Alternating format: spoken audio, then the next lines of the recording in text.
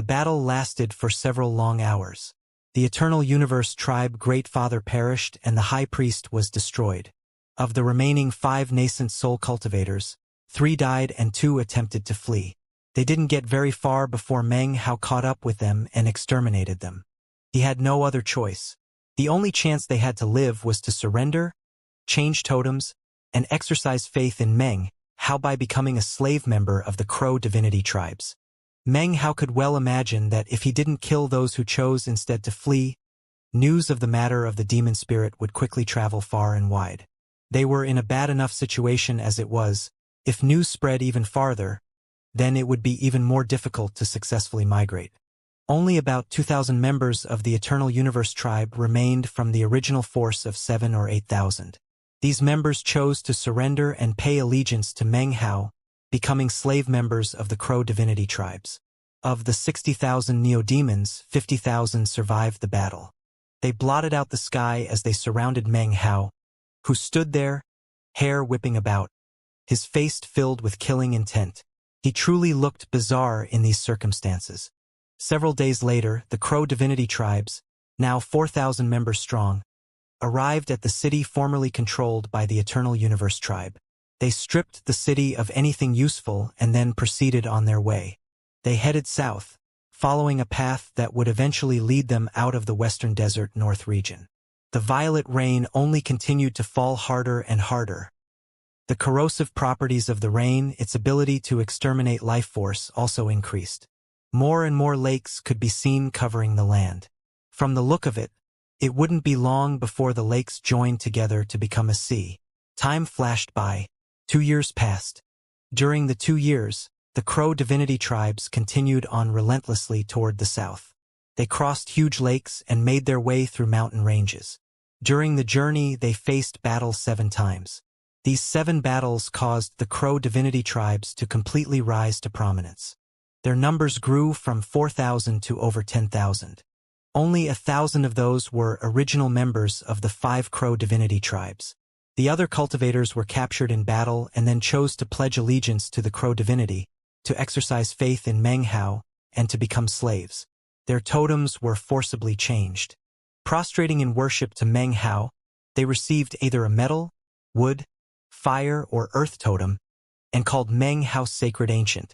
Through the successive battles, Meng Hao's neo-demon horde gradually increased in size. It now numbered 80,000. As far as nascent soul cultivators went, before they had only 3. Now there were 7, an increase of 4. They were cultivators from other tribes who had chosen to surrender.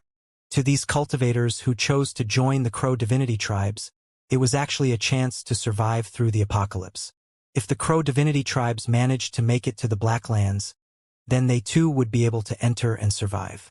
The shocking sight of the neo-demon horde soaring through the sky made it so that the glory of the Crow divinity tribes had now been restored to the level it had been back in the days of the 5 tribes. Now that more people were joining, and resources were more plentiful, Meng Hao began to concoct medicinal pills. Because his medicinal pills could restore spiritual energy, they became an essential part of life in the Crow divinity tribes. It was also the reason that the more than 10,000 cultivators could continue to endure the violet rain. After all, despite their abundance of resources, they still had not been able to acquire a flying machine. Large-scale flying magical items were considerably expensive, and not something that mid-sized tribes would possess.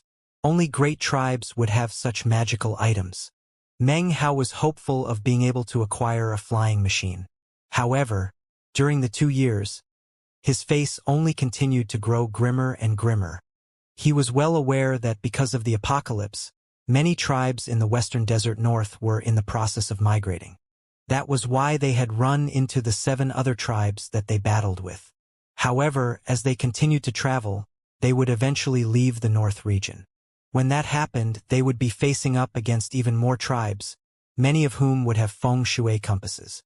Once the demon spirit showed up on a feng shui compass, it would give rise to shocking violence. The only way to resolve situations like that was by killing. Meng Hao's eyes shone with a cold light. During the 2 years, he had become completely accustomed to carrying out massacres. If the Crow divinity tribes cannot make it all the way to the Blacklands, It will be because I have done everything in my power but failed. At that point, my debt to the Golden Crow will be paid. I will prove myself worthy of the blessings I have received from the Crow divinity tribes. Meng Hao was already doing everything he could to fulfill his moral obligations. Regardless of whether or not he was able to achieve the pinnacle of his goal, there was now little more that he could do. During the 2 years in which Meng Hao observed the violet rain falling, he was slowly beginning to attain bits of enlightenment. He was able to use the ever-burning flame to give birth to his fire-type totem, and the framework of the frost soil to create his earth-type totem. As for his water-type totem, perhaps he really could use the violet rain to acquire it. After all, the violet rain contained the power of an apocalypse. Such water-type power could exterminate life and cut off spiritual energy. It was extraordinary to the extreme. If he could control that power and use it to create a water-type totem tattoo, then Meng Hao would not only have completed the great circle of the 5 elements, but would have done so with 5 elements that could shake heaven and earth. Metal came from the Golden Crow, a medicinal pill from ancient times that became a demon, something exceedingly rare in heaven and earth. Wood came from a powerful expert from the 9th sea, who collapsed upon reaching South Heaven. His consciousness was reborn in the form of a tree, the greenwood tree. Fire came from the East Pill ever-burning flame. It was a fire that could never be extinguished, that would exist eternally. Its origin was a mystery, such that even Meng Hao wasn't sure where it came from. Earth came from the power of the frost soil and the frost soil demon emperor, a legendary soil which, according to the legends in the 9th mountain, was magically birthed from a patch of dirt and eventually became unique and unmatched. Water. The violet rain apocalypse exterminates life and cuts off spiritual energy, leaving everything desolate. Meng Hao's eyes shone with a strange light. 10,000 cultivators of the tribe followed him in this apocalyptic migration. The speed with which they traveled was significantly faster than 2 years before. After all of the people who surrendered and offered allegiance were cultivators, not ordinary tribe members. As for the original group of 1,000 Crow Divinity tribe members, the few hundred ordinary tribe members were assisted by others, and didn't influence the general speed of the migration. Not many people noticed the rise of the Crow Divinity tribes. After all, everyone was anxious to carry out their own migrations, and didn't pay too much attention to what was happening elsewhere. Furthermore, because of the chaos of the apocalypse, all tribes were very vigilant when it came to dealing with outsiders. However, there was one tribe that did notice the 5 Crow Divinity tribes. That tribe was none other than the old enemy of the Crow Divinity tribes, the 5 Poisons tribe. On the border of the Western Desert North region, the 5 Poisons tribe had set up temporary shelters. In the central pavilion sat the tribe's priests, who numbered 13 in total. In the center position were 2 old men. The first was the great father of the 5 Poisons tribe. The other was the man who had led the great army in an attempt to exterminate the 5 Crow Divinity tribes. The high priest. He broke the silence in the tent with his raspy voice. "We are certain that the Crow Divinity tribes have a demon spirit." Conversations immediately broke out within the central pavilion. "We have already contacted the Great Cloud Sky tribe. They have a spirit-severing patriarch, which qualifies them to enter the Black Lands. If we choose to join them, then, from now on, we will lose the right to govern ourselves, and will become an auxiliary branch of their tribe. The exalted sacred ancients are reluctant to agree to such an arrangement. If we choose not to join the Great Cloud Sky tribe, then the only hope we have to survive is to exterminate the Crow Divinity tribes and seize their demon spirit. Furthermore, our only chance is to do so before news of this demon spirit spreads to other areas outside the Western Desert North region." That's right. Once the word spreads out, it will reach the central region, where large quantities of tribes are congregating. The further south one goes, the more tribes there are to be found. Once the Crow Divinity tribes enter the central region, the fact that they have a demon spirit will be impossible to hide.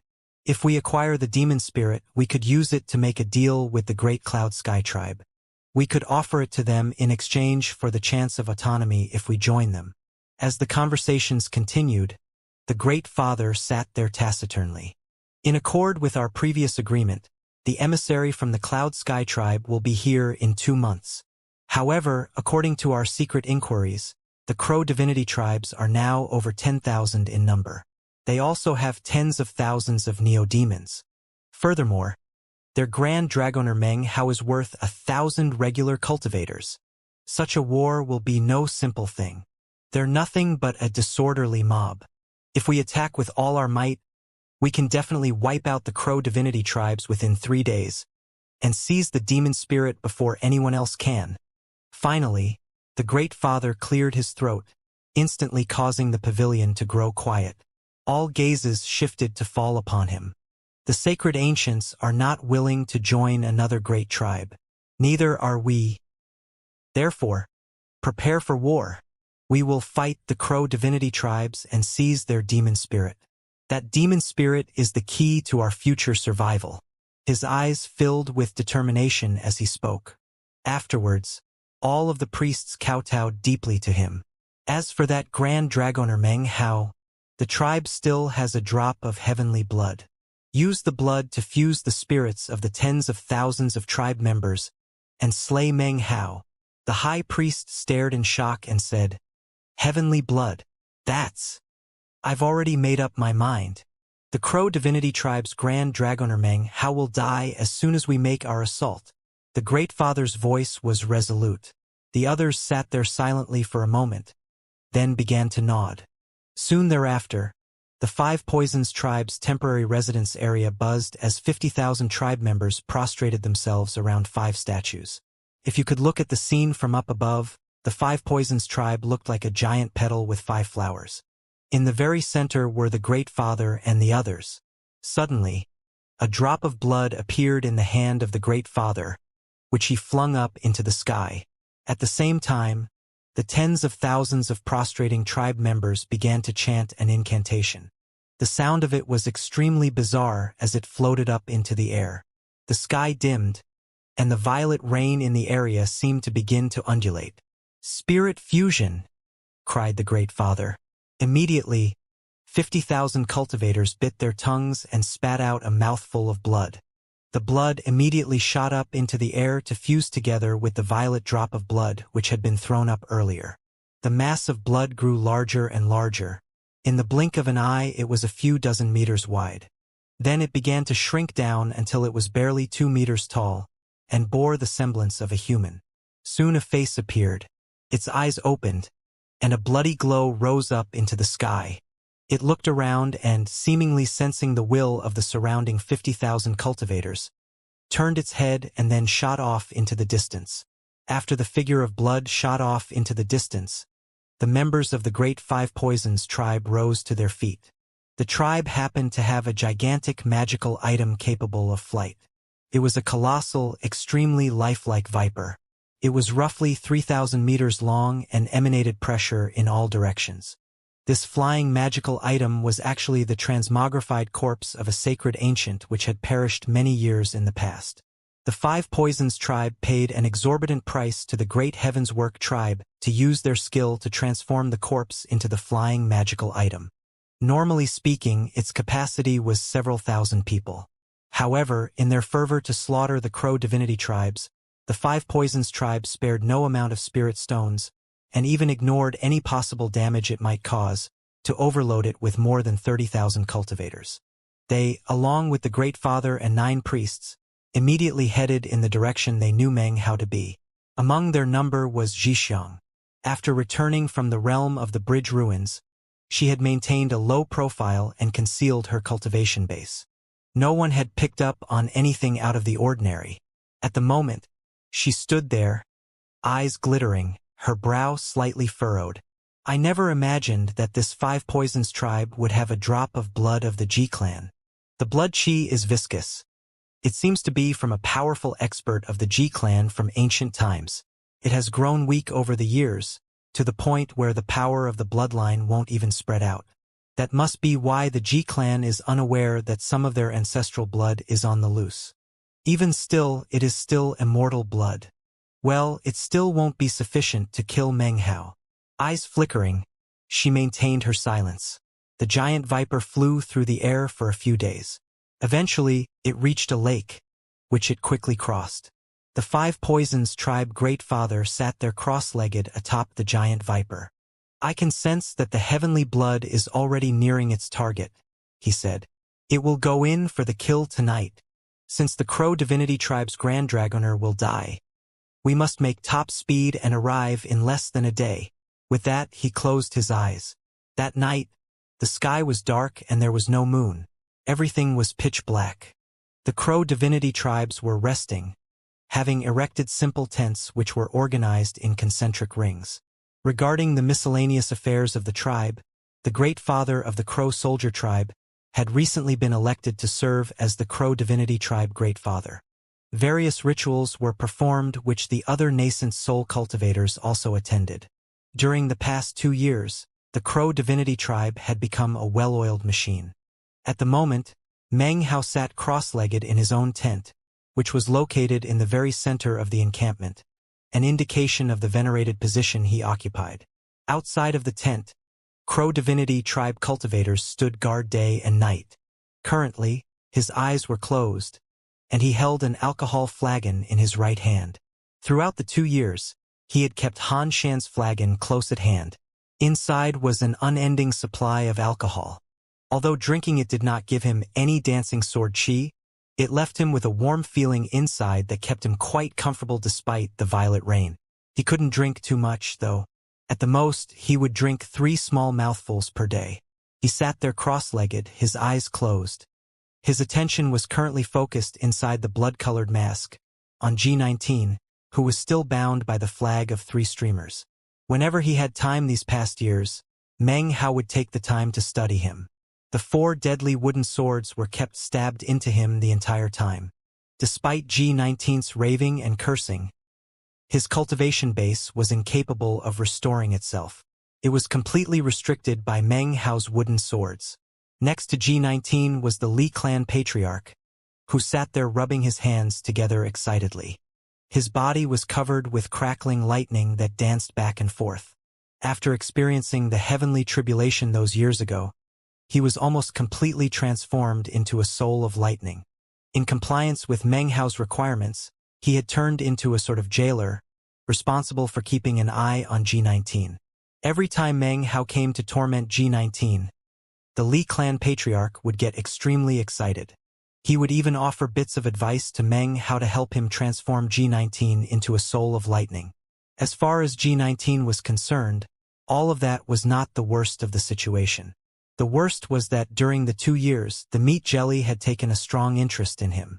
Every few days it would come in and try to convert him. G19 was on the verge of collapse.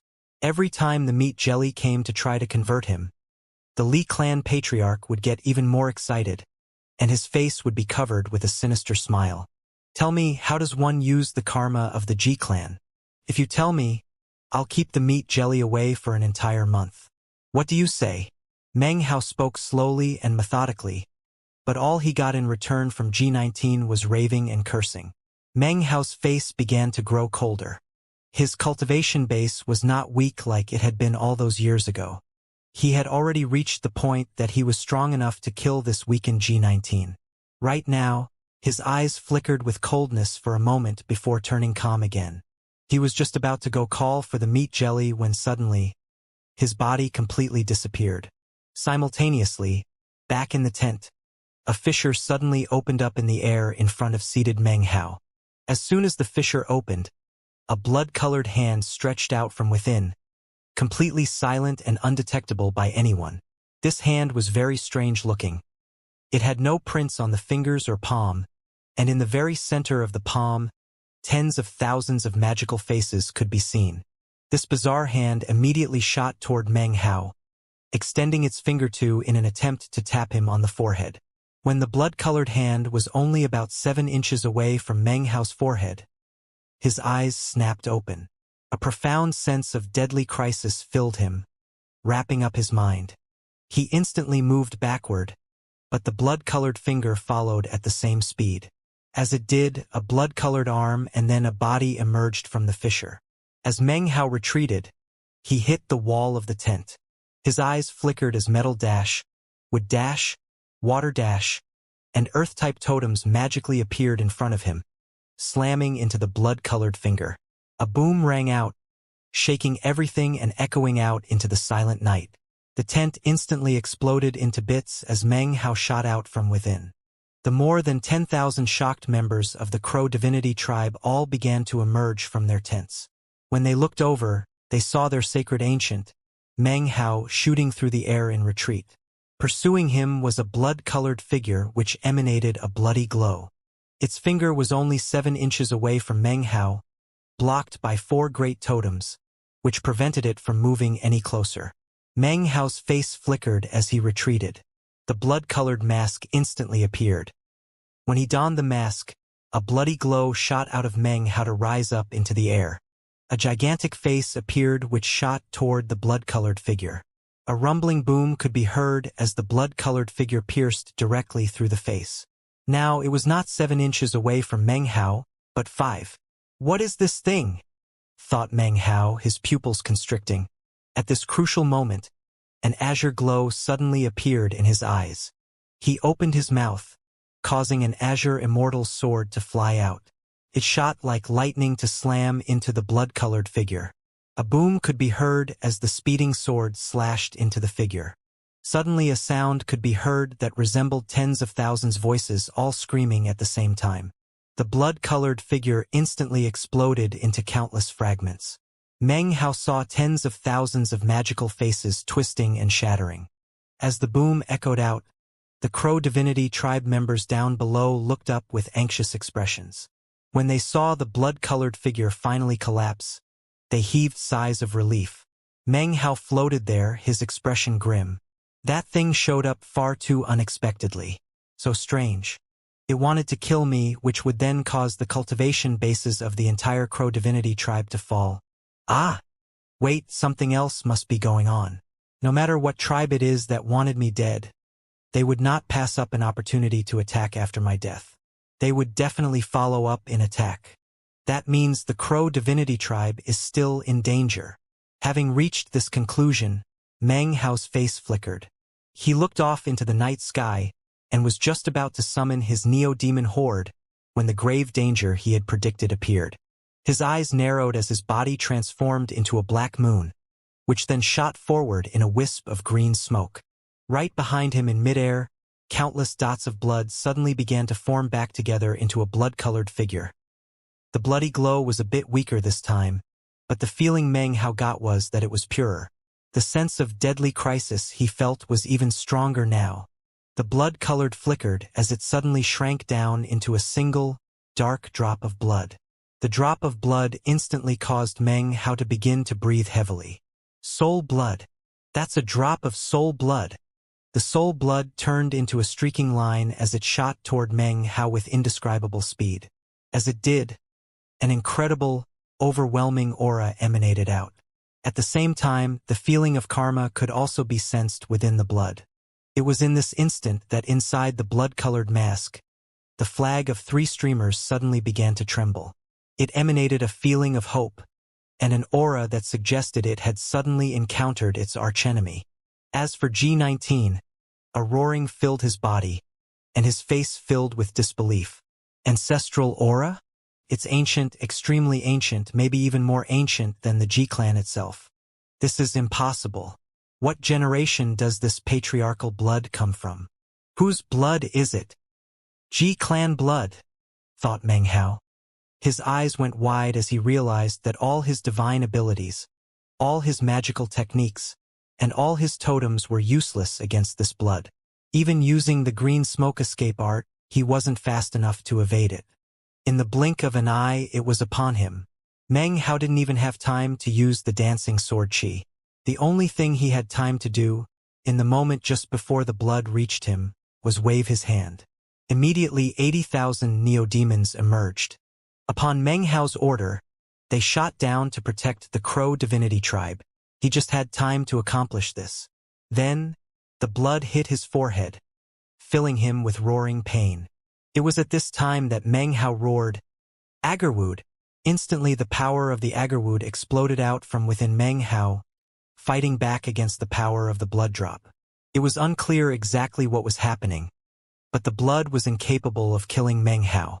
After hitting him, the boundless might of the Agarwood expanded out, enveloping Meng Hao. It was in this exact moment that the 5 Poison Tribe's gigantic viper could be seen up in the sky, whistling through the air. Tens of thousands of 5 Poisons Tribe cultivators transformed into beams of colorful light that shot down toward the ground.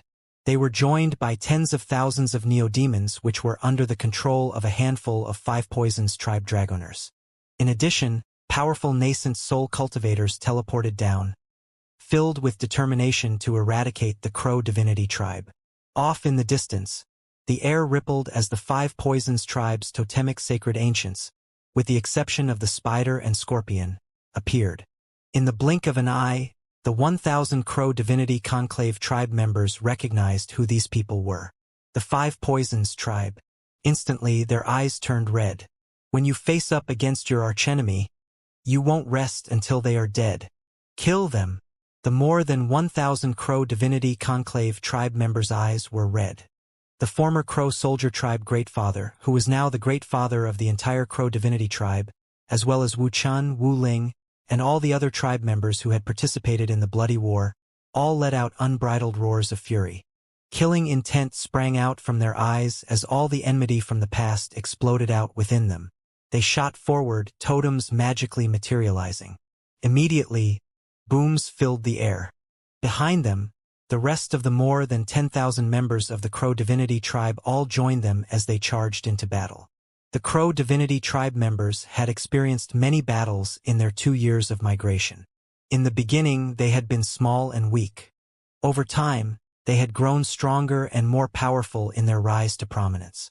It wasn't just the physical strength of the Crow Divinity Tribe which had grown, but also the strength of their hearts.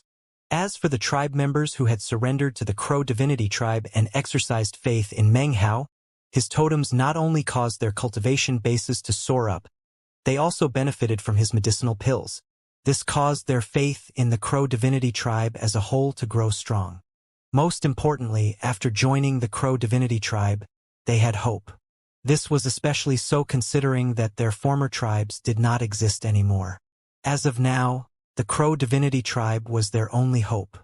They looked forward to the day when the Crow Divinity Tribe would enter the Black Lands.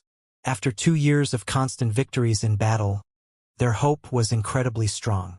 In the blink of an eye, the battle began. The Crow Divinity Tribe did not shrink back in the slightest.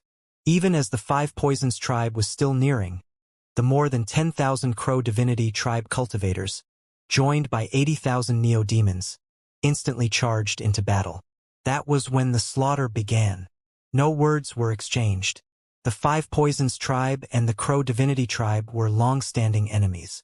The enmity which existed between the two had been interrupted by the arrival of the Violet Rain Apocalypse. Were it not for that war, the Crow Divinity Tribe would never have sunken into such decline and would already have been able to migrate out of the Western Desert North region.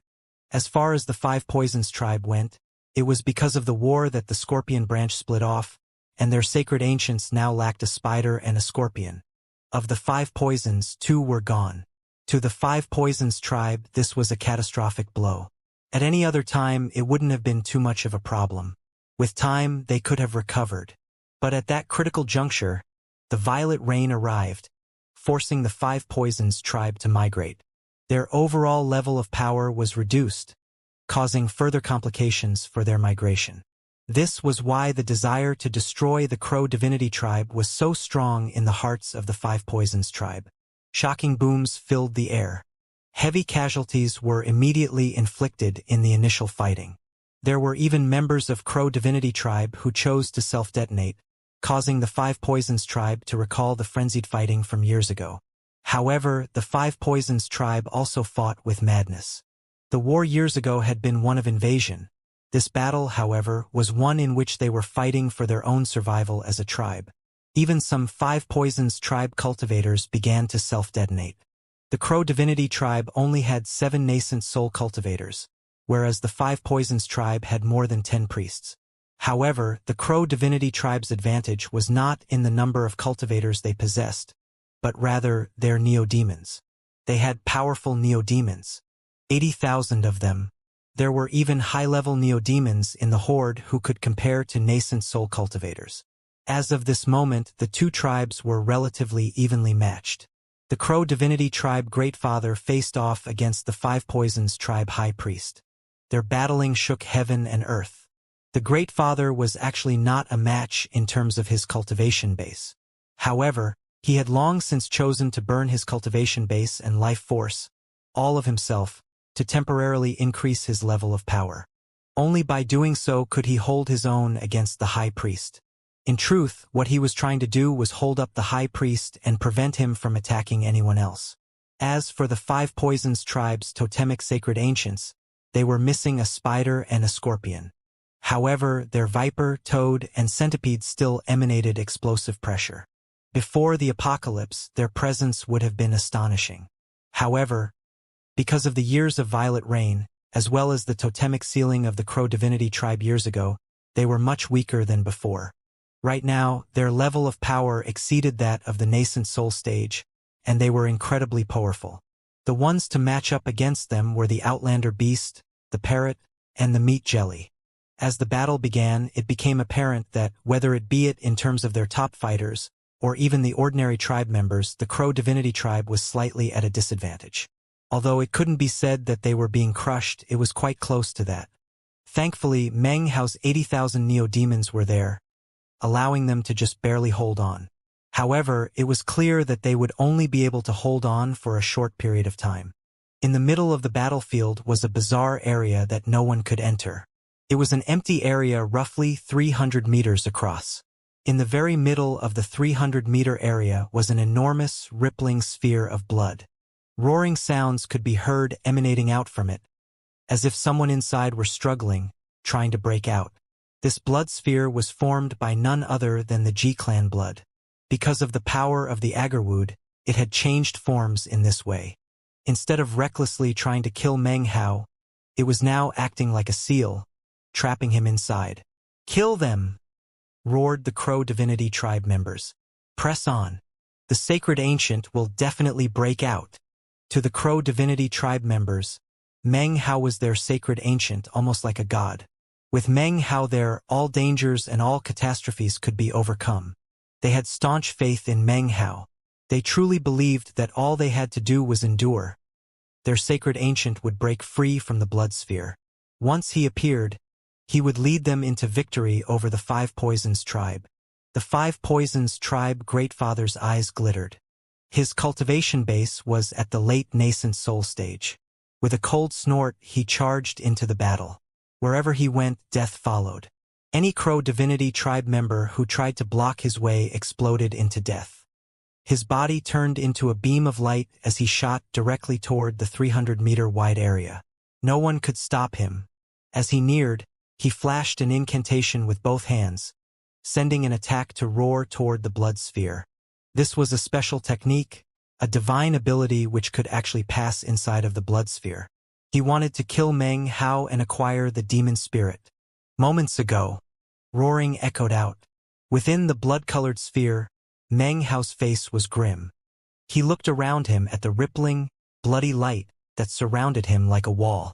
It was like a gigantic seal, with him locked in the middle, unable to emerge. Meng Hao's hands flickered as one magical technique and divine ability after another slammed into the blood-colored wall. The sound of it all was deafening. But the blood-colored wall wasn't harmed in the slightest. He also had no way to know what was happening outside. Just before being sealed inside, he saw the Five Poisons Tribe approaching. It was in that moment that he knew that this battle was a disaster for the Crow Divinity Tribe. Meng Hao was worried and anxious. It wouldn't matter if he was stuck inside this place for a short period of time. But if too much time passed, he knew that the Crow Divinity Tribe would not be able to hold out against the Five Poisons Tribe.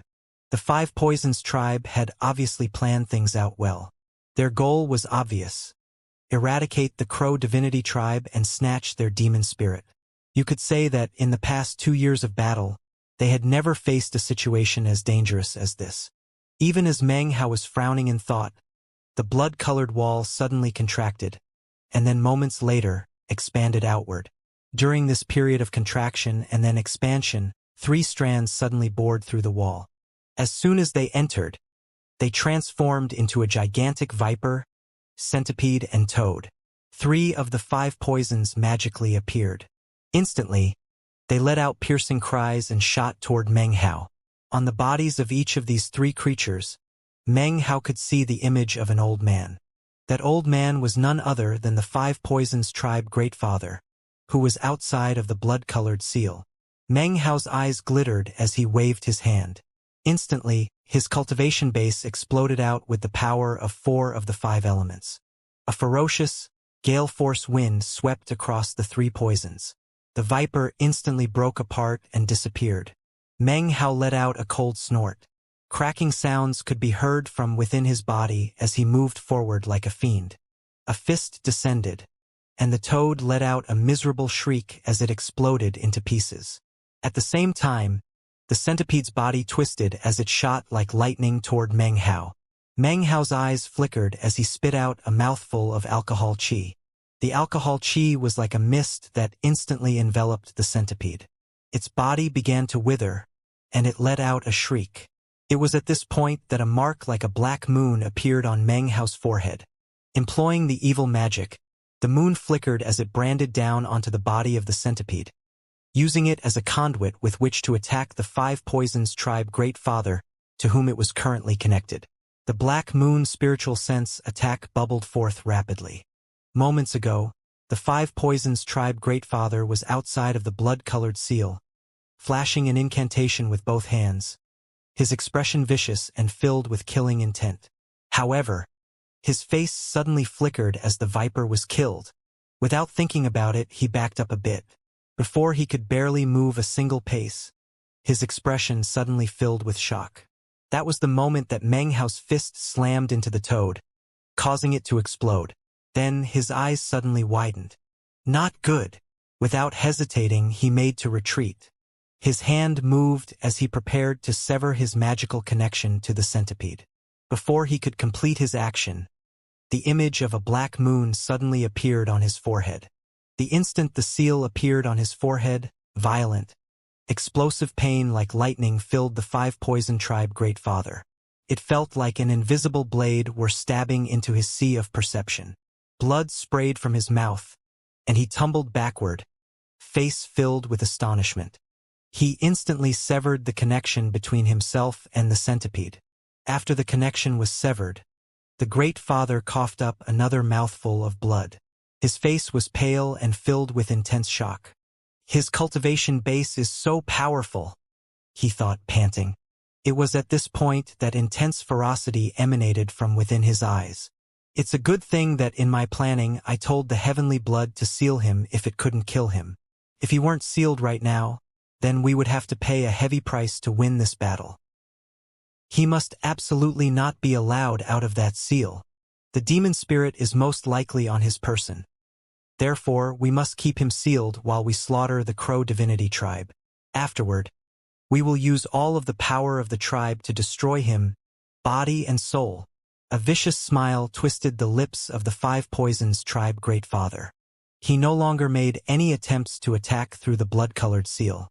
Instead, he began to add further seals on top of the original seal, determined to keep Meng Hao thoroughly trapped inside. As the battle between the Crow Divinity tribe and the 5 Poisons tribe continued, it slowly became more evident who was in the losing position. The casualties amongst the Crow Divinity tribe increased, including the Neo-Demons. Of course, the 5 Poisons tribe paid a heavy price, but not as much as the Crow Divinity tribe. Because of the fierce pressure of the battle, the Crow Divinity tribe forces were now showing signs that they might fall apart. Meanwhile, Meng Hao was still stuck within the blood-colored seal. Unfortunately, no matter what ideas he came up with for how to escape, nothing worked. Minor teleportation and magical items, even the flag of 3 streamers could not even temporarily put a dent into the seal. He tried everything: the Lotus Time formation, the 3 strange wooden swords. He even tried Han Shan's immortal sword, but based on his observations, it would take 3 days for it to break through the seal. There seemed to be only one option left. That was the dancing sword chi. Meng Hao's eyes turned red as he began to condense alcohol chi outside of his body. This blood contains the power of karma. It must be some blood from a G-clan patriarch of an ancient generation. If this drop contains such power after all these years, just how strong was this person when he was alive? Meng Hao's mind trembled as the alcohol qi swept out and the dancing sword qi began to congeal inside of him. He could think of no other method other than using the dancing sword qi, which was somewhat of a pity. He actually didn't know if even the dancing sword qi would enable him to break out. However, he did know that the Crow Divinity tribe could not hold out for much longer. He took a deep breath and was just about to cause the power of the dancing sword qi to explode out, when suddenly he looked at the wall created by the blood-colored seal. He looked at the rippling blood and then suddenly felt a tremor run through his body. Blood, blood. In this moment it felt as if lightning were coursing through his head. An audacious and perhaps even insane idea had suddenly risen up in his mind. The idea caused him to suddenly begin to pant and hesitate regarding using the dancing sword qi. Soul blood. This is G-clan soul blood. I already have soul blood from that G-clan quasi-array cultivator. If I add this blood, that's 2 drops. I have G19 sealed up inside the blood-colored mask. If I extract some soul blood from him, that means I have 3 generations of G-clan blood. Using the blood immortal magic, I can form a blood clone. 3 generations of blood can form a blood clone. 9 generations can make a blood divinity. A blood divinity should possesses the power of ancestral awakening. The manifestation of powerful G-clan experts could once again appear. I would be able to wield some of the strength of one of their immortals. Meng Hao began to pant. The idea continued to develop in his head, quickly filling his entire brain. All of a sudden, he realized that his current situation was a golden opportunity. If he missed this chance, it would most likely be very difficult to acquire more G-blood. Furthermore, this particular drop of G-blood was not ordinary. It clearly had an incredible background. I don't necessarily need to break open the blood seal. Instead, I can choose to use it to make myself a G-clan blood clone. Panting, a bright light began to shine in Meng Hao's eyes. What I need right now, then, is some blood from G19. After a moment of deliberation, decisiveness filled his eyes. He lifted his hand and pushed it down onto blood-colored mask. He sent his spiritual sense inside, causing himself to instantly appearing directly in front of G19. G19 looked incredibly weak, but his eyes shone with a strange glow. He could sense the aura on the outside world and knew that the will of a G-clan ancestor was there. Who is it? He wondered to himself. It's impossible. It's so ancient. How could the blood of such an ancient ancestor exist? It exceeds the history of the clan itself. Just who could it be? G19 was so shaken that he didn't even notice that Meng Hao had arrived. Meng Hao materialized in the world of the mask, a vicious expression on his face. He reached out his right hand and unhesitatingly pushed down onto G19's forehead. A ferocious expression suddenly appeared on G19's face. Before he could even begin to struggle, the aura of the Lotus Sword formation emanated out from Meng Hao, entering the blood-colored mask and approaching G19. You can struggle and fight back if you want, said Meng Hao grimly. Right now, I don't care if I can't get any more information about the G-clan from you. I want a drop of soul blood. Struggle, refuse, fight back. All such actions will be futile. If you cooperate, then I'll take the blood and leave. Resist me, then I will exterminate your soul and take a drop of soul blood by force. With that, he closed his eyes and rotated his cultivation base. For great totems magically appeared. He focused all the power of the great blood immortal magic. Everything was focused on extracting soul blood from G19. The aura of the Lotus Sword formation neared, and the power of time suddenly began to rotate. To ensure his success in the matter, Meng Hao even called out to the sleeping blood mastiff. The mastiff was sleeping, but as the years had passed, Meng Hao could sense that it would soon awaken. G19's face fell. He could hear the killing intent and coldness in Meng Hao's voice, and could tell that Meng Hao without a doubt was speaking the truth to him. His mind trembled. Maybe he wouldn't struggle, but how could he be willing to comply? However, the power of time neared, causing his face to flicker. The flag of 3 streamers tightened around him, causing him to pant. Finally, the aura of the Mastiff neared, filled with the power of spirit severing. G19 could sense Meng Hao's decisiveness, and suddenly was filled with an intense sense of grave crisis. He suddenly realized that Meng Hao wasn't necessarily incapable of killing him. He just didn't want to at the moment. G19 knew that going against Meng Hao in this moment meant that he would most likely die in the blink of an eye. Sensing Meng Hao's determination, he suddenly began to waver. Even as Meng Hao forced the soul blood out of G19, the battle between the Crow Divinity Tribe and the Five Poisons Tribe was reaching a climax. The Outlander Beast was not a match for all 3 of the totemic sacred ancients. Even with the Parrot and the Meat Jelly, it was still injured. Its body trembled and its aura was growing weak. However, it still roared as it fought back against the sacred ancients, preventing them from passing it. In mid-air, the nascent soul elders of the Crow Divinity Tribe were pale-faced. They coughed up blood as they sustained serious injuries. They were like lamps that were running out of oil. The rest of the tribe members were locked in bitter combat. Casualties were heavy as both sides killed back and forth. The booming of self-detonation could be heard everywhere. Even the Neo-Demons were in sore straits. Big Harry was severely injured and the Wild Giant was coughing up blood. Gu La's face was pale, and his aura was nothing more than a slender strand. As for the Great Father, he had burned his life force almost to the limit. His body emanated a strong aura of death. However, he still went all out to restrain the High Priest. Exalted Sacred Ancient. We can't hold on for very much longer. Exalted Sacred Ancient, please, break through that seal. Exalted Sacred Ancient. These words were not spoken out loud. Instead, they were the prayers of the tribe members, words spoken in their hearts, containing their will. They merged together to form a power of will. As the power of their will reverberated out, Meng Hao, inside the blood-colored seal, suddenly opened his eyes. A drop of soul blood flew out from inside the blood-colored mask to land in his palm. Meng Hao's face was pale. It had not been easy extracting the soul blood from G19. Had he not become so much stronger than when he first captured G19, it would have been virtually impossible. Even still, he was as exhausted as if he had been battling for days against a powerful opponent. Now was not the time for rest, though. He waved his right hand, and immediately, another drop of soul blood appeared next to G19's. This was the blood he had acquired that year from the G-clan quasi-array chosen outside of the Rebirth Cave. In addition to the blood in the blood-colored seal, he now had 3 drops in total.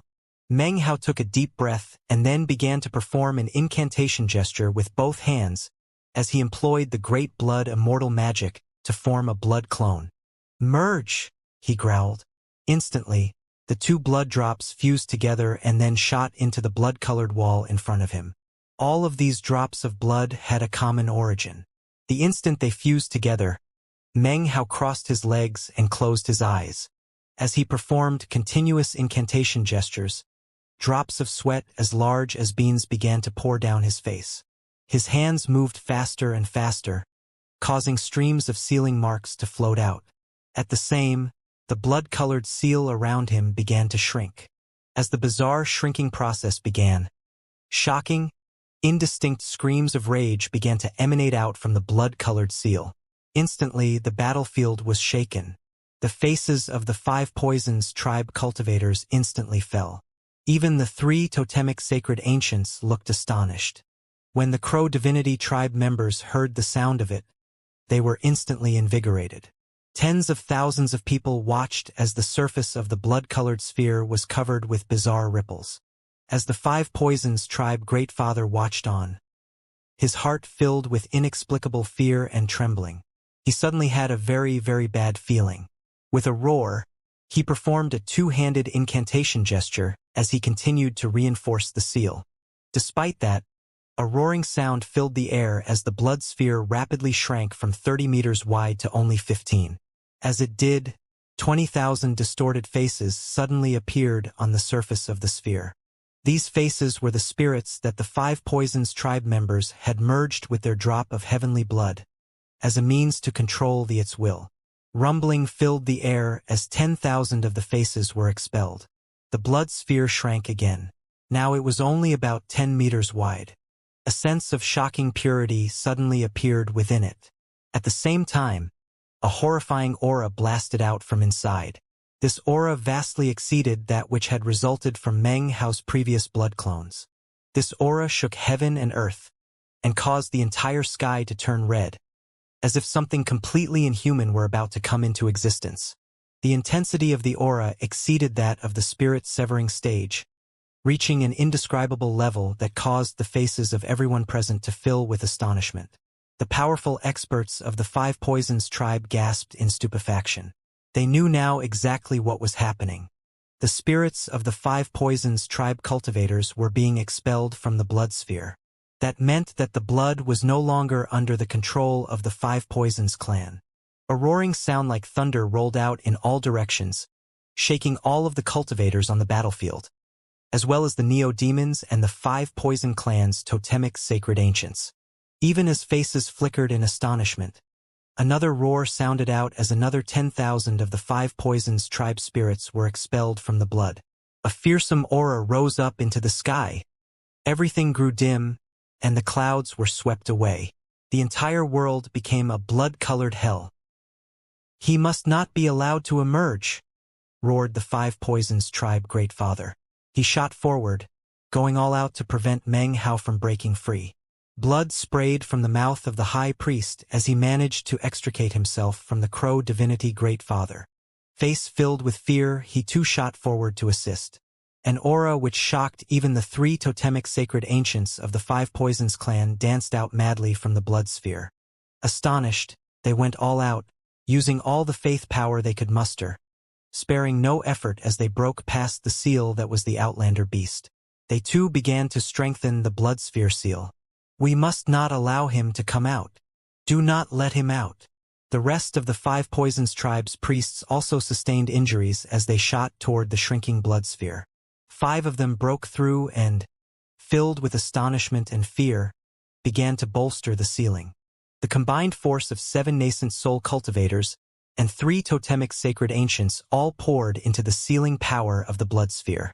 The surrounding Crow Divinity tribe members were in a frenzy as they also tried to break through.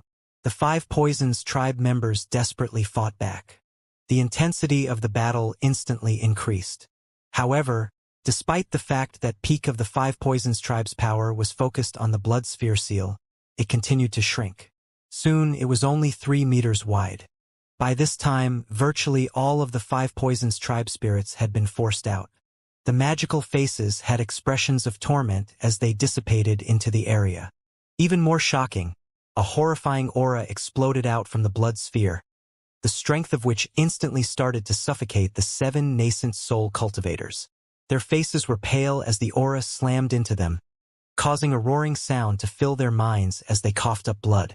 The faces of the 3 totemic sacred ancients filled with an unprecedented level of fear and shock, to the extent that their bodies even began to tremble. There were now absolutely no spirits of the Five Poisons tribe on the blood sphere. In the blink of an eye, all consciousness within it disappeared, replaced by the magic of the blood immortal. At the same time, it shrank down into the form of a person. That person bore the semblance of Meng Hao. "Kill him!" roared the Five Poisons tribe Great Father at the top of his lungs, seemingly on the verge of going mad. He had now abandoned any attempts at sealing, and instead unleashed deadly divine abilities against the blood-colored figure. The others did the same. Booms echoed out as the 3 totemic sacred ancients attacked. However, the blood-colored figure didn't even react. That in itself caused the face of the Five Poisons tribe Great Father to fill with astonishment. This Meng Hao refined the heavenly blood. He's actually refining it into a creature of blood. That's impossible. That heavenly blood was acquired by one of the ancestors by a fluke. The power it contains is fearsome to the extreme. How could a cultivator possibly fuse it? Throughout the years, all those in the tribe who tried to fuse it died. The best we could do was come up with magic to control it. The Great Father and the others felt their minds reeling, and their expressions were that of shock. Even more bitterly painful was that their tribe's prized treasure, their secret weapon to destroy the enemy, had been refined successfully. It was almost as if they had handed over their precious treasure as a gift. This thought caused them to feel incredible vexation. This was a critical moment for Meng Hao in the refinement process of the blood clone. He suddenly had an intense feeling that this blood clone was completely different from the other blood clones he had created in the past. They were like fireflies, and this was like the bright moon. So, this G-clan blood clone turns out to be this powerful. Such an incredible level of power far exceeded Meng Hao's imagination. Right now, he could detect faint signs that as he continued with the refinement, the will of the blood was slowly awakening. This was one of the functions of the blood immortal magic. Based on some factors which Meng Hao didn't fully comprehend, it was able to force out the bloodline power concealed within the blood. The more ancient the blood, and the purer the bloodline power, then the more powerful the blood clone would be. Meng Hao took a deep breath. He knew that what he needed to do now was find something to act as the core of the clone. If that core was indestructible, then the clone was indestructible. The blood clones Meng Hao had created in the past looked crude, and had been refined using the meat jelly skin. However, their usefulness to Meng Hao had been significant. The successful refinement of this particular blood clone, and its fearsome level of power, was something that even the information about the blood immortal magic did not discuss. Even the blood immortal had never anticipated that something like this could happen. Even the blood immortal had never created a clone like this particular G-clan blood clone. After all, the blood immortal completely looked down on ordinary G-clan members. The main goal was to refine the blood of direct descendants of the G-clan. Even blood clones created from the blood of direct descendants, however, would pale in comparison to the G-clan clone which was about to appear. That was because one of the drops of blood that made this clone was from a chosen of the G-clan. Another was from the ancient G19. The final drop, the drop that determined exactly how fearsomely powerful the blood clone would be, had an origin that even G19 couldn't ascertain. The only thing he could tell was that this drop of blood came from primordial times, and was as powerful as the blood of an original ancestor. It was that final drop of blood that made this blood clone completely different. In fact, if Meng Hao was able to get 6 more drops of blood in the future, and fuse them into this blood clone, then he could form a complete blood divinity. In that case, the power of ancestral awakening would be unleashed, and that mysterious G-clan ancestor would appear. When that time came, it might be possible to recognize this person, and determine his true identity. Echoes filled the air as the peak of the 5 Poisons tribe's power was unleashed in attack. The blood-colored figure which surrounded Meng Hao was writhing in a bizarre fashion. However, it didn't matter what divine ability was leveled against it. Nothing could stop the figure from fully forming. The blood figure slowly became more refined. Meng Hao's features slowly became clearer. In the blink of an eye, a bloody glow suddenly began to extend like water out from the figure. The face of the 5 Poisons tribe Great Father fell. He could sense a shocking aura that was currently being held back by the blood-colored figure that surrounded Meng Hao. "Don't hold anything back. Exterminate him," bellowed the 5 Poisons tribe Great Father. He flashed an incantation with both hands and then spit out a mouthful of blood. His body instantly withered a bit, but in exchange, a 5-colored mist suddenly appeared that roiled toward Meng Hao. The high priest's face flickered as he flashed an incantation with his right hand. The totems on his body magically manifested into a creature that was the amalgamation of all of the 5 poison creatures. It instantly charged toward Meng Hao. The rest of the other 5 nascent soul cultivators all unleashed their most powerful divine abilities. As for the 3 totemic sacred ancients, their bodies suddenly began to shrink until they were each no more than a meter or 2 long. This meant that their bodies were now refined and pure. They charged toward Meng Hao, fully able to sense that the bloody glow coming off of him was something so shockingly powerful that it could constrain and crush even them. Such constraining force was shocking to them, and they instinctively knew that they needed to destroy it before it fully appeared. It was a premonition that arose from within their souls and their blood. Once the bloody glow fully took shape, it wouldn't matter that the three of them were totemic sacred ancients. In front of such attacking power, they would be crushed like dried reeds or rotten wood. It was an instinctive premonition, a fearsome intuition.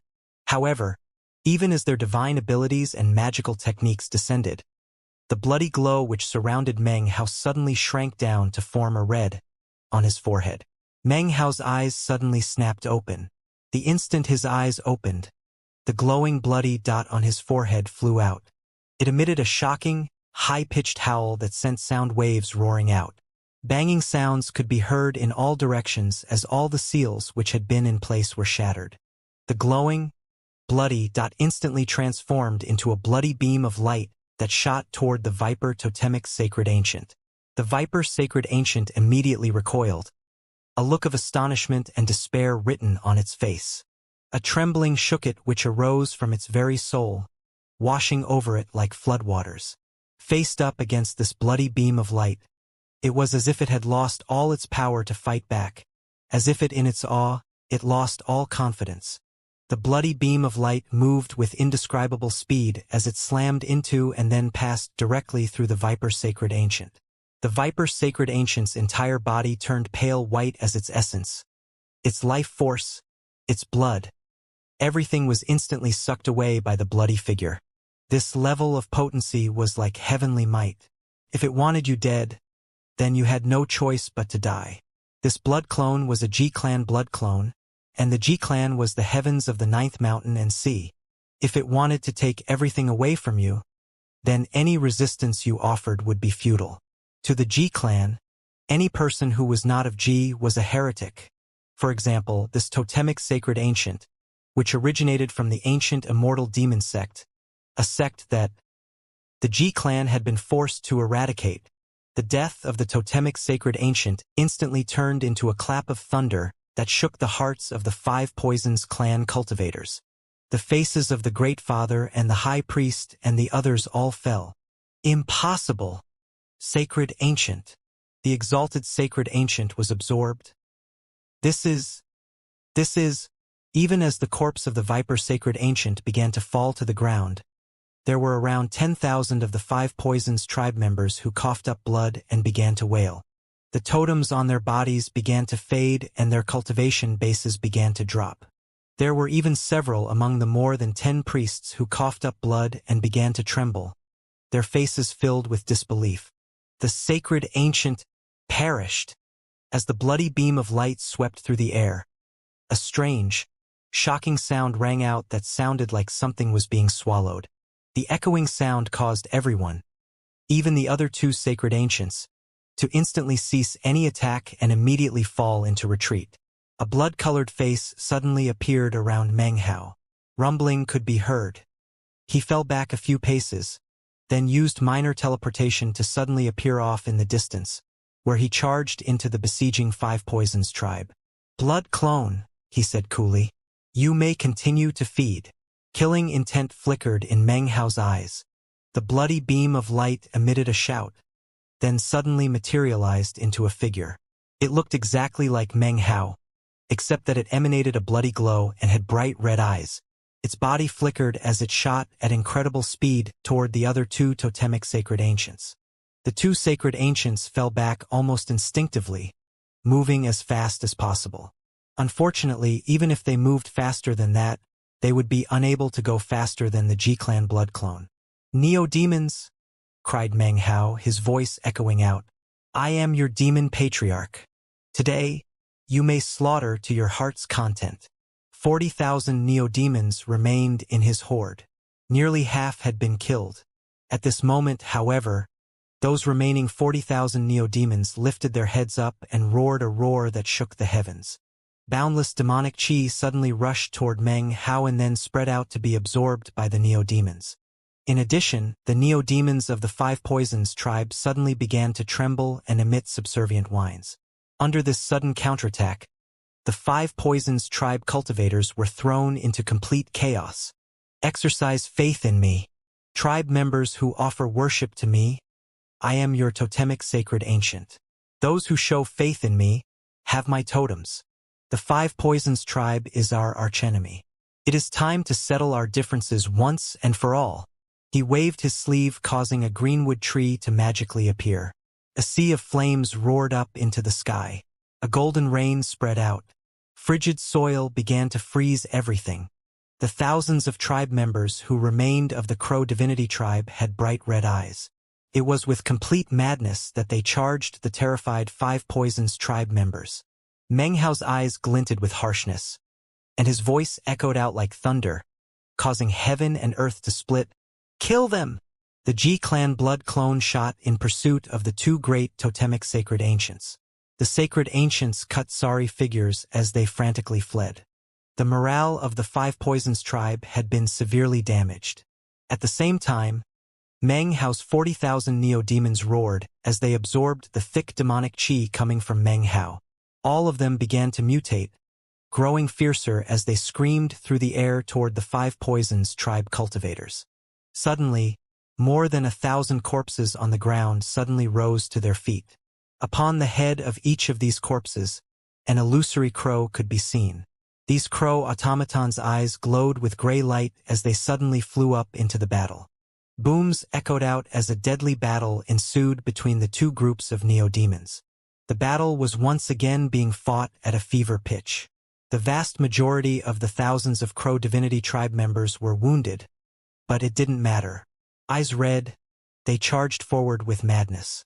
Regardless of whether they were original members of the 5 Crow divinity tribes, or new members who had pledged allegiance in the past 2 years, each and every one exerted all the cultivation-based power they could muster.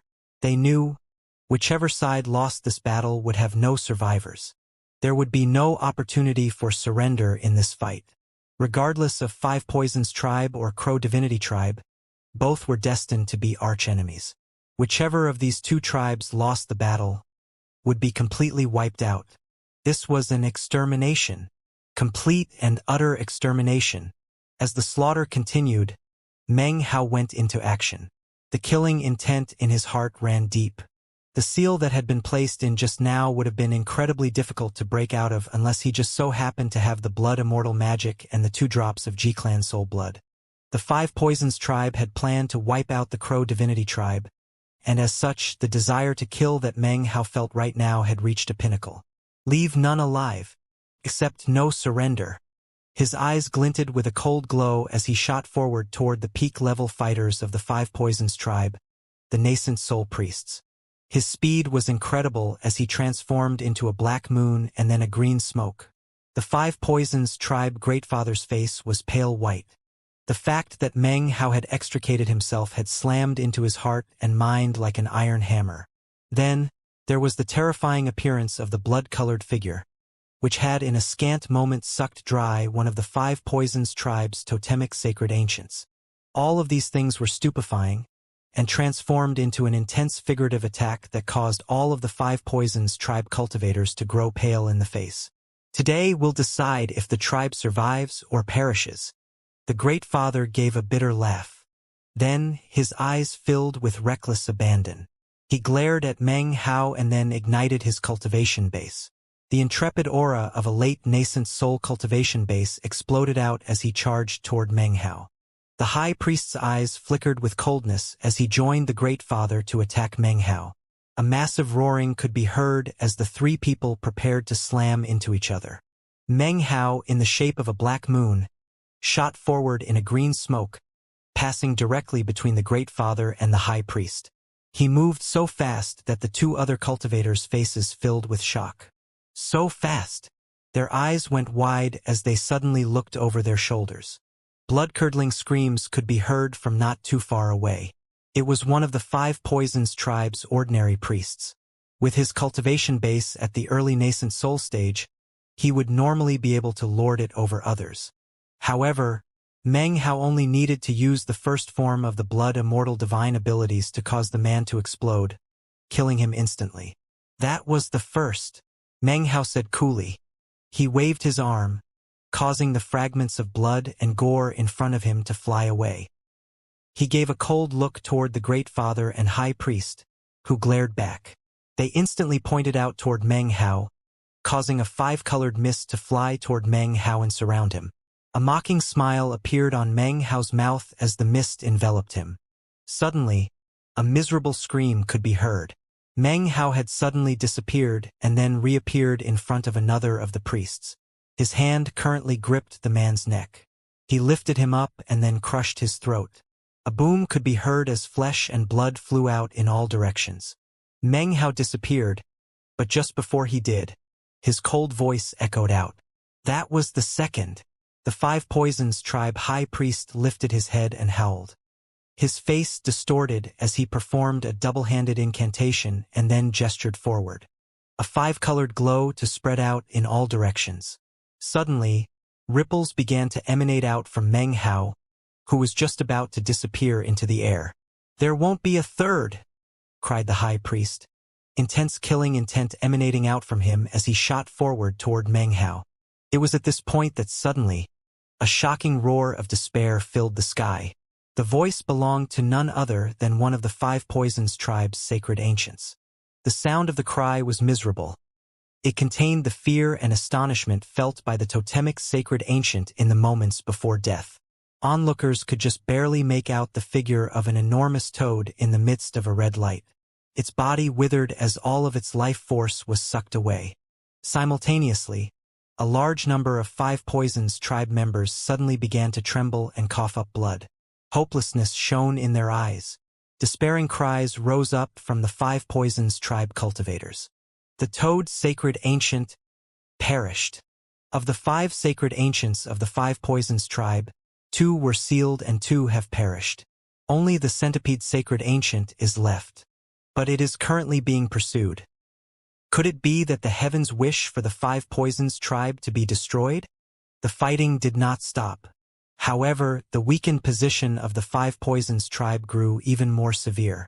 The priests near Meng Hao were all coughing up blood, and were unable to continue to prevent their cultivation bases from falling. As for the high priest who was charging Meng Hao, his body trembled, and he too coughed up blood. Even as he was coughing up blood, Meng Hao suddenly appeared directly behind him, eyes glittering with killing intent. He formed a fist and punched. A boom rattled out as at this critical moment, the high priest's body twisted, and a black mist shot out to cover him. Meng Hao's fist slammed into the black mist, not shattering it, but causing cracks to appear on its surface. It quickly reformed, condensing down into the image of the high priest, his face pale. He coughed up another mouthful of blood, and his eyes filled with fury. "Meng Hao!" he roared.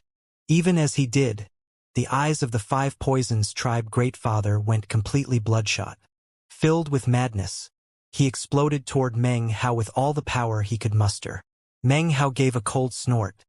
He ceased pursuing the high priest, transforming into a black moon and a green smoke as he suddenly shot off into the distance. His speed was such that neither the great father nor the high priest could possibly match up. Hearts boiling with rage, they followed after him. However, it was at this point that a third blood-curdling scream filled the air. Then a fourth, a fifth, and a sixth. The surrounding early nascent soul stage priests were simply not a match for Meng Hao.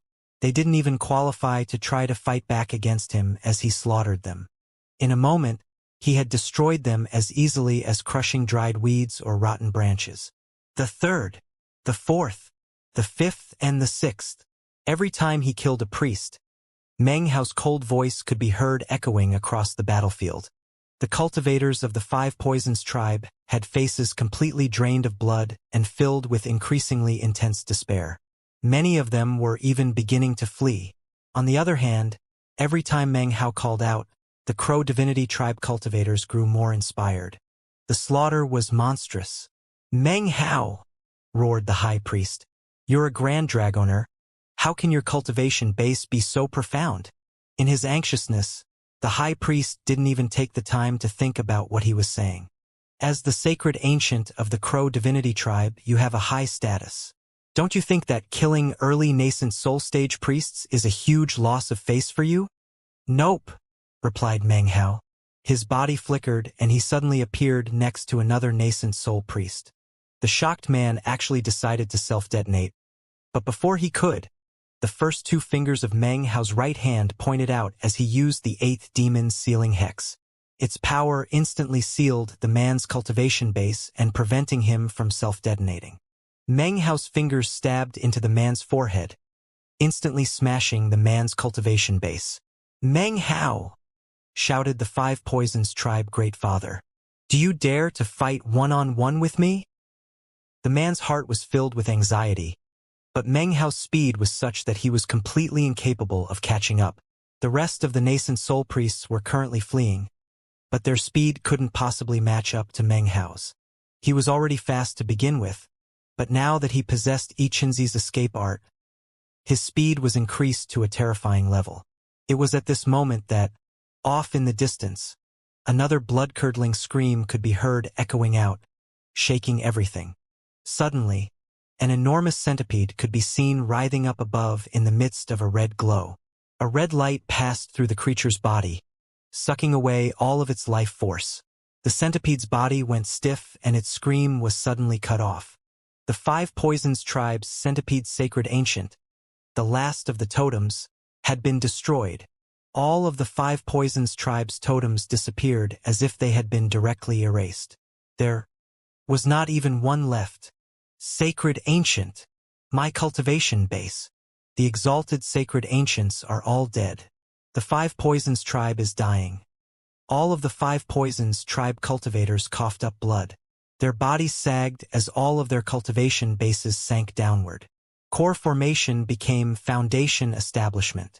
Foundation establishment became chi condensation. They let out howls of despair. What they felt now was a feeling that the original Crow Divinity tribe members were deeply familiar with. However, back when that happened, Meng Hao was there and became their new totemic sacred ancient. Right now, the Five Poisons tribe had nothing like that to rely on. The remaining 5 or 6 nascent soul priests were locked in combat with the Crow Divinity nascent soul elders. Their faces were pale. They could do nothing to prevent their cultivation bases from wasting away. In the blink of an eye, they were no longer of the nascent soul stage, but rather had become core formation cultivators. The instant their cultivation bases dropped to core formation, in the blink of an eye, their bodies shook. If it wasn't a head lopped off, it was a body exploded. All of them were slaughtered in an instant by the Crow Divinity tribe nascent soul elders. The massacre continued as the Five Poisons tribe cultivators' cultivation bases shot downward. As of now, the only nascent soul cultivators that remained in the Five Poisons tribe were the High Priest and the Great Father. However, even they were forced to pay a steep price because of the death of the totemic sacred ancients. Their cultivation bases declined. They were no longer in the late nascent soul stage, but rather the mid-stage. From the look of the situation, they wouldn't be able to stay there long. The decline would continue until they reached the early nascent soul stage. The green smoke suddenly congealed into Meng Hao. He put on the blood-colored mask and then turned around to face the Five Poisons tribe great father and high priest. "Did you just say you wanted to fight me?" he asked coolly. "Despicable," said the Five Poisons tribe high priest, his face flickering as he stared at Meng Hao. He ground his teeth as he subconsciously edged backward.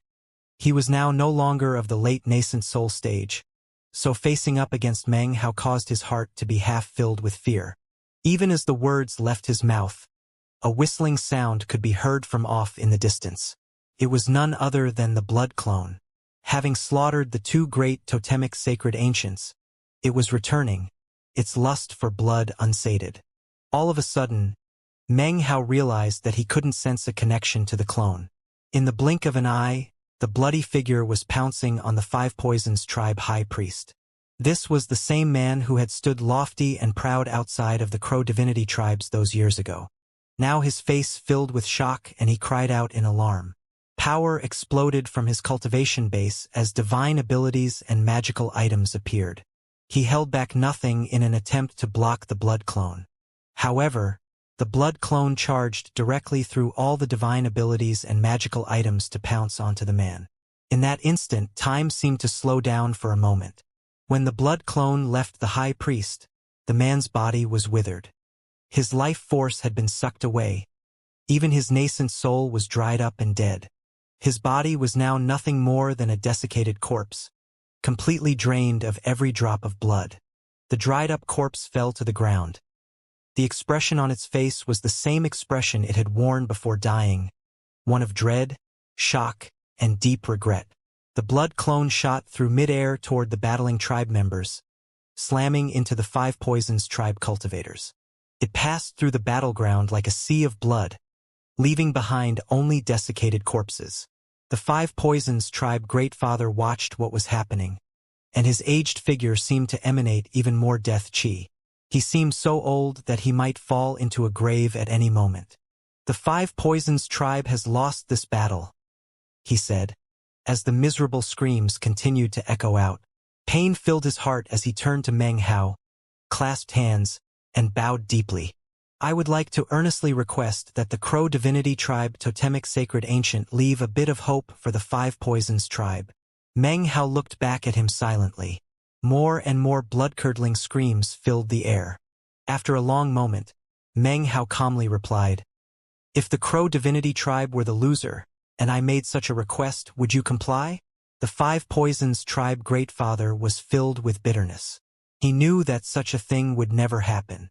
If the victor in the battle had been the 5 Poisons tribe, then the Crow Divinity Tribe would have been completely wiped out, including the old, the young, and the ordinary tribe members. The entire tribe would have been completely eradicated, wiped clean off the face of the earth. This was not a personal vendetta. It was a war between tribes. There would be no mercy, no pity. There was only life and death. "I understand. In that case, you and I shall fight." He took a deep breath as he lifted his head up. His eyes filled with the will to go to battle. However, deep within that will to fight was actually a desire for death. To be killed by the hand of the Crow Divinity Tribe Totemic Sacred Ancient is a worthy death. The Great Father continued lightly. "As the Great Father of the 5 Poison Tribe, I curse you and the Crow Divinity Tribe.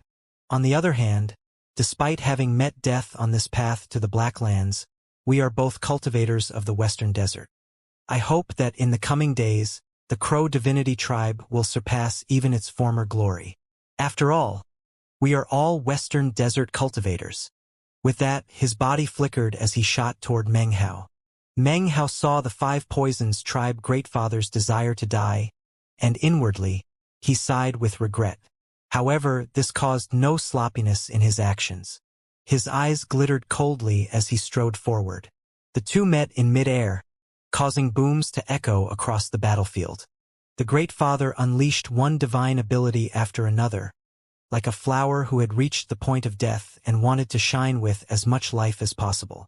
Amidst the booming, magical techniques slammed into each other, and divine abilities exploded. 5 Poisons tribe cultivators were dying everywhere on the battlefield. However, the miserable screams were now growing more faint, weaker, and fewer. After the space of 10 breaths passed, the 5 Poisons tribe greatfather coughed up a mouthful of blood. Laughing uproariously, he once again charged toward Meng Hao. After 20 breaths, he had lost one of his arms. Still laughing toward the heavens, he stubbornly charged Meng Hao again. 30 breaths later, a deafening roar filled the air as a gigantic mist rose up into the air. Meng Hao slowly slipped off the blood-colored mask, turned, and walked off. Behind him, the 5 Poisons tribe greatfather exploded into countless chunks. In the moment before his death, confusion filled his eyes. Within that confusion was a release from worldly cares. He was dead, body and spirit. It was impossible to say whether it was by some previous plan, but the instant that the 5 Poisons tribe greatfather died was the same moment in which the blood clones sucked the life and blood out of the very last 5 Poisons tribe cultivator on the battlefield. The battle with the 5 Poisons tribe was now completely over. However, even as Meng Hao heaved a sigh of relief, his pupils suddenly constricted. His body suddenly flickered to reappear in front of one of the members of the Crow Divinity Tribe. He lifted his hand up and pushed it out in front of him. "Screw off," he said, his expression vicious. The sound of his voice was like thunder, shaking everything and echoing out in all directions. His gesture just now seemed to cause the air to rip. Ripples spread out to reveal something shooting through the air that Meng Hao had just blocked. The blood clone. This was a G-clan blood clone which looked like Meng Hao in all aspects except for the bloody glow which emanated off of it. When it appeared, it stood there in front of Meng Hao, its eyes shining with displeasure and struggle. Its lust for blood after killing the final member of the Five Poisons tribe had caused it to instinctually seek to consume the nearest living thing to it. As of this moment, the Crow Divinity tribe members began to let out sighs of relief. As the frenzy of battle wore off, they quickly fell back, taking the Neo-Demons with them. It took only a short moment for all of the tribe members and Neo-Demons to be behind Meng Hao. Even the Outlander beast retreated, panting, instinctively fearful of the blood clone. Only the meat jelly and the parrot dared to stand, one on each of Meng Hao's shoulders, arrogantly looking at the G-clan blood clone who stood up ahead. "This bastard is too ugly," said the parrot appraisingly. "No hair at all, not even one. How could something like this even exist? Although, why does his aura seem so familiar? I just can't seem to place it." The meat jelly gave the blood clone strange, measuring look, and then greeted it in a very amicable fashion. "Hey, hi there. Hello. I'm Lord Third. Let me tell you something. Do you know how high I can count? I can count to 3. The blood clone stared at Meng Hao, completely ignoring the parrot and the meat jelly. There was an innate haughtiness within the thing that seemed to be at odds with the seal connecting it to Meng Hao. That conflict caused its face to twist and the suddenly let out a howl toward Meng Hao. This cultivation base was special. It was impossible to sense anything like core formation, nascent soul, or spirit severing. It was as if it didn't even have a cultivation base. All it had was an aura, a fearsome aura that exceeded a cultivation base. This aura made it seem as if it were a horrible enemy to anything in which life existed. Furthermore, it seemed that absorbing the blood and life force of powerful experts caused its aura to grow even stronger. Meng Hao had the feeling that even though he had created it, were it not for the legacy magic of the blood immortal as well as various other control techniques, it would be taking instinctive, terrifying actions. Looking at the G-clan blood clone growling there, his heart sank a bit. From the records of the blood immortal legacy, he knew that there was always a chance of a revolt occurring when using blood to refine spirits. Generally speaking, that would happen when a blood divinity emerged. It rarely happened with blood spirits. The chances of it happening with a blood clone were virtually non-existent. However, this G-clan blood clone, which although definitely only in the blood clone phase, was suddenly showing signs of revolt. This was no doubt a situation that the blood immortal had never anticipated. This situation instantly caused Meng Hao to think about that mysterious drop of G-blood. It was at this moment that the G-clan blood clone's red eyes flickered. It howled and charged directly toward Meng Hao. However, in that instant, Meng Hao's eyes shone with a red light. His pupils turned bright red and magical symbols appeared within them. This instantly caused the blood clone to scream and back away from Meng Hao. Meng Hao gave a cold snort.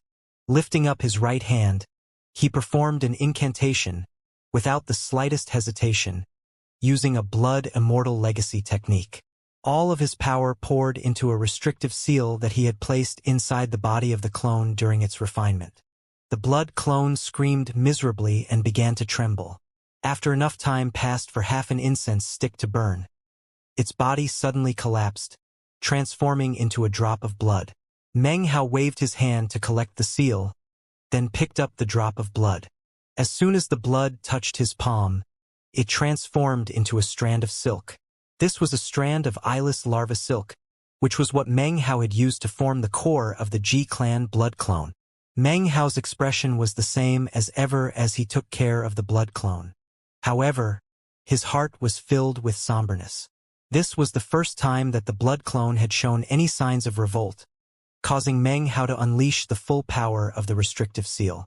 If it happened again, Meng Hao feared that using the same restrictive seal as before would be ineffective. His eyes flickered in his thoughtfulness. If I refine the blood clone using the conjuring method for blood spirits, then the effectiveness of the restrictive seal should increase quite a bit. His mind settled. Meng Hao led the Crow Divinity tribe and the Neo-Demon horde off of the battlefield. He collected the corpses of the totemic sacred ancients, as well as the Five Poisons tribe's flying machine, and slowly moved off.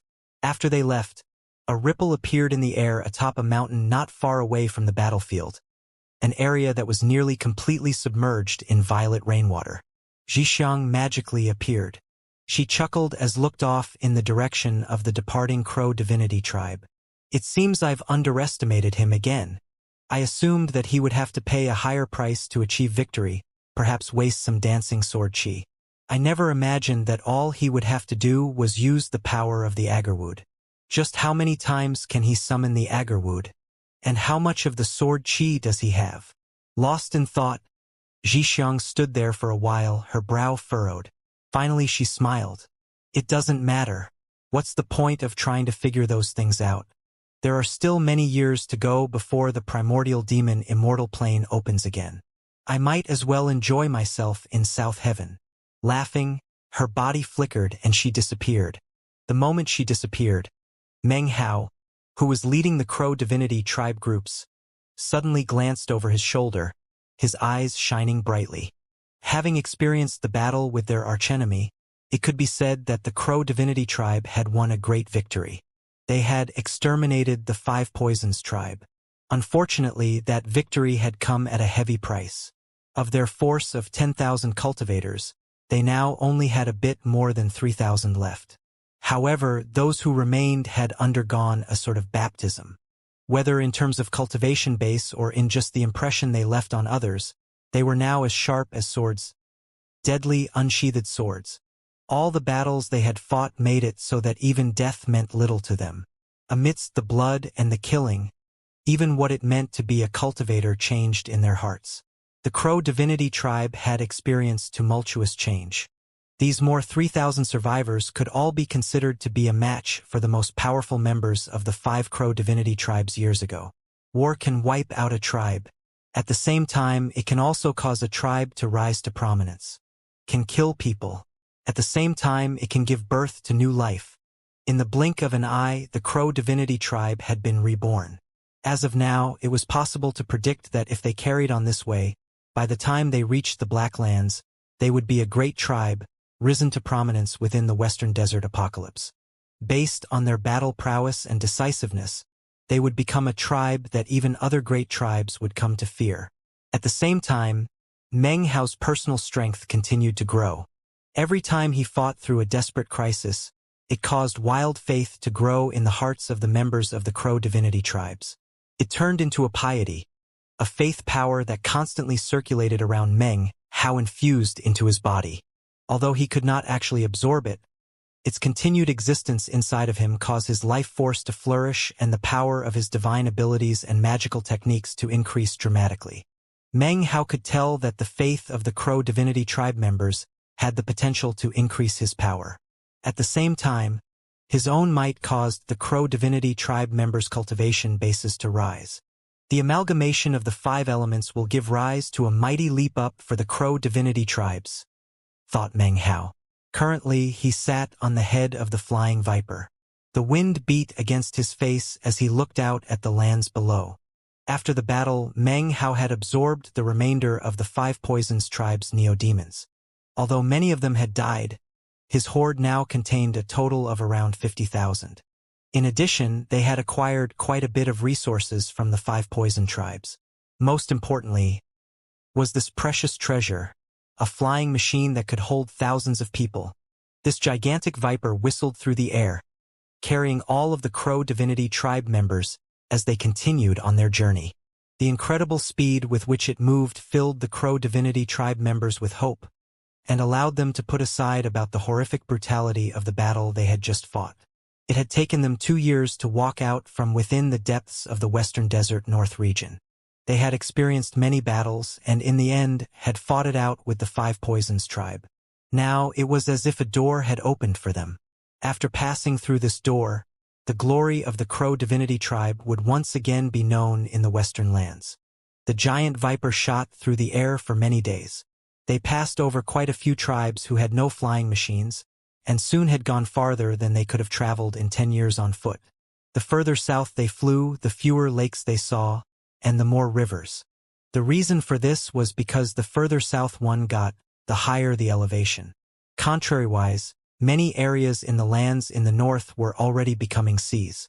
Several days later, a mountain range became visible up ahead. It was black and stretched out seemingly endlessly. Sitting next to Meng Hao was the Crow Divinity Tribe Great Father. His face was pale and his body aged.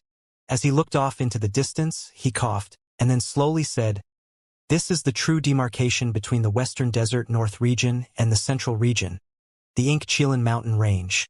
During the battle, the Great Father had chosen to burn his own life force in order to delay the enemy high priest. Despite months of treatment by consuming medicinal pills concocted by Meng Hao, as well as healing power from his wood-type totem, he had harmed his foundation. He knew that the time of his death drew close. He only had about half of a 60-year cycle left. He felt no regrets. Half of a 60-year cycle was enough that he might be able to watch with his own eyes as the Crow Divinity Tribe entered the Black Lands. He might even be able to spend some time living with the tribe after they got there. To him, that was enough. During the few months of travel, he had not practiced cultivation, but rather lived like an ordinary person. He would sleep, and sometimes dream, something he hadn't experienced in many years. Within his dreams he saw images of himself and the other great fathers with whom he had fought and schemed against for so many years. In his dreams, they were smiling and beckoning to him, inviting him to leave with them. They had fought for a lifetime, but now he was the only one left. He would wake up from his dreams feeling lonely and alone. "After we pass these mountains," he continued, his voice low, "we will be in the Western Desert Central region. Right now, that is probably where the largest groups of cultivators are gathered." After that, he coughed a few more times. "Our stockpile of spirit stones is sufficient," he went on. "Unfortunately, this Five Poisons tribe flying treasure probably won't be able to keep going for a very long time. Because it was overloaded earlier, it was damaged. I'm afraid it won't be able to sustain flight for more than half a year. After that, it will stop working." The Great Father frowned anxiously. Meng Hao nodded, but did not respond. As the flying viper treasure shot over the Inchchilan Mountains, a vast tableau opened up in front of Meng Hao's eyes. It was an enormous plain that was completely different from the lands in the north. Although the violet rain fell here, there was still greenery visible, areas where the violet rain had not exterminated all the vegetation. As they proceeded further south, the previously extinguished spiritual energy suddenly began to sparkle to life. This caused the Crow Divinity Tribe members to instantly be enlivened. Meng Hao frowned. Because the spiritual energy had not been completely cut off in the Western Desert Central region, and because not all life had been exterminated, it meant that there would be more tribes here. "Now that we're here, we need to be more cautious," he said. With that, he sent the flying viper forward to search for a place in the plains where the tribe could rest and reorganize. At the same time, he waved his hand, causing a large group of black crows to appear and fly toward the west, south, and east. They shot off into the air and quickly disappeared. Time passed by. Half a month later, they still had not run into any local cultivators. Nonetheless, the Crow Divinity Tribe remained vigilant, constantly keeping watch in all directions. One afternoon, Meng Hao sat there cross-legged as a black beam of light appeared up in the sky. It shot toward their flying magical treasure, and then appeared in front of Meng Hao in the form of a black crow. It hovered in the air in front of him, emitting a soundless call. Meng Hao looked at the crow, and then his eyes began to glow. A moment later, he lifted up his hand. The crow landed on his palm and then disappeared. Another half-month went by. Similar events occurred over and over again as the black crows that Meng Hao had sent out returned at high speed with reports from the surrounding areas. Meng Hao was also able to see the surrounding lands through the eyes of the crows. Using their bodies, he was essentially able to increase the range of his spiritual sense. Several days later, when all the crows had returned, Meng Hao was now as familiar with the area as he was the back of his own hand. He waved his hand, causing a screen to appear in front of him upon which was sketched a map. There are 7 tribes in the area, all mid-sized tribes. The smallest of them number in the thousands, the largest is 20,000 strong. The Great Father and the other nascent soul cultivators of the Crow Divinity Tribe were seated around Meng Hao. They looked with interest at the map. Right now, these two tribes are the closest to us, Meng Hao continued. They no doubt are already aware that we have a demon spirit. However, tribes who have managed to migrate this far into the central region will have experienced many hardships. They won't make a move lightly, and will certainly attempt to scout us out. In recent days, he said calmly, I have sensed at least 2 waves of divine sense sweep over us, which are assuredly from the totemic sacred ancients of those 2 tribes. None of the surrounding cultivators said anything. What interests me most in this area is this place, said Meng Hao, pointing to a spot on the map. It was a relatively large location about 2 weeks away via flight, which Meng Hao had circled on the map. This place seems very strange, and is occupied by 7 or 8 tribes. Based on the observations of my neo-demons, it seems they have constructed something of a trade outpost. He frowned. They must have formed an alliance, said one of the nascent soul cultivators. He was a middle-aged man, not one of the original members of the Crow Divinity tribe, but a more recent addition. Because of the apocalypse, he continued, and the increasing heaviness of the violet rainfall, there will definitely be some tribes who choose to form alliances instead of fighting with each other. The members of such alliances will be stronger as a whole, and will have a better chance of surviving. The group the exalted sacred ancient referred to is surely just such an alliance. As for the trade outpost, that seems simple enough to explain. I've passed through this part of the central region before in the past. The tribes in this area tend to form mobile trade outposts. In fact, some tribes are nothing more than such trade outposts. Elder Sun is correct, said the Crow Gloom tribe Grand Elder. I've also heard of this matter. After these particular tribes formed their alliance, they constructed a trade outpost to engage in resource trade.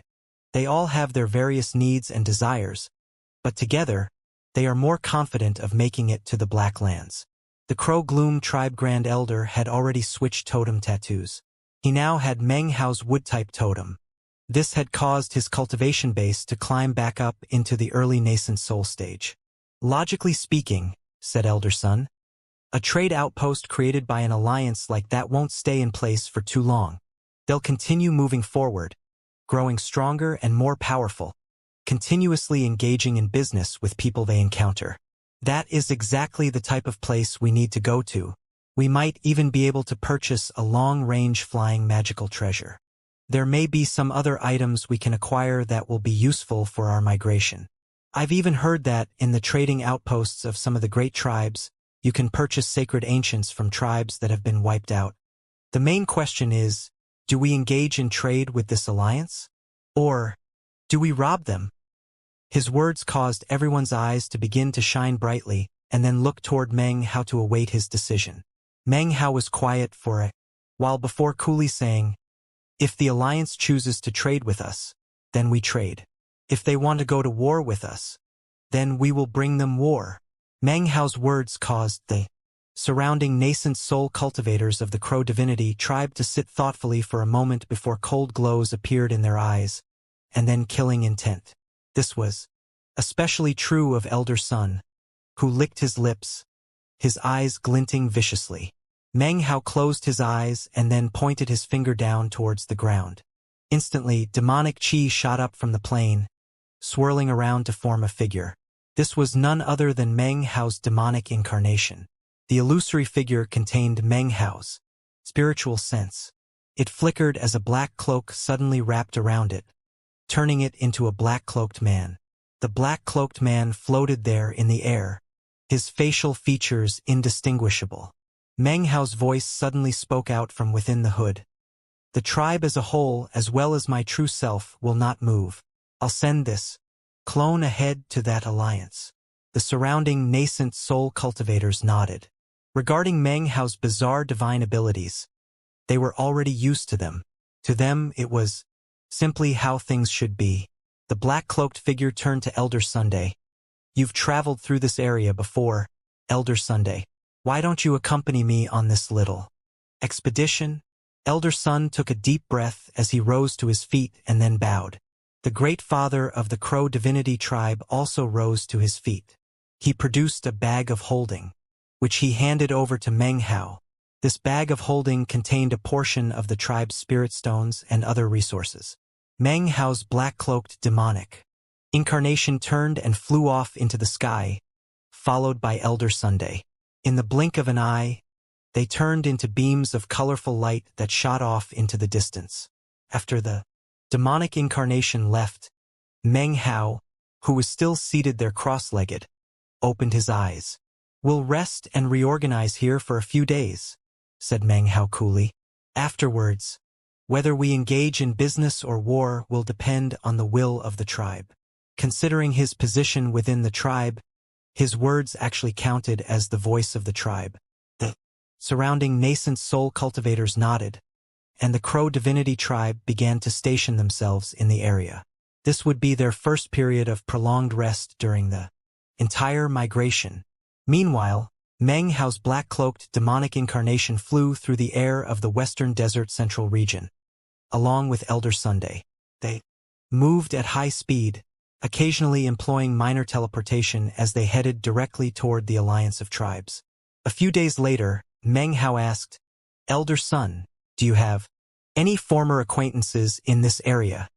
He'd come to find that Elder Sun seemed very familiar with the region. Occasionally, the man would look around at the scenery with what appeared to be a wistful expression.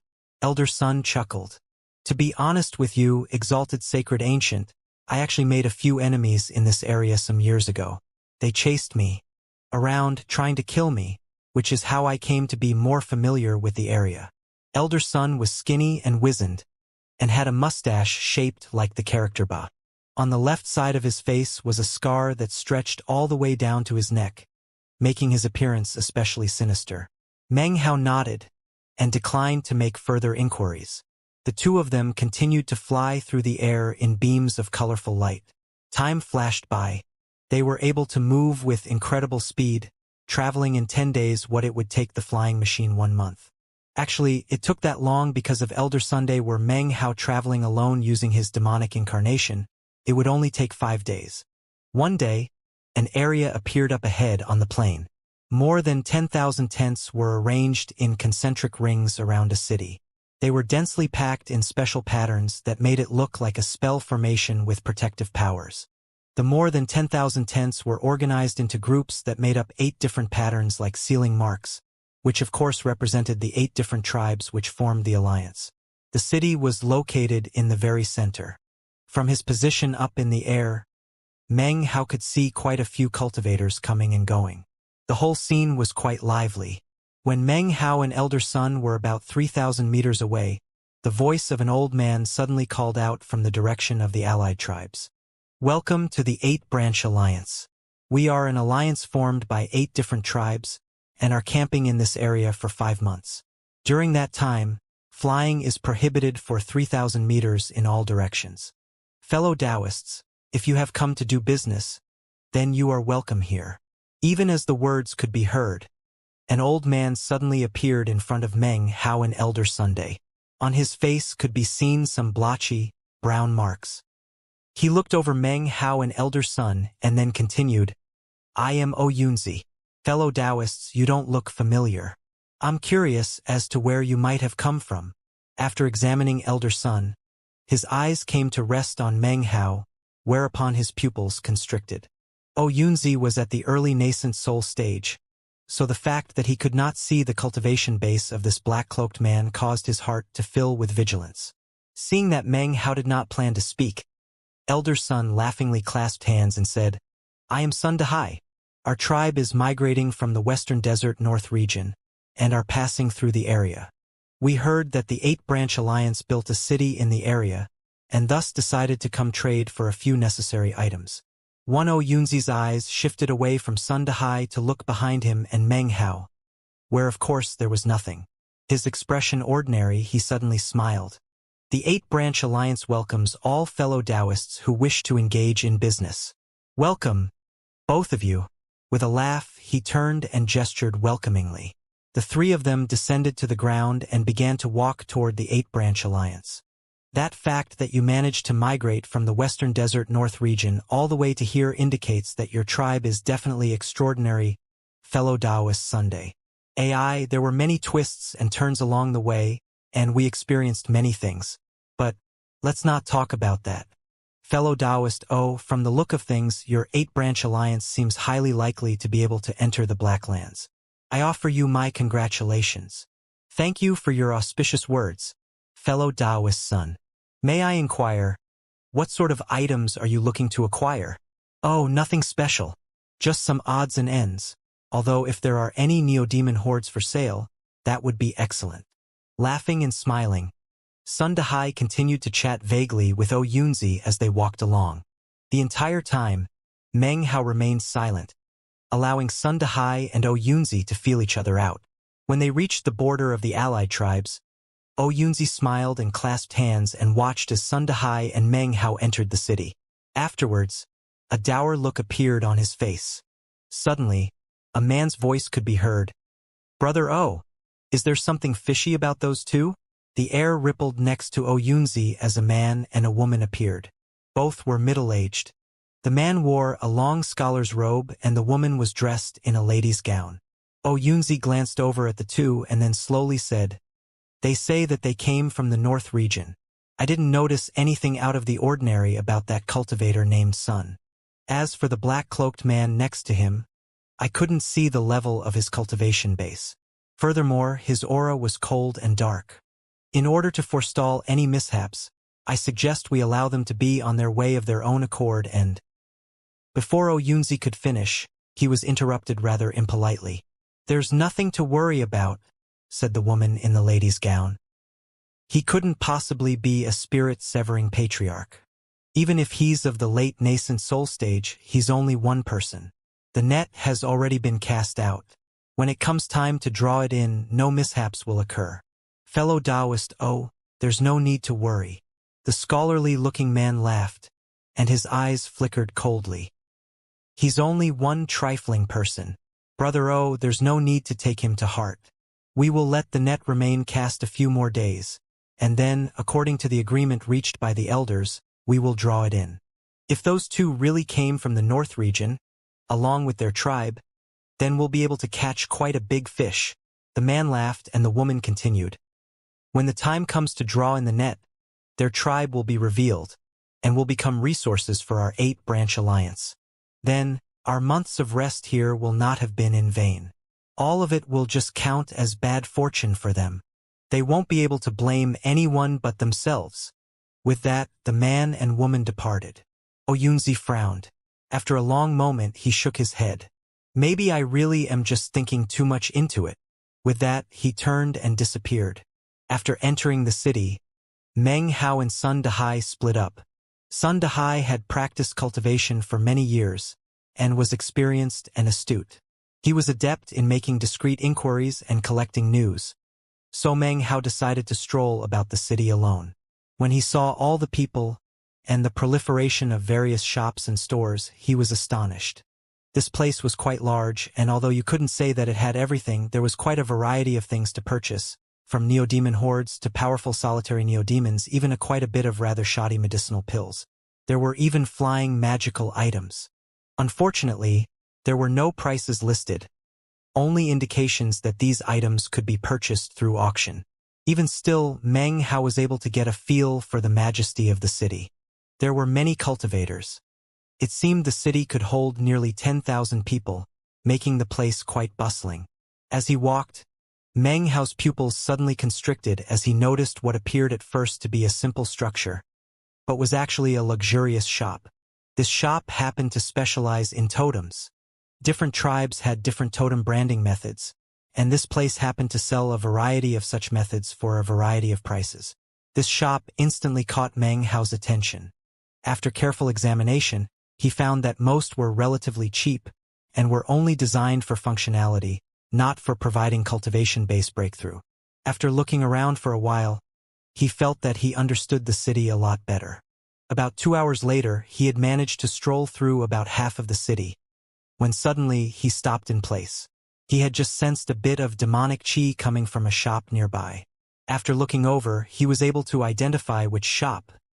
It was a place that sold totemic sacred ancients, perhaps a better way to say it was that these were incredibly powerful neodemons that could be turned into totems. Meng Hao's eyes glittered, and he was just about to enter the shop when suddenly a man appeared in front of him. He was dressed like a scholar. This was none other than the man who had been speaking with Yunzi earlier. The man laughed and blocked Meng Hao's way. "Fellow Taoist, the things in this shop will be up for auction in 7 days. If you want them, you can purchase them at that time." Meng Hao looked at the man with cold, glittering eyes. Without a word, he turned and walked away. The middle-aged scholar's pupils constricted. When Meng Hao had looked at him, the man had used divine sense to try to feel Meng Hao out. However, all the divine sense could make out regarding the black-cloaked man was rippling nothingness. Couldn't pierce inside, not even the slightest bit. "That man is very strange," said the scholar, his eyes narrowing. Meng Hao's expression didn't change as he walked through the city. However, deep within his cloak, his eyes gleamed with coldness.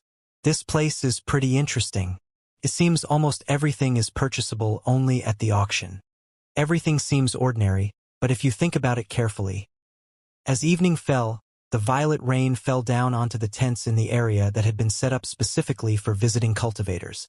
After spending a few spirit stones, Meng Hao and Sun Dahai had been able to acquire a tent, within which they now sat cross-legged. "Exalted Sacred Ancient," said Sun Dahai in a low voice, as he reported his findings to Meng Hao. "I made a lot of inquiries earlier today. The 8-branch alliance has been in this spot for 4 months now.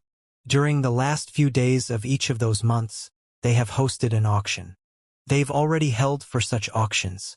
When popular items appear, deaths sometimes occur. However, none of the deaths are connected to the 8-branch alliance. Such deaths are usually caused because of personal disputes and thefts. Generally speaking, it seems that the 8-branch alliance is really just interested in business and has no malicious intentions. The final auction will be held 10 days from now. When it concludes, the 8-branch alliance will move on. As such, many local tribes will be attending the final auction, and many valuable treasures will be up for purchase." Meng Hao sat there cross-legged, his face concealed within this black cloak. After listening to Sun Dahai's report, he said, "You think there's nothing unusual about this place?" Sun Dahai's eyes flickered. "There doesn't seem to be anything particularly unusual. However, we do need to be on guard. It's possible the 8-branch alliance is spreading bait to attract some big fish, which they can then collect together in one fell swoop. The surrounding tribes couldn't possibly be that off guard," he continued. "If the 8-branch alliance wanted to swallow them up, it would be difficult to accomplish. Besides, to survive in this apocalypse, tribes have to experience war and battles. Such tribes wouldn't possibly fall for something so stupid. Even if they sent people here to trade, they wouldn't send too many spirit stones or other resources with them. If I were a local great father, I would send a large group so that there would be safety in numbers. As for spirit stones, they would be secondary. Furthermore, if the 8-branch alliance truly had the power to swallow up an entire tribe, then what is the point of the city? Why not just sweep over the surrounding tribes and plunder them dry? That would certainly save a lot of effort." Sun Dahai looked puzzled. "That's why I think that there's a 70% likelihood that they are actually focused on doing business and not on maliciously robbing people." He looked over at Meng Hao. Meng Hao was silent for a short time before giving a hoarse laugh. "If you came to this conclusion, then likely other tribes will too. It is because of that understanding that this city houses over 10,000 outsiders. Most are members of the other 7 tribes that exist in this region, as well as some cultivators from even more distant regions. However, did it ever occur to you that the true goal of the 8-branch alliance is neither business nor robbing spirit stones and other resources?" Cold, glowing eyes looked out at Sun Dahai from within the black cloak. Sun Dahai was taken aback and sat there lost in thought. At the same time, several dozen days of travel away where the Crow Divinity tribe was resting, Meng Hao's true self sat cross-legged. Suddenly, his eyes opened to reveal a brilliant glow, and he rose to his feet. Members of the Crow Divinity tribe, after enough time passes for a single incense stick to burn, We will mount our flying treasure and move at top speed toward the 8-branch alliance. Immediately, all the tribe members emerged from their meditative trances. Without asking any questions whatsoever, they rose to their feet. In the short amount of time it takes for an incense stick to burn, the thousands of tribe members stepped onto the gigantic viper. A piercing cry rose up as the flying viper treasure shot through the air. Spirit stones were used unhesitatingly, causing the viper to speed as fast as possible toward the 8-branch alliance. As the Crow Divinity tribe made their way toward the 8-branch alliance, time passed by slowly for Meng Hao and Sun Dahai. Casting aside their previous prudence, they made their way throughout the 8-branch alliance city and began to make purchases. Within the space of a few days, they had spent quite a bit of spirit stones to purchase various supplies that would be needed for the migration. The 8-branch alliance was constantly announcing the auction to take place in a few days. In fact, each day various shops and stores would put on display some of the items which were to be auctioned. Meng Hao saw 3 flying machines, one of which was a 25,000-meter treasure shaped like an actual ship that could hold around 10,000 people. It was protected by a glittering shield and was capable of astonishing speed.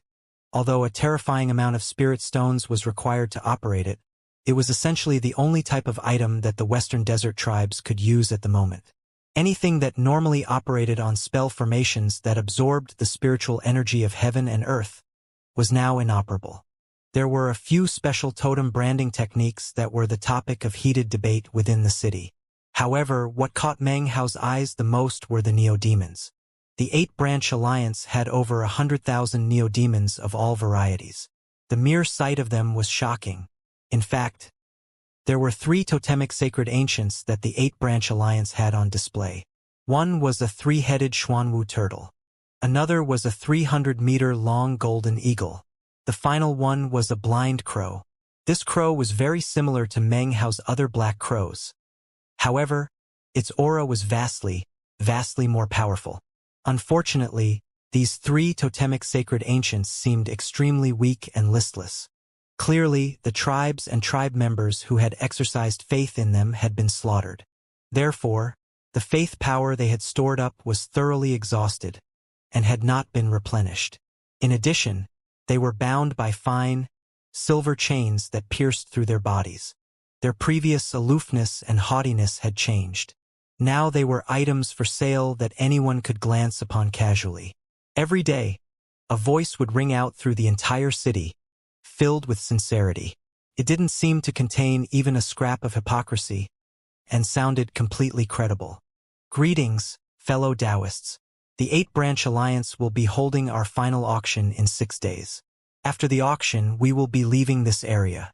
During this final auction, we will be selling all of the items that you have had a chance to look over recently. Some of these items belong to the 8-branch alliance, but the majority have been entrusted to us by other parties to sell. In some cases, these items will not be sold for spirit stones, but rather other special items that we require. After all, it is such items that we will prepare to auction off in the next location we travel to. Considering the reputation built up by the 8-branch alliance, as well as the extremely attractive items up that were to be put up for auction, more and more cultivators arrived each day. These people didn't just come from the neighboring 7 tribes, but even tribes from further south. Of course, for safety's sake, large groups of cultivators had been dispatched, all well-known figures. The leaders of all of these groups were of the nascent soul stage. 3 days before the auction was set to begin, the foreign population of the city had already swelled to 20,000. The city was packed, and the atmosphere extremely lively and out of the ordinary. In fact, some tribes had already begun doing business secretly. Sun Dahai was as happy as a fish in water. He immediately began to interact with the other tribes as he attempted to gather together all the supplies they needed. As of the day before the auction, Meng Hao had already spent all the spirit stones he had brought in order to acquire the various items they needed. The more people arrived, the more Sun Dahai seemed to think the area was safe. As for Meng Hao, he felt exactly the opposite. During the past 7 or 8 days, he had not actually engaged in any of the purchasing. Instead, he walked around the city, observing and studying it. In the end, He was convinced that under the surface of this entire area was a huge spell formation. The spell formation was very complex. Even with many people working at it, it would take months to set up. Considering how long the 8-branch alliance had been in this area, Meng Hao was certain that the spell formation had been put together by none other than them. Most curious of all, this spell formation seemed to be able to stir and congeal demonic qi. The spell formation was so well hidden that even a nascent soul cultivator would be incapable of detecting it. The only reason Meng Hao could sense it was because of the demonic qi that was congealed inside. Obviously, the body Meng Hao was using was illusory, materialized from demonic qi. Naturally, he was extremely sensitive to demonic qi. Demonic qi was shapeless, which Meng Hao well knew. No one could see it nor feel it. Only neodemons or totemic sacred ancients would be able to sense it.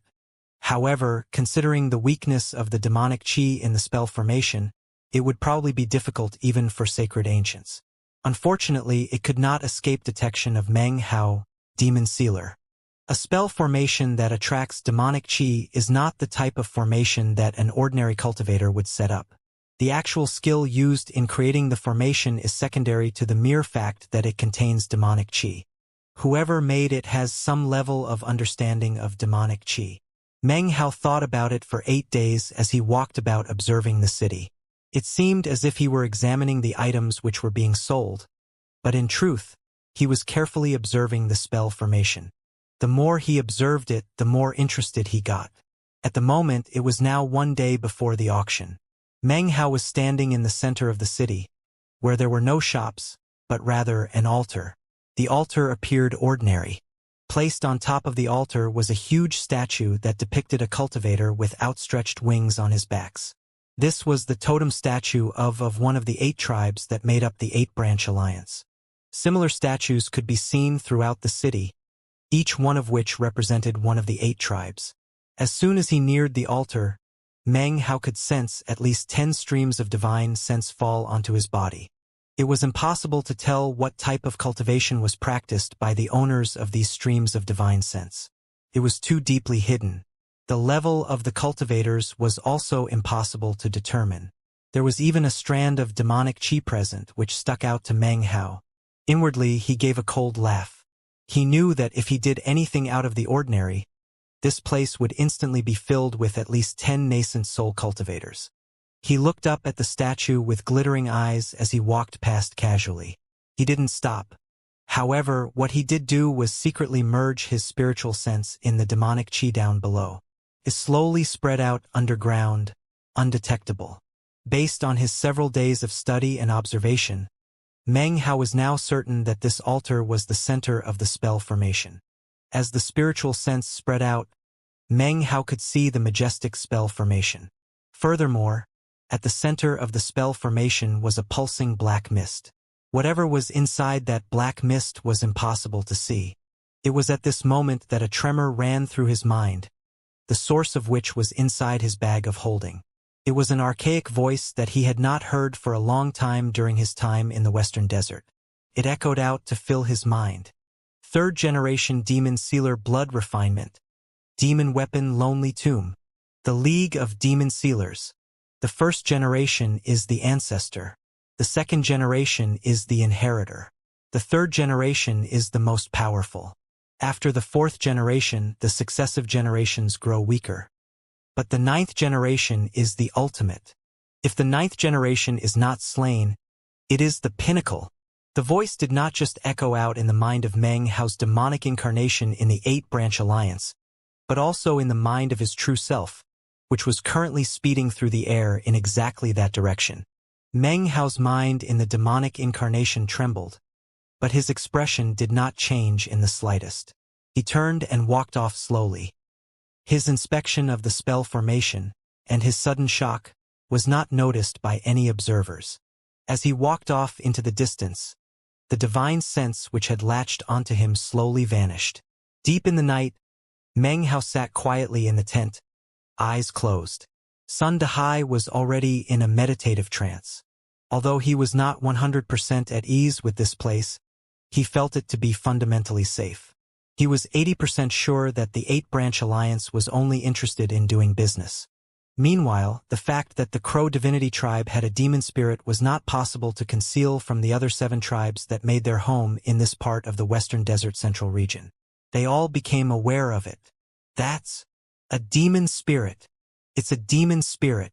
A demon spirit has actually appeared. We have to get it. 2 of the tribes sensed the demon spirit first. The other 5 took longer but were equally shocked. Of the 7, 5 immediately dispatched people toward the place indicated on the feng shui compass. In a very short period of time, the entire region was sent into a turbulent commotion. The glowing dots on the feng shui compasses held by the high priests of the various tribes caused their hearts to fill with astonishment. Even as they dispatched their forces, the 8-branch alliance called a parliament of the great fathers and high priests of the 8 tribes. Instantly, a heated debate discussion. Damn it! Why did a demon spirit have to appear at this time? According to our scouts, the surrounding tribes have already taken action. Furthermore, the demon spirit is heading directly toward our 8-branch alliance. If nothing unexpected happens, the demon spirit will be on top of us in 2 days, which is exactly when the forces of the other tribes will arrive. There will definitely be fighting and robbing. Should we delay the bringing in of the net? After all, our plan is extremely important, but a demon spirit is equally important. The ideal situation would be one in which we successfully bring in the net and acquire a demon spirit. As the discussion continued, an old man sat in the seat of honor. He wore a red robe and had his eyes closed. After a while, he suddenly opened his eyes. "Enough," he said, his voice ringing out like a clap of thunder. All of the other individuals in the tent instantly went silent. Demon spirits are well and good. However, to the 8-branch alliance, what is most important is restoring the power of the sacred ancient. In the Western Desert East region, our 8-branch alliance's strength was significantly damaged. All of you received serious injuries. Even more importantly, we must not be rash when it comes to our cultivation bases. If our totems are damaged, it could put us in danger of cultivation base loss. That's also the reason why we are resting in this location. Exterminating the other tribes in the area is not something easy to do. Have you forgotten the main point of the plan? We attract more and more cultivators to this area, and then use the power of the spell formation to carry out a blood offering. That will restore the glory of our totems. Actually, for the demon spirit to come is a good thing. In fact, there actually couldn't be a better way to get more people to come here. By the time the man finished speaking, his eyes were glowing with a cold light. The other cultivators of the 8-branch alliance began to nod silently. Final preparations were made. 2 days later at dawn, the 8-branch alliance began the auction. A huge crowd of people was present, more than 20,000. As such, there was no special location for the auction. Instead, it took place throughout the entire city. Early in the morning, all of the buildings and shops in the city disappeared without a trace. What was left behind was a vast, empty square. 8-branch alliance cultivators emerged from the surrounding tents to maintain order. Everyone who was to participate in the auction held a jade slip in hand. These jade slips had been distributed a few days before, one for each person, including Meng Hao and Sun Daihai. "It's going to begin," said Sun Daihai excitedly. Despite being a nascent soul cultivator, he had never participated in an auction before. Meng Hao, on the other hand, was quite used to such affairs. The pill auction back in the Violet Fate sect had been attended by 100,000 cultivators. That auction was above and beyond this one in both terms of scale and grandeur. A glowing screen appeared up above, from within which appeared a man. His handsome face was as white as jade.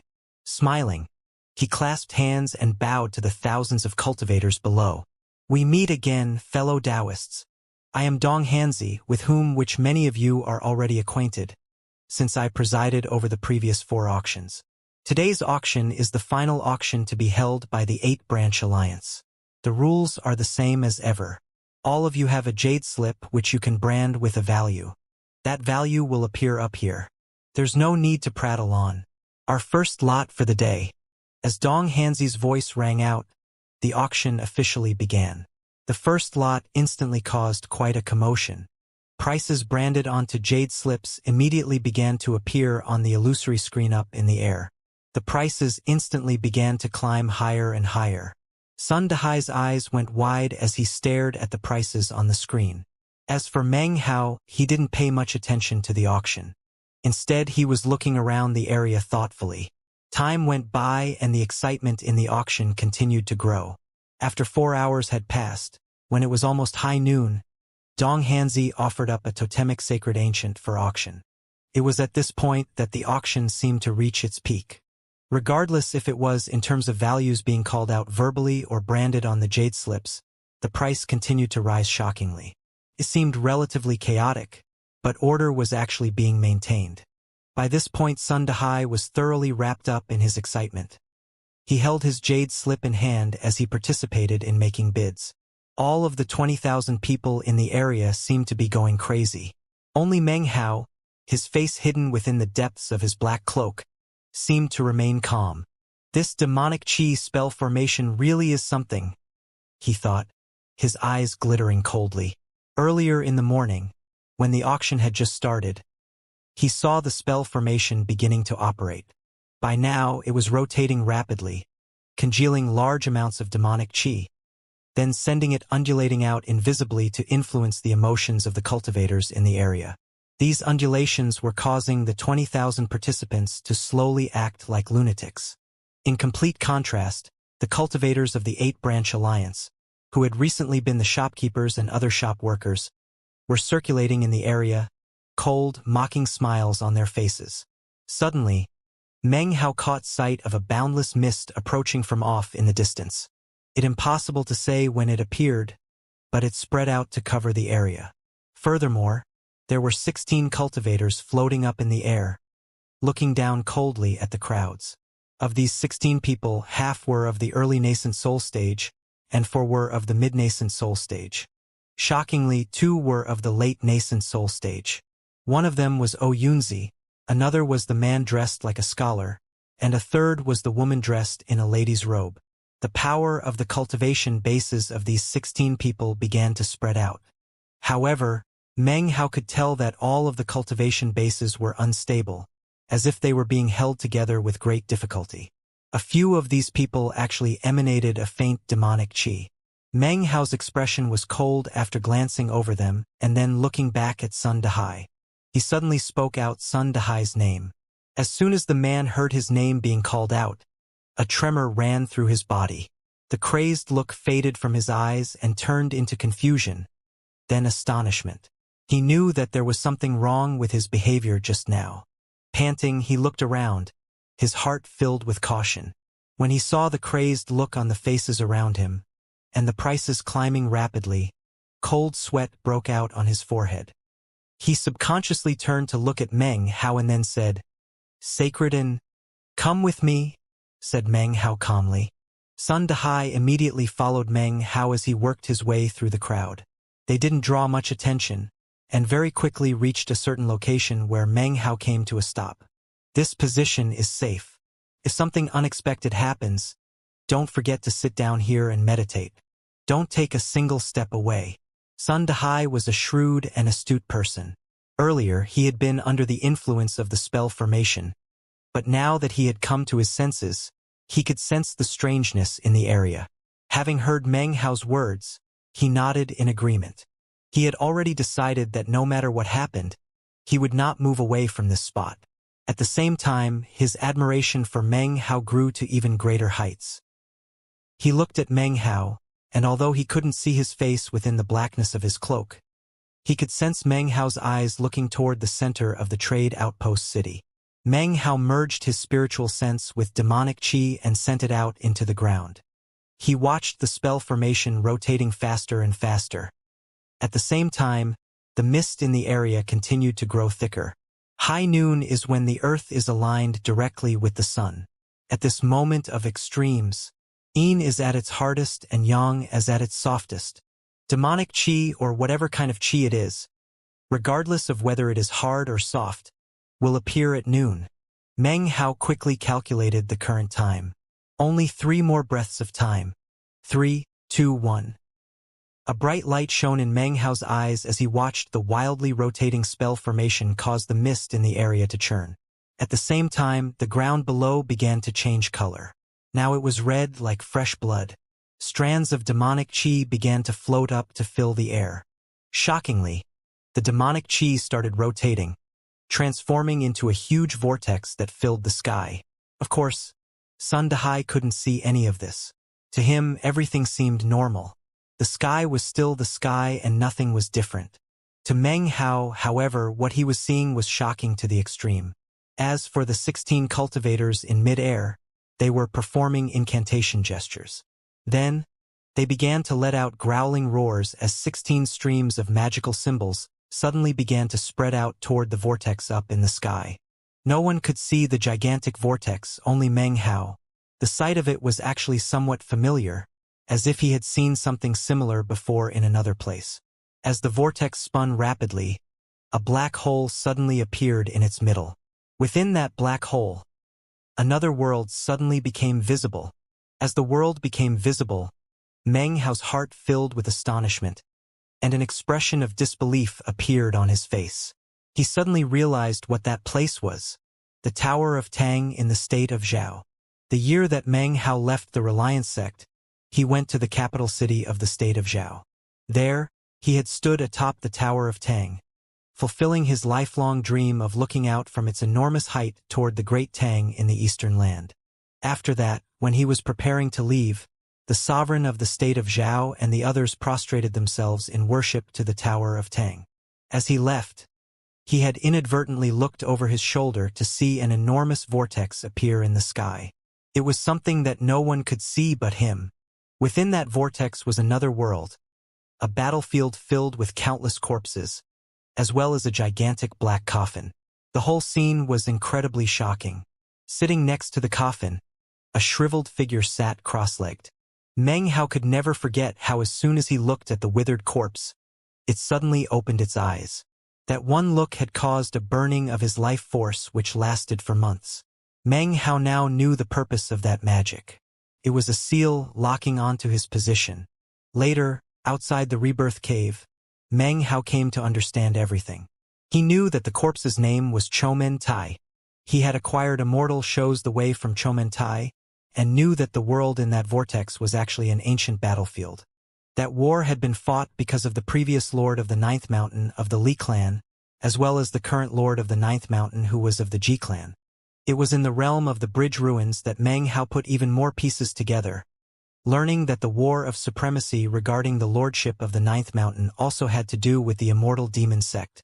As he looked up at the vortex, his mind filled with astonishment as he realized that the world he was looking at was, shockingly, the exact same world he had seen when in the state of Zhao. However, this time, the ancient battlefield did not contain a coffin, but rather a sea of corpses.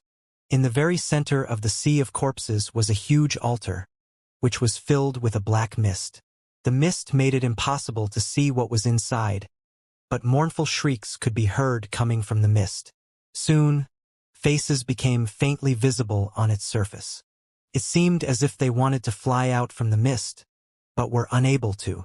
It seemed as if they had been stuck with the mist for countless years, unable to do anything except mourn and cry out. Among the faces in the mist were cultivators as well as neo-demons.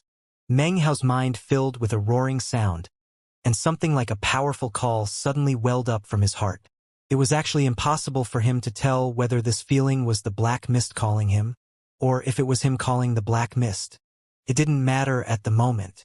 Meng Hao's heart and mind trembled as he thought back to the black mist he had seen in the center of the spell formation earlier, as well as what relationship it had with the vortex.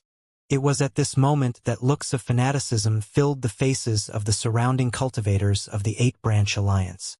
All of them kneeled down and began to bow toward the vortex up in the sky. Even the 16 nascent soul cultivators up in midair also began to prostrate themselves. At the same time, the redness that filled the ground began to spread out. The mist roiled as it enveloped everyone in the area, including Meng Hao. Vast amounts of demonic chi suddenly began to pour out from within the spell formation. The instant the demonic chi appeared, it poured into all of the cultivators in the area.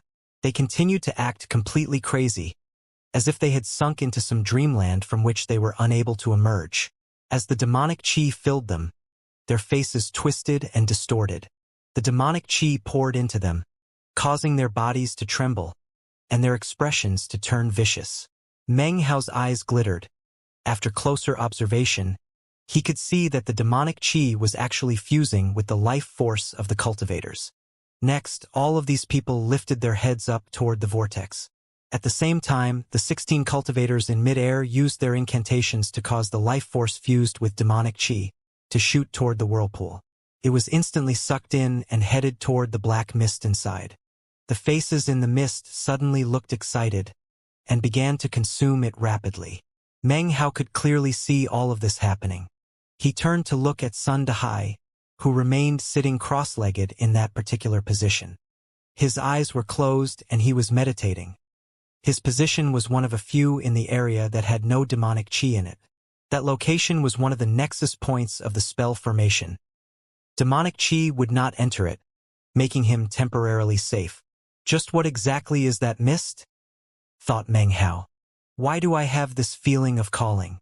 I can tell that it's not the mist calling me, but rather, somehow I am inadvertently calling the mist. He looked around as the demonic chi continued to pour into the surrounding tens of thousands of cultivators. It merged with their life force and then shot up into the vortex. At the same time, the surrounding tens of thousands of cultivators of the 8-branch alliance began to speak in a bizarre language. The sound of it rose into the air, merging together to transform into sound waves that rolled out in all directions. As their voices sounded out, the mist in the area churned even more violently. More demonic chi shot up into the vortex, causing the faces on the black mist to emit excited roars. The whole scene was incredibly bizarre. That was especially so as the 16 nascent soul cultivators up in the air shouted out excitedly and performed double-handed incantations to produce sealing marks which flew out. Even more shocking, totem tattoos suddenly began to appear on the foreheads of the 16 cultivators. These totems looked like faces. They were the same twisted faces that existed on the black mist in the vortex. Similar totem tattoos could suddenly be seen appearing on the foreheads of all the tens of thousands of 8-branch alliance cultivators. Each face was different. Some were old, some were young. Some were cultivators, some were neo-demons. Those faces are their totems, thought Meng Hao, his heart filling with shock. He would never have imagined that the faces filling the black mist in the vortex could be totems.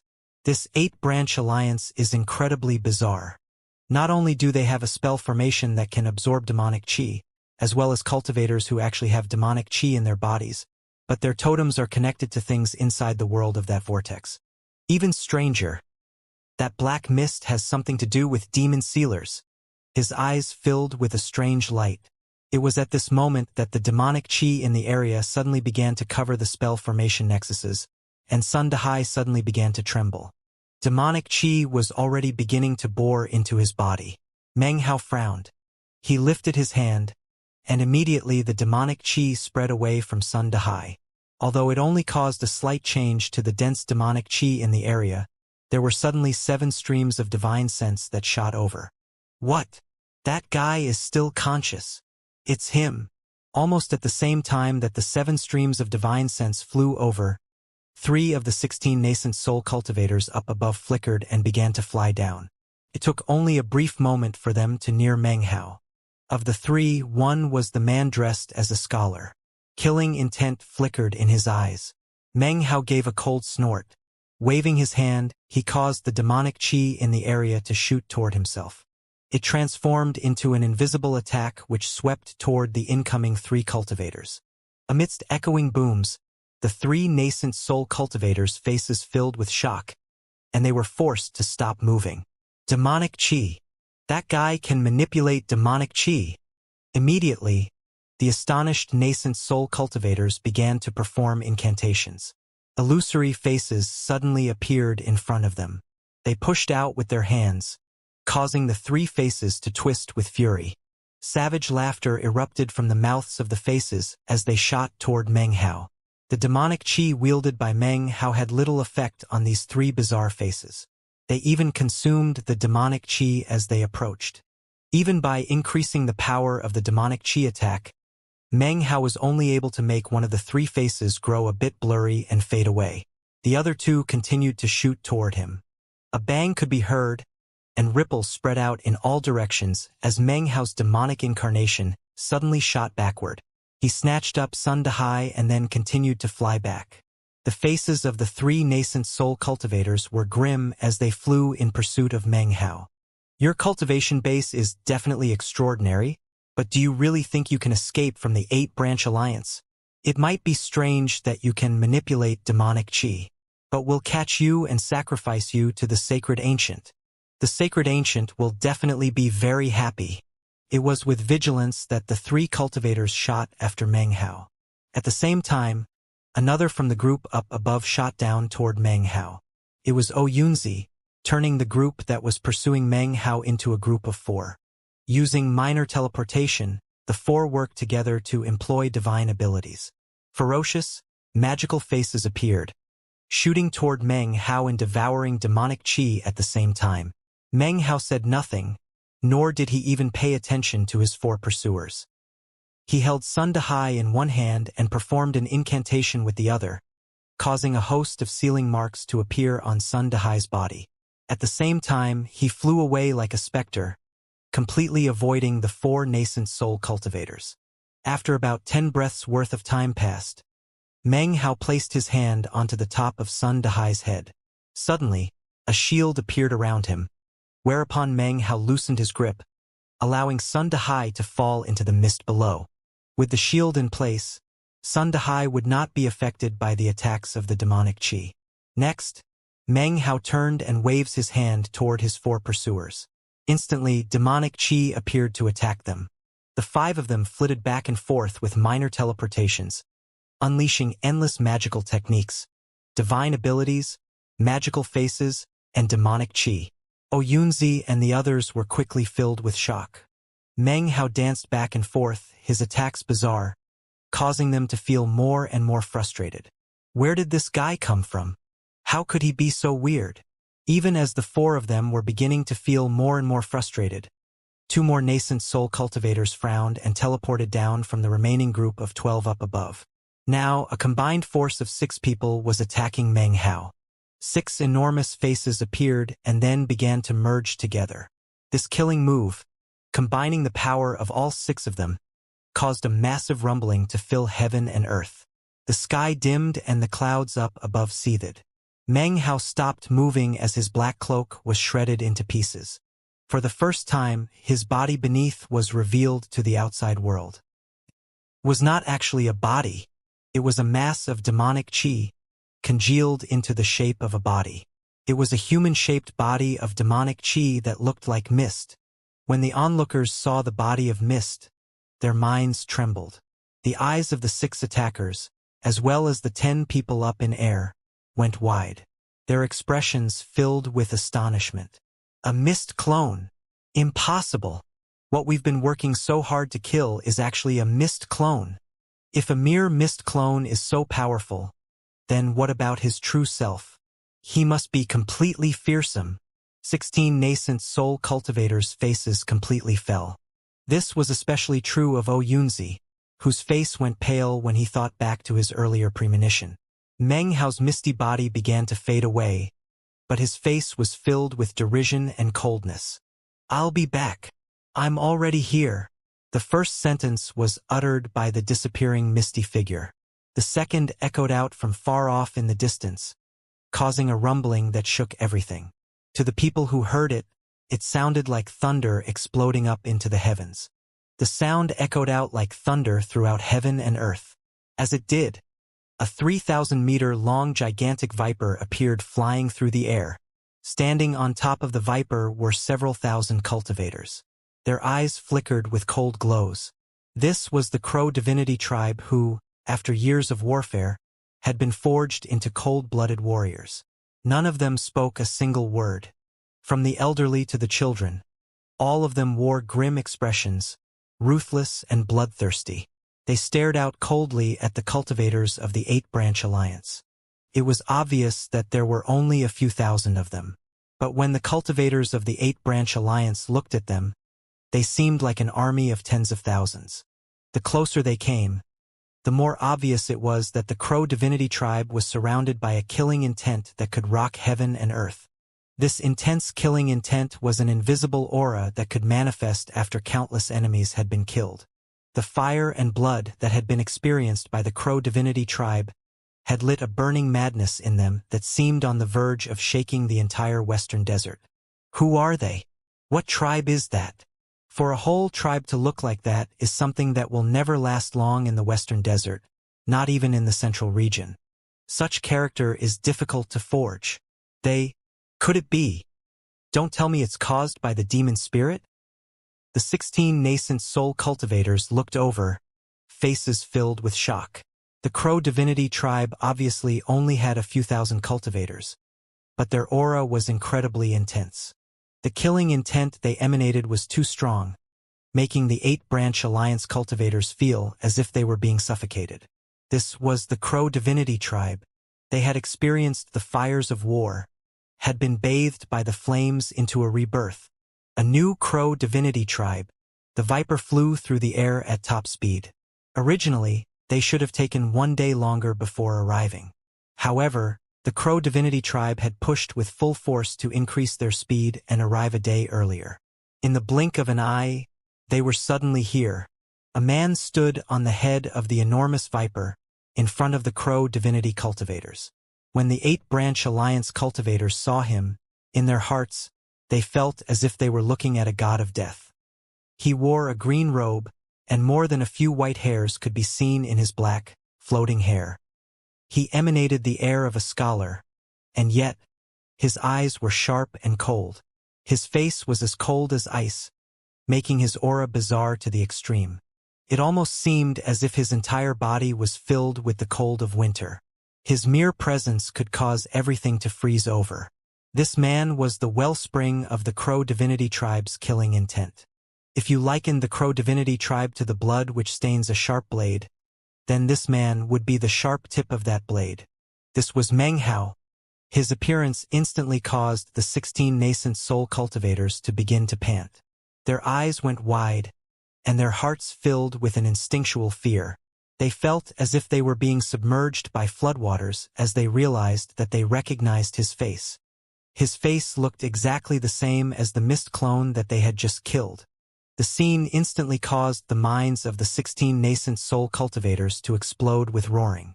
The faces of 8 great fathers instantly fell. 8 high priests began to pant. Among their number, Yunzai's pupils constricted. Next to him, the man who looked like a scholar was filled with trepidation. As for the woman in the lady's garment, her face was filled with disbelief. "Who are you people?" These words were uttered by one of the 2 most powerful of the 16 nascent soul cultivators. They echoed out with thunderous power, along with a powerful aura. However, the pressure of this aura could do nothing to suppress the billowing killing intent of the Crow Divinity tribe. "We are the Crow Divinity tribe." The voices of thousands of members of the Crow Divinity tribe joined together to roar back in response. The sound of their roar turned into a sound wave even more powerful than thunder and lightning. It shot out from the gigantic Viper as they descended upon the Eight-Branch Alliance. It echoed out in all directions, shaking the heavens with such loudness that nothing could compare.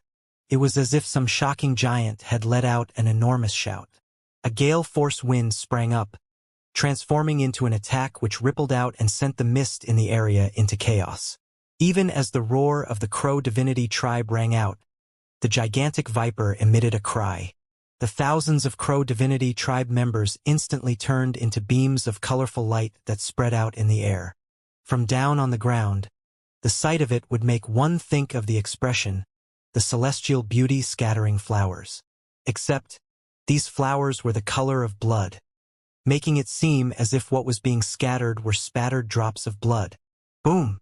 A massacre started instantly as the thousands of Crow Divinity tribe members shot down into battle. They had long since grown used to war, to blood, and to slaughter. In war there is no speaking. There is no cursing. There are no face-offs. There is only fighting. As the Crow Divinity tribe members charged into battle, Meng Hao whistled through the air like a meteor as he led the Crow Divinity tribe's 6 nascent soul cultivators to stab directly into the midst of the 16 nascent soul cultivators of the 8-branch alliance. One of late nascent soul cultivators among the 16, an old man, grimly said, "A trifling few thousand. Even if you have some extraordinary qualities, the fact that you dare to come here shows that you truly overestimate your—" Before he could finish speaking, Meng Hao, looking all the bit a shooting star, waved his right hand, causing all of the nascent soul cultivators, as well as their fellow tribe members below, to gasp. 60,000 roaring neo-demons spread out to blot out the sky. Big Harry, the lizard, the red crocodile, the black crows, the green mosquitoes, as well as a vast collection of 5 poisons neo-demons, shook the heavens. Furthermore, the furiously howling outlander beast appeared. A shrill, frenzied squawk could be heard, which was the parrot, emanating his haughty air. A garrulous chatter could also be heard coming from somewhere within the neo-demon horde, which was the meat jelly. The shocking neo-demon horde shot through the air like a tide of beasts, sweeping over everything. The scene was like a sledgehammer that slammed into the hearts of the 8-branch alliance. Life or death is on the line. 8 branches, counterattack. These words were uttered by the red-robed late nascent soul stage cultivator who had just spoken. His face flickered, and his heart filled with regret. However, there was nothing else to be done. He could only let out a furious roar as he shot toward Meng Hao. The 16 nascent soul cultivators immediately began to perform incantation gestures as they teleported toward Meng Hao. The glow of magical items rose up around them, as well as savage magical faces. The faces howled as they shot toward Meng Hao. However, even as they neared, Meng Hao waved his hand. A blood-colored mask suddenly appeared, which he quickly slipped onto his face. He waved his hand again, and an enormous face suddenly materialized around him. The giant face bore the semblance of none other than Meng Hao himself. The instant the face appeared, Meng Hao took a step forward. That step caused everything to tremble. The giant blood immortal face that now looked like Meng Hao rumbled forward, transforming into a massive attack. Everything shook. Of the 16 nascent soul cultivators, 10 could only watch as their magical items shattered into pieces and their divine abilities were crushed. Blood sprayed from their mouths as they were tossed back like kites with their strings cut.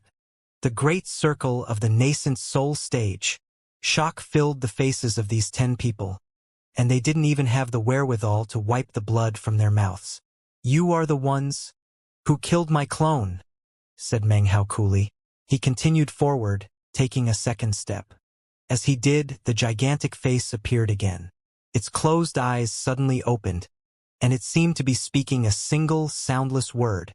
As soon as the word appeared, the other 6 nascent soul cultivators who remained felt blood pouring out of their mouths. Their minds reeled as if a sharp blade were being stabbed into their brains. The soundless sound wave passed through their minds, causing their entire bodies to shake. Life force essence was even squeezed out of their nascent souls. "He's halfway to spirit severing." 4 of them coughed up blood as they were sent tumbling backward, bodies shaking. Dread washed over them, and intense astonishment filled their eyes. "If you want to do business, Meng Hao will do business with you.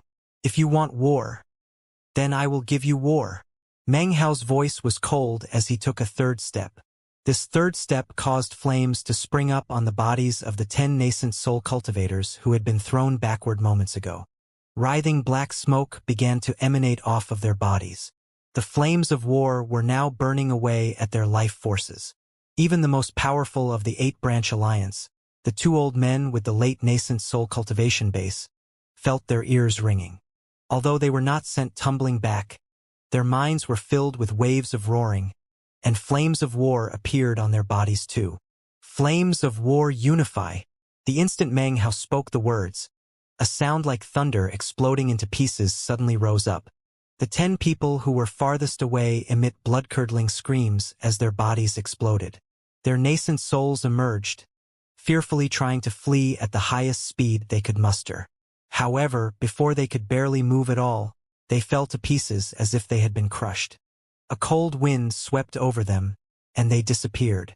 Oh Yunzi, the man dressed like the scholar, and the woman in the lady's robe all felt their bodies collapsing in a cloud of blood and gore. Their nascent souls managed to flee off into the distance, where they looked back toward Meng Hao, shaking with fear, their eyes filled with despair. The two old men of the late nascent soul stage had the highest cultivation bases, but even they coughed up blood and fell backward, bodies shaking as they did their best to prevent from exploding. Their tens of thousands of fellow tribe members had originally occupied a position of superiority. But facing up against 60,000 neo-demons caused them to immediately begin to suffer defeat after defeat in the fighting. They had their own neo-demons, of course. However, like Meng Hao's Crow Divinity tribe, his neo-demons had experienced figurative foul winds and rains of blood. Furthermore, they had been bolstered by Meng Hao's demonic qi on multiple occasions. The neo-demons of the Eight-Branch Alliance simply couldn't compare. Mournful cries filled the air constantly. The land was soaked with blood. Facing up against the Crow Divinity tribe, the Eight-Branch Alliance despairingly found that they were incapable of fighting back. Regardless if it was terms of aura or cultivation base, they were weaker. When it came to the coldness and bloodthirstiness of the Crow Divinity tribe, that was something that only the elite members of great tribes would have. And yet, every single member of the Crow Divinity tribe was like that. It was something the cultivators of the Eight-Branch Alliance had never seen or even heard of. They couldn't even imagine that in the great lands of the Western Desert, a tribe like this could possibly exist. This is a battle tribe. It was in this moment that Meng Hao's words from moments ago once again echoed out within the minds of the Eight-Branch Alliance cultivators. If you want war, I'll give you war. In the very moment that the slaughter began, when 10 of the 16 nascent soul cultivators were killed, 2 of the remaining 6, the retreating late nascent soul old men, exchanged a glance. Their eyes were bloodshot, and they could see the frenzy in each other's eyes. They both performed incantations, spit out blood, and the pointed down toward the ground, their expressions savage. Activate the spell formation. Instantly, a deafening roar could be heard coming from the ground. The mist roiled, and the 20,000 auction participants surrounded by the mist began to wither rapidly. Their life force was still being congealed into the demonic qi. Suddenly, bands of bright light started to appear on the ground. The bands bent and twisted, and then suddenly connected together to reveal an enormous spell formation. It was exactly the same spell formation Meng Hao had observed earlier, although previously, it had been formed only of demonic qi. As it became visible, a column of black mist suddenly shot up in the exact center. One of the Eight-Branch Alliance's late nascent soul cultivators shouted, "Crow Divinity tribes, since you're looking to die, then the Eight-Branch Alliance will help you achieve your aim. Henceforth, there will be no Crow Divinity tribe in the Western Desert. All of you will be destroyed in spirit and body. You will be expunged." A roaring sound filled the air as the black column shrank in on itself and transformed into a black figure. "Sacred Ancient," said the second late nascent soul cultivator, his face covered with a vicious expression. "Please exterminate these people. Expunge this tribe." At the same time, totem tattoos depicting faces appeared on the foreheads of all the Eight-Branch Alliance cultivators on the ground. There was one expression that covered each and every one of those faces. Awe. All the totemic faces were filled with intense awe, as well as enmity. Clearly, though, no matter how much hatred they felt, they were incapable of not feeling deep awe for the figure which had coalesced out of the black column of mist. Tens of thousands of voices suddenly caused heaven and earth to shake. "Sacred Ancient, please, let your projection come to exterminate these people. Expunge this tribe." The figure that had congealed out of the mist floated in midair. At first it looked blurry, but its features quickly clarified into that of a middle-aged man wearing a black robe. His face was expressionless, and he exuded an archaic aura. After having appeared, he flickered back and forth between being clear and being blurry. Sometimes he would even momentarily disappear before becoming clear again. This flickering back and forth caused all the cultivators who looked at him to have a very strange feeling. Their hearts were filled with disorder, and their eyes felt stabbing pain. Meng Hao took a deep breath. As of this moment, the calling inside of him grew incredibly strong. Furthermore, the demon-sealing jade inside of his bag of holding was beginning to shake. Meng Hao was well aware that this figure was what had been concealed in the center of the spell formation, and was also what had elicited the reaction from the demon-sealing jade. The black-robed man turned his head, and his eyes came to fall upon Meng Hao. Instantly, Meng Hao's mind filled with a roaring sound, and his vision swam. He no longer saw the western desert. Instead, he stood in a world with a red sky. He was in the middle of a battlefield, surrounded by wailing and shouting. He saw a black spear, shooting with incredible speed directly toward him. His mind and heart trembled, and he had the sudden sensation that they were shattering. Suddenly, his eyes went wide as a finger appeared directly in front of him. The finger belonged to the black-robed man. Boom! In the moment of ultimate crisis, eyeless larvae spun around him rapidly. The incoming finger attack slammed into it, and, in the resulting boom, Meng Hao tumbled backwards several hundred meters, blood spraying from his mouth. He came to a stop and then looked up. His eyes narrowed, and a cold glow erupted out from within them.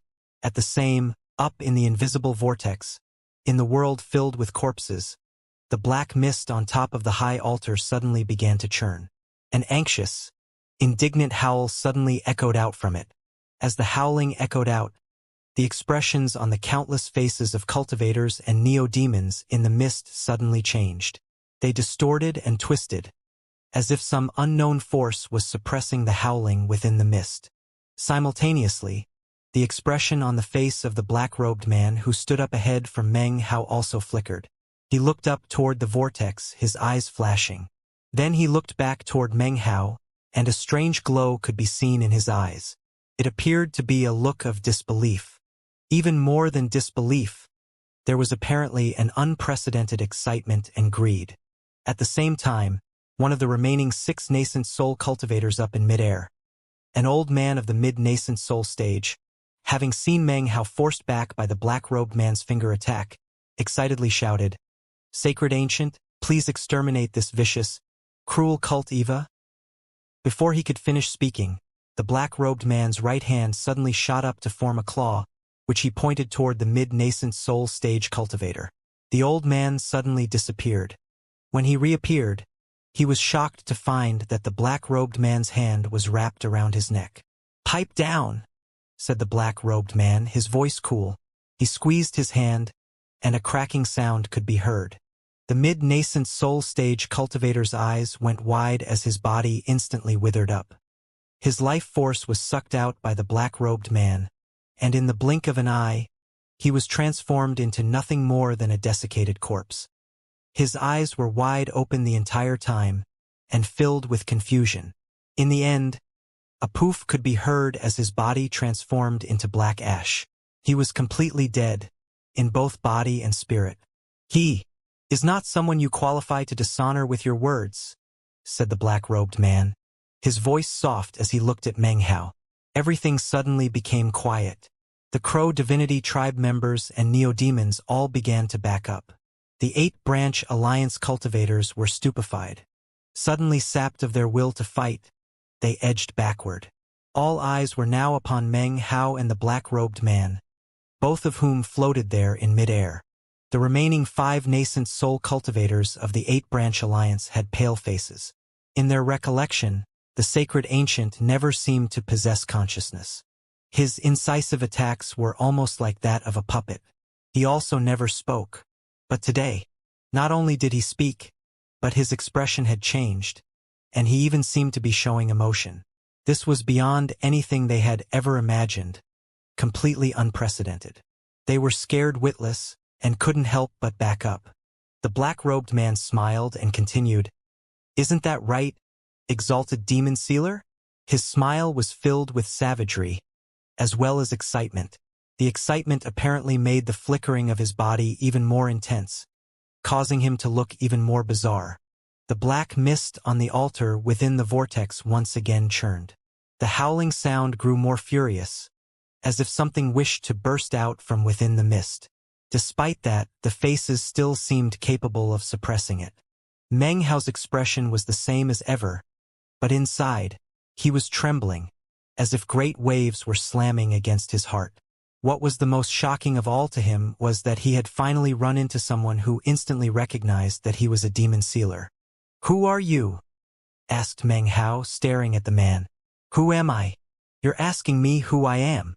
The black-robed man stared in shock for a moment, and then suddenly laughed. It was an uproarious laughter filled with excitement, as well as agreed that even the cultivators of the 8-branch alliance could also see. "You're actually asking who I am?" he asked, continuing to laugh. "You don't recognize me?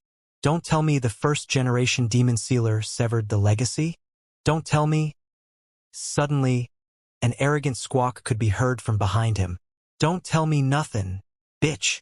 A multicolored blur suddenly appeared, which headed straight toward the rear end of the black-robed man and shot directly through. A pop could be heard as the parrot suddenly appeared on Meng Hao's shoulder. It glared fiercely at the black-robed man. "You're just a devil construct, bitch. Damn it, bitch. Lord Fifth hates devil constructs." Not willing to be outdone by the parrot, the meat jelly, who was still in the shape of a bell attached to the parrot's foot, suddenly cried, "Lord Third also hates devil constructs. All devil constructs should be converted." The black-robed man stared in shock. He looked down at his misty body, and then looked back up, his eyes filled with the desire to kill. It was at this point that another furious cry could be heard from behind the black-robed man. "Outlander!" The enormous outlander beast, in a fair imitation of the parrot, shot directly toward the black-robed man. Even as it closed in, however, the black-robed man waved his arm behind him and coldly said, "Demonic shattering." He only spoke 2 words, but in response, massive amounts of invisible demonic chi from the surrounding area shot toward him and congealed in front of his right hand. Then it shattered. The outlander beast let out a miserable shriek as nearly half of its body was shredded into a haze of blood and gore. It appeared to be on the verge of being completely wiped out. "Beloved concubine!"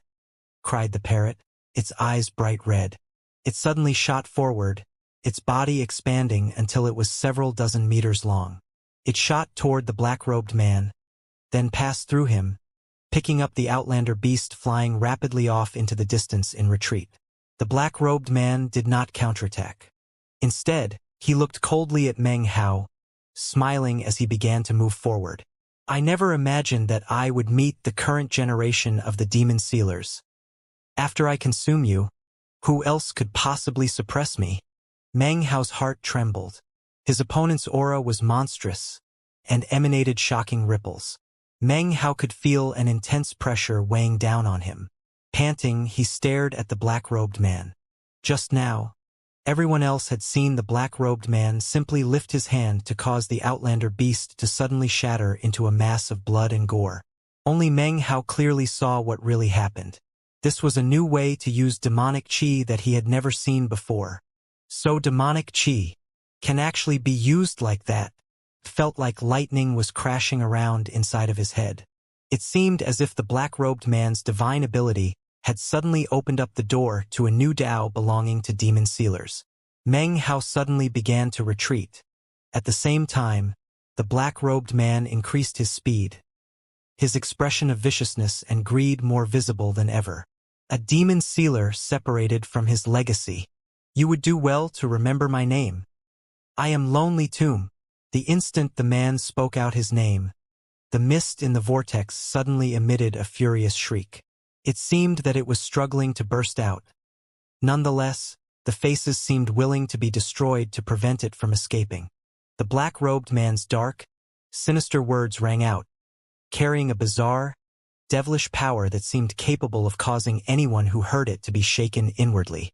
All of the cultivators in the area had blank looks on their faces. Their minds suddenly seemed to be filled with a whirlwind. Their memories were thrown into chaos.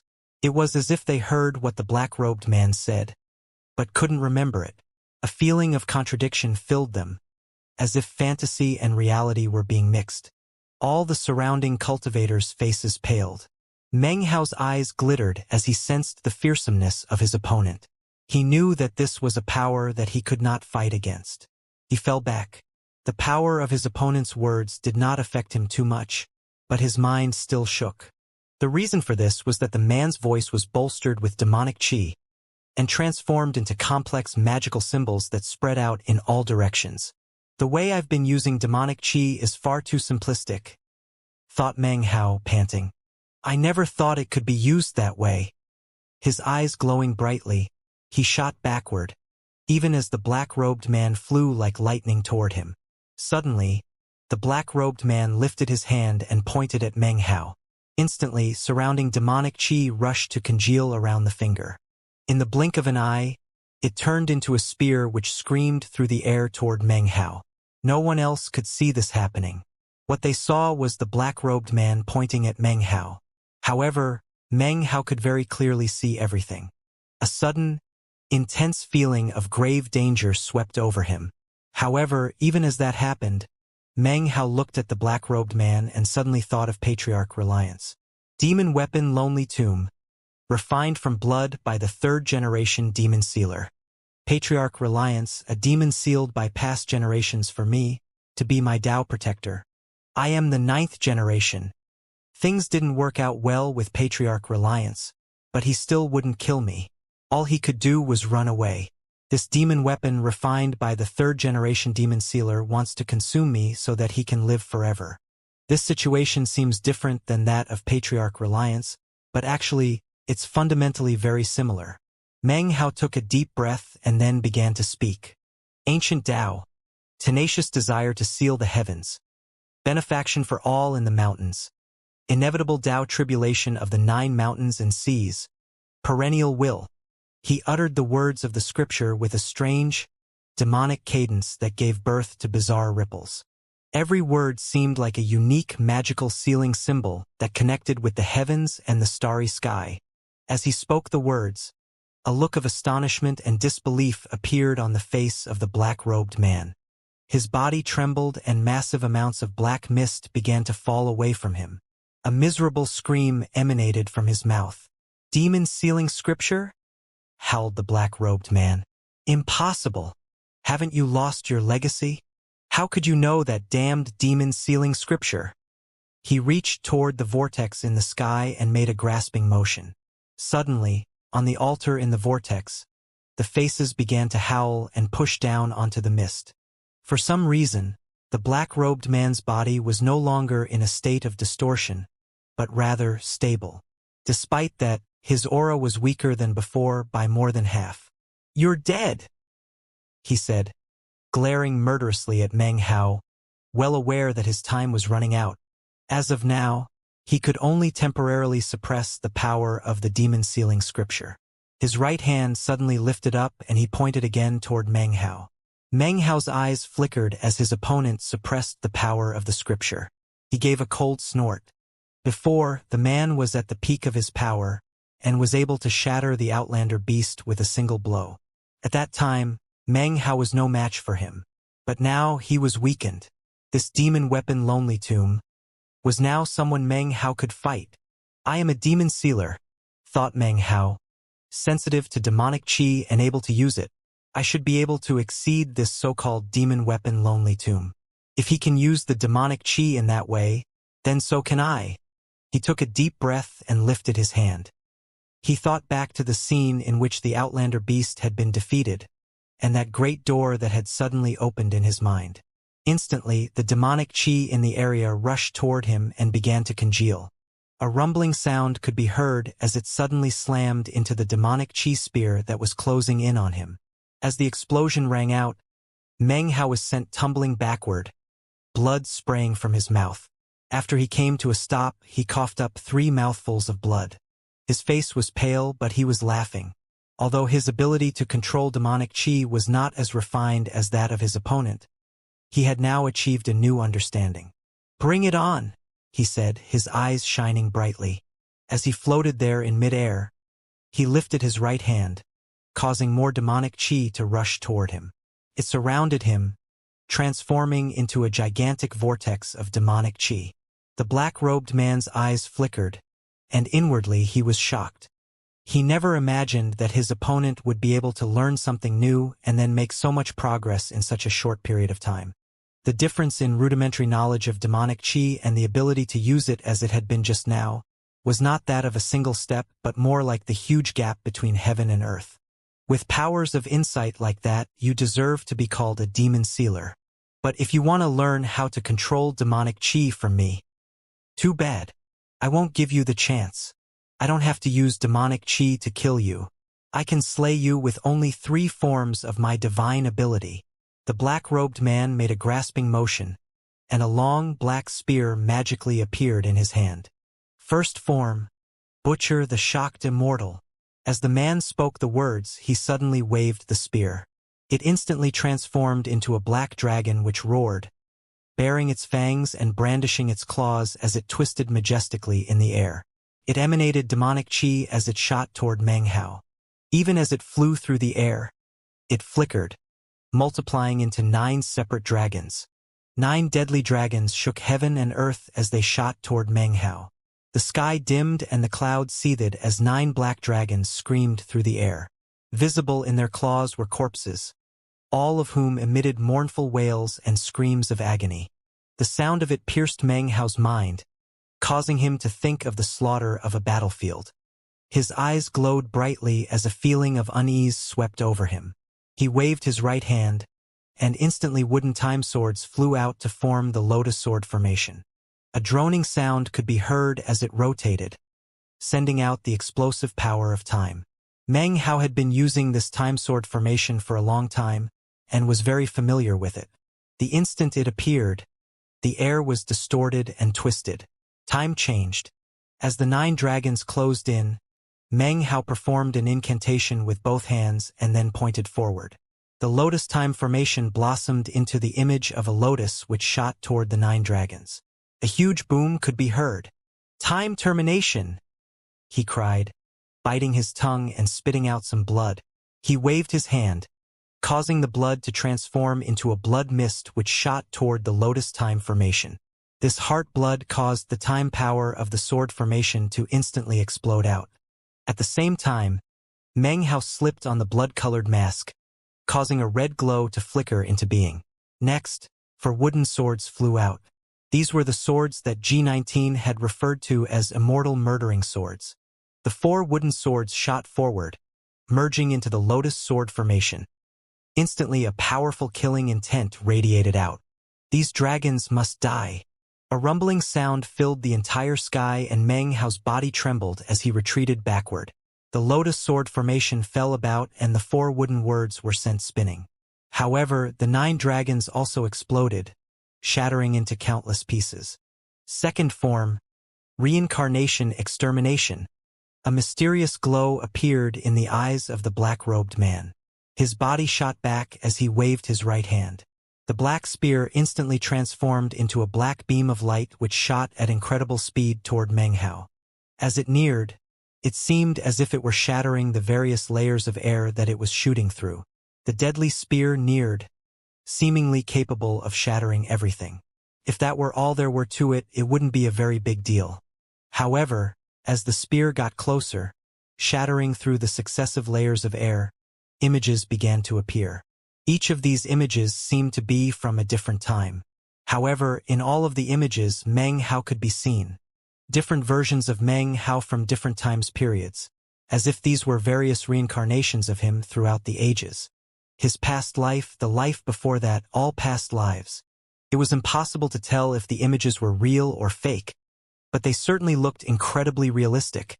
Meng Hao's mind trembled as he looked at what appeared to be thousands of past lives.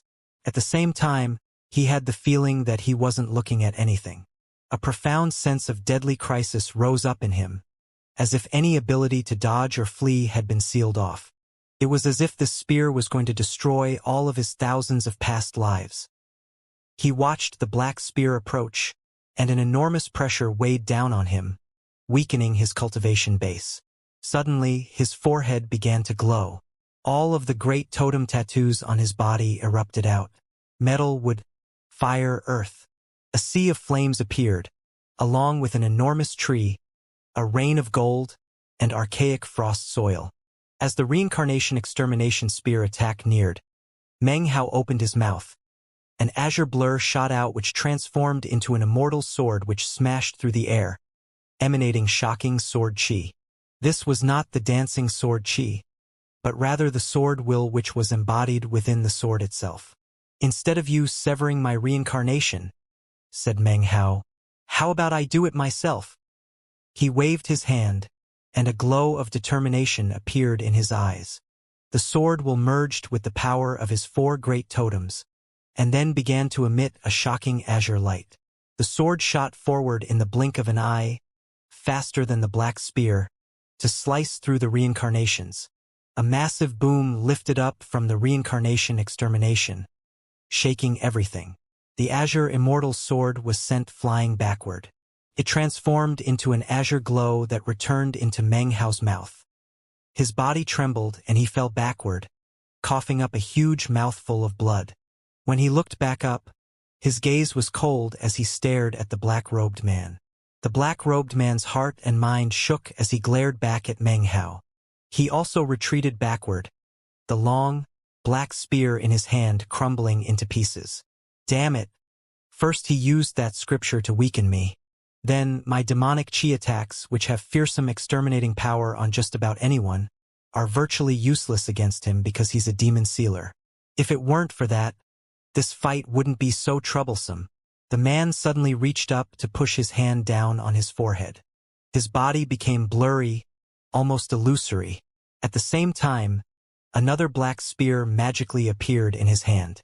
The spear was just as black as before, and seemed to be connected to the mist that formed his body, as if they were the same thing. Third form. Before the black-robed man could finish speaking, the killing intent in Meng Hao's eyes suddenly flared. What third form, bitch? Meng Hao had already come to notice that in both speech and action, he had been influenced quite profoundly by the parrot. For example, the words he had just spoken had actually come out quite naturally. Even as he spoke them, he moved forward, pushing down onto the blood-colored mask. Then he extended his arm, and everything began to turn black. It was as if a massive flag were covering over the sky and the land. This was Meng Hao's most powerful magical item, the flag of 3 streamers. The flag rumbled out, sweeping over everything, distorting the air, causing the sky to shake, rocking the land. In the blink of an eye, the astonishing flag shot toward the black-robed man. His face instantly filled with disbelief as he was sent tumbling backward. He was fast, but not fast enough to avoid the flag of 3 streamers. Booms filled the air as the flag wrapped around his body and began to strangle him to death. Popping sounds filled the air as the black spear the man held was shattered into pieces. However, after that happened, the man suddenly coalesced out of the air again off in the distance. This time, he was even more illusory and flickered even more. He was clearly much weaker. That flag!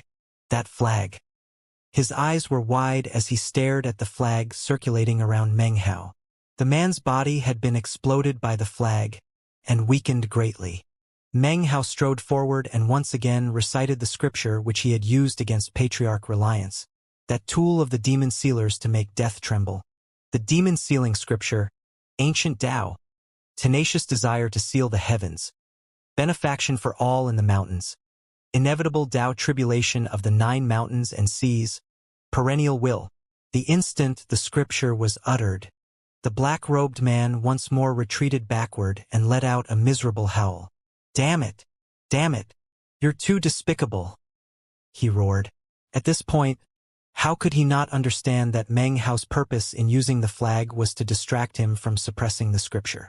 It had been a very, very long time since he had felt frustration such as this. He had originally stood in a position of ultimate superiority, but in the blink of an eye had been severely weakened. His body had been shattered, and before he could even reform himself, he had been suppressed with the scripture as this damned, despicable bastard once again recited the demon-sealing scripture. Almost at the exact same time as the black-robed man began to retreat, Meng Hao's eyes suddenly flickered. Take advantage of weakness. Take the opponent's life. That was Meng Hao's doctrine of fighting. Without hesitation, his right hand waved through the air, causing a band of blood-colored light to shoot toward the black-robed man with incredible speed. Shockingly, within this bloody beam of light was a blood clone. G-Clan blood clone. As soon as it appeared, everything in the area was stained with a crimson glow. The black-robed man was suppressed by the scripture. His body trembled as the blood clone pounced onto him. His face completely fell. There was a bang, and his body exploded into pieces. Massive amounts of black mist that made up his devilish will and life force were absorbed by the blood clone. I won't accept this. Off in the distance, the black-robed man once again appeared, this time even weaker than before. He raised his head up and howled. He really couldn't accept the situation. In his former peak of power, he could easily fight back against even this blood clone. But now he had been weakened even further. Instantly, a feeling of imminent death flared up in his mind. He could never have possibly imagined that a day would come in which he would actually be slain. As the blood clone closed in on him again, madness filled his eyes. He suddenly raised his hand and pointed toward the vortex up in the sky. Lonely tomb, he howled. As the words echoed out, his body flashed. At the same time, the mist on the altar up in the vortex began to roil. It seemed to be struggling with the faces that existed on its surface. However, the faces suppressed it with the same insanity as before. As they suppressed the mist, massive amounts of life force and demonic chi began to emanate out from the tens of thousands of people that had been surrounded by the mist of the Eight-Branch Alliance. All of these cultivators who had come to participate in the auction began to tremble. Their bodies withered and they aged rapidly. Their life force oozed out from their orifices to merge with demonic chi, which then shot toward the whirlpool. The life force of tens of thousands of people transformed into countless bands of chi which shot into the whirlpool. After it was madly consumed by the faces. Suddenly, nearly half of the faces suddenly shot out from within the mist. They charged out from within the vortex, shooting through the sky toward the black-robed man. As they left the vortex, the mist on the altar began to emit intense howls. It was as if there was something inside struggling madly to break out from being sealed. In the blink of an eye, the faces reached the black-robed man and began to circulate around him. They were filled with cruelty, madness, and a thirst for blood as they fused into the black-robed man. As they did, his aura rose up, increasing with shocking intensity. A billowing black aura roiled, filled with massive amounts of vicious faces. Each one of these faces was a totem toward which the Eight-Branch Alliance cultivators exercised faith. I am Lonely Tomb. I am a devil construct. I am demon weapon Lonely Tomb, formed from the grievances of the lives I have exterminated throughout the countless years. A devil construct. Lonely Tomb destroys. The devil construct rises. A strange light shone in the eyes of the black-robed man. His aura suddenly exploded out, and black chi filled the area. The G-Clan blood clone suddenly stopped in its tracks, staring at the black-robed man. It seemed to have sensed something threatening. Meng Hao took a deep breath, and a look of unprecedented concentration appeared on his face. It was at this moment that suddenly, beam after beam of colorful light appeared off in the distance. Suddenly, tens of thousands of cultivators suddenly appeared. These were the cultivators from the local tribes that were after the Crow Divinity tribe to rob its demon spirit. After they appeared, their killing intent soared to new heights. However, when they saw the condition of the battlefield, they couldn't help but gasp and suddenly grow silent. Their eyes were instantly fixed on Meng Hao and the black-robed man who was billowing with a massive black aura. Die! Cried the black-robed man, taking a step forward. He lifted his right hand, causing the black chi to seethe and then transform into an enormous, ferocious face which shot toward Meng Hao. At the same time, more black chi swirled out and shot toward the blood clone. Meng Hao slipped the blood-colored mask back on. A glint of determination could be seen as he took a deep breath, flashed an incantation gesture with this right hand, and then pointed out. Without a face, an equally large face suddenly appeared, which was none other than the blood immortal divine ability. It was Meng Hao's own face which shot through the air toward the face of Black Qi, which was formed from countless smaller vicious faces. Shocking rumbling filled the air as Meng Hao spoke again. A single word. Instantly, the lips of the face he had summoned began to move. Sound waves rippled out. Flames of war unify. He lifted both hands up and then pushed them toward the ground. Immediately smoke rose up in all directions, along with something that looked like the flames of war. This was the third form of the blood immortal legacy. Amidst the booming sounds, Meng Hao's eyes shone with a brilliant light. "I need your faith power," he cried out. One by one, the members of the Crow divinity tribe began to kowtow. The totem tattoos on their body, which were part of Meng Hao, began to glow with light. Sundered clouds. Boundless faith power poured into Meng Hao from all directions. It exploded in intensity, allowing Meng Hao to utilize something he had never used before, the fourth form of the blood immortal legacy. The sundered clouds from Sundered Clouds, a bloody rain, seas that cover the sky. Sundered clouds. Clouds that were once whole but then sundered. The power of these sundered clouds would give rise to a wind of sundered clouds that could crush heaven and earth. This power clearly vastly exceeded that of the first three forms of the blood immortal legacy. The shocking intensity of the power caused countless layers of clouds to suddenly spring out around Meng Hao. They spread out, causing a thick fog to fill the entire area. This fog was actually made of clouds. The power of sundered clouds came from the breaking of clouds. Rumbling echoed out as the cloud fog in the area suddenly looked as if it were being ripped apart by giant, invisible hands. They shattered, and in that instant of shattering, the face that had been magically summoned by the black-robed man's divine ability suddenly fell to pieces. The black-robed man staggered back, still unable to accept the situation. He was now only able to wield 30% of the power of his cultivation base. The rest had been constantly weakened during the course of the battle. When he saw his magic once again being shattered, he lifted his head up and howled. Both hands performed an incantation gesture, and once again, roughly half of the faces on the mist in the vortex flew out and fused into his body. Yet again his aura exploded out. His face suddenly grew incredibly vicious, and he pointed down toward the tens of thousands of auction participants down on the ground. Desolate shrieks resulted as all of the cultivators, with the exception of Sun Dahai who was protected by Meng Hao's shield, had their life forces completely sucked out of their bodies and fused into the demonic qi. The demonic qi, and even the mist that surrounded the cultivators, all shot toward the black-robed man. As the mist was sucked away, it revealed tens of thousands of desiccated corpses lying about everywhere. The black-robed man howled as the mists fused into his body, causing his cultivation base to begin to recover. He lifted his hand and made a snatching gesture toward Meng Hao. In response to this snatching gesture, black mist exploded out from his body to transform into an enormous hand 3,000 meters wide that shot toward Meng Hao. "A bloody rain," said Meng Hao, performing a double-handed incantation gesture. At this critical moment, he employed the fifth form of the blood immortal divine ability. Under Meng Hao's control, the blood clone exploded, transforming into countless beams of bloody light that shot toward Meng Hao.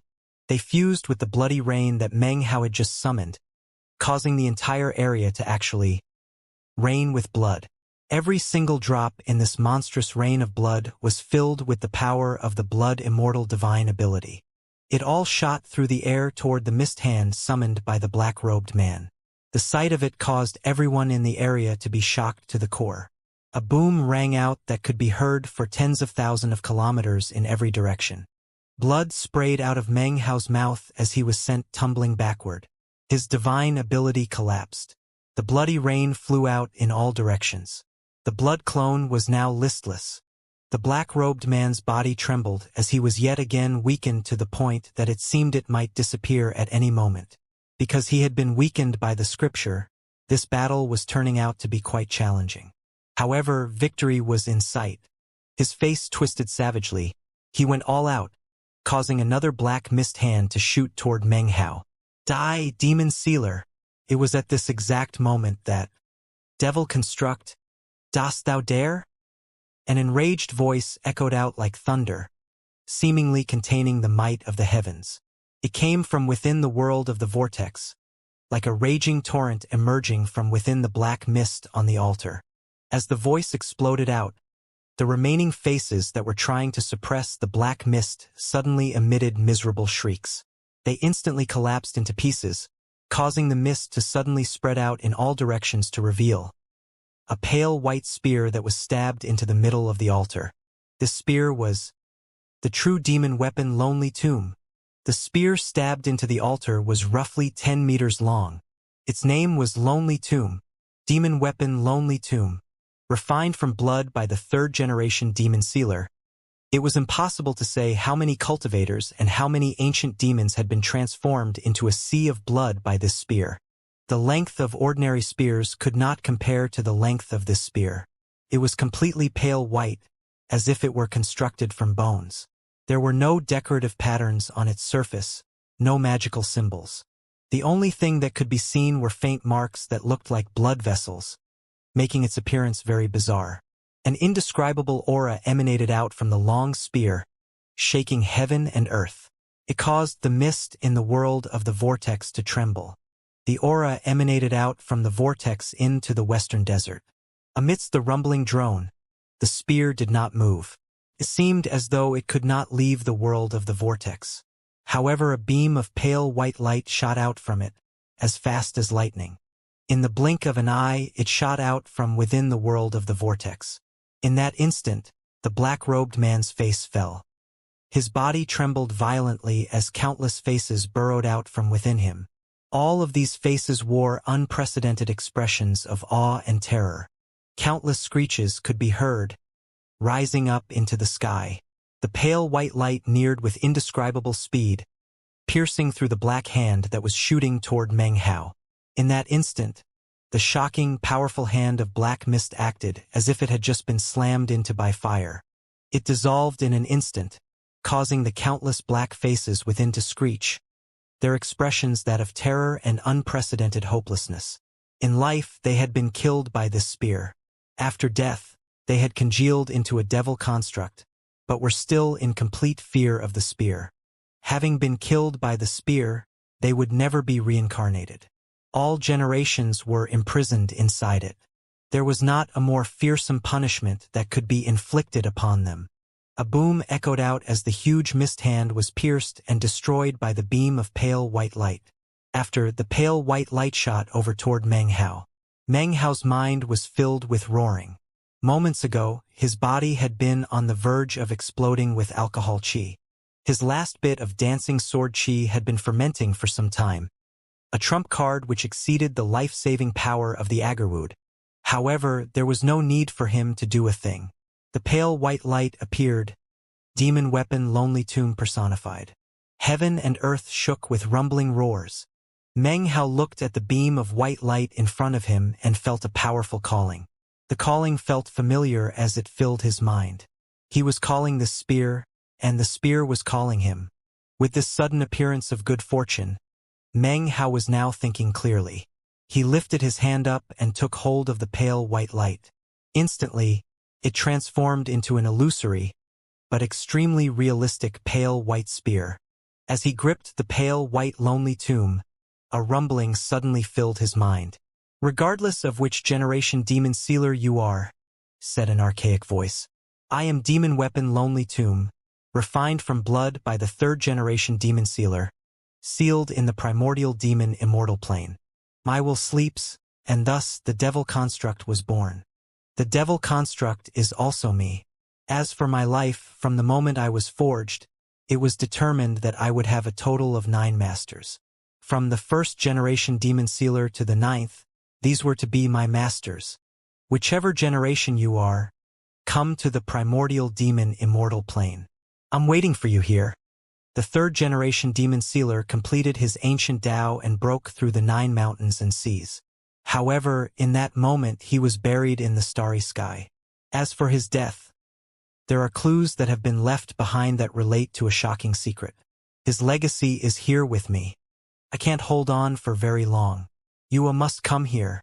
At the moment, I am only capable of sending out this small bit of my life will. In a moment, I will return to my slumber and conserve my will. I will wait for you or other demon sealers to come. Exalted demon sealer, grasp my life will, recite the ancient demon sealing scripture, and subdue this demon construct. It will be your way of communicating with me in the primordial demon immortal plane. If you are unable to come to the primordial demon immortal plane in this life, then pass the spear down as a legacy all the way to the 9th generation demon sealer. Before the 3rd generation demon sealer died, he said that the 9th generation demon sealer, if he is not killed, will be the pinnacle. He will have the chance to defy the heavens and change fate. He will be the last ray of hope for the great 9 mountains and seas. The voice sounded weak as it echoed out in his mind. Within his bag of holding, the demon sealing jade began to shudder, as if it could feel the death of the 3rd generation demon sealer. A sense of grief suddenly emanated out from it. As the sound faded away from Meng Hao's mind, he slowly looked up. I am the 9th generation. As he spoke the words, his eyes shone with a strange light as he looked over at the black-robed man, who was retreating in astonishment. Ancient Tao, tenacious desire to seal the heavens, benefaction for all in the mountains, inevitable Tao tribulation of the 9 mountains and seas. He spoke the words slowly, and as he did, he raised up the pale white spear. A white glow surged out of it which stabbed toward the black-robed man. Meng Hao's voice was filled with strange power. Others could not sense it or hear it, but to the black-robed man, or even Patriarch Reliance, it was like a magical curse. The black-robed man let out a miserable shriek as his body began to collapse into pieces. Black mist spread out in all directions. He raised his head and let out a mad howl toward the sky. "Shut up! Shut up! Stop reciting it!" he cried. His eyes were bright red as he shot toward Meng Hao in an attempt to kill him. However, before he could even get within 300 meters of Meng Hao, he let out a horrible shriek, and his body rapidly began to dissipate. He was struck through and through with fear and astonishment. He suddenly turned to flee off into the distance, no longer harboring any thoughts of killing Meng Hao. The only thought that was in his mind was the same thought that rose up in the mind of Patriarch Reliance that year. He must flee, and never lay eyes on Meng Hao again. Perennial will. Meng Hao completed reciting the ancient demon sealing scripture almost in the same moment that the man made to flee. As he spoke the final words, the black-robed man let out a miserable shriek, filled with complete mournfulness. His body continued to collapse. He was so weak that he couldn't evade now. His eyes filled with shock and desperation, and he completely lost control of himself. It was as if an enormous, irresistible gravitational force had sprung into being from the long spear in Meng Hao's hand. The black-robed man could not stop himself from being pulled relentlessly toward Meng Hao. "You damnable league of demon sealers! The 9 mountains and seas cannot tolerate you. You all deserve to meet horrible deaths." As the man shrieked, Meng Hao looked at him with ice-cold eyes. Then, he slowly began to recite the 2nd verse of the demon-sealing scripture. "Ancient Tao, study demons of myriad variations. Tread not the path of immortals. Face the tribulation of the 9 mountains and seas." Even more black mist poured out from the black-robed man's body. His miserable shrieks sounded out as he tumbled toward Meng Hao, completely unable to control his movements. There were now 3,000 meters between the two of them. 2,500. 2,000. 1. 500. The black-robed man howled as his body collapsed more. Suddenly, massive amounts of faces could be seen within his body. Each of the faces was filled with savagery, and also fear as they emanated out and attempted to pull the man's body away. "My Tao is eternal. The masses have erred, but my Tao is true." The words echoed out like words from the heavens. When they reached the black-robed man, the faces around him shrieked and twisted, as if they were about to be blotted out. The black-robed man was pulled closer. 1,200 meters, 1,000 meters, 300 meters. The black-robed man was thoroughly mad, filled with a sense of deadly crisis. He roared, causing the tens of thousands of 8-branch alliance cultivators in the area to begin to tremble. Suddenly, the totems on the bodies of over 1,000 of them suddenly began to suck away at their life force. In the blink of an eye, they were transformed into withered, dried-up corpses. Their totems flew out, transforming into blood-colored faces that shot toward the black-robed man. More and more 8-branch alliance cultivators were affected in this way. Popping sounds filled the air along with blood-curdling screams. In the blink of an eye, more than 10,000 cultivators died miserable deaths as they were transformed into desiccated corpses. Their life forces, their very lives themselves, were sucked dry by the totems, which then flew out toward the black-robed man. They circulated around him, transforming into a power that resisted the force which was pulling him toward Meng Hao. Exalted Sacred Ancient. The remaining 5 nascent soul cultivators of the 8-branch alliance all wore expressions of grief. They could sense the totems in their bodies sucking away at their life force. They saw their fellow tribe members dying. In the space of just a few breaths, more than 10,000 tribe members became dried-up corpses. This feeling of grief, the feeling caused by a sacred ancient exterminating its own tribe, caused the foundation of the entire 8-branch alliance to collapse. What was happening completely exceeded the imaginations of the other cultivators who were watching on. That was especially true when it came to the black-robed man. His mighty existence caused them to feel as if they were suffocating. However, despite his incredible power, he had been forced down into his current situation. All of a sudden, these tribes felt complete astonishment regarding the owner of the demon spirit, Meng Hao. Rumbling filled the air. By this point, more than 90% of the 8-branch alliance cultivators were dead. Massive amounts of their totems circulated around the black-robed man, causing his body to suddenly have the power to resist and stop moving. Just as the black-robed man was heaving a sigh of relief and gathering his power to make a final attempt to flee, Meng Hao's eyes glittered with killing intent and he uttered the final part of the second line of the demon-sealing scripture. Perennial will. Something like a thunderclap exploded out within the black-robed man. Transformed into a blood-curdling scream, the faces surrounding him all began to collapse. His body flew through the air like a shooting star. 300 meters, 150 meters, 30 meters. In the blink of an eye, the black-robed devil construct let out a roar of despair as its body slammed into the pale white spear. He was turned completely into a black mist which was then absorbed into the spear. The color of the pale white spear began to change. Soon it was completely black. Furthermore, it was no longer illusory, but real. As of now, it was no longer demon weapon Lonely Tomb, but rather a devil weapon. Sealing marks with the power to obliterate will exploded out within the spear. The black-robed man's will was erased. This devil construct was now not a construct. Only a devil was left behind. As Meng Hao hefted the spear, a rumbling sound filled the area. A black wind suddenly kicked up, causing his hair to whip about. His green robe now looked completely black because of the black wind. With the devil's spear in hand, the black wind transformed into a black mist that spread out in all directions. Within the mist could be seen thousands upon thousands of faces, twisted with pain and roaring out. They were fearsome, but also filled with an unprecedented awe of Meng Hao. Whoever held the spear would have control of the countless vengeful ghosts of those slain by Lonely Tomb. Thousands upon thousands of faces shot out in all directions.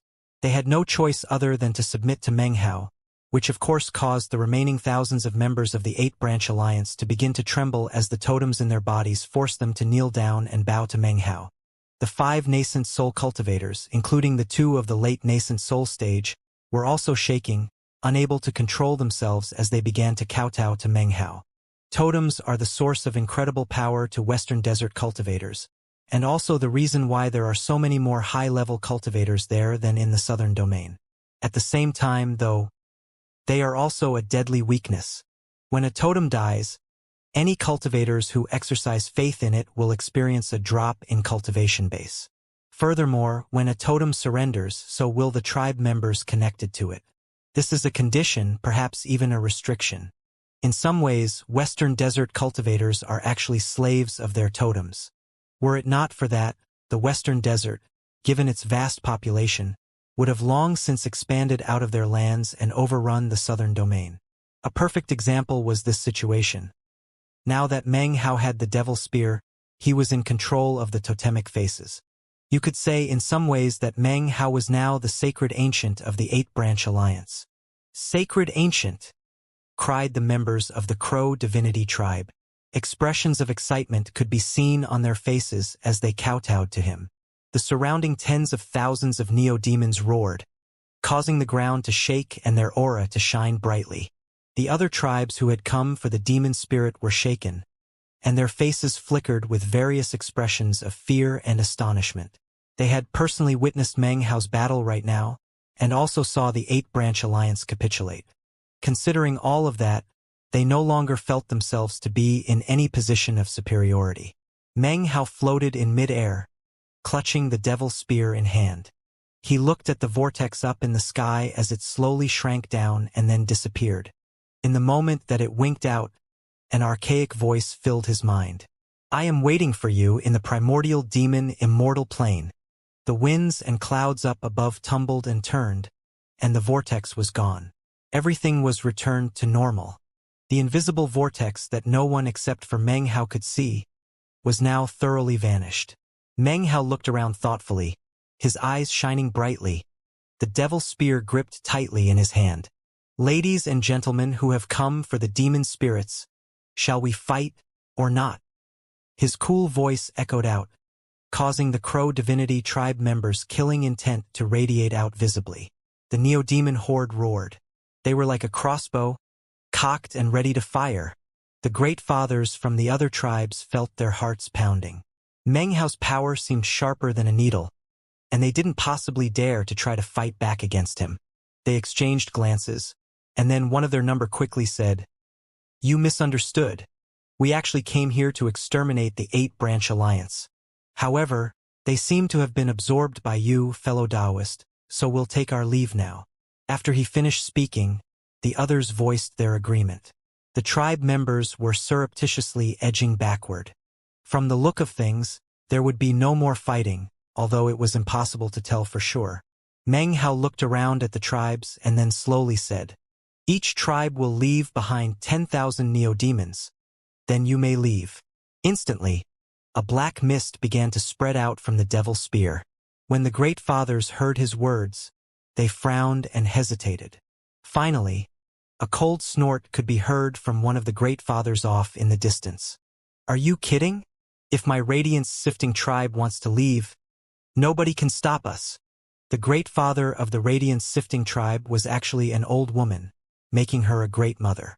Having spoken, she flicked her sleeve and began to fly away with her thousands of tribe members. She truly was confident that if she left with her tribe, there was no one that could do anything to stop them. Even though Meng Hao had the devil's spear and was clearly mighty, he had just experienced a difficult battle.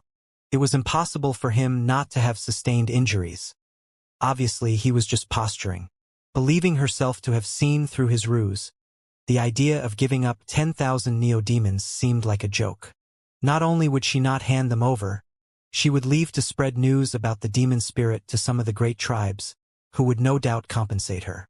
Seeing the reaction of the radiance-sifting tribe, Meng Hao began to move forward, his expression completely the same as usual.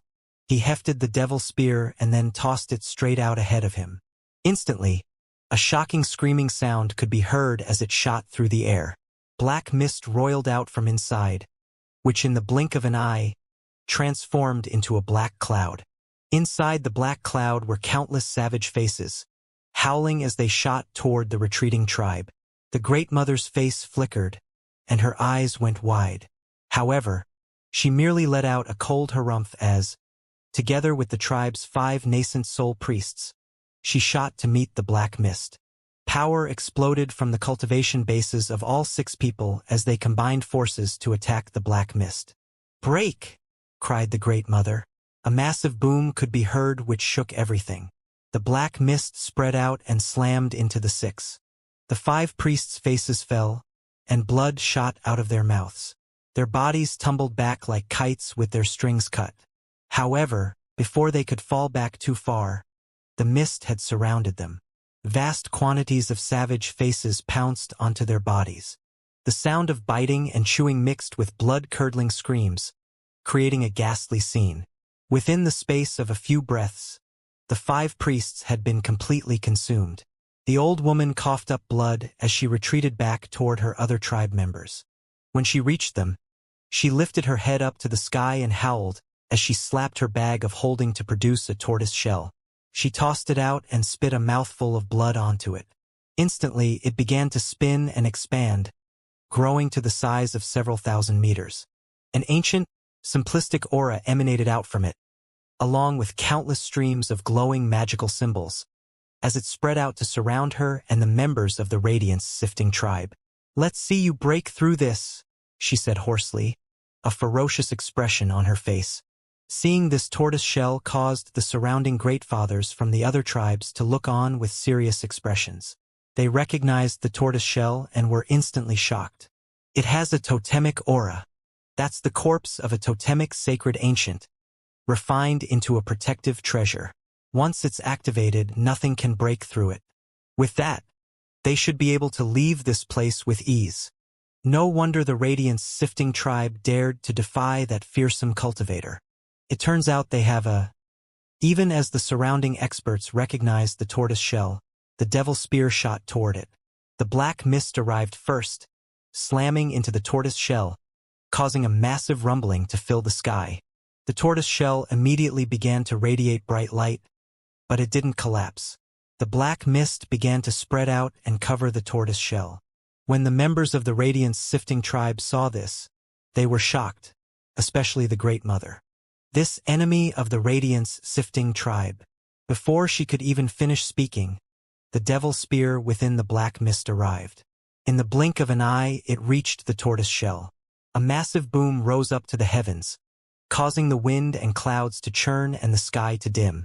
A shock wave rumbled out from the tortoise shell, and cracking sounds could be heard as fissures spread out from the area the spear had slammed into. This continued for the space of 3 breaths, after which a huge roar could be heard as the tortoise shell exploded into countless pieces. The devil spear continued on its way, radiating killing intent and black mist.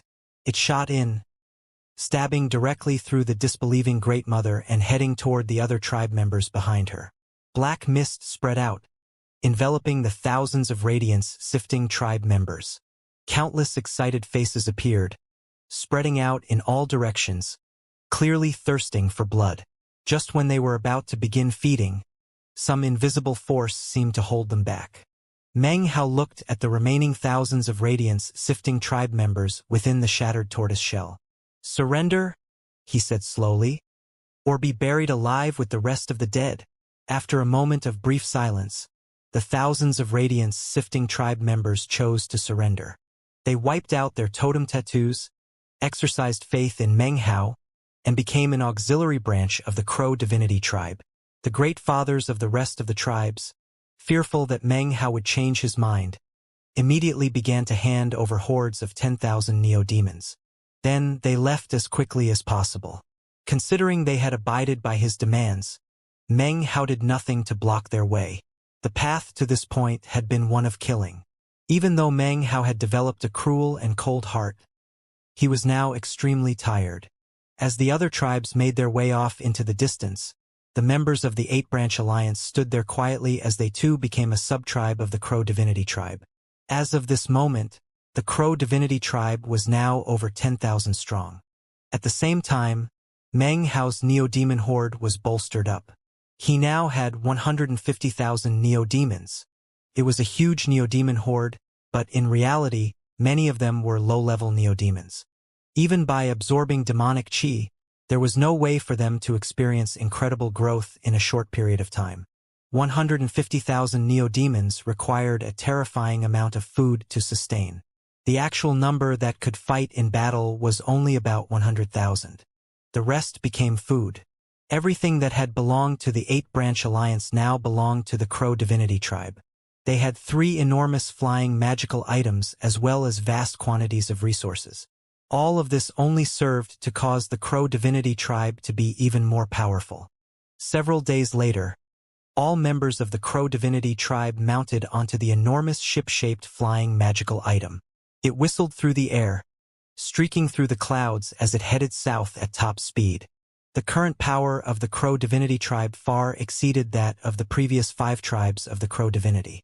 Although it could not currently compare to the great tribes, they could now be considered to be at the peak of the mid-sized tribe range. As far as their migration went, they had now traveled about a third of the way to their destination. The rest of their path would take them through the central region of the Western Desert to the south region. The end of the path would of course be the Black Lands. The Parrot, in compliance with Meng Hao's request, began to pass on to the Crow Divinity tribe the same spell formation that it had taught to the Church of the Golden Light. Of course, the Parrot completely agreed with the idea. In fact, because of the fact that Meng Hao wasn't paying attention, it had actually already started to teach the spell formation. Now that Meng Hao directly brought up the notion, it immediately got very excited.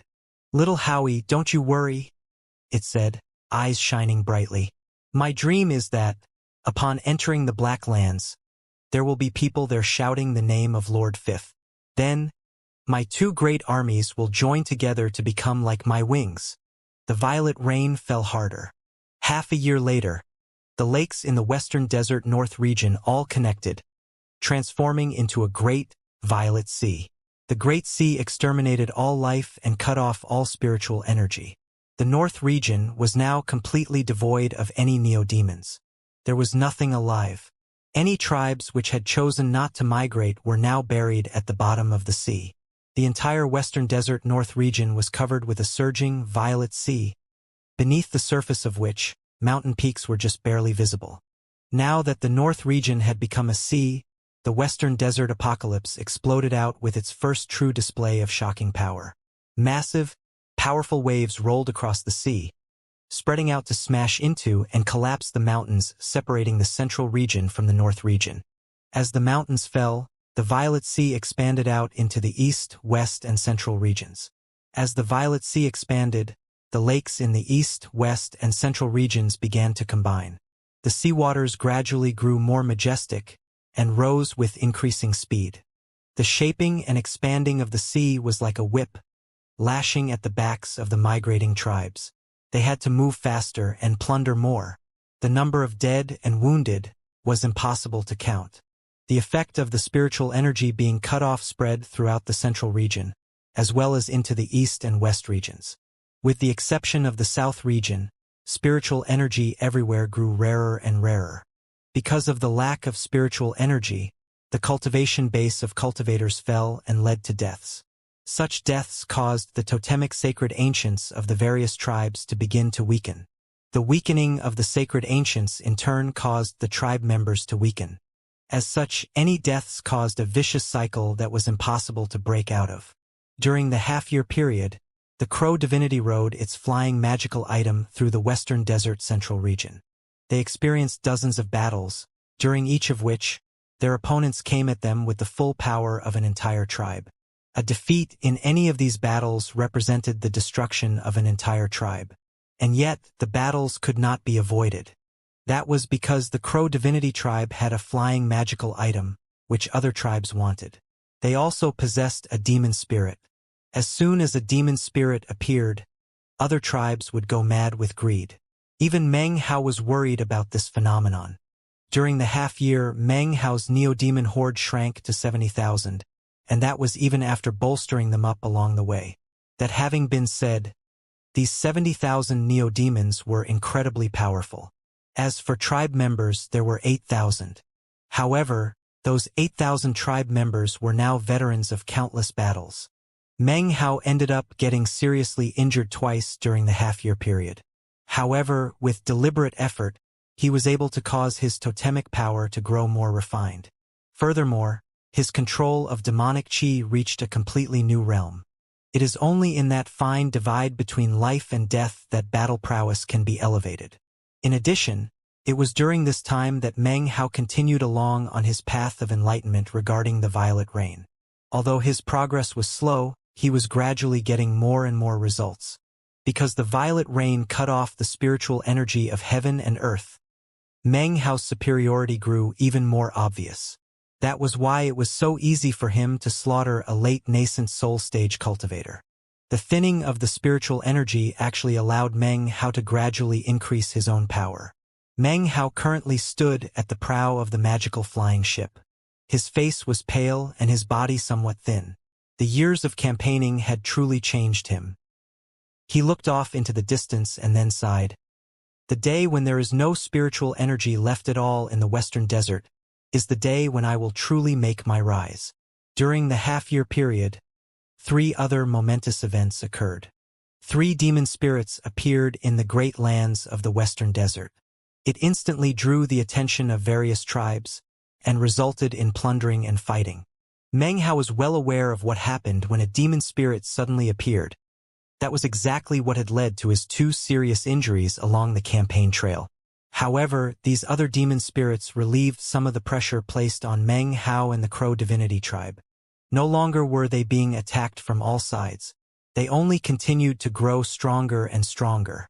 Meanwhile, about half a month's journey up ahead of Meng Hao, 3 black flying machines that looked like swords were shooting through the air. They were pitch black and emanated pulsing, cold auras. Each of these sword-shaped magical ships were several thousands meters long and were covered with black-robed cultivators, all seated cross-legged. Their faces were expressionless and their eyes closed as they sat in meditation. Occasionally, some of them would open their eyes, and a bright flashing could be seen. Shockingly, these cultivators' totem tattoos were all swords. Huge black flying swords and totem tattoos depicting weapons were not things frequently seen in the Western Desert.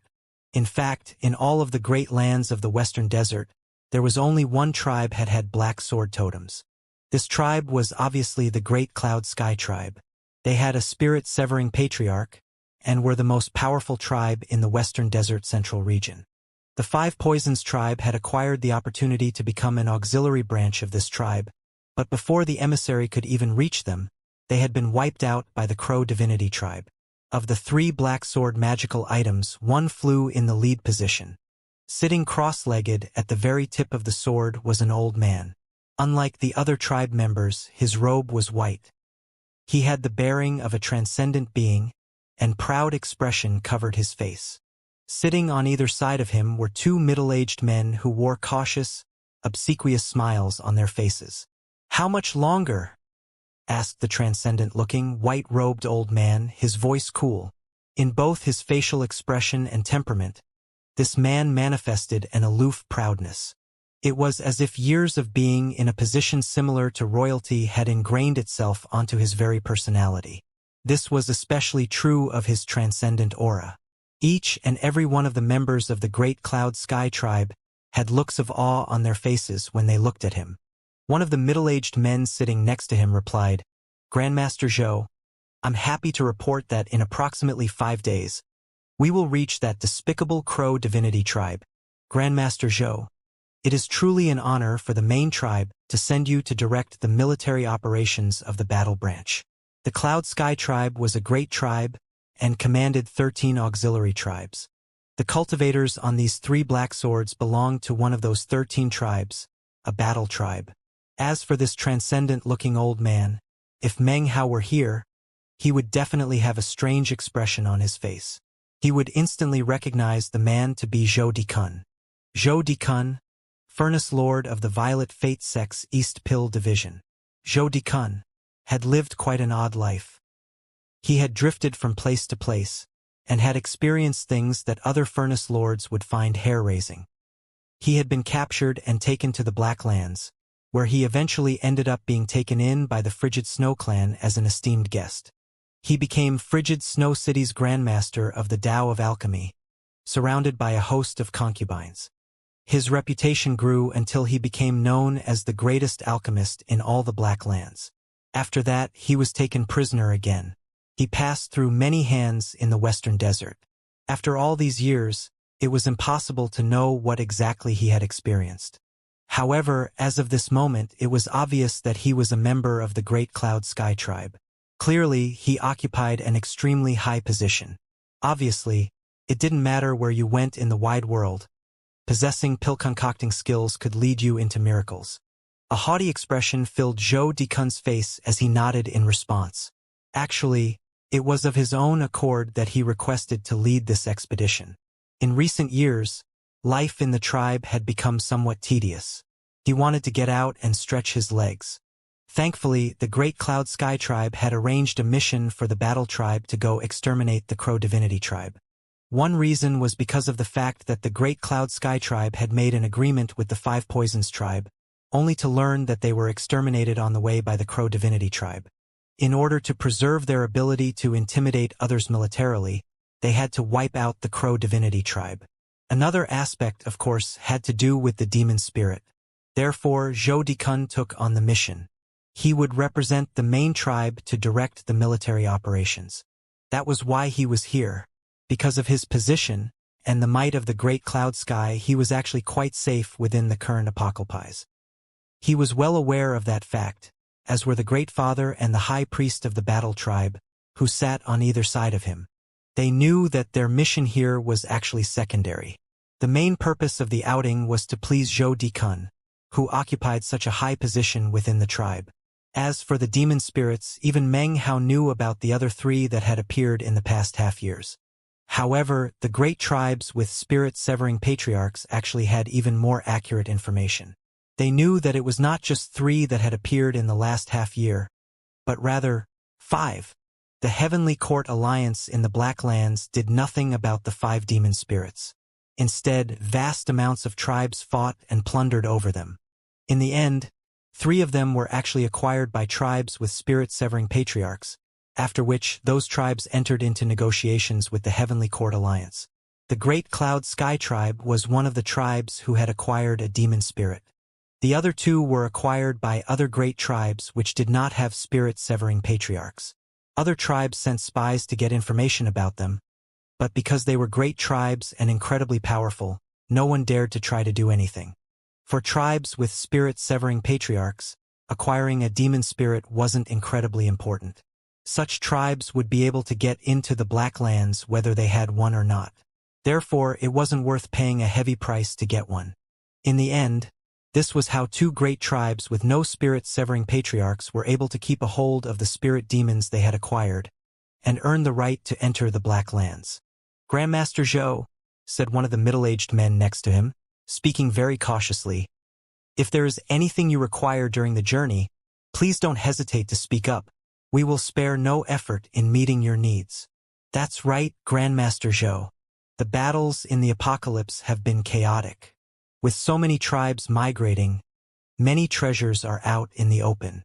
If you see anything you like, we can get it for you."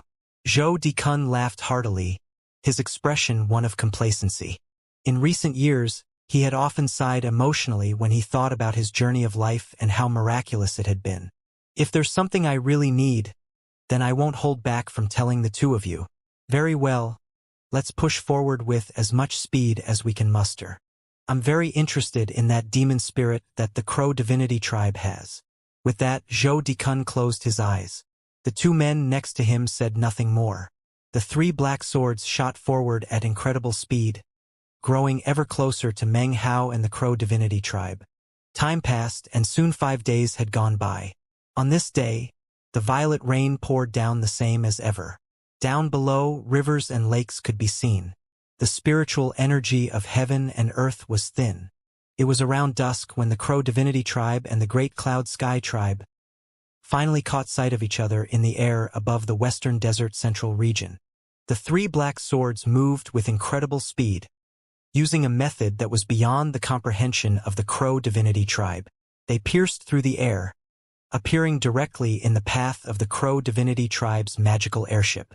The Crow Divinity Tribe's massive airship suddenly stopped in place. Thousands of sharp gazes came to fall upon the 3 black swords. The 2 sides faced off against each other, not moving a muscle. The violet rain fell around them, and a wind blew that carried with it the power of extermination. A bitter cold pressed down on everyone. However, This coldness paled in comparison to the killing intent of both of these tribes. The eyes of the Crow Divinity tribe members had gone wide when they saw the three black swords. Nearly 10,000 people had all risen to their feet simultaneously. They had experienced many, many battles, so death was something they had become accustomed to. Killing intent exploded out, along with countless ice-cold gazes. No one spoke. There was no calling out. There was only a deathly silence and killing intent that seemed capable of affecting even the clouds and wind. For such a shocking scene to arise, it was clear that neither of these two tribes had any kind intentions. The instant the killing intent of the Crow Divinity tribe members rose up, bright glows appeared in the eyes the 8,000 cultivators of the Cloud Sky tribe on the three black swords. These people looked like sharp, unsheathed swords, their desire to kill rising up to the heavens.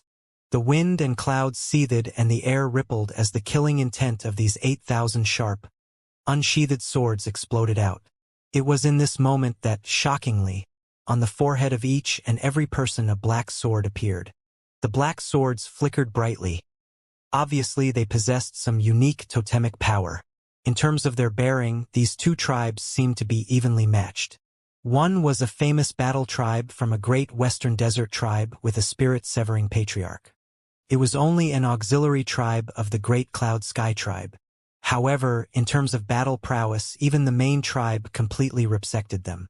The other tribe had fought countless battles and had experienced life and death. They had undergone constant transformation, existing in a state of perpetual war that had turned their blood into iron. In this moment, the two tribes could sense each other's valiance and power. The 8,000 members of the Cloud Sky's auxiliary battle tribe comprised about 80% of their entire tribe. Right now, they could clearly see a will to fight emanating from the bodies of the Crow Divinity tribe members. It was something they didn't see often. When the two middle-aged men sitting by Zhou Dikun saw the Crow Divinity tribe and sensed their valiance, intense looks appeared on their faces. The entire Crow Divinity tribe has the same will. It's a killing intent that has been distilled into pure essence. You usually only see something like this in the elite members of great tribes. Who could ever have imagined that the Crow Divinity tribe would have an aura like this? It wasn't just them. The rest of the tribe members all had a similar reaction. Both the Crow Divinity tribe and the Battle tribe could be described with the same words. Taciturn, cold-blooded, ruthless. At the same time, when the Battle tribe appeared in front of the Crow Divinity tribe, they could instantly see that they were vastly different from any other enemies faced up against in the past. The pressure that emanated out from them caused an intense desire for battle to gleam in the eyes of the Crow Divinity tribe members. There were now 13 nascent soul cultivators in the Crow Divinity tribe. In addition to Oyunzi and the other of the 5 from the 8-branch alliance, during the past year of war, the Crow Divinity had picked up a few more. Of the 13 nascent soul cultivators, 2 were of the late nascent soul stage, 5 were of the mid-nascent soul stage and 6 were of the early nascent soul stage. A force such as this put the Crow Divinity tribe on the border between a mid-sized tribe and a great tribe that lacked a spirit-severing patriarch. The Battle tribe saw all of this. The power of the Crow Divinity tribe far exceeded what they had anticipated. They knew that this battle would be extremely violent and bitter. A deathly silence filled the air as the two parties faced off against each other. The killing intent from both sides slammed together, causing the aura in the entire area to be thrown into chaos. In this moment of imminent crisis between the two parties, a strange expression suddenly appeared on Meng Hao's face as he caught sight of Zhou Dikun sitting there right in the middle of everything on the black sword. Zhou Dikun's eyes went wide when he saw Meng Hao. The two of them were separated by several hundred meters, but their gazes instantly locked. It only took a moment for wry smiles to appear on their faces.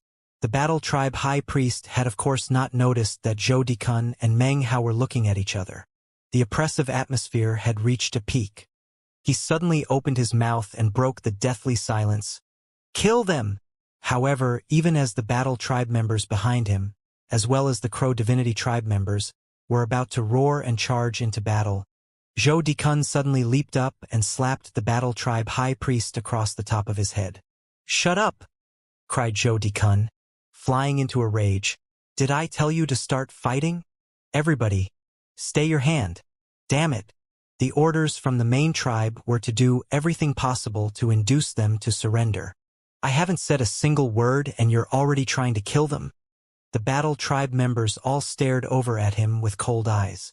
In this critical moment in which their killing intent was exploding out violently, their gazes seemed sharp enough to rip everything to pieces. Instantly, Zhou Dikun felt his mind trembling. However, it only took a moment for his eyes to widen. "Disobeying orders?" he asked, his voice as cold as ice. The battle tribe high priest looked up, seemingly on the verge of being shamed into rage. Although the slap just now had not contained any force, it had happened in front of all the members of the tribe and was a huge humiliation. However, when he thought about Zhou Dikun's status, he did nothing. The battle tribe great father took a step forward and glared out at the other tribe members. He gave a cold snort, causing them all to fall back silently. Although the battle tribe great father was secretly infuriated, he didn't let it show on his face. At least not too much. His expression somewhat unsightly. He said, "Grandmaster Zhou, please, what are your orders?" At the same time that the battle tribe had been on the verge of charging into the battle, many members of the Crow Divinity tribe were also on the verge of exploding out with the power they had built up. However, unlike the battle tribe, as soon as Meng Hao gave the word, they instantly backed down. This caught the attention of the Great Father and High Priest of the battle tribe, and instantly shook them. They exchanged glances and could see the thoughtful look in each other's eyes. They knew that a battle tribe like the Crow Divinity tribe had reached a shocking level of power. Meng Hao stood, and then his body flickered as he moved out. This instantly caused the battle tribe to be filled with vigilance. Zhou Dikun gave a cold harumph. His expression one of haughtiness.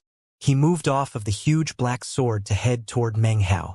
The two of them flew up into the air, quickly becoming two tiny dots up above. The two tribes down below stared at each other with killing intent, but made no moves. Up above, Meng Hao and Zhou Dikun were tiny specks in the air, and it was impossible for the tribe members below to hear anything they were saying. Meng Hao gave a wry smile as he looked at Zhou Dikun. He clasped hands and bowed. "Elder brother Zhou," he said teasingly. "It's been many years, but you look as graceful as ever." Zhou Dikun cleared his throat, looking a bit embarrassed and even more emotional as he gazed back at Meng Hao. "I never imagined that we two fellow disciples would meet here after parting ways all those years ago in the southern domain." He sighed, his expression one of reminiscence. Meng Hao sighed softly. He couldn't help but recall past events. He thought about the return trip from the Black Civ sect, when he and Zhou Dikun ran into the Blacklands cultivators and been forced to separate. He had never imagined that after that separation, they would meet again in the Blacklands and then again in the Western Desert. "So, that alchemist in the Blacklands really was you?" asked Zhou Dikun with a wry smile. After the event had occurred, he had realized that the only person who could possibly have been so powerful in pill concocting was of course the person in front of him right now. When Zhou Dikun thought back to how Meng Hao had consistently backed down in Holy Snow City in the Blacklands, allowing him to maintain his reputation, it actually caused him to be filled with gratitude. Over the years, that gratitude had fused with his previous feelings of friendship to form a warmth that had endured for years and years. You could say that in all the Western Desert, Meng Hao was actually Zhou Dikun's only family. When Meng Hao looked at Zhou Dikun, he thought about the southern domain.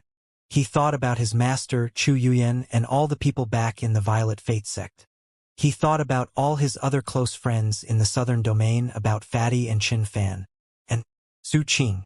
Their faces floated in his mind, clear and not blurry at all. As he saw their faces in his mind's eye, he realized that he missed home. Except, his home was in the state of Zhao, which had long since disappeared from the southern domain. Meng Hao and Zhou Dikun sighed and began to chat. Sometimes they smiled and laughed, sometimes they got excited and passionate. As they recalled past years, Meng Hao felt was awash with feelings that he rarely experienced. It was the same with Zhou Dikun. When Meng Hao recounted some of the bitter difficulties he had faced, Zhou Dikun was shocked. To Zhou Dikun, Meng Hao's life was like an exhilarating adventure. As for Meng Hao, when he heard about Zhou Dikun's experiences, They seemed almost as miraculous as his own. After hearing Zhou Dikun's story, Meng Hao smiled and said, "So, you are the Cloud Sky main tribe elder of the Tao of Alchemy, a position comparable to High Priest. In the Great Cloud Sky tribe, you definitely wield much power and influence. Elder Brother Zhou, I can't help but admire you truly." Zhou Dikun laughed, sounding quite pleased with himself. Without even realized it, they had allowed 4 hours to pass. While the two reminisced about past times, the two tribes down below simply had to wait. The Crow Divinity tribe seemed to take the situation in stride. Meng Hao was their totemic sacred ancient, and they were fanatically loyal to him. Even if they had to wait longer, they wouldn't mind. The Battle tribe was a bit different. They stood there, taciturn. The Great Father and the Grand Priest exchanged suspicious glances. They looked up at the black dots up in the air that were Zhou Dikun and Meng Hao. They couldn't understand why Zhou Dikun had already taken 4 hours trying to convince the enemy to surrender. By now, the sky was growing dark. Zhou Dikun looked up and then frowned. "It's getting dark, Meng Hao. Enough chit-chat. You've gotten yourself into some big trouble here. The Great Cloud Sky tribe dispatched their battle tribe to wipe you out because of the incident with the 5 Poisons tribe that year, and also your demon spirit." When he heard the words Great Cloud Sky tribe, it caused a cold glow to suddenly appear in Meng Hao's eyes. He said nothing. "Thankfully, I happen to be the leader of this group, so you don't have to worry. I won't let anything happen to my junior brother." He slapped his chest vigorously. Zhou Dikun was not young, but because of the twists and turns of life, he had lived quite comfortably, and actually looked much younger than he was. "How many concubines do you have now?" laughed Meng Hao. Not many, not many. Last month I accepted an 8th. Zhou Dikun's face glowed a healthy red color and he coughed dryly. "There's no need to talk about that, though. Look, junior brother. The two of us are going to put on a little act." He lowered his head and began to explain things to Meng Hao. Meng Hao's eyes went wide, and he put on a forced smile. "Is that really a good idea?" he said, hesitating. "Don't worry about it. You listen to your elder brother." Zhou Dikun looked very serious, so Meng Hao could do nothing but mutter and nod his head. A few moments later. "So, it turns out that you are the Crow Divinity tribe, who crushed over 1,000 tribes to rise to prominence. You are the most powerful force in the Western Desert North, a force that strikes fear into the hearts of even great tribes. My heart holds nothing but admiration for you. If we battle each other, there will surely be deaths and injuries. I, Zhou Dikun, do not like to see blood.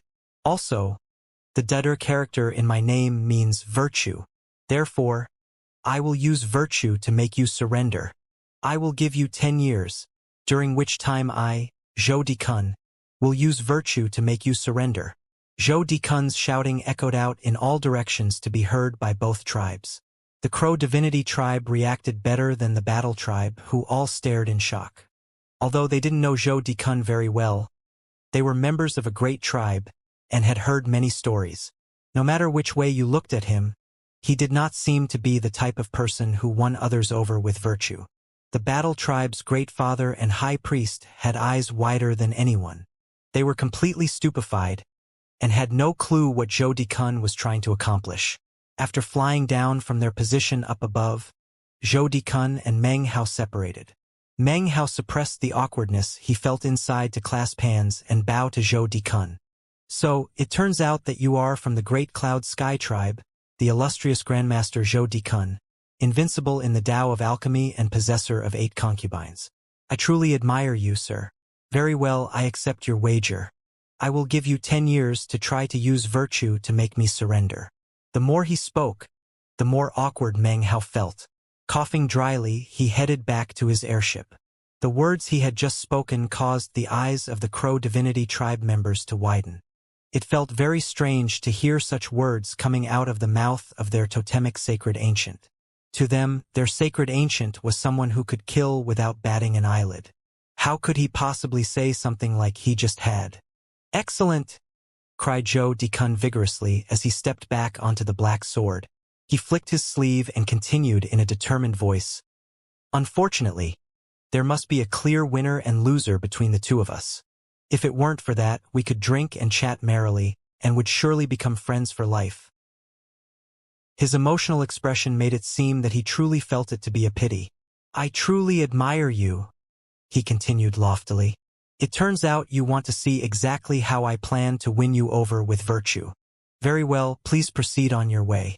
3 days from now I'll catch up with you. This is my promise, and my first step in the process of using virtue to make you surrender. Next to him, the faces of the Great Father and High Priest instantly flickered. Grandmaster Zhou, we can't do that. If we let them go, who knows where we will have to go to find them?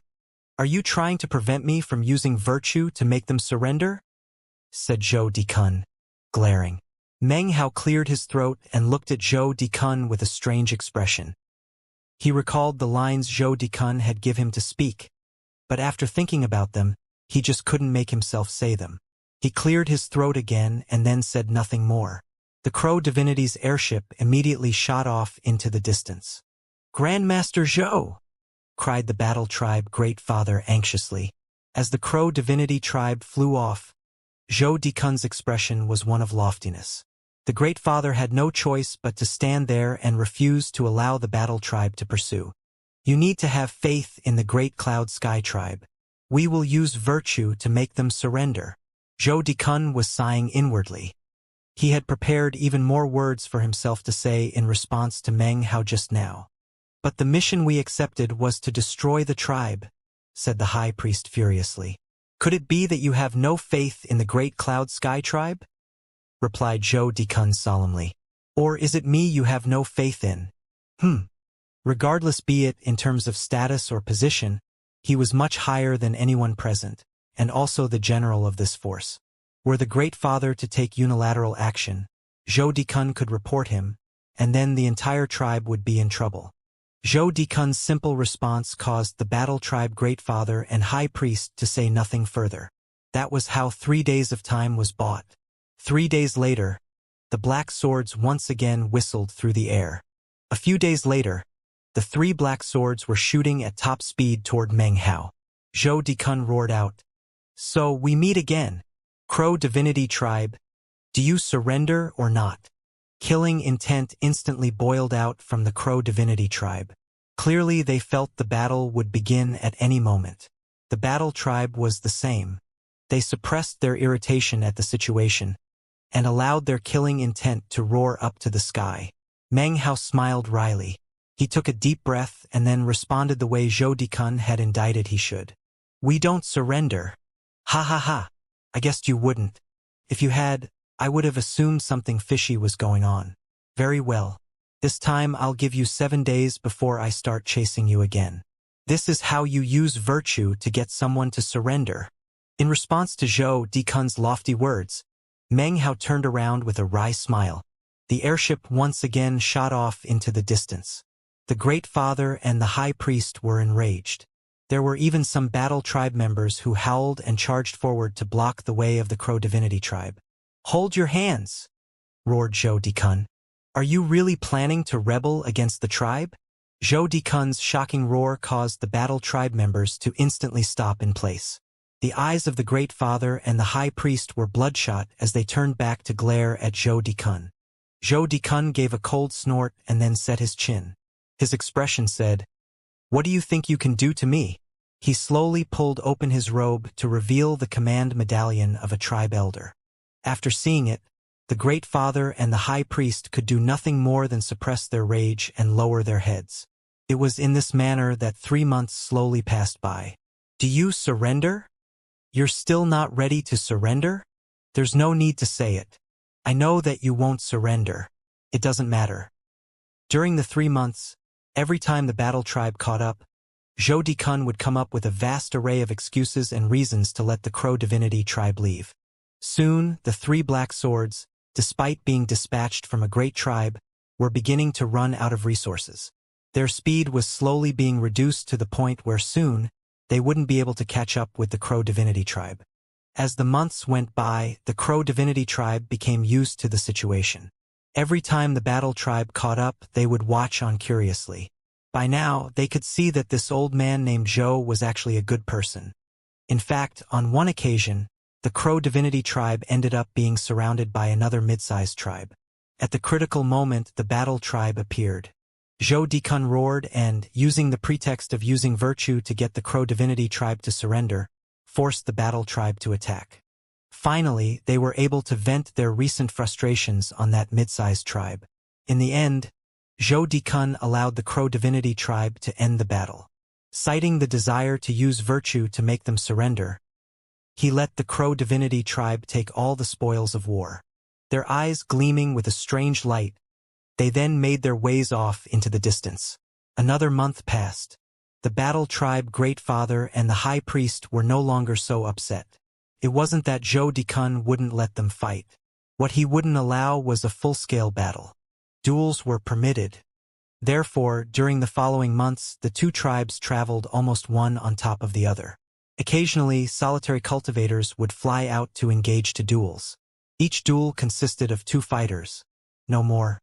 Furthermore, as soon as the battle reached a critical, dangerous moment, Zhou Dikun would immediately end the fight. As time passed, the battle tribe grew numb to the situation. They had long since figured out that Zhou Dikun and Meng Hao knew each other, and clearly, had a deep relationship. Even the Great Father and the High Priest eventually gave tacit approval to the situation. They knew that, in terms of position and status, they were inferior to Zhou Dikun. Furthermore, he was the general.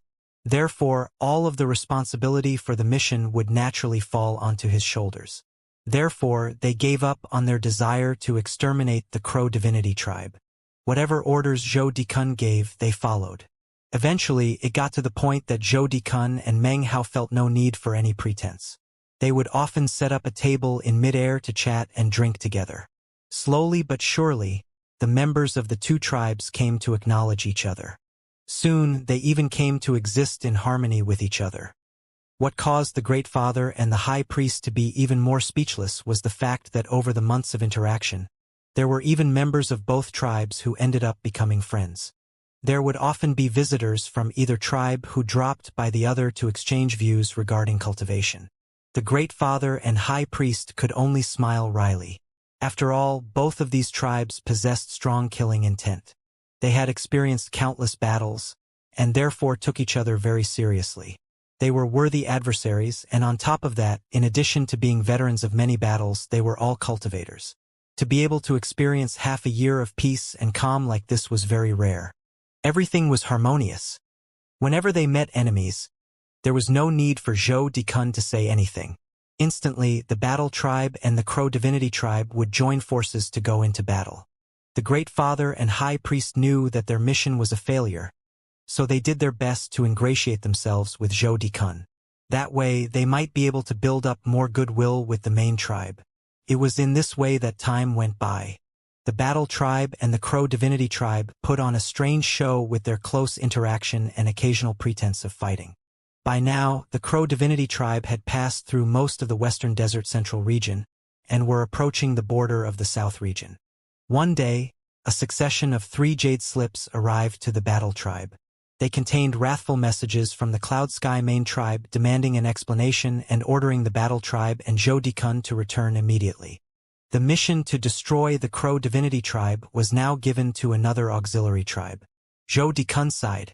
He knew that he would not be able to escort Meng Hao any further than this. When it came time to leave, it wasn't just Meng Hao and Zhou Dikun who were reluctant to part. The members of the two tribes stared at each other silently. Neither harbored any further desire to fight each other anymore. Instead, they respected and appreciated each other. As far as the battle tribe went, they were in somewhat of a better situation. They knew that soon the Crow Divinity tribe would be facing up against another auxiliary branch of the Great Cloud Sky tribe, and after that, the fearsome South region. Each and every one of the tribes who managed to slaughter their way into the south from the east, west, north, and central regions were incredibly valiant.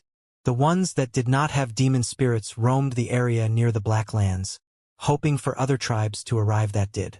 It was just like the saying, waiting by the tree stump, waiting for more rabbits to come and dash themselves against it. That was the only hope for survival for such tribes. The Great Father of the battle tribe had recently gotten to know the 2 late nascent soul cultivators of the Crow Divinity tribe. Now that the time had come to part, he sighed emotionally in his heart. No one could possibly have predicted that these two tribes would form such a strange relationship over the course of half a year. The members of the Battle Tribe clasped hands. "Take care." The members of the Crow Divinity Tribe clasped hands and bowed in response. Zhou Dikun was quiet for a moment as he looked at Meng Hao. Finally, he sighed. "Junior brother, if you ever make it back to the Southern Domain, please find Master and kowtow to him for me. The year he came to the Black Lands, he accepted me as an apprentice. He told me that my path is not in the Southern Domain, but out in the rest of the world. I really want to go back to the Southern Domain.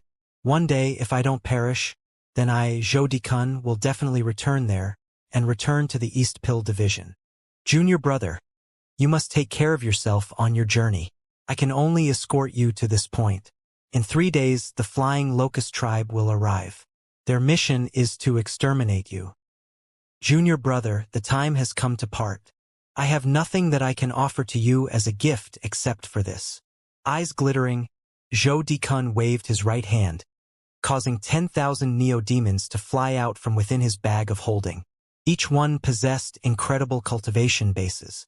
They instantly flew out into the air, roaring, their auras clearly extraordinary. "This is my personal neo-demon horde, although I can't control them. In the Western Desert, neo-demons are valuable resources, so I will give them to you." As soon as they appeared, they began to dissolve into chaos. Meng Hao glanced them over, and then caused demonic qi to emanate out from his body. The neo-demons instantly began to quiver as they looked over at Meng Hao. They roared, but they were no longer in a state of disturbance. Zhou Dikun looked over at the Battle Tribe. "Battle Tribe Great Father and High Priest, I will never forget the spirit of cooperation you have shown these days. I will take all responsibility for this mission. However, at the moment, I would like to ask you to lend me some neo-demons. When we get back to the tribe, I will think of a way to repay you." 8,000 Battle Tribe members stood there silently. Slowly, each and every one produced 2 or 3 neo-demons. In total, 20,000 were delivered over. They had no Dragoner, only personal neo-demons, each of which was not low-level. The sight of the 20,000 neo-demons caused Meng Hao to be visibly moved. To any Western Desert tribe, this represented a vast amount of wealth. Meng Hao looked at Zhou Dikun. Zhou Dikun looked back.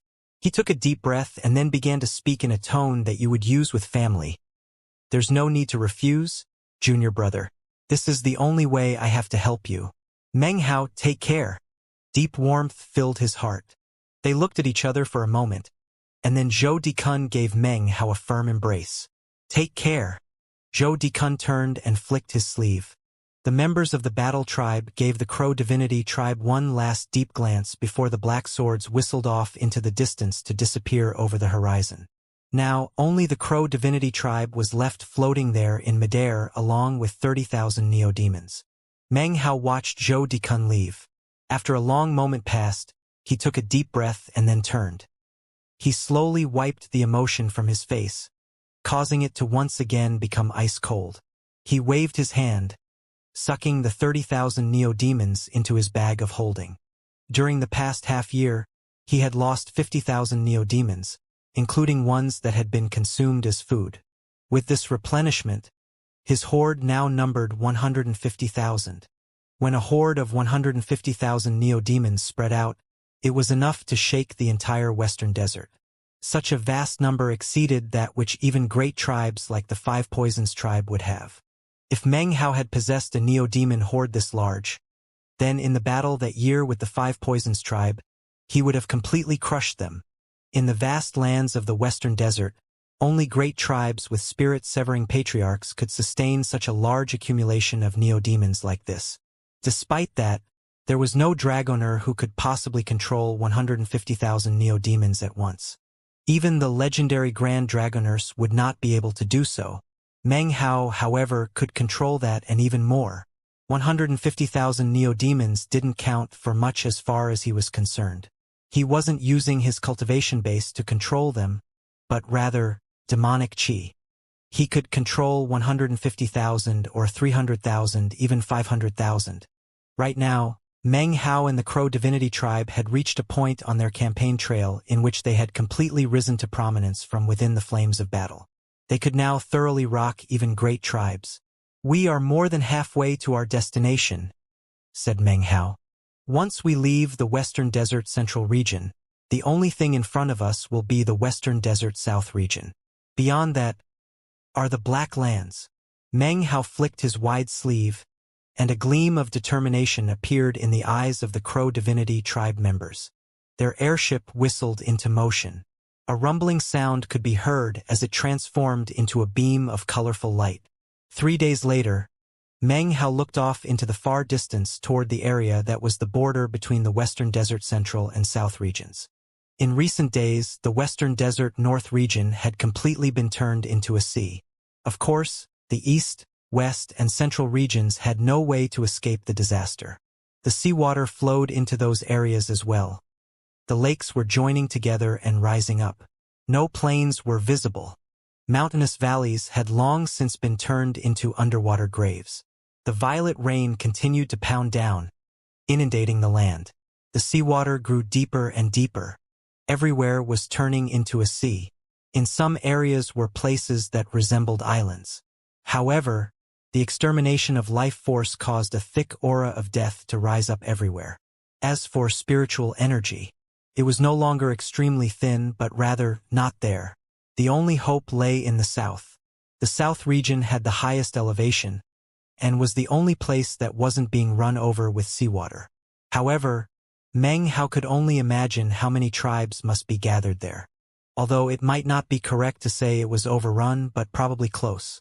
Now, though, the Crow Divinity Tribe were not the weaklings they had once been. They were fierce and intrepid. They were the type of tribe that others took seriously, even feared.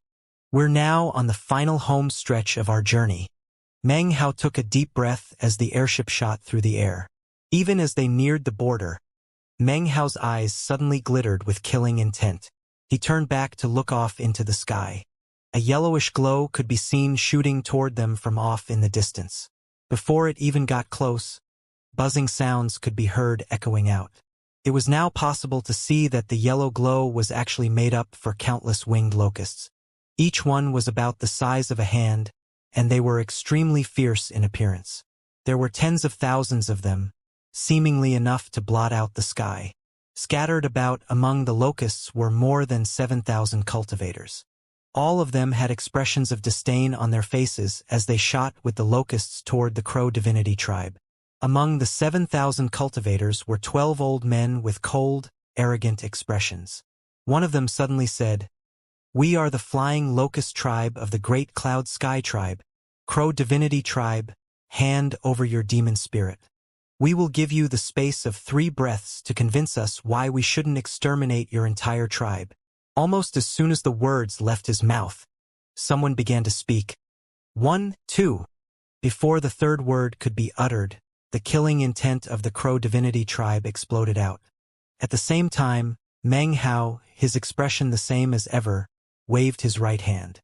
As he did, 10,000 and then 30,000 neo-demons appeared, roaring. "Small tribes are small tribes," said another of the 12 old men.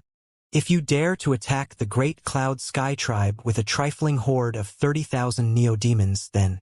Before he could finish speaking, his eyes went wide with disbelief. That was because the neo-demons didn't stop at 30,000. Instead, their numbers grew to 40,000, 50,000, 60,000. By the time 60,000 neo-demons appeared, half of the group of 12 old men had serious expressions on their faces. Nearly half of the cultivators they led were also panting. They could tell that if they wished to win a great victory in the coming battle, they would have to pay a steep price. The man who appeared to be the leader among the group of 12 old men had a calm expression as he coolly said, 60,000 neo-demons. It seems the main tribe underestimate this Crow Divinity Tribe. Even still Before he could finish speaking, the faces of all 12 men completely fell. Even the man who had just been speaking couldn't stop from gasping and opening his eyes wide in disbelief. 70,000, 80,000, 90,000, 100,000.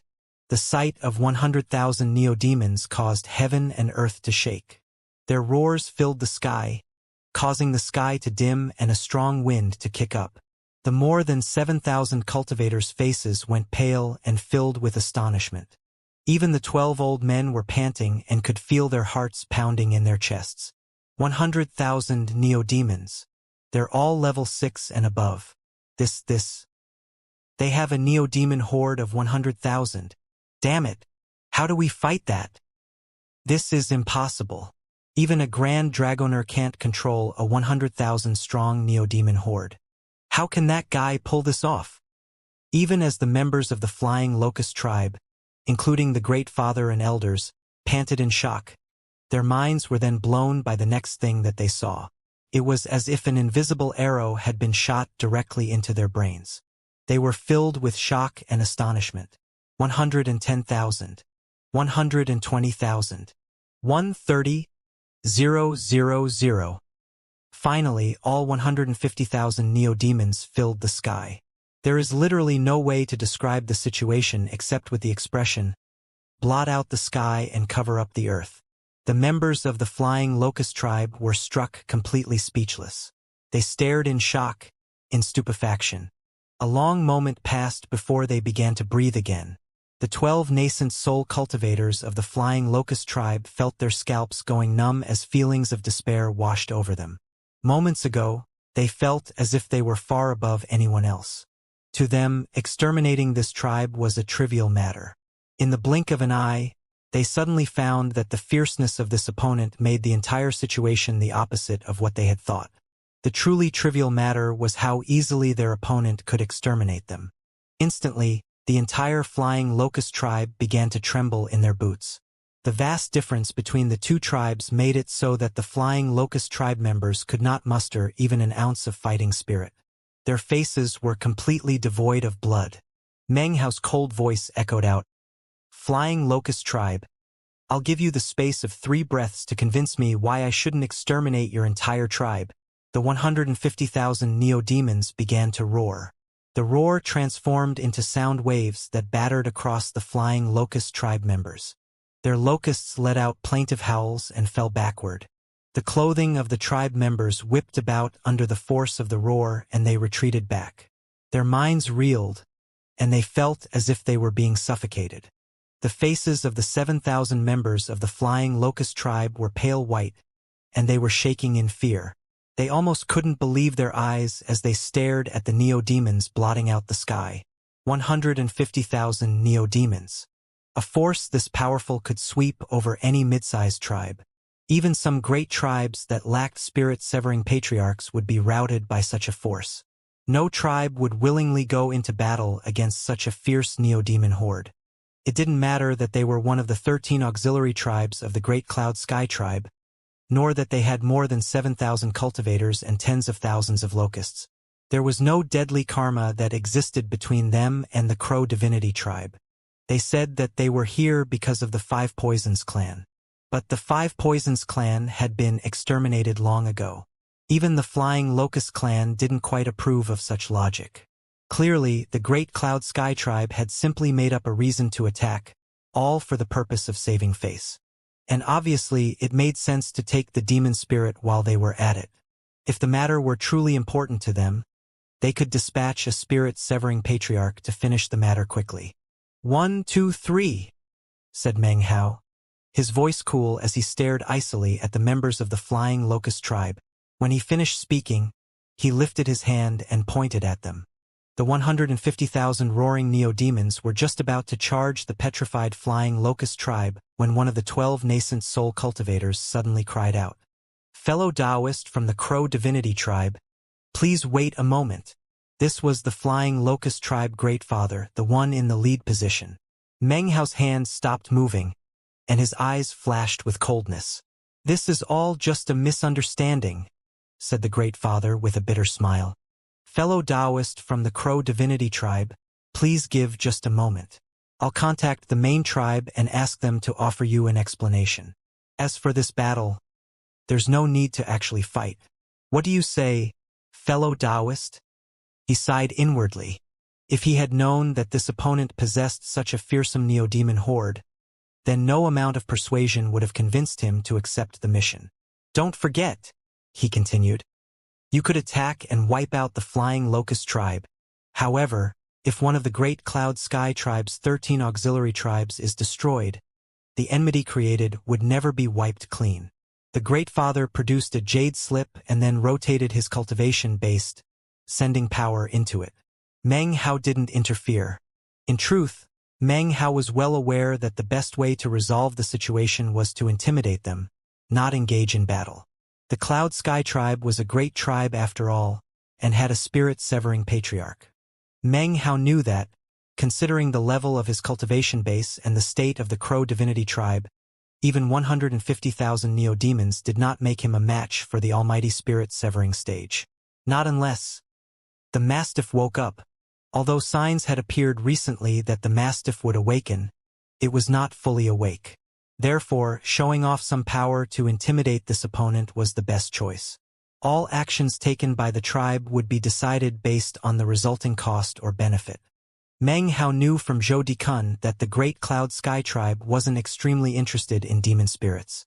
They could do with one or without. As such, if they could acquire a demon spirit without paying too much of a price, they would. But after considering if they found that acquiring one would come at a heavy price, according to Meng Hao's analysis, they would most likely give up on the demon spirit. After all, there was no true enmity between the two tribes. Furthermore, the apocalypse was reaching a critical juncture. Even great tribes were in danger of being consumed by it. Obviously, they would not want to suffer damage for no good reason. All of this was what gave Meng Hao his current confidence. The jade slip that the Great Father held suddenly began to glow with a green light. The light expanded out, quickly becoming blinding. Gradually, it began to form into the shape of an illusory figure. The Great Father and High Priest of the Flying Locust tribe, along with all the other tribe members, immediately dropped to their knees in worship. We offer respectful greetings, exalted emissary. As their voices echoed out, the green light congealed together. Suddenly, a man appeared. He appeared to be a bit over 30, with handsome features and long, thin eyes that glowed with coldness. Although his body was illusory, his cultivation base still rippled out with fearsome power that enveloped everything in the area. His body glittered with a green light as he looked over Meng Hao and the 150,000 neo-demons. His pupils constricted, after which he then looked at the Crow Divinity tribe members. He could sense their killing intent, and was clearly surprised. A neo-demon horde like this left him shocked, and a tribe like the Crow Divinity tribe truly left him with the feeling that he was looking at a battle tribe.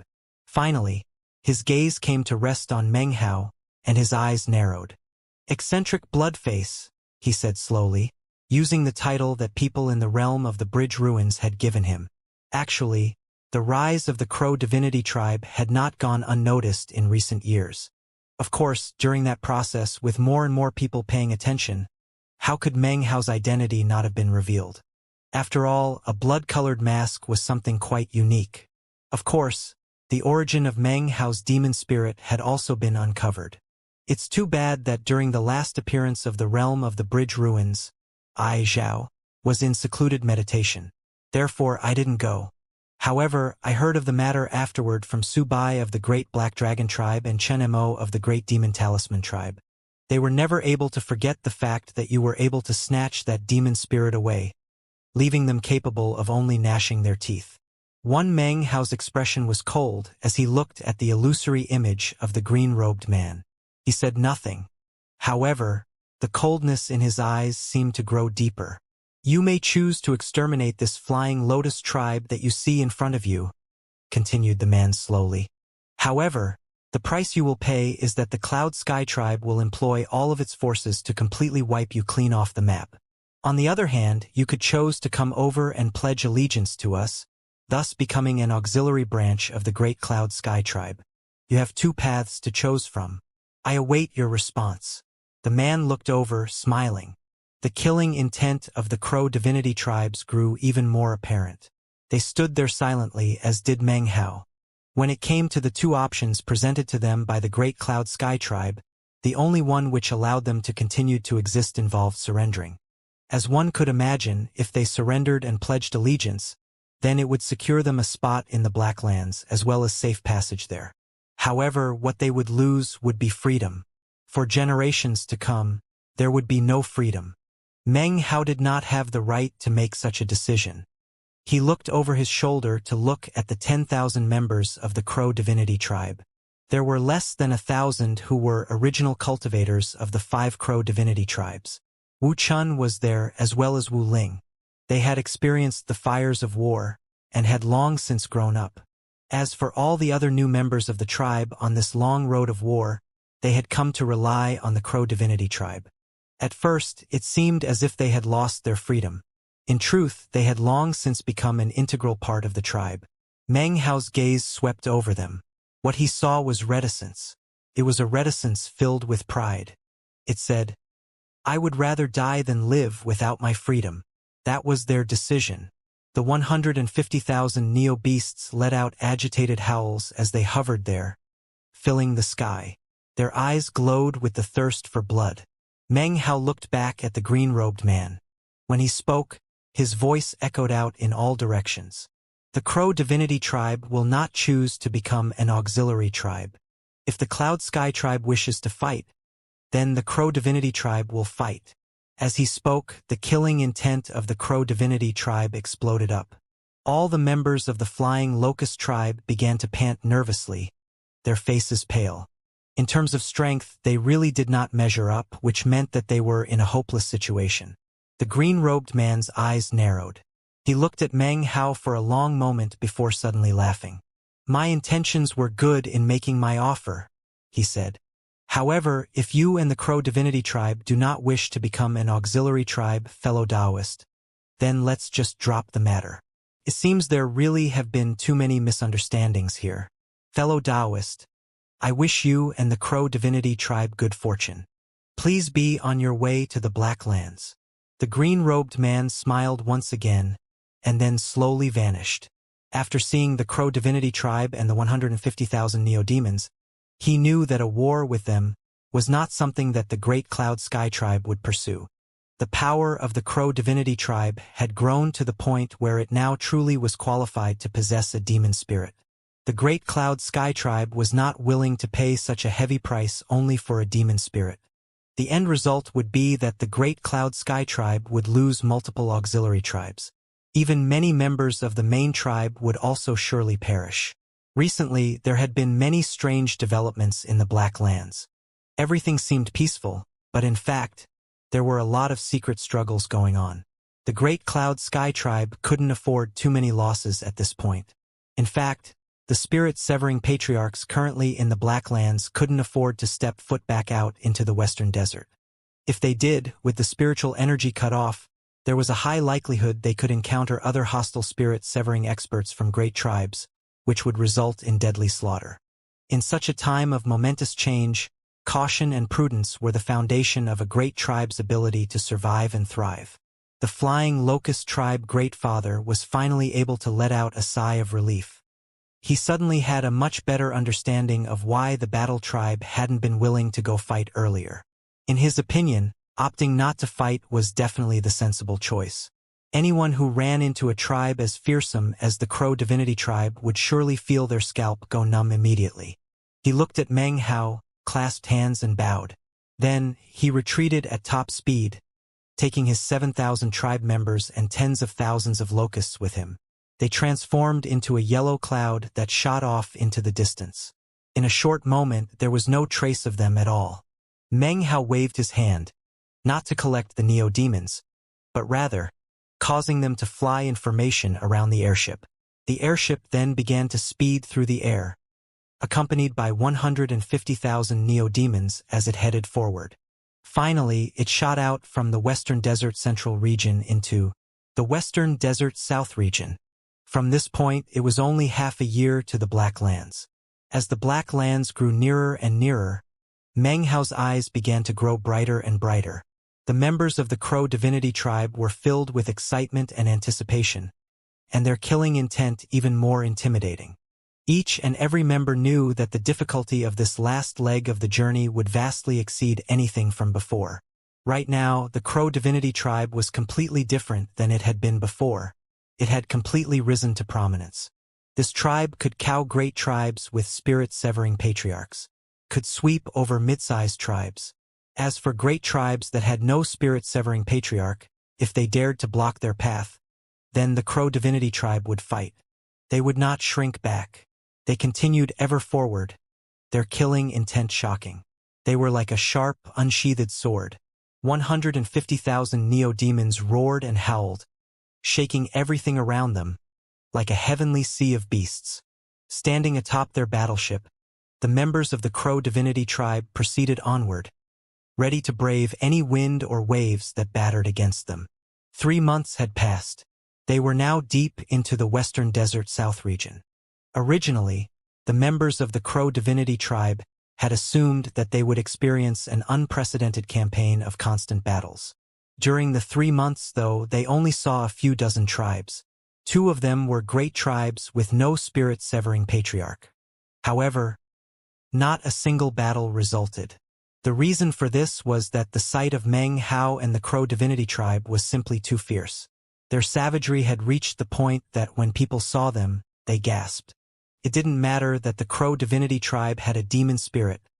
No one dared to recklessly attack them. The tribe numbered over 10,000, with killing intent that reached to the heavens.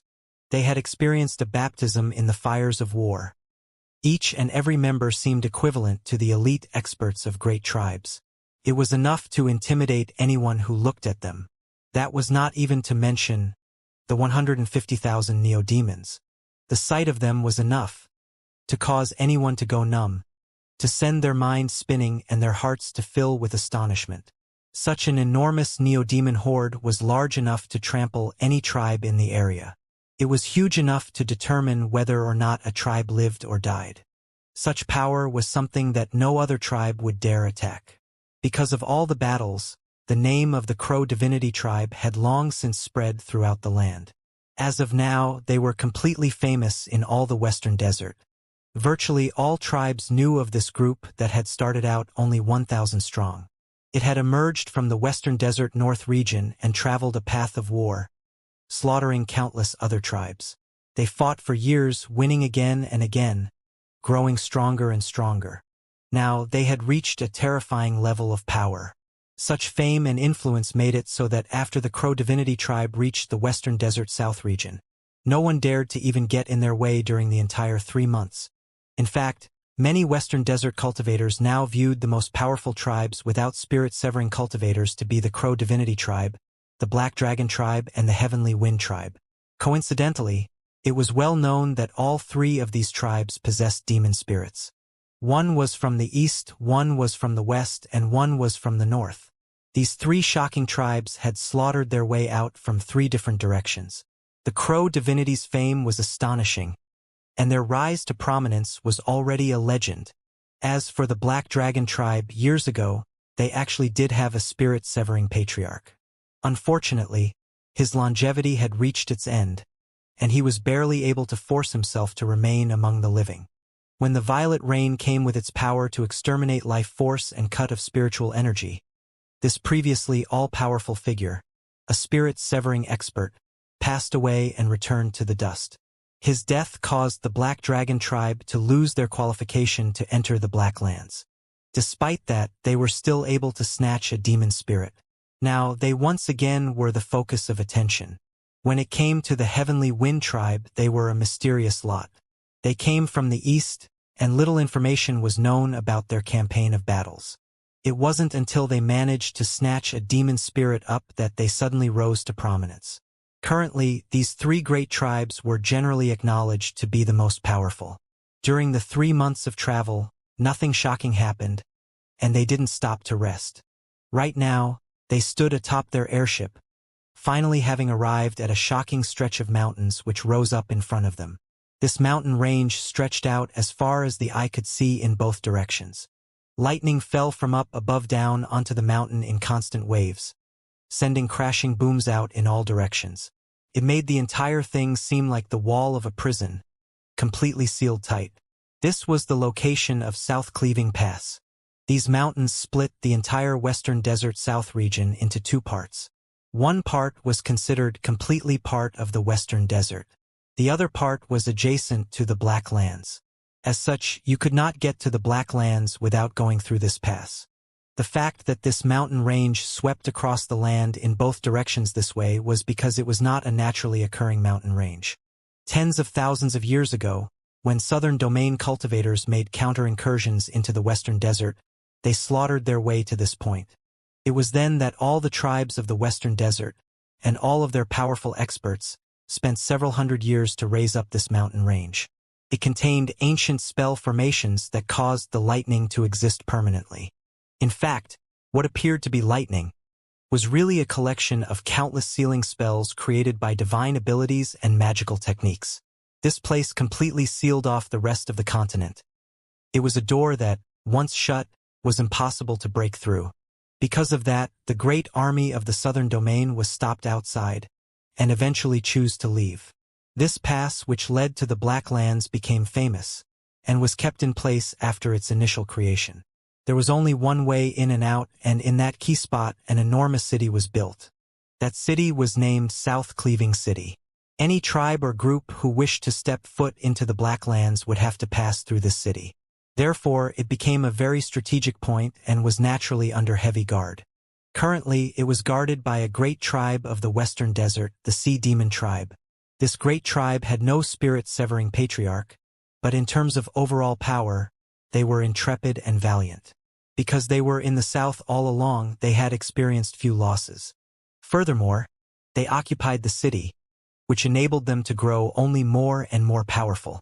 During the years in which it occupied the city, the great Sea Demon tribe had eventually made a rule. That rule was that any tribe who wished to travel through the pass had to pay them 1/2 of all their resources, including spirit stones and neodemons. Only in this way would they be permitted to travel through. Any tribes who were inferior to the Sea Demon tribe and chose not to travel through the pass would camp in the area in the hope that the higher elevation in the area would prevent the seawater from spreading to them. Any tribes who chose to travel through the pass could only patiently bear the exploitation of the Sea Demon tribe. As for tribes who were powerful enough to threaten the great Sea Demon tribe, the only thing they could do was begrudgingly pay the price. They knew that in front of them was the Sea Demon tribe, and behind them were powerful bandit tribes who were encamped in the area. Only someone incredibly stupid or egotistical would dare not to pay the price. According to the rumors, behind the great Sea Demon tribe lurked the shadow of one of the 3 leaders of the Heavenly Court Alliance, the Great Heavenly Pursuit tribe. On this particular day, the Crow Divinity's battleship shot through the air, parting the clouds as it entered South Cleaving Pass. They were accompanied by 150,000 neodemons. Below, many of the scattered tribes camped at the bottom of the pass looked up with shock as the Crow Divinity tribe approached. Tens of thousands of cultivators were camped out down below, all of them from various different tribes. As they looked up, discussions instantly broke out.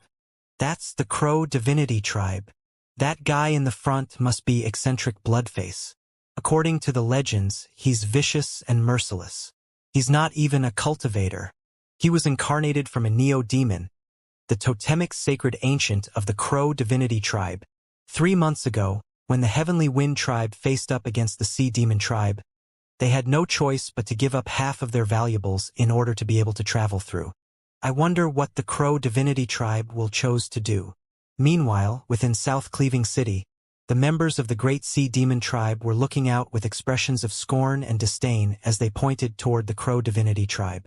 The elders of the tribe looked out coldly from their position on the city wall, contempt clearly written on their faces. As for the Great Father and the High Priest, they didn't even appear. To them, the Crow Divinity wasn't worthy of their presence. Halt! As the Crow Divinity tribe neared, 1 Sea Demon tribe elders appeared, an early nascent soul stage cultivator. His expression was one of haughtiness, as if everything he saw was beneath him. The sight of 150,000 neodemons shocked him, but he didn't lose any of his lofty pride. As his voice echoed out, the Crow Divinity tribe's airship came to a stop. Meng Hao stood on the prow, looking at South Cleaving Pass with a frown. "If you wish to travel through the pass," said the elder coolly, "produce all of your valuables. After a thorough check, we will take half as payment. Then you may travel through the pass. The same goes for your Neo-Demon horde."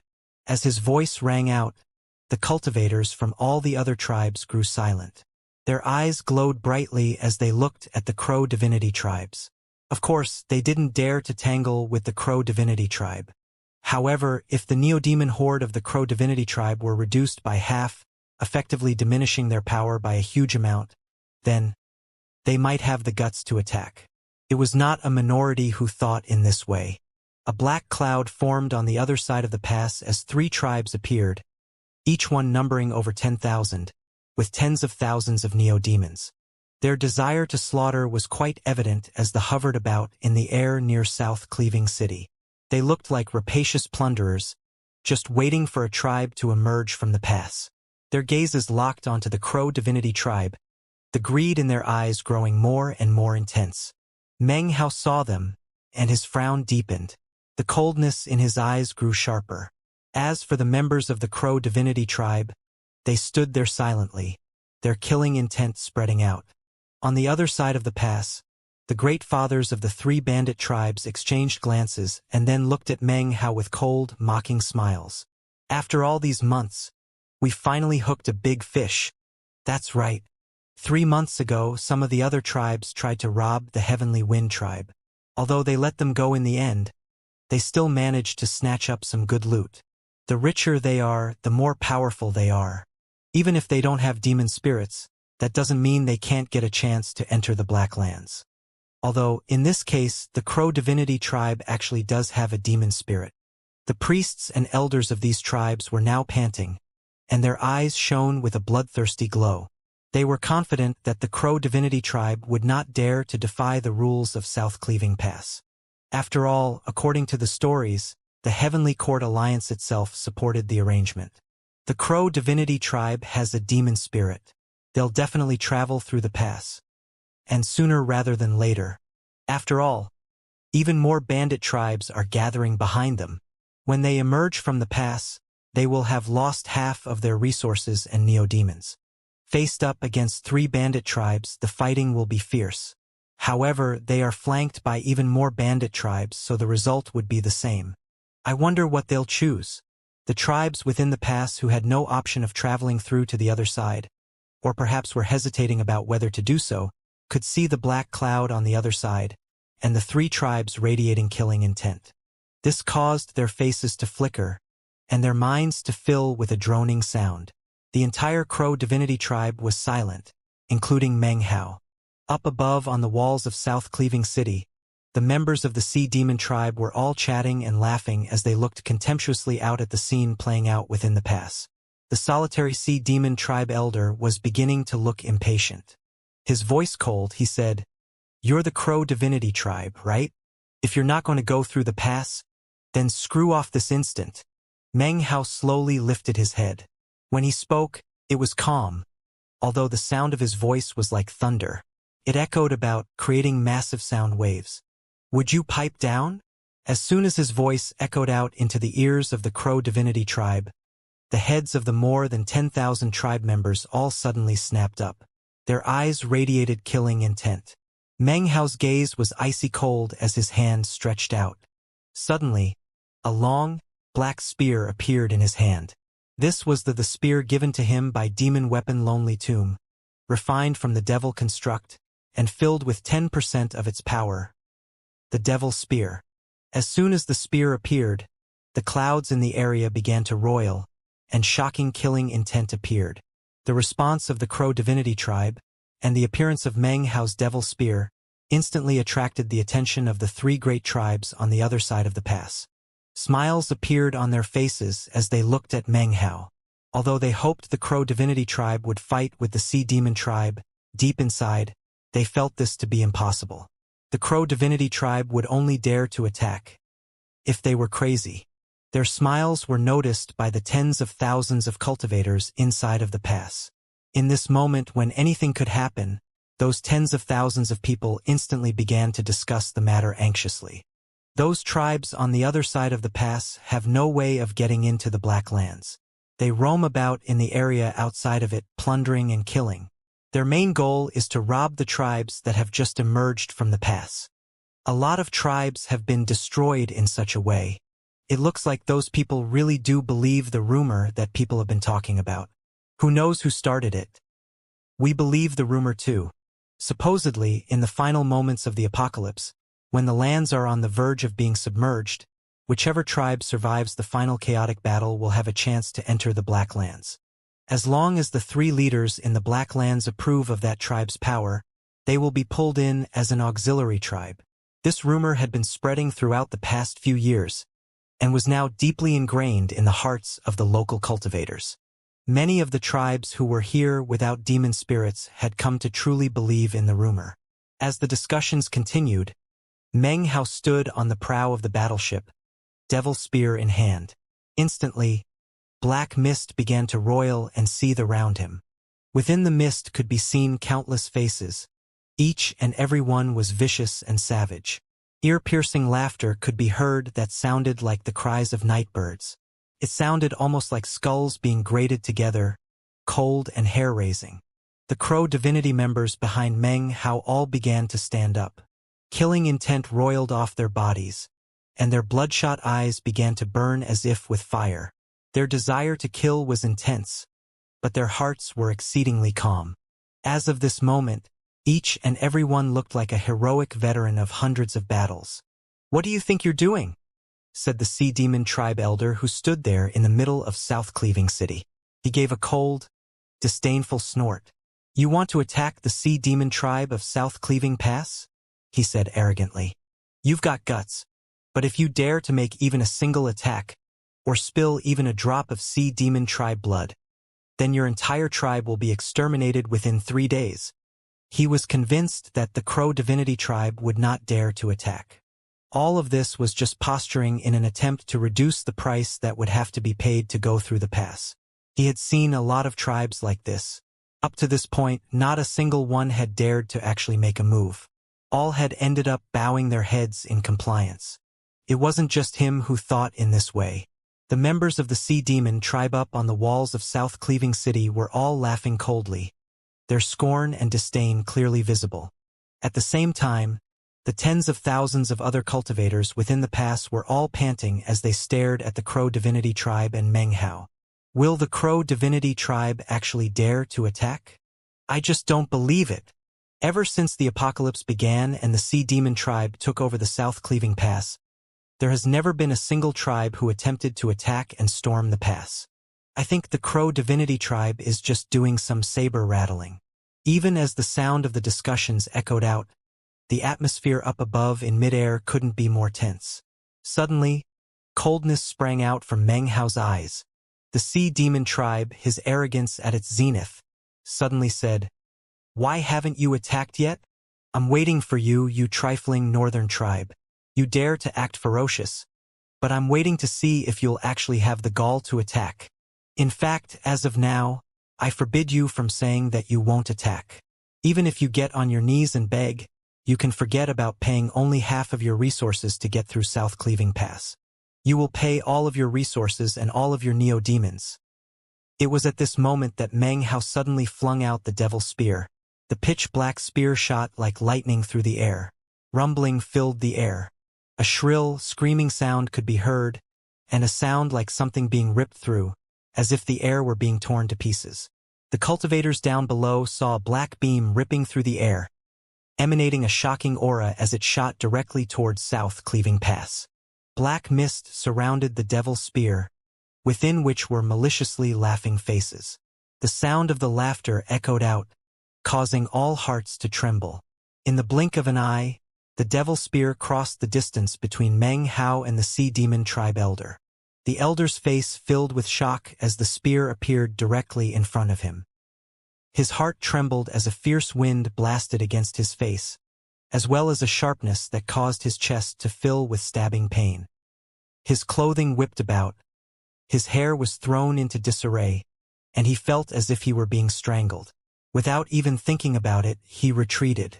Even in his wildest dreams, he would never have imagined that the Crow divinity tribe would actually dare to attack.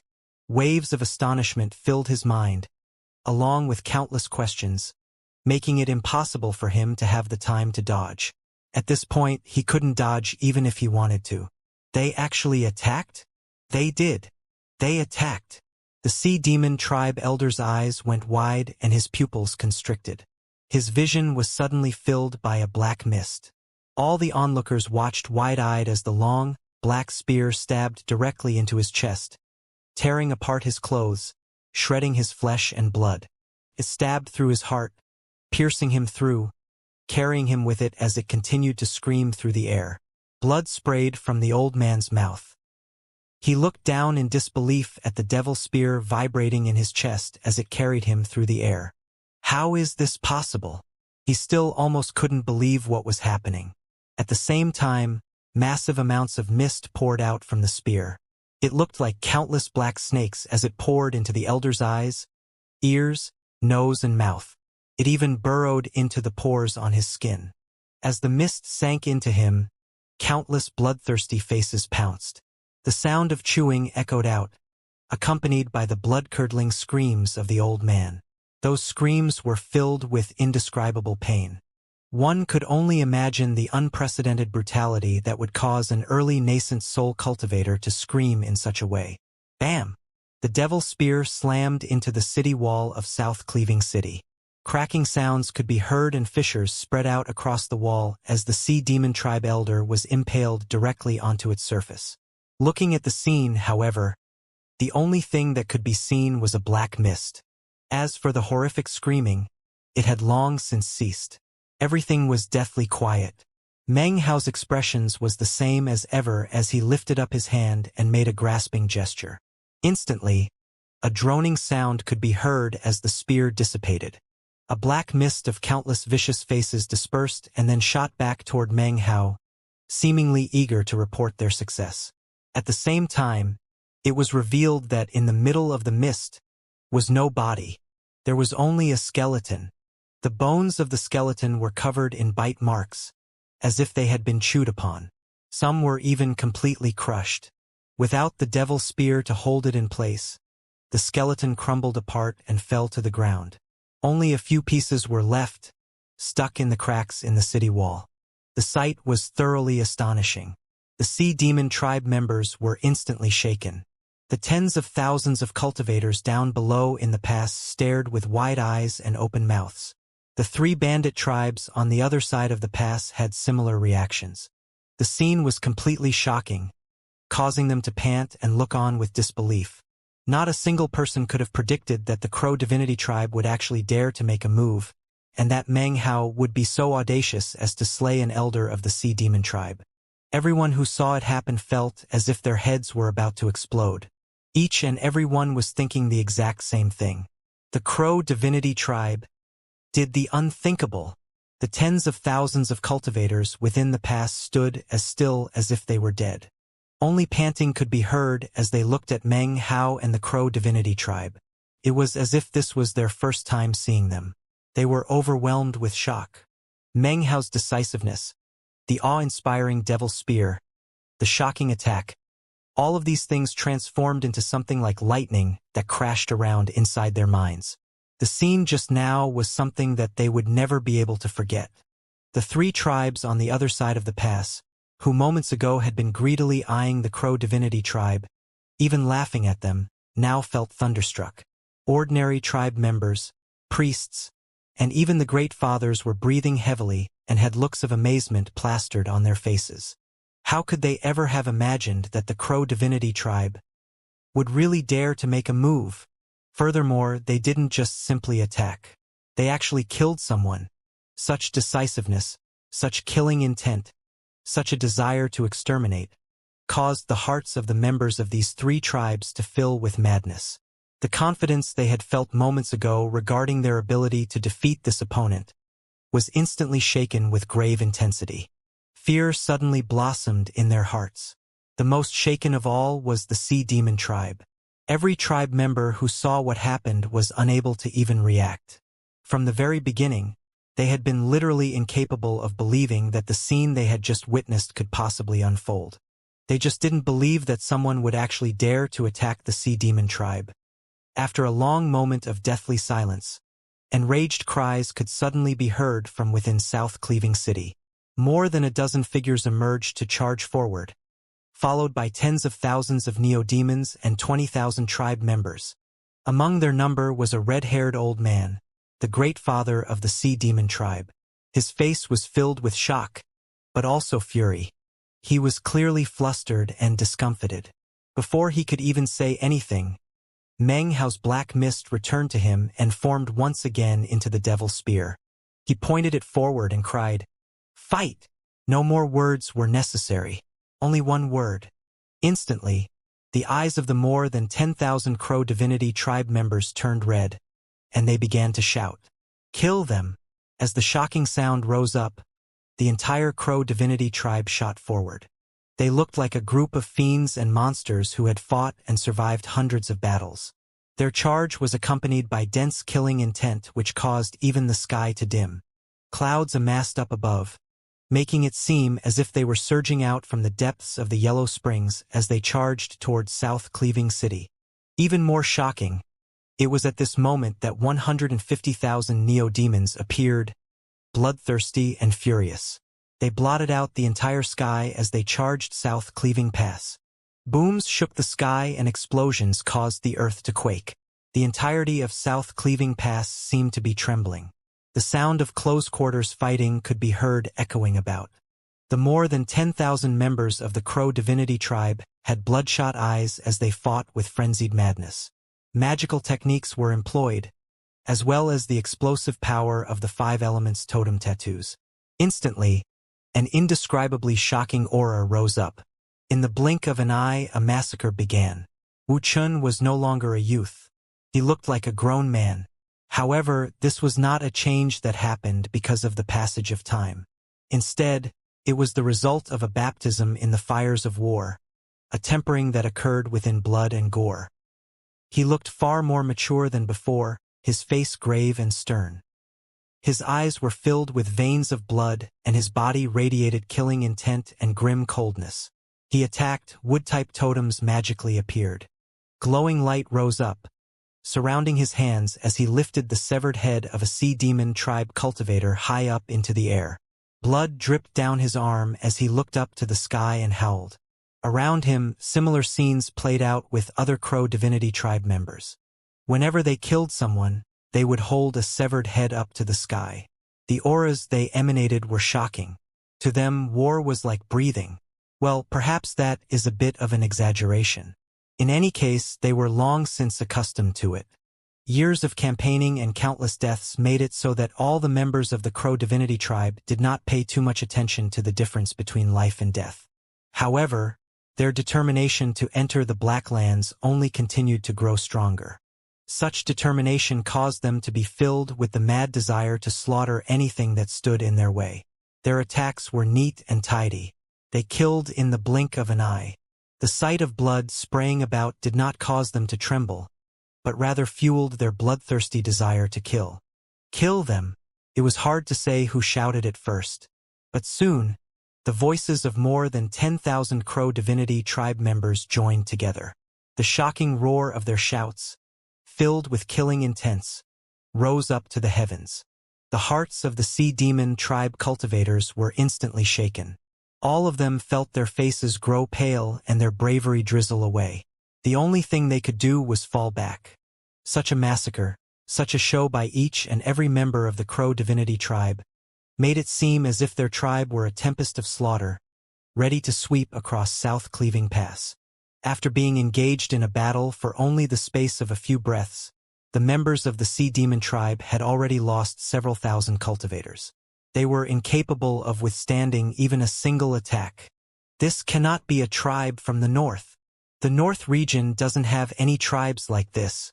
Only great tribes with spirit-severing patriarchs have battle tribes like this. Thoughts of disbelief filled the hearts and minds of the members of the Sea Demon tribe. Such feelings turned into wellsprings of fear.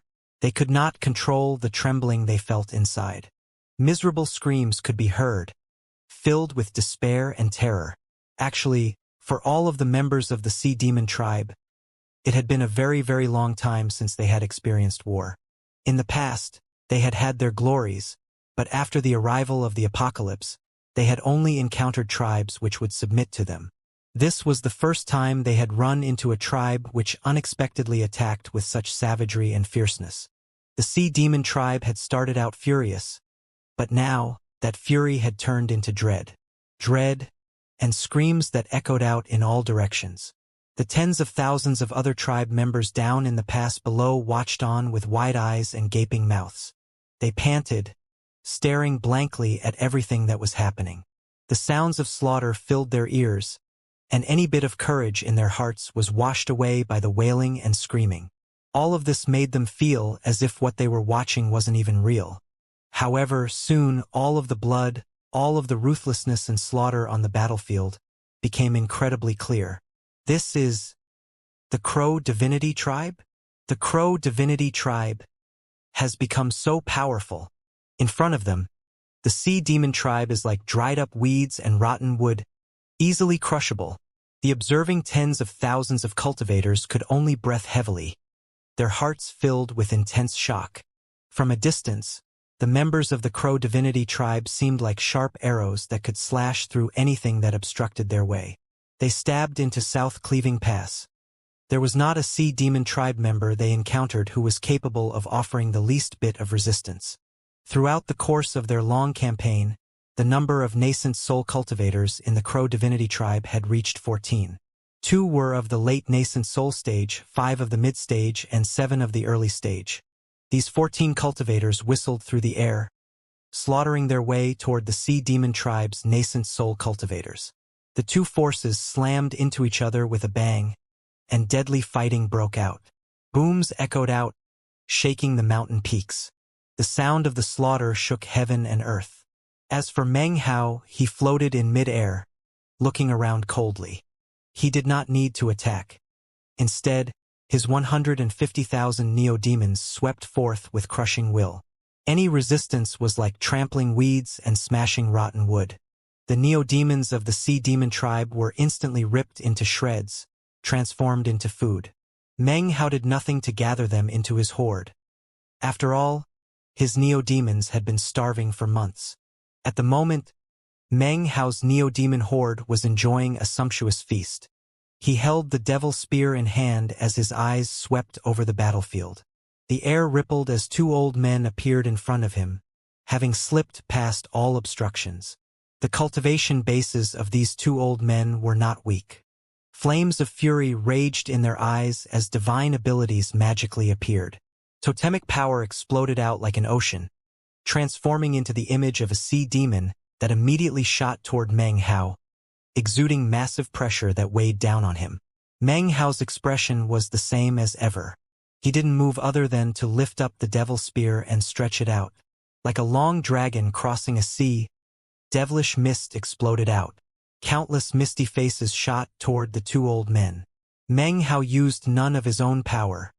This was purely the might of the devil spear. As of this moment, Meng Hao could sense that this spear would not last forever. After all, it was refined from a devil construct, and as time passed, the devilish will inside would fade away. Before too much time passed, it would dissipate completely. It had nothing to do with whether or not Meng Hao used it. It would fade away either way. Booming filled the air as the 2 old men shot backward, blood spraying from their mouths, faces filled with astonishment. Strands of devilish mist bored into them, and ferocious mouths began to bite into them. The old men's faces fell as they shot back. No longer did they harbor thoughts of attacking. Unfortunately, they were immediately blocked by the Crow Divinity nascent soul cultivators who had been chasing them. It was at this point that ferocious roaring could suddenly be heard from within South Cleaving Pass. Suddenly, blue ripples appeared, shooting up into the air to form an expansive sea. The tens of thousands of cultivators down below were panting.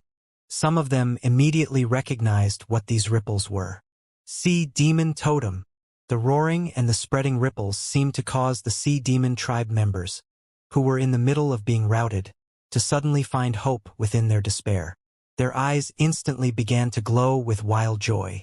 At the same time, The ground rumbled as an area within South Cleaving City suddenly collapsed. A blue beam of light shot up into the air. Ripples spread out like sea waves as it shot toward Menghao. A creature appeared.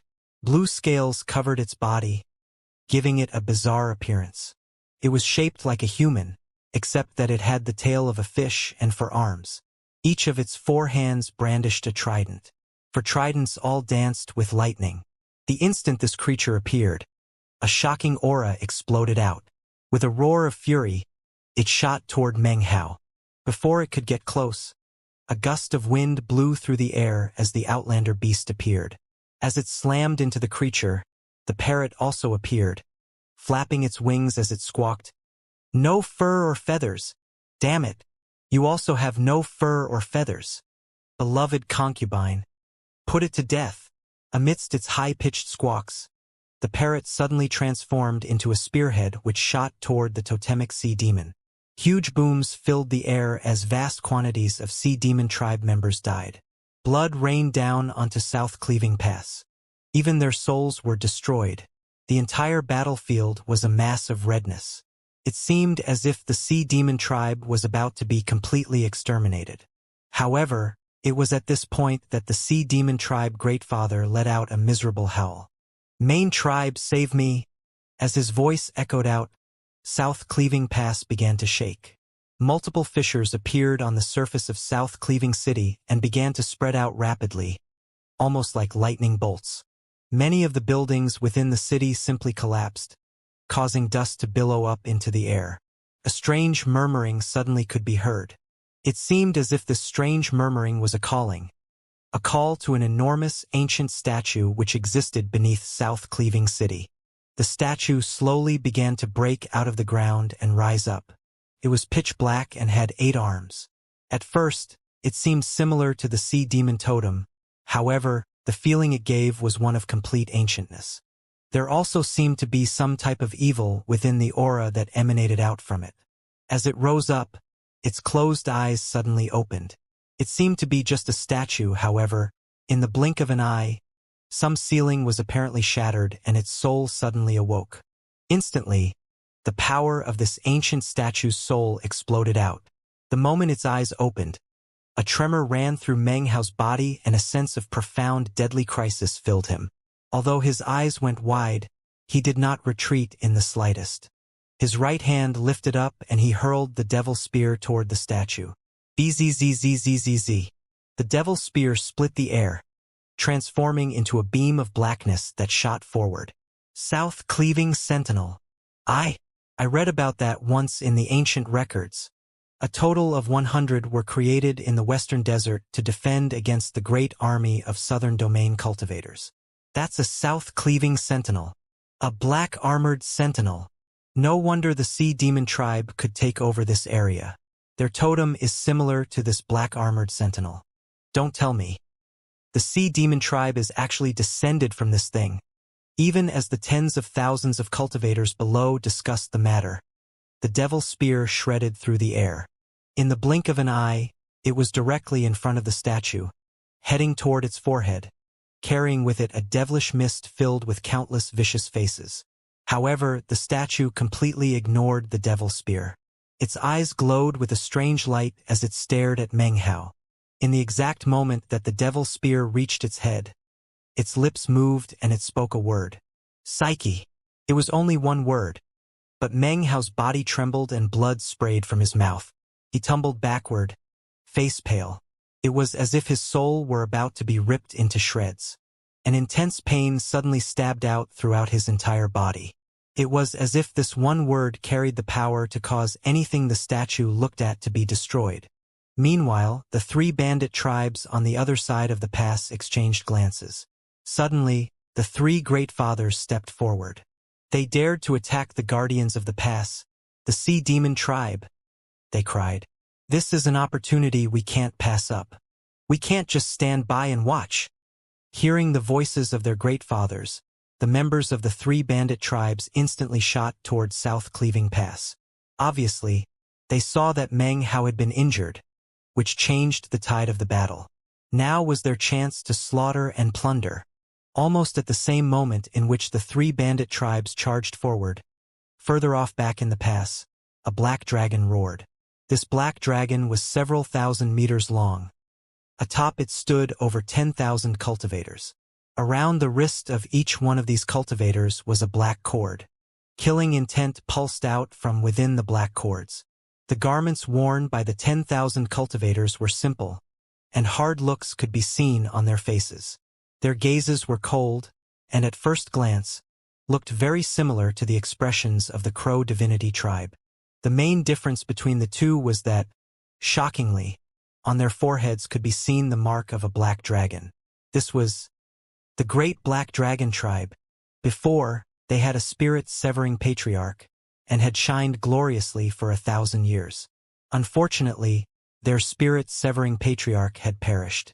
After that, they had relied on their own strength to plunder a demon spirit, and had then slaughtered their way out from within the Western Desert East region. Now they had finally arrived at South Cleaving Pass. During their journey, their tribe of close to 100,000 had been reduced to only about 10,000. More than 70% of their tribe had perished. Even still, this was the great Black Dragon tribe. This was still that tribe that was strong enough to strike fear into the hearts of Western Desert cultivators. Behind the Black Dragon was a rope that was festooned with skulls. More than 100,000 skulls were threaded onto the black rope, which was woven together to form something almost like a cape. It fluttered in the air as the Black Dragon flew, casting a shadow over the land beneath. An aura of death surrounded it, and it was even possible to hear the sound of mourning souls that were sealed within the skulls, struggling to free themselves. These were the skulls of enemies killed by the Black Dragon clan in the battles on their journey. They were trophies of war, used to shock the surrounded thieves and robbers. On the head of the Black Dragon were 8 cultivators. Most were old men with cold eyes, who made the tribe as a whole seem like a sharp, unsheathed blade. Among the 8 men was a younger man who stuck out from the rest. He was extremely muscular and very tall, about a head taller than the average Western Desert cultivator. He wore a simple black garment, and a fierce black dragon totem tattoo could be seen on his forehead. He looked rugged, and his eyes shone with a bright light. Around his right wrist was wrapped a black cord. It seemed ordinary, and didn't appear to have any unusual characteristics, as if it were just a traditional ornamentation of the Black Dragon tribe. This person was none other than Su Bai.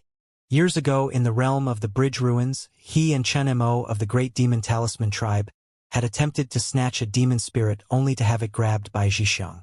In the end, the 3 of them had watched wide-eyed as Meng Hao attacked, and then managed to grab the demon spirit for himself. They gave chase, but Meng Hao was too fast. Then, Xianxia interfered, forcing Su Bai and Chen Mo to give up. It was with great regret that Su Bai left the realm of the Bridge Ruins. At the same time, he was left with a deep impression of Meng Hao and Xianxia.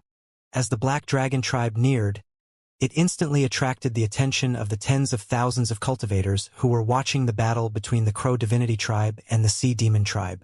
As soon as they looked over, they recognized the Black Dragon tribe. Instantly, their faces began to flicker as they wondered what the tribe would choose to do.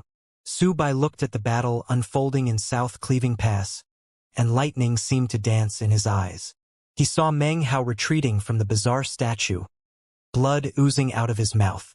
Su Bai saw Meng Hao, he saw the Sea Demon tribe, he saw the strange 8-armed statue, and he saw the 3 bandit tribes whistling toward them from the other side of the pass. He was quiet for the space of about 3 breaths, after which he lifted his head back and laughed. Eccentric Bloodface, Meng Hao, I've heard your name mentioned a lot recently. I've been following the rumors with quite some interest. You led the Crow Divinity tribe out from the Western Desert North region all the way to here. You have really caused me to admire you. His laughter was bright and crisp, without any feeling of insincerity. He truly did feel incredible admiration for Meng Hao. After all, stories about the Crow Divinity tribe, Meng Hao, and the events in the realm of the Bridge Ruins had long since spread far and wide. In some ways, his feelings toward Meng Hao could be summed up in the expression, those who have the same illness sympathize with each other, or maybe even, people of talent appreciate one another. The Black Dragon tribe and the Crow Divinity tribe started out in much the same situation, although the Black Dragon tribe was a bit better off. After the apocalypse began, their spirit-severing patriarch perished and they lost their qualification to enter the Black Lands. The tribe members abandoned themselves to hopelessness and despair. In addition to that, old enemies besieged and attacked them. However, the patriarch had made certain preparations before death, and then Subai rose to prominence, leading the tribe on a path of slaughter that caused their faith to once again grow strong. At that point, the great Black Dragon tribe was firmly entrenched in the history books. This was how they were similar to the Crow Divinity tribe, and also the reason why Subai next lifted his hand and pointed. I, Subai, detest those who interfere in the battles of others. Crow Divinity tribe, allow my Black Dragon tribe to obstruct the path of these 3 bandit tribes.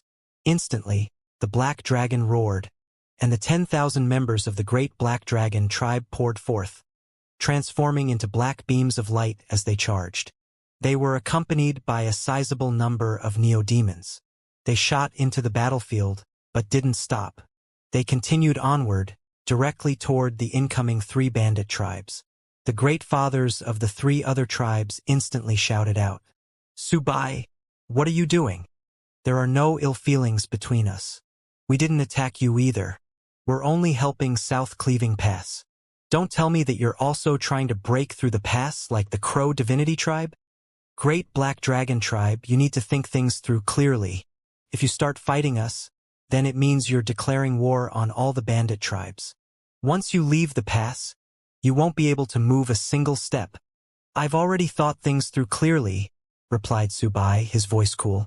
Rumbling killing intent spread out from the members of the Black Dragon tribe.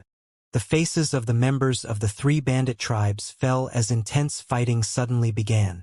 Subai laughed coldly. He truly had thought things through clearly.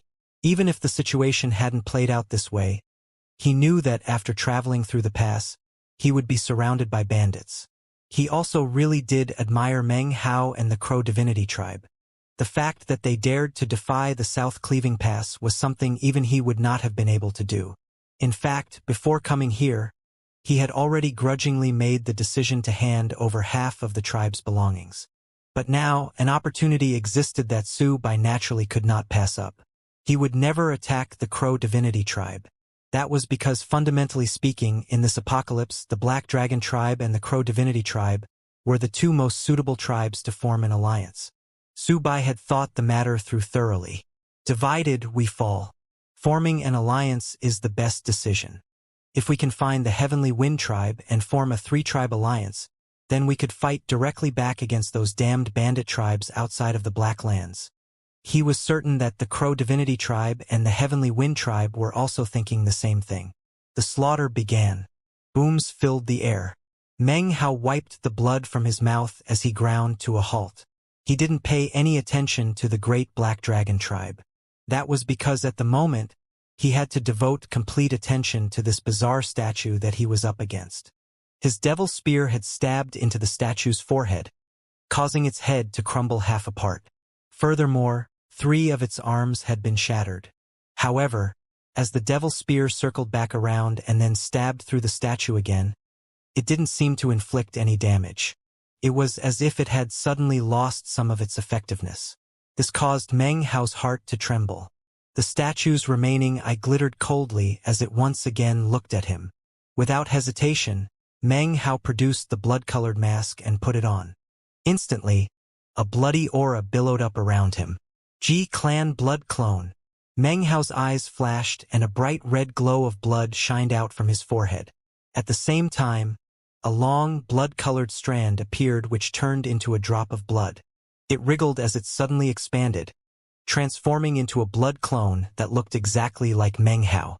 The statue's mouth was open as if it were about to speak again, when suddenly the blood clone shot toward it. Instantly, the statue closed its mouth. It allowed the blood clone to pounce, and yet strangely, no injury was inflicted, not even the slightest. Meng Hao found this difficult to believe. The blood clone, having passed through the statue, was taken aback, as if it didn't understand. It was at this point that the multi-armed statue's ghastly voice once again could be heard. Destruction! A thunderous roar filled Meng Hao. Suddenly, his mind exploded with a burst of power that was a full 3 times stronger than his own 5 elements type power that he had used previously. It felt as if a sword were tearing through his brain, stabbing into his mind, ripping everything apart. Blood sprayed from his mouth and his face went pale. He suddenly felt incredibly weak. This statue's divine ability was extremely bizarre, and Meng Hao was powerless to block it. He bit the tip of his tongue, using the pain to clear his head. His eyes were bloodshot as he, instead of retreating, turned into a beam of light that shot directly toward the statue. The blood clone doesn't work, he thought as his speed increased. He transformed into a green smoke and a black moon. As he neared, he lifted his right hand up. Suddenly, blood immortal divine abilities manifested. Booms filled the air as he unleashed them all. However, just as was the case with the devil spear, none of them hurt the statue even the least bit. This caused Meng Hao's face to fall. He waved his hand and the lotus time formation appeared. It spun rapidly, rumbling as it unleashed the power of time. It was not effective either. Divine abilities are useless. Magical items are useless. The devil spear only worked once. Just what exactly is this statue made of? Meng Hao's eyes flickered with killing intent as he endured the splitting pain in his head. Why did the devil spear work once? When the blood clone neared, it was obviously about to speak, but then shut its mouth. Hundreds of ideas and possibilities flickered through Meng Hao's mind. Suddenly, his eyes narrowed. Don't tell me. He gritted his teeth and then, without hesitation, shot toward the statue, mentally preparing himself. The statue's expression was as cold as ever.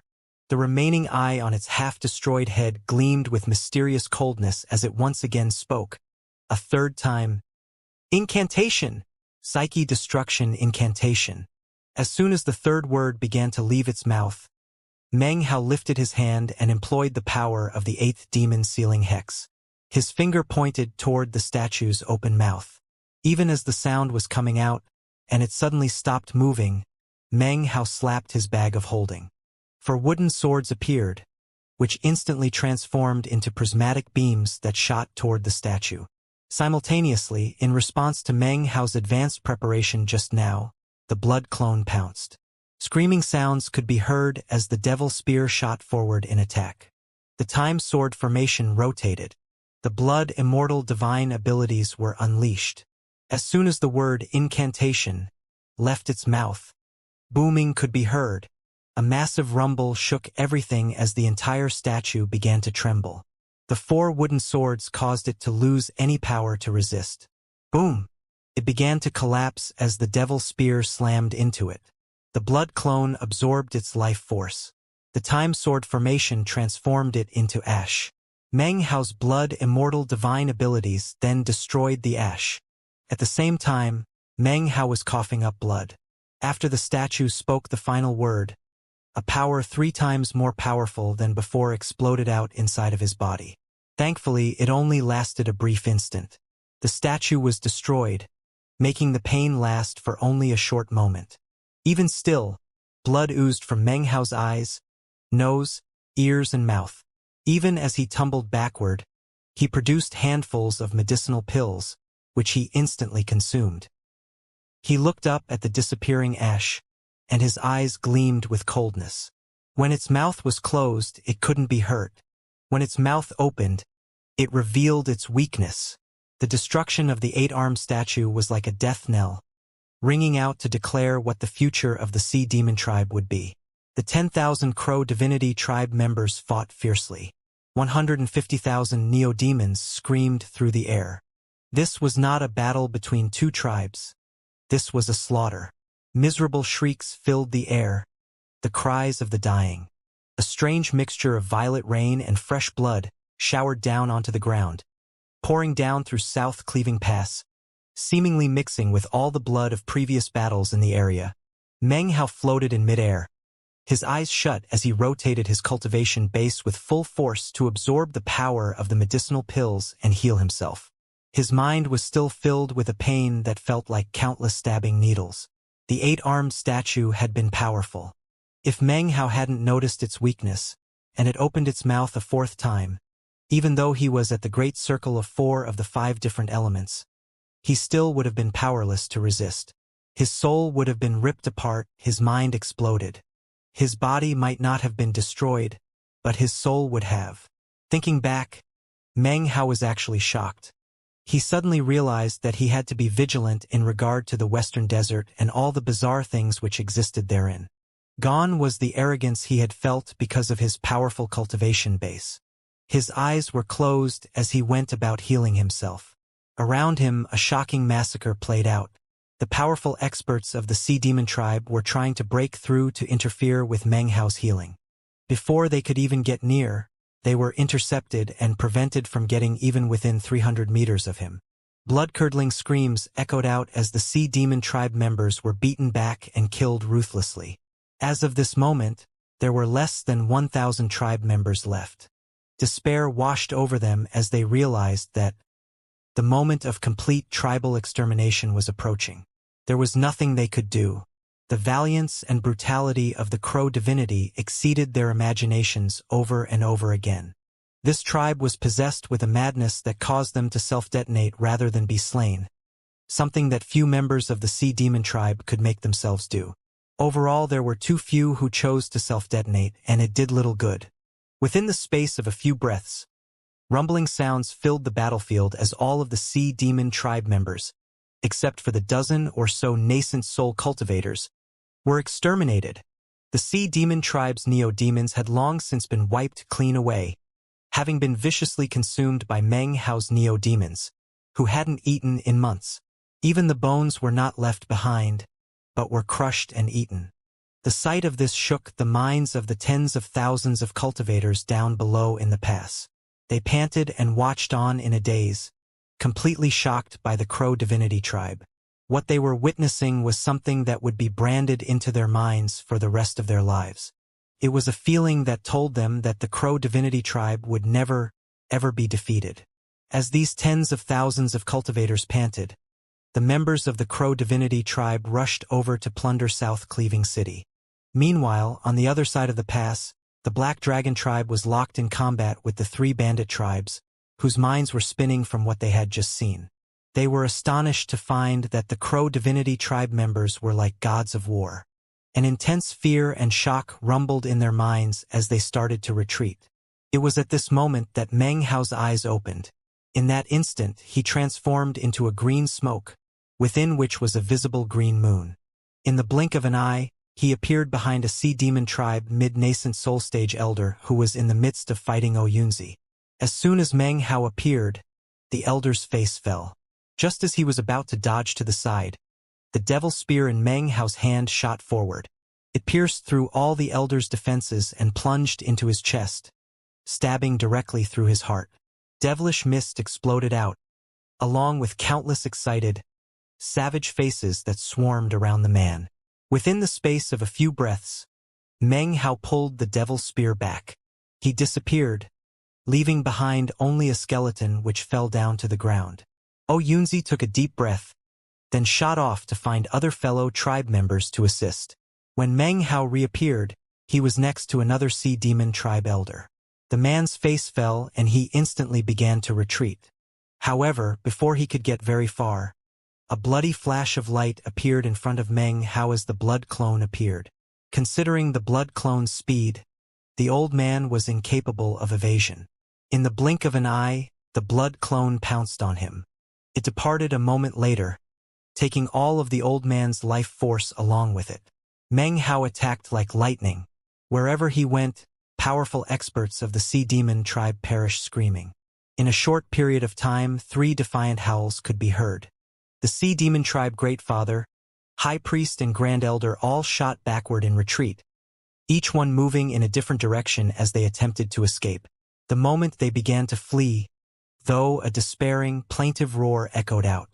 This roar came from none other than the Sea Demon tribe totemic sacred ancient. Because of the death of all the tribe members, the totemic sacred ancient's strength suddenly decreased rapidly.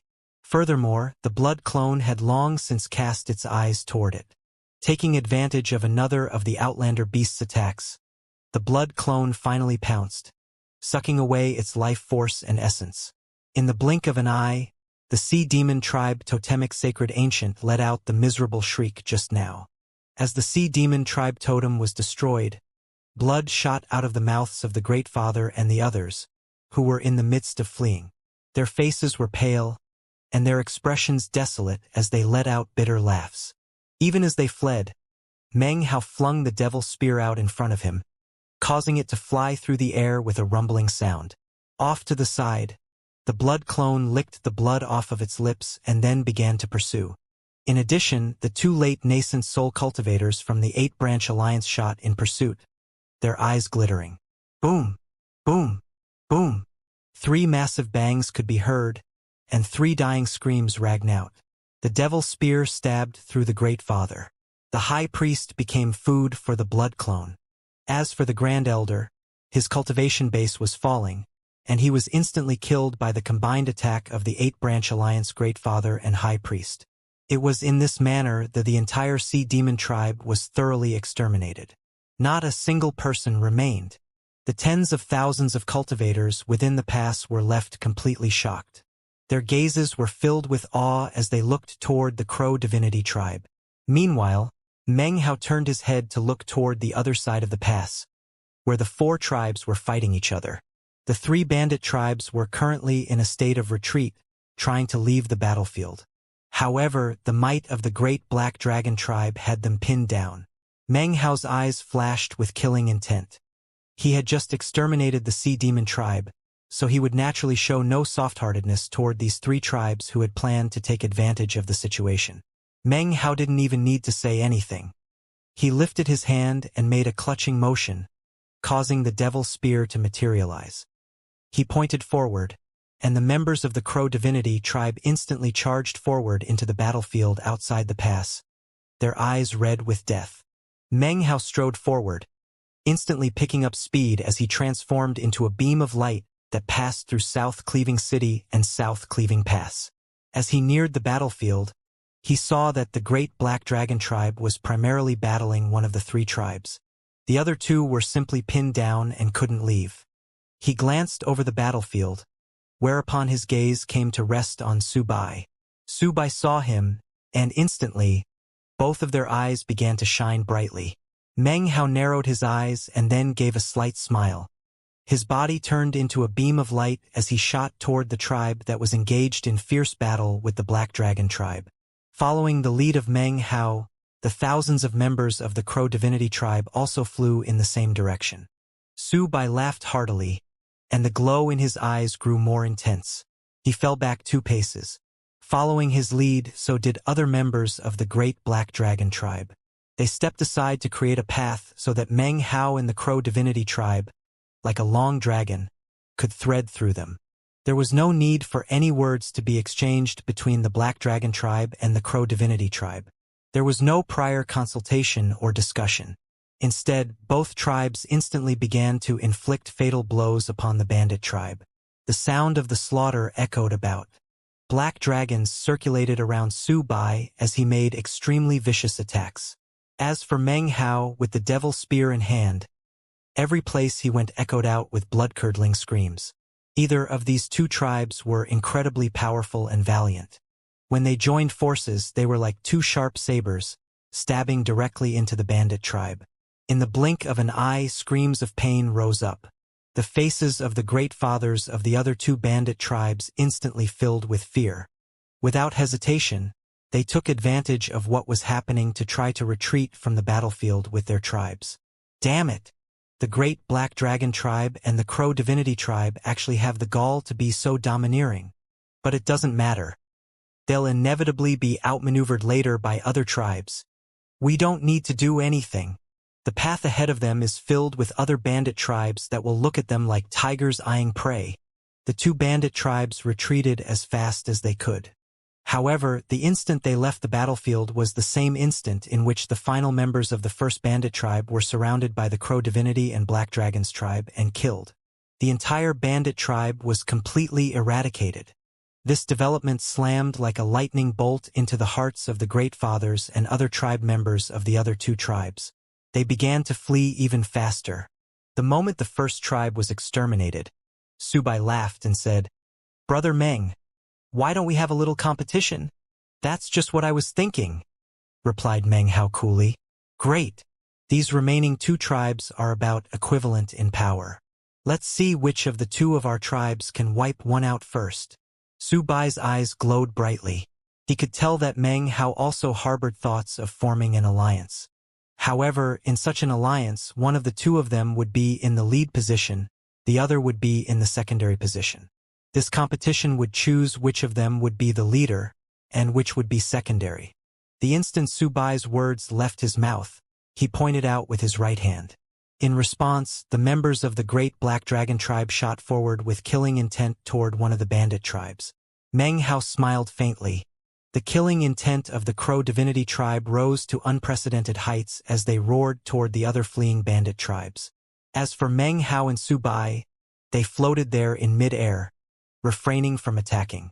"Brother Meng, I often think about what happened that year in the realm of the bridge ruins," said Subai with a laugh. He looked over at Meng Hao. Even as he spoke, the Great Black Dragon tribe began to slaughter its respective bandit tribe. Meng Hao looked back at Subai and chuckled. His voice as calm as the breeze. He replied, "Oh, that was just a fluke. Brother Su, you were able to single-handedly stop that demon spirit from moving. I truly admire you for that." The rumbling of intense combat rose up from either side of them. At the moment, the Great Black Dragon tribe was going all out in their massacre. The Crow Divinity tribe was the same. They had no desire to come in second to the Great Black Dragon tribe and cause their totemic sacred ancient to lose all face. That was especially true of the nascent soul cultivators. They were all crafty and cunning, and as soon as they saw what was happening in this critical moment, they understood that this simple battlefield bet was in reality a foreshadowing of an alliance, and would decide who held the dominant position. Therefore, it was without hesitation that they used the full power of their cultivation bases to wrest away the lead position of the alliance. Both sides attacked with gusto on this battlefield come gambling hall. The bandit tribes let out grievous cries. They were forced to fight, and yet were capable of doing nothing but being defeated.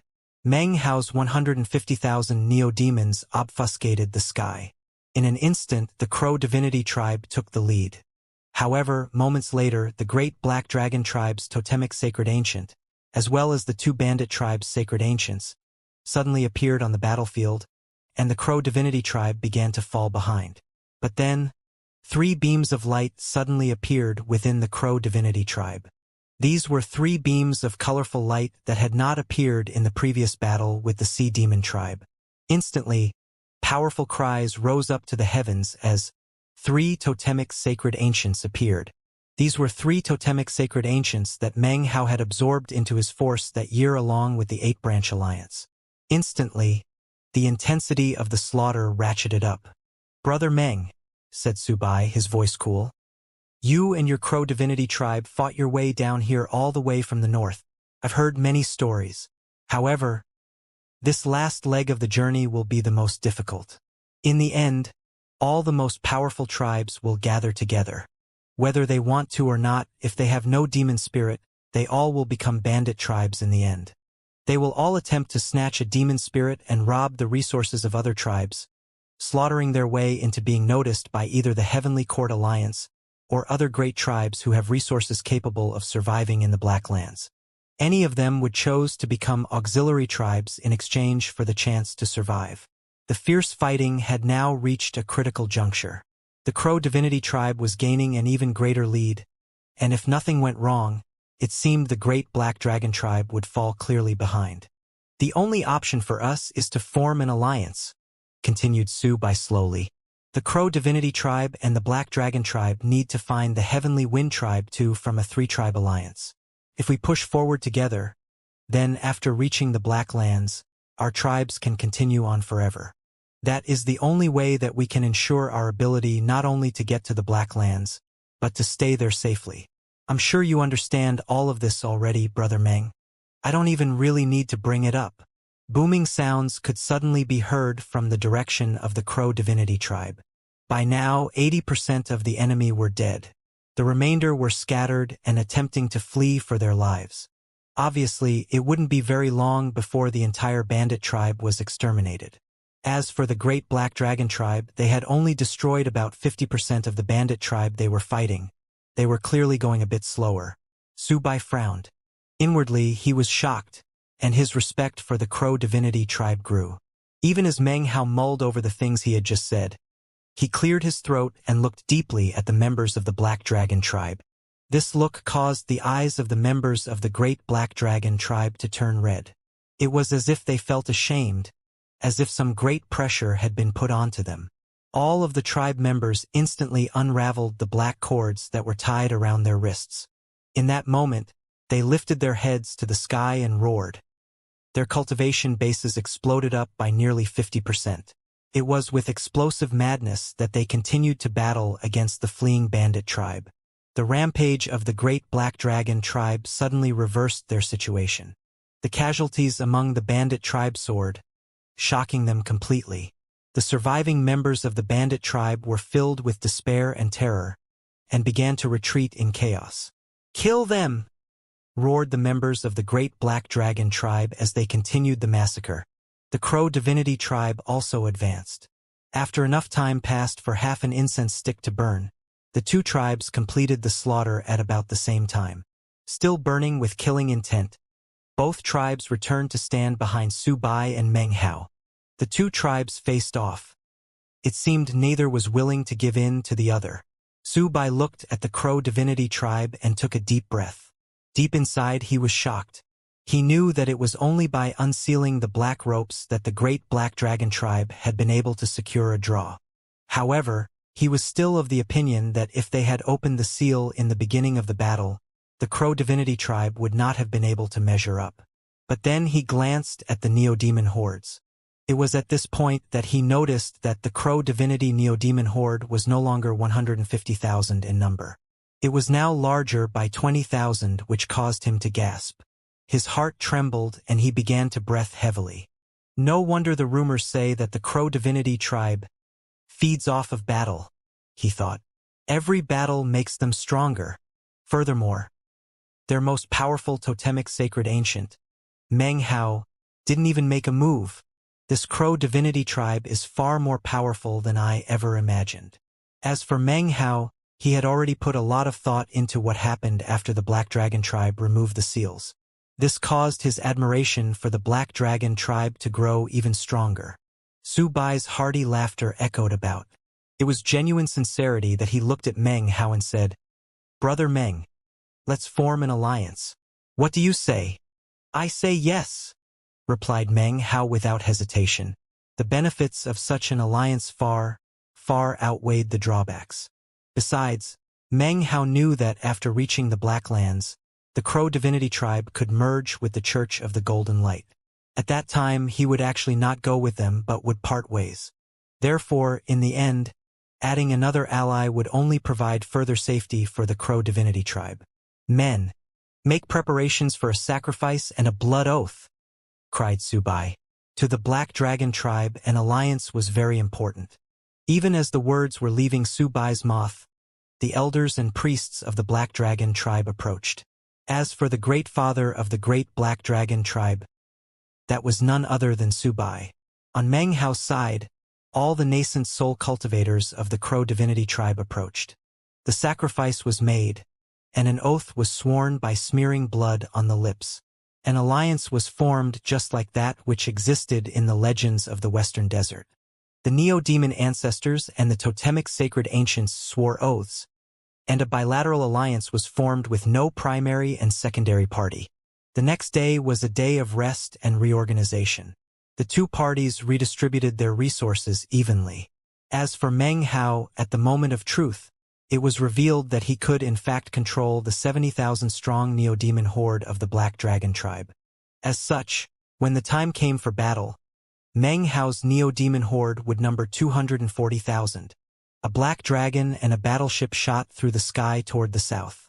The final leg of the journey would only take 3 months to complete. However, those 3 months would without a doubt be the most difficult military campaign that the Great Black Dragon Tribe and the Crow Divinity Tribe had ever carried out. In the first month, they went into battle 7 times against 9 different tribes. Roughly every 3 to 5 days they ran into bandit tribes. Despite all the warfare the Crow Divinity Tribe had experienced, such frequency of battle was unheard of. It was the same for the Great Black Dragon Tribe. Were it not for the fact that the 2 tribes were allied, they would surely have experienced significant losses, perhaps even more than half. It might not have been as bad for the Crow Divinity Tribe because of their neo-demons. The Great Black Dragon Tribe, however, would have found the situation much more difficult. However, because of their 2-tribe alliance, the month of campaigning left them exhausted, but prevented significant losses. There were 3 occasions in which the course of the battle was changed because of Meng Hao's neo-demons, which now included the neo-demon horde of the Great Black Dragon Tribe. The fearsome power he was able to wield caused the members of the Black Dragon Tribe to be filled with shock, and even more so, excitement. Even Su Bai was astonished by Meng Hao. He had never heard of any dragoner who could do what Meng Hao did. During that first month, even though both tribes sustained some losses, Meng Hao was able to grow his neo-demon horde even larger. Because of this, the Great Black Dragon Tribe cooperated in an arrangement of not attacking enemy neo-demons. In the end, Meng Hao's neo-demon horde reached 300,000 in number. When such a vast number of neo-demons appeared, heaven was shaken and the earth trembled. In the second month, they experienced more than 20 battles. On 2 occasions, they encountered bandit tribe alliances. However, faced up against Meng Hao's terrifying neo-demon horde, the bandit tribes were crushed like dried weeds. By the end of the second month, Meng Hao's neo-demon horde numbered a shocking 400,000. 400,000 neo-demons was something never before seen or heard of in the Western Desert. Even a great tribe with a spirit-severing patriarch could never have such a large neo-demon horde. It was simply impossible for a dragoner to brand so many neo-demons. In fact, the food required to sustain 400,000 neo-demons was enough to cause even a great tribe to go completely broke in a very short period of time. When Meng Hao's neo-demon horde reached 400,000, battles became simple. During the last month, they encountered virtually no hostile cultivators. They sped across the land unimpeded as they headed toward the Black Lands. In fact, it seemed there were to be no repercussions for the extermination of the Sea Demon tribe in South Cleaving Pass. Nonetheless, Meng Hao couldn't shake the feeling of impending crisis that continued to float within his heart. Even Su Bai frowned continuously. Something didn't seem right. The other nascent soul cultivators also had similar reactions. At the end of the 3rd month after leaving South Cleaving Pass, the Great Black Dragon Tribe and the Crow Divinity Tribe finally laid eyes on the Black Lands. The instant they did, the faces of Meng Hao and Su Bai, as well as all the members of their clans, instantly became extremely unsightly. The Black Lands was like a plateau, shoved high into the sky seemingly by geological forces. Far down below was the Western Desert. This was Meng Hao's first time seeing the border between the Black Lands and the Western Desert. Years ago when he left the Black Lands, he had not traveled through this area, but rather had been teleported through an ancient portal to the Western Desert North region. Seeing the lay of the land for the first time caused Meng Hao's eyes to subconsciously widen slightly. Now, he finally understood why the Black Lands was the only place where one could escape from the Western Desert apocalypse. The Western Desert South region was much, much higher in elevation than the northern parts. That was why right now, the West, North, and East regions had already been completely submerged and transformed into a violet sea. In those areas, it even smelled like a salty sea. Here in the south, however, rivers had not yet even formed. All of the falling rain continued to flow down toward the north. The Western Desert South region was high enough as it was, but the Black Lands were even higher. They jutted up thousands of meters into the sky, cliff-like, as if formed by an earthquake. Needless to say, endless mountain ranges existed along the edge of the Black Lands. Those mountains seemed to connect to the sky itself, preventing the violet-colored tempest up above, along with any other living thing, from entering. Those mountains made the Black Land's total elevation reach a shocking height. It could prevent the spread of the Violet Sea, and furthermore, there was only one way in. Black Gate Fort. It was 80,000 meters wide, right in the middle of all the mountains. Stood there, tall, straight, enormous. All the cultivators who saw it would gasp. Black Gate Fort was the color of night, and its gate shut tight. Atop the 80,000-meter wide fort stretched a battlement, upon which could be seen tens of thousands of cultivators, bunched together in groups. They were chatting and laughing as they looked out over the battlement, occasionally pointing down below. What caused Meng Hao's pupils to constrict was that the violet rain which he had grown so accustomed to over the years did not fall on Black Gate Fort. Outside, it continued to pour down, but not a drop fell onto Black Gate Fort or that enormous battlement. Outside of Black Gate Fort, the land was filled with fog and mist, and was hazy. In fact, it had been years since Meng Hao even caught a glimpse of the sun. And yet there, within Black Gate Fort, a majestic blue sky could be seen, even fluffy white clouds. Black Gate Fort was like a division between two different worlds. What caused Meng Hao and Su Bai's faces to become extremely unsightly was that between Black Gate Fort and their two tribes could be seen more than 20 bandit tribes positioned in formation across the land. These tribes were currently looking at the Crow Divinity and Great Black Dragon tribes with avarice, ridicule, and killing intent. 20 bandit tribes, with a total of 200,000 cultivators and 400,000 neo-demons. They were positioned in front of the fort, and it was clear that they intended to prevent anyone from entering the Black Lands. Within their eyes, Meng Hao could see greed, savagery, and also a message. If we can't get in, then you can forget about going in yourself. If we will die, then you will die with us. Meng Hao stood there silently. Then he noticed something located in front of these more than 20 tribes. Tens of thousands of bamboo poles had been erected and were swaying slightly in the wind. All of these poles were covered with dried blood that had already turned black. Atop each bamboo pole was a head. This was an entire tribe, including old people and children. Further up could even be seen an enormous neo-demon head, which was obviously this tribe's totemic sacred ancient. All dead. This was none other than the Heavenly Wind tribe. Even closer to Meng Hao and Su Bai were more than 20,000 bamboo poles stuck into the ground, completely bare. The significance of these poles was obvious. They were there for the heads of the Crow Divinity and Black Dragon tribes. The battlefield in front of them was deathly silent. No one spoke. Only the soft whimpering of the wind could be heard. Hundreds of thousands of cultivators began to breathe heavily, and their killing intent rose up into the sky. Black Gate Fort was not easy to enter. Another sound could be heard. It came from the tall battlement on the Black Lands. Tens of thousands of cultivators were there watching the proceedings as if it were some sort of play. To the people atop the battlement, the members of the Crow Divinity tribe, the Black Dragon tribe, and the more than 20 bandit tribes were nothing more than actors on a stage, putting on a performance for their enjoyment. Some of them were members of the Heavenly Court Alliance. Others were members of Western Desert great sects with spirit-severing patriarchs. Naturally, they could stand apart from the masses and watch down at the life-or-death game playing out in front of them. Zhou Dikun was on the battlement, fists clenched tightly, expression sorrowful. There was nothing he could do to change anything about what was happening. He could only watch Meng Hao in silence. Standing next to Zhou Dikun was the young man from the Cloud Sky tribe named, who had appeared to Meng Hao in illusory form to parley in front of the Locust tribe. He sighed as he looked over the lands down below, as well as Meng Hao and the Crow Divinity tribe. "What a pity," he said, shaking his head.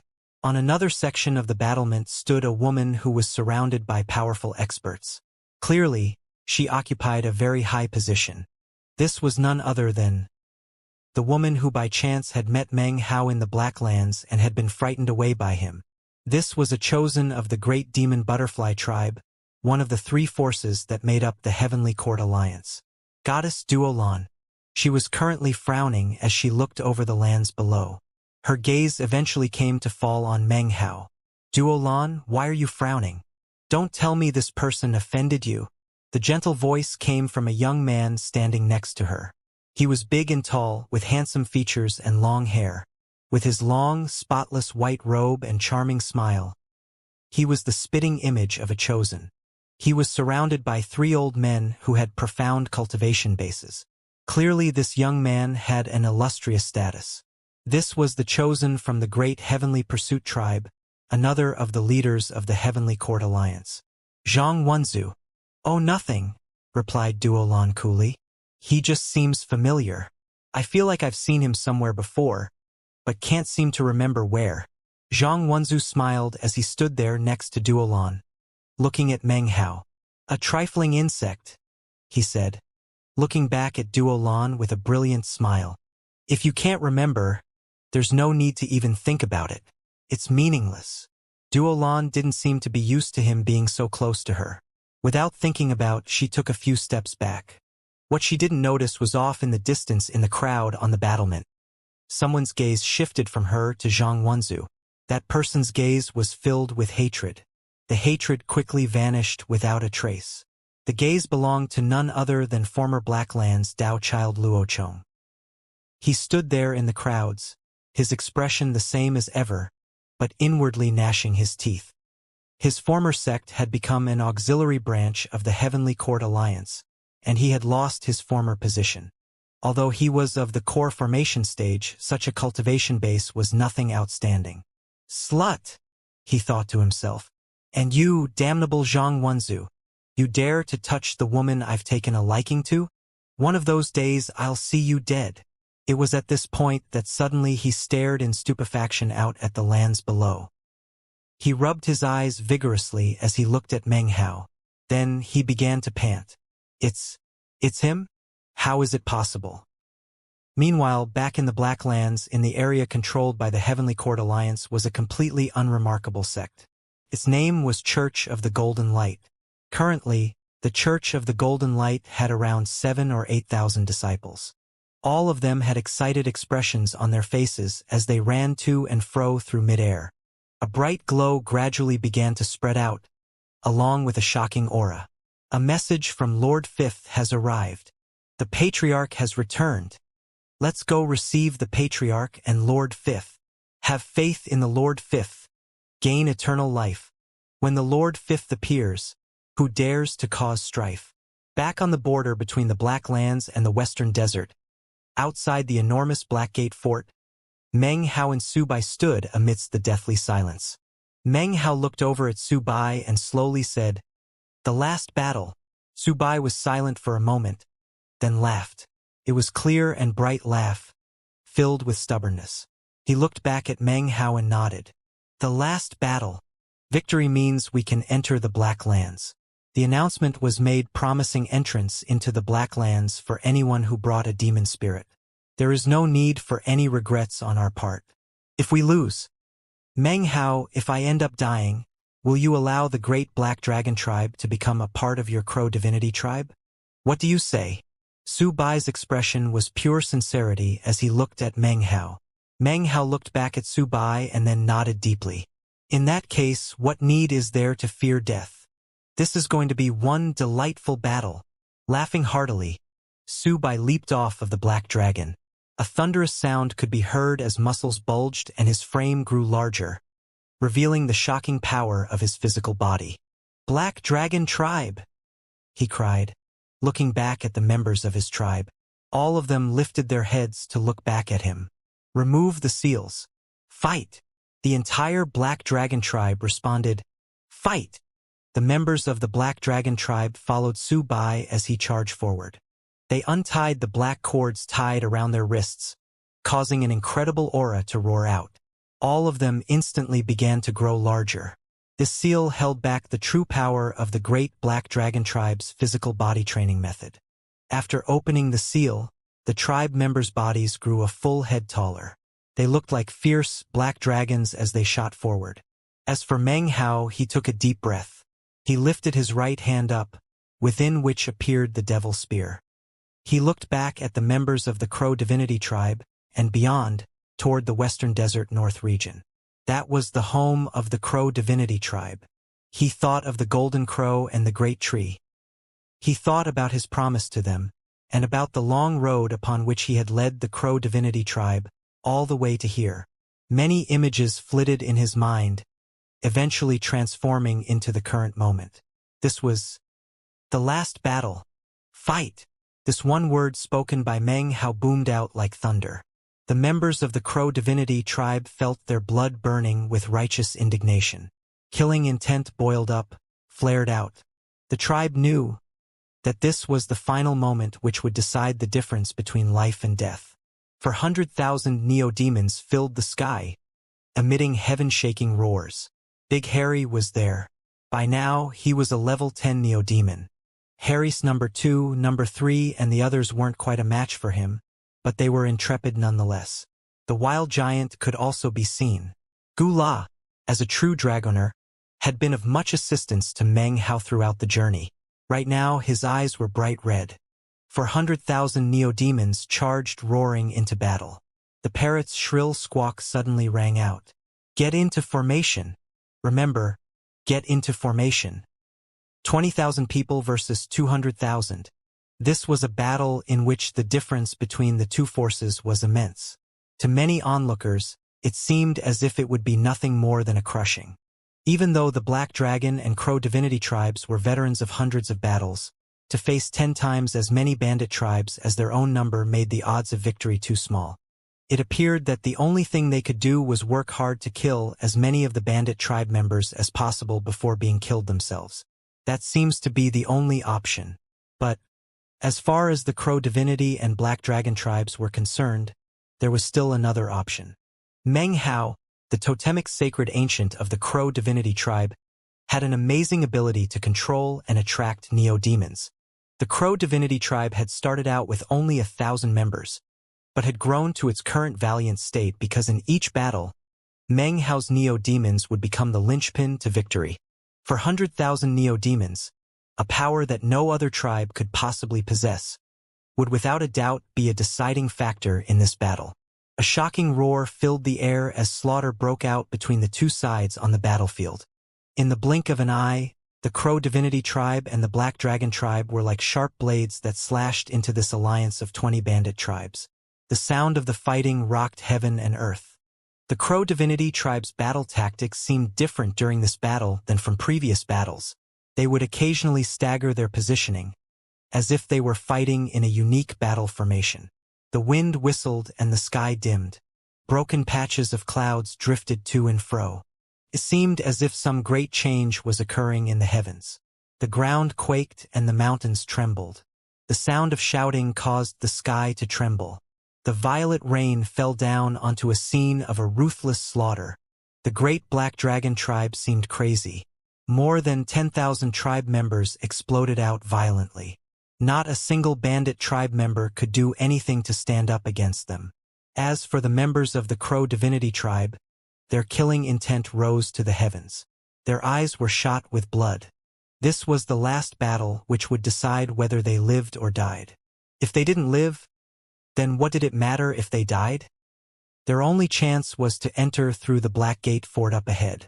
Otherwise, their spiritual energy would waste away in the violet rain and they would wither up like mortals. Therefore they exploded out with all the scorching fire their life force could muster. Even dying, they laughed uproariously. Booming sounds could be heard as magical techniques exploded out. Growling roars filled the air. All of it mixed together to form a joyous song of battle. There was no music, only the majestic sound of fighting. There were no lyrics, only shaking and rumbling. Subai lifted his head up to the sky and laughed heartily as he shot forward through the battlefield. He was unstoppable and spattered with blood. Some of the blood was his own, but most belonged to enemies. His laughter contained some sadness, but also stubborn hopefulness. It also said, "If I can't survive, then I will die in battle." Meng Hao looked over the scene, and his heart trembled. The blood in his veins boiled, and veins of blood appeared in his eyes. This was the last battle, and it had his life force boiling. What happens in front of Black Gate Fort is like a play. All the people on top of the battlement are the audience members, looking down at a play. He looked at the 20 tribes of killers, hundreds of thousands of cultivators, so thickly gathered that you could hardly see their end. They were like tidewaters of extermination, boiling with killing intent as they roared into battle. Violet rain fell down endlessly, spattering onto the bodies of everyone present. It doesn't matter if you're watching the play or in the play. It's still nothing more than a battle. Killing intent exploded out of Meng Hao's eyes. He waved his arm and 400,000 roaring neo-demons shot toward the bandit tribes. In total, there were more than 100 dragoners among the bandit tribes. They floated in midair under heavy protection, using all their power to control their own force of 400,000 neo-demons to fight back against Meng Hao's. It was at this point that the nascent soul cultivators of the 20 bandit tribes all began to fly out. They radiated ruthlessness as they shot toward the Black Dragon and Crow Divinity tribes. They moved with such speed that they were nothing more than blurs. Almost as soon as they appeared, they were in the middle of the battle. The sound of slaughter rose up, along with the booms of divine abilities and magical techniques. The nascent soul cultivators of the Crow Divinity and Black Dragon tribes did not even number 30 in total. Compared to the number of nascent soul cultivators from these 20 bandit tribes, they were at a serious disadvantage. However, Meng Hao's neo-demon horde was large enough that he could afford to send some extremely powerful neo-demons to join that battle. Instantly, they began to cause havoc on the battlefield. Next, the totemic sacred ancients from the 20 bandit tribes whistled into battle. They were of a variety of appearances, but they all emanated shocking auras. As they arrived, the totemic sacred ancients of the Black Dragon tribe and Crow Divinity tribe both appeared. Along with the Outlander beast, they charged to fight back. The battle had just begun, and already it was shocking to the extreme. 4 totemic sacred ancients and 20 nascent soul cultivators suddenly appeared to lock down Meng Hao and Su Bai. This was especially true of Meng Hao.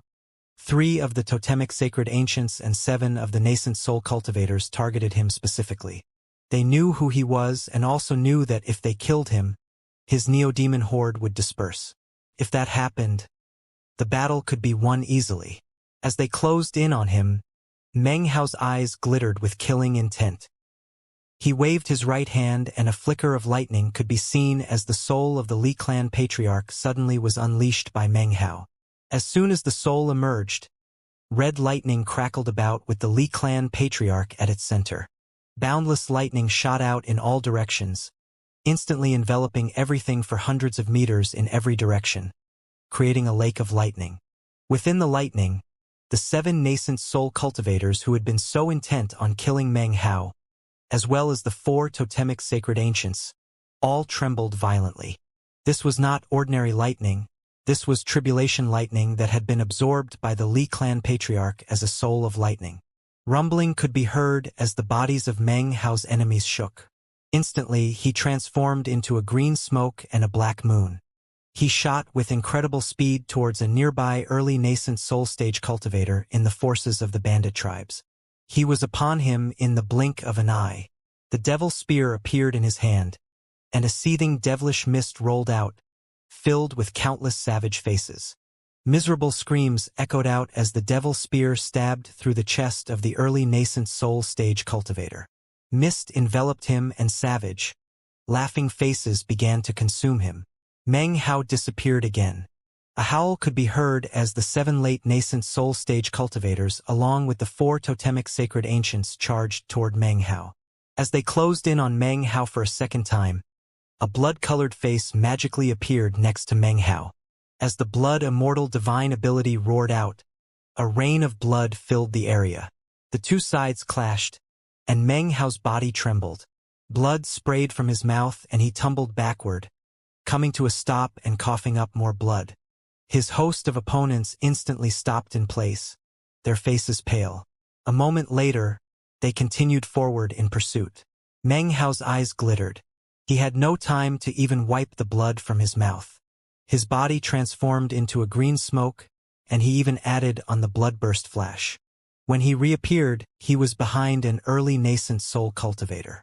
His right hand clenched into a fist which slammed into the man.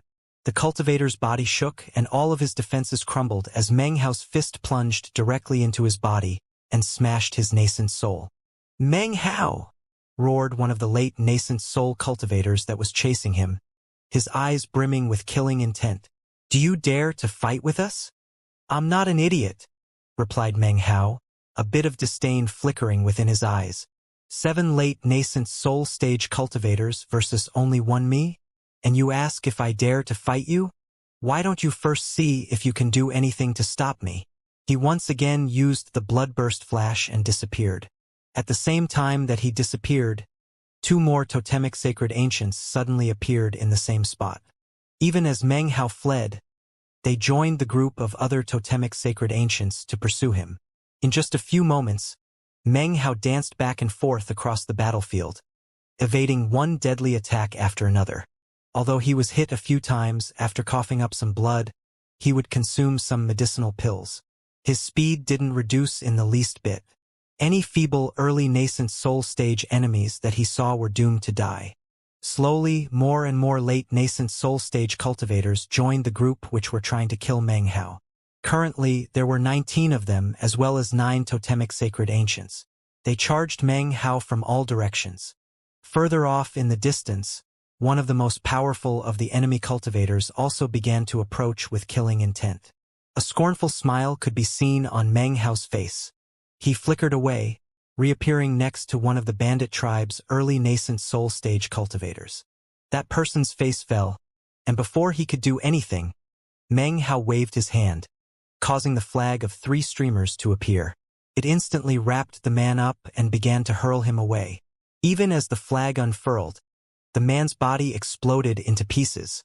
Such provocation on Meng Hao's part, especially the appearance of his 400,000 neo-demons, instantly had a huge effect on the battlefield. More and more cultivators joined the force that was trying to slay him.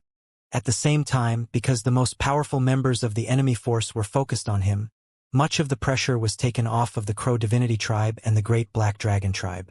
In the initial clash just now, both tribes had sustained losses of more than 30%. There were even nascent soul elders who perished. Similarly, the Bandit Tribe Alliance had paid a heavy price, having lost nearly 30,000 tribe members in death. As of this moment, it was becoming more obvious that the Crow Divinity tribe members were setting up a formation. In fact, it was now possible to see a fog forming within their ranks. "Meng Hao, don't tell me the only thing you can do is run away? If you keep fleeing and killing our tribe members, then we'll have to go slaughter some of the ordinary cultivators of your Crow Divinity tribe." "That's right. We can slaughter people just as well as you." Meng Hao completely ignored the cries of the people chasing him. His body continued to flicker at top speed. Meanwhile, back on the battlement of Blackgate Fort, the cultivators of the Heavenly Court Alliance and the other great tribes were laughing and chatting.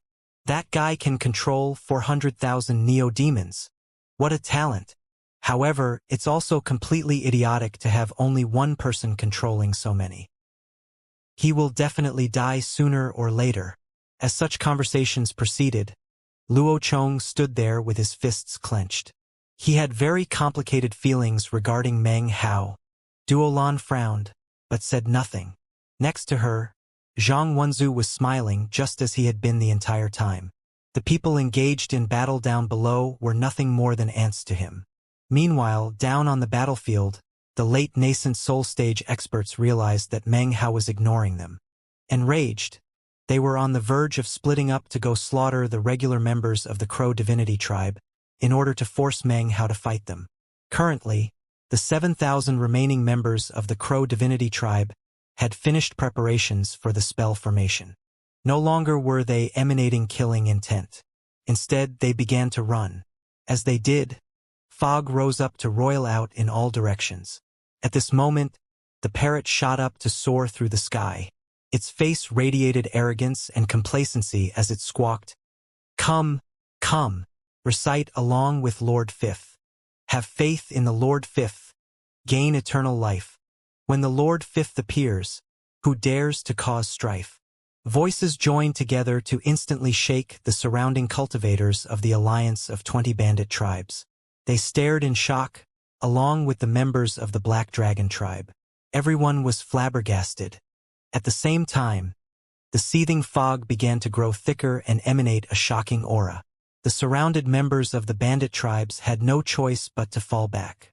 Some who didn't move fast enough were sucked into the fog. Instantly, blood-curdling screams could be heard as they were trampled to death. It wasn't just the cultivators of the 20 bandit tribes that gasped. The members of the Black Dragon tribe were the same, and even the cultivators of the Heavenly Court Alliance and other great tribes who were on Blackgate Fort. Everyone was completely shaken.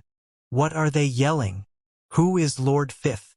How come I feel like I've heard this before? As of this moment, Meng Hao was now the only member of the Crow Divinity tribe who was on the outside. His body was a wisp of green smoke that flickered back and forth, taking advantage of this opportunity to slay more of the early nascent soul elders. Even as miserable cries rang out, countless bloodshot gazes suddenly came to rest on Meng Hao as all of the nascent soul cultivators suddenly turned to look at Meng Hao. Given that they could no longer attack the Crow Divinity tribe, Meng Hao was suddenly a glowing target. Instantly all of the bandit tribe's nascent soul cultivators shot toward Meng Hao, along with more than 10 totemic sacred ancients. They radiated killing intent as they neared him. These powerful experts were a force that could cause anyone under the spirit-severing stage to be dumbstruck. Even Meng Hao would not be able to stand up to their combined attack. In fact, if they managed to attack him from all sides, then he would certainly be torn to pieces and completely exterminated. The forces aligned against him were far more than he could handle. However, that was exactly what Meng Hao wanted. Roughly 70% of the bandit tribe's most powerful experts and totemic sacred ancients were now closing in on Meng Hao, filled with killing intent, their eyes shining with the desire to slay him. It was at this point that Meng Hao suddenly stopped moving. For the first time, he hovered there in mid-air, not moving even an inch. The fact that he had stopped instantly attracted countless looks from the majority of the members of the 20 allied bandit tribes. Virtually all of their most powerful experts looked at Meng Hao with vicious killing intent, and then shot toward him. Instantly, he was being charged from all directions. "Die!" came the grim cries as the people came closer and closer. In the blink of an eye, they had surrounded Meng Hao. It was at this point that Meng Hao slapped his bag of holding with his right hand. Instantly, a wooden box appeared which he held high up into the air. His expression was dark as he slowly opened its lid. Within the wooden box was a blooming flower.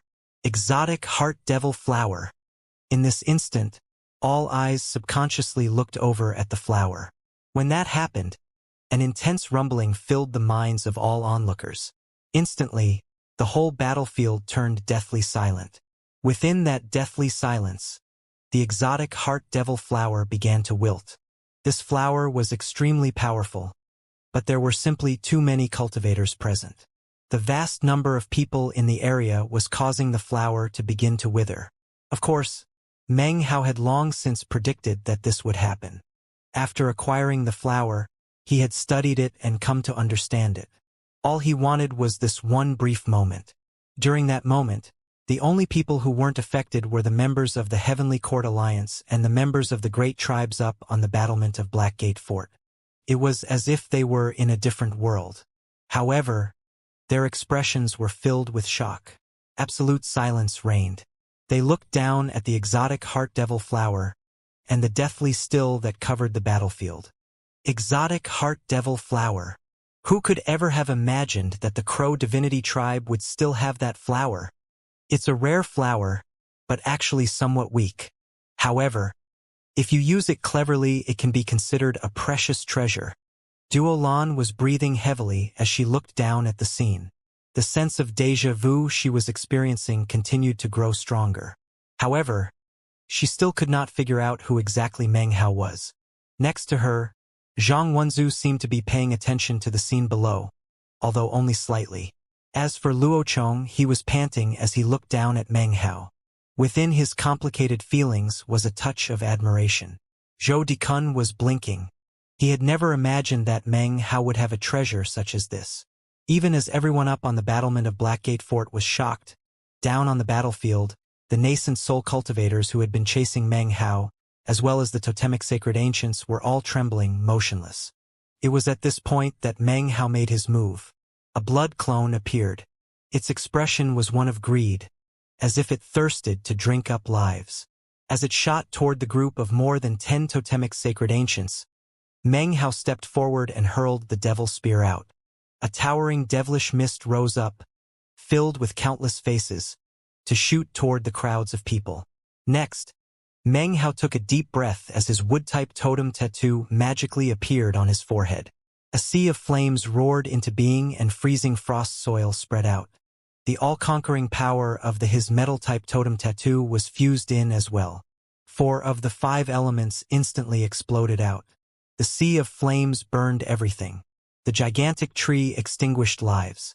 The power of metal slashed through the air. The frost soil kicked up a frigid wind that froze the sky.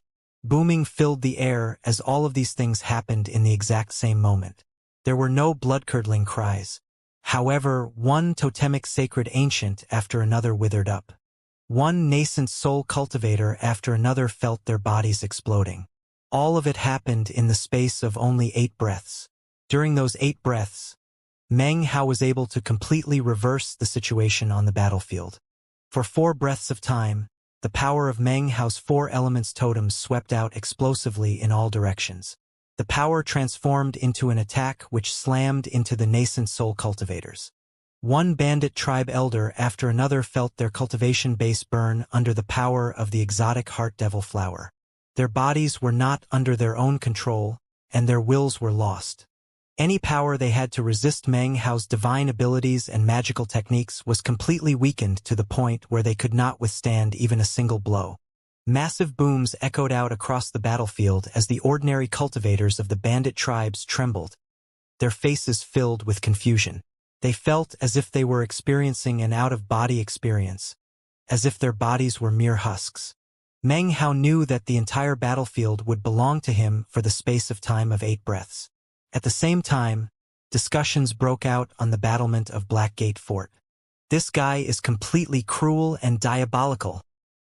He intentionally caught the attention of all the powerful experts, then took advantage of the situation to take out the exotic heart devil flower. He's not just vicious, he's adept at scheming. However, if he thinks he can turn the tide of the entire battle with only that flower, then he's a bit naive. That flower has its limits.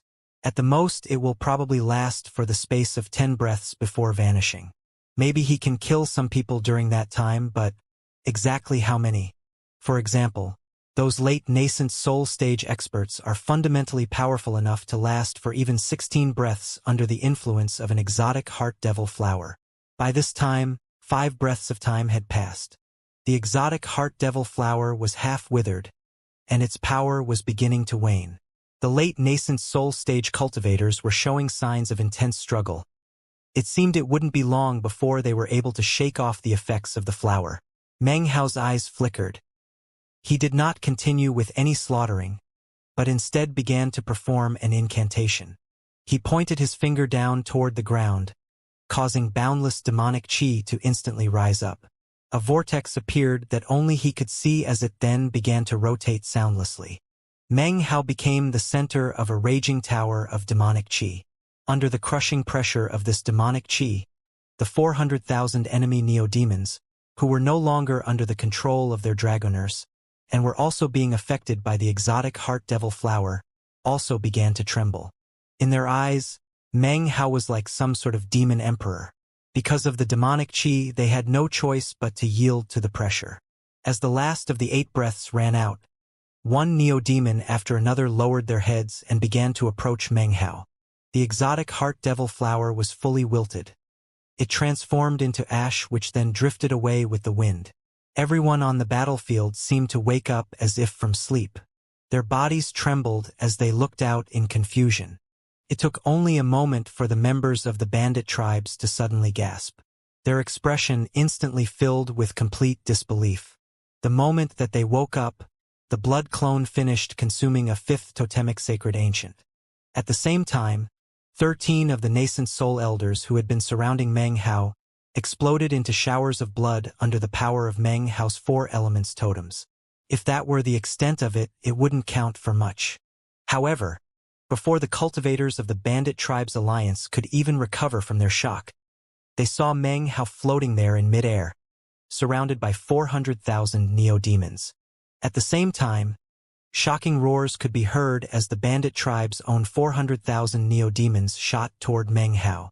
This was not an attack, but rather, they joined to circulate around him, emitting subservient cries. As of this moment, 800,000 neo-demons were completely shaking heaven and earth. From ancient times until now, there had never been a person who could control an 800,000-strong neo-demon horde. To everyone watching, this was virtually inconceivable. Nonetheless, the sky outside of Blackgate Fort was now filled with 800,000 roaring neo-demons. The sky shook, and everyone on the battlement was thoroughly astonished. Within Blackgate Fort itself, the Heavenly Court Alliance was startled. As for the powerful experts of the great tribes with spirit-severing patriarchs, their minds were all filled with profound trembling. In fact, for streams of indescribably powerful divine sense suddenly spread out from within the Black Lands. These were streams of divine sense belonging to spirit-severing patriarchs. These streams of divine sense were filled with intrepid, savage power. They passed through Blackgate Fort to sweep across the lands of the Western Desert, eventually coming to rest on Meng Hao and his horde of 800,000 neo-demons. As of this moment, the tide of the battle truly had turned. Everyone who stood atop Blackgate Fort was panting and staring in shock. It was in this moment that a tremor ran through Duolan. She suddenly realized why Meng Hao seemed so familiar. Her face filled with an expression of complete disbelief. Next to her, Zhang Wenzu's face was now filled with concentration. As he looked at the 800,000 neo-demons, his scalp went numb. As of now, the Crow Divinity tribe didn't even need to attack. Nor did the Black Dragon tribe need to fight. Meng Hao waved his hand, causing the 800,000 neo-demons to charge toward the allied bandit tribes. The land trembled and the sky shook. The clouds in the sky roiled as the sounds of slaughter began to spread out. Miserable shrieks rang through the air one after another as the bandit cultivators, as well as their totemic sacred ancients, great fathers, and other powerful experts, were instantly stupefied. They wanted to kill Meng Hao, but he was now hidden behind 800,000 neo-demons. How could they possibly kill him? They wanted to slaughter the members of the Crow Divinity and Great Black Dragon tribe, to cause Meng Hao to show his face. However, the fog of the Crow Divinity tribe's spell formation towered up, within which could be seen the shadows of running figures. The members of the Great Black Dragon tribe were quickly absorbed into the fog of the spell formation, concealing them completely. When he had first laid eyes on these 20 allied bandit tribes, Meng Hao knew that in this last battle, despite the unsurpassable battle prowess of the Crow Divinity and Great Black Dragon tribes, they would be defeated in the end. There were just too many cultivators in the bandit tribes. Even if by some miracle the more than 10,000 members of the Crow Divinity tribe did not die, and a few hundred managed to enter into the Black Lands, by that time, they would no longer be the Crow Divinity tribe. On the other hand, if the Crow Divinity tribe was able to continue on with majority of its strength, after it entered the Black Lands, it could combine with the Church of the Golden Light. Then, they would be a powerful force and would thus be able to maintain their self-respect and continue on. That was exactly the outcome Meng Hao hoped for, and there was only one way to make that happen. That method had nothing to do with strength or weakness of cultivation base. It had nothing to do with strength in numbers. No, Meng Hao knew that in the Western Desert, there was only one thing that was considered the source of true power. His greatest strength did not lie in the 5 elements totems, nor in the power of his cultivation base or his magical items.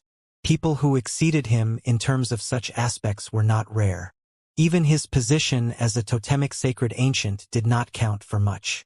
His blood clone was strong, but how could it possibly stand up to 200,000 cultivators? The Devil Spear was domineering, but he only had one. Meng Hao knew that his most powerful asset, the greatest strength he had to rely on, was his identity as a demon sealer. In the great lands of the Western Desert, the fact that Meng Hao was a demon sealer meant that he could congeal and manipulate boundless demonic qi. He could cause great changes in neo-demons, make them even more powerful than himself. He could control them and use them to accomplish things that he alone could not accomplish. That was his greatest asset. It was also why the Crow divinity tribe had been able to leave the Western Desert North region and travel all the way to here. Therefore, the exotic heart devil flower had appeared. Slaying totemic sacred ancients and nascent soul elders was secondary to his true goal. While everyone was paying attention to him, he needed a brief pause in the battle, only 4 or 5 breaths of time while he was being surrounded. That brief amount of time was crucial. To ensure success, he needed to make sure that the 100 or so dragoners of the allied bandit tribes lost control of their neodemons. It was in that way that Meng Hao could perfectly pull off his plan. That was the entire reason why he had pulled out the exotic heart devil flower. His goal was not to cause confusion for the ordinary cultivators, nor was it to bewilder the nascent soul experts. Instead, he had been targeting the 100 dragoners, who were hidden within their neodemon hordes. These were the cultivators who, seemingly from the beginning, had been completely ignored by Meng Hao, as if he didn't care about them one bit. As of this moment, he had accomplished his goal. 800,000 neodemons shook heaven and earth, completely rocking the battlefield. The Heavenly Court Alliance was shocked, as were all of the other Western Desert cultivators who were watching. The neodemons instantly charged towards the well over 100,000 shocked bandit tribe members. This last battle was destined to be filled with foul winds and rains of blood. It was something the likes of which had never occurred in the history of the Western Desert. Everyone atop Blackgate Fort watched on in silence, even the 4 streams of divine sense from the spirit-severing patriarchs. As the 800,000 neodemons closed in, the eyes of the 100,000 bandit tribe members went red. They also charged forward, howling, "Kill them!" At the same time, all of the totemic sacred ancients and all of the nascent soul cultivators shot forward, transforming into something like a sharp arrow, piercing through the neo-demon horde toward Meng Hao. Kill Meng Hao and the neo-demon horde will collapse. In this critical moment, the great fathers of the 20 bandit tribes roared, congealing the peak power that existed on the battlefield as they shot toward Meng Hao. Meng Hao was there within the neo-demon horde, looking around with cold eyes as neo-demons circulated around him. Miserable shrieks sounded out constantly as cultivators were ripped to shreds by neo-demons. As of this moment, Meng Hao could sense the intense ruthlessness of warfare. It was no exaggeration to say that the world in front of him was awash in redness. That redness was blood. The blood of neodemons and the blood of cultivators. The land turned red, so red that even the violet rain that fell could not wash it away. This was a true massacre. The vast amount of neodemons in the horde made it so that even though neodemons were constantly dying, there were always more to attack the bandit tribe cultivators. Blood-curdling screams filled the air as the deaths intensified. Right now, it was like the yellow springs of the underworld had turned completely red. Blood, thought Meng Hao as he looked down at the ground. Suddenly, he reached a bit of new enlightenment. Blood was also water, correct? It was a type of water that contained life. It was in fact the source of life force. Having blood didn't necessarily mean you were alive, but without it, you would certainly not be. It seems that I'm bound to blood by karma. The blood immortal legacy, all the slaughtering that resulted from my practice of cultivation. Blood is also a kind of totem. Besides, what are totems anyway? Totems are not a manifestation of my own will and enlightenment. No, they are a force of power of the 9 mountains and seas. They are a seed of power. Muttering to himself, he closed his eyes, ignoring the powerful experts of the bandit alliance who were going all out to try to reach him and kill him. As they neared, neodemons attempted to block their way, resulting in even more blood showering about. It was at this moment that suddenly, the members of the Crow divinity tribe moved forward along with the spell formation. Fog churned, and the sound of running echoed about. Massive golden figures could be seen within, charging into the battle. As soon as the fog reached the members of the bandit tribes, miserable shrieks could be heard. A howl could be heard as the excited parrot suddenly appeared in midair. In a squawk that the entire battlefield could hear, it said, "Come, come, shout out with me. Have faith in the Lord Fifth. Gain eternal life. When the Lord Fifth appears, who dares to cause strife?" As soon as the voices began to echo out from within the spell formation fog, another batch of roiling, cloudy fog could be seen within the Black Lands. It was exactly the same in appearance, and loud, clear voices rang out from within. They were filled with excitement and determination. Have faith in the Lord Fifth. Gain eternal life. When the Lord Fifth appears, who dares to cause strife? Lord Fifth, we welcome you back with respectful hearts. Patriarch, we welcome you back with respectful hearts. These resounding voices caused the observers on the battlement of Blackgate Fort to stare in shock. When they looked over, they could see that within the approaching fog were 7,000 or 8,000 enormous figures. They charged through mid-air, passing out from the Black Lands to enter the Western Desert and charge down toward the battlefield. That's the Church of the Golden Light. The spell formation of the Crow Divinity tribe is exactly the same as that of the Church of the Golden Light. When the Church of the Golden Light appeared, it was like a sharp blade that stabbed into the already scattered and battered bandit alliance. Together with the Crow Divinity tribe, they began a slaughter of spell formations that hit the enemy from two directions at the same time. The members of the Great Black Dragon tribe also charged out from within the center of the Crow Divinity spell formation, engaging in bloody slaughter down to the very end.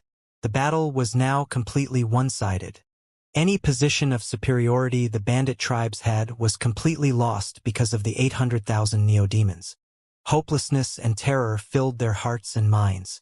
Miserable screams filled the air as they completely lost any will to fight. The slaughter continued nonetheless. 150,000, 130,000, 100,000, 80,000, 50,000. It did not take long for the bandit tribe's numbers to be reduced to only 50,000 cultivators. The other 150,000 were nothing more than corpses. Their blood flowed out, causing the area outside of Blackgate Fort to become a lake of blood. The reek of gore filled the air.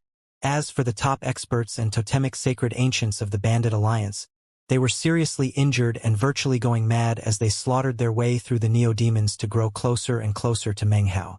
The slaughter down below wasn't actually drawing much attention. The eyes of the cultivators on the battlement of Blackgate Fort were all drawn toward the neo-demons that were protecting Meng Hao, who floated there in mid-air. Meng Hao was the key to everything. If he died, then the bandit tribes could still secure victory in the battle. Booming filled the air as dozens of nascent soul cultivators, and more than 10 rapidly weakening totemic sacred ancients, mowed their way through the crowds of neo-demons. They carved out a bloody path as the neo-demons, giving no thoughts to their own lives, threw themselves in front of the enemy. The enemy had no choice but to continue the slaughter as they tried to near Meng Hao. The distance between the two was still several hundred meters, packed close with crazed neo-demons. Unfortunately, the enemy cultivators weren't able to get to Meng Hao. There were just too many neo-demons. The demonic chi of a horde of 800,000 neo-demons was something that the nascent soul cultivators couldn't see. However, they could sense that there was some unspeakable pressure in the area that made minor teleportation impossible. All they could do was charge physically and try to kill their way to Meng Hao. Meng Hao's closed eyes suddenly snapped open.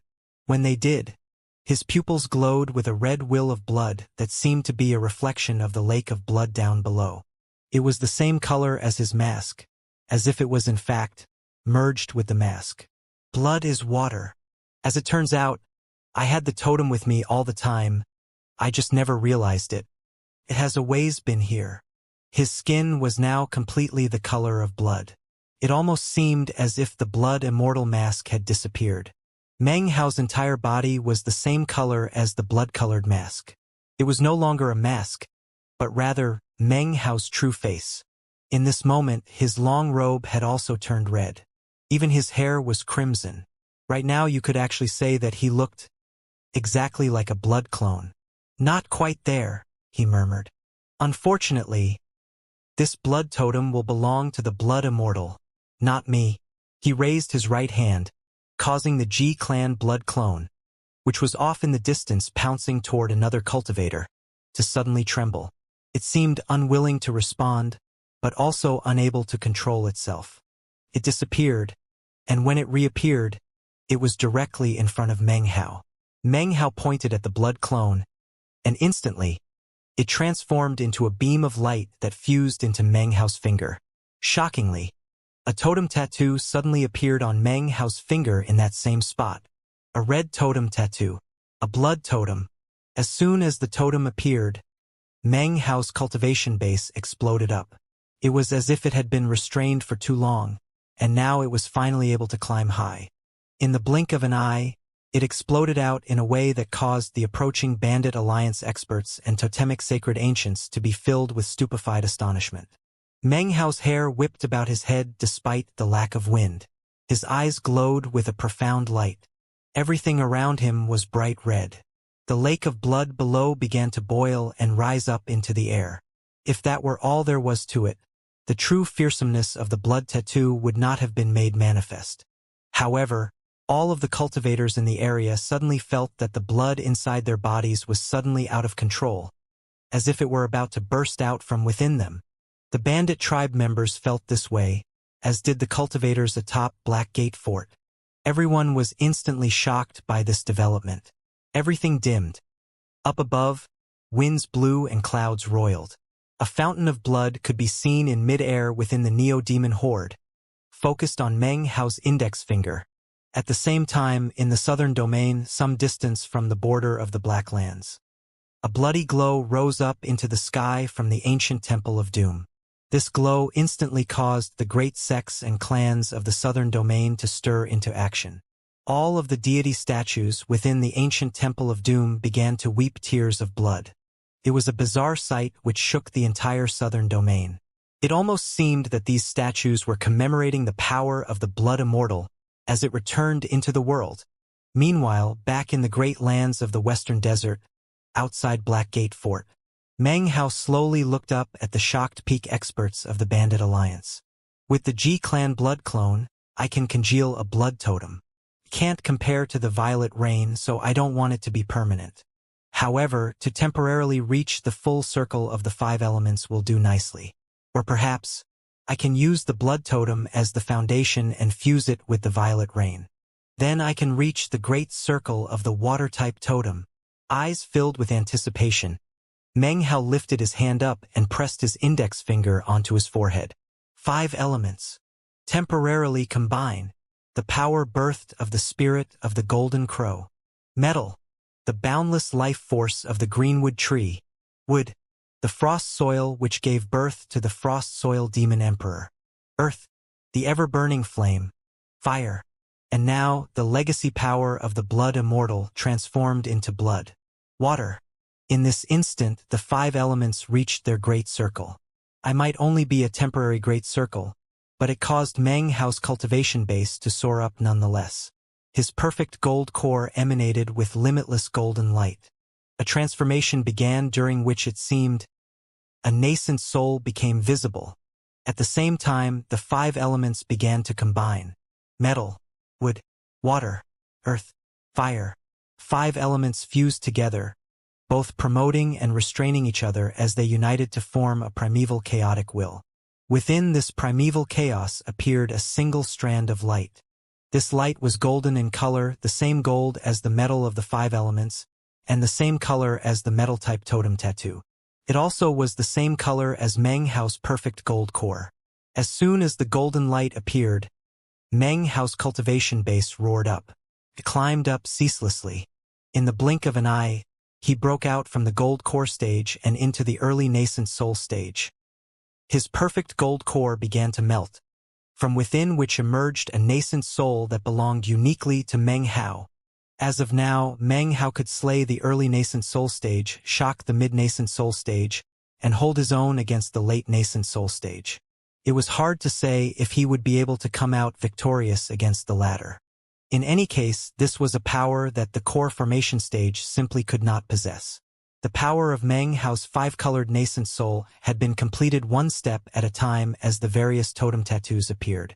As of now, he possessed a battle prowess that was completely unprecedented and thoroughly frightening in the cultivation world.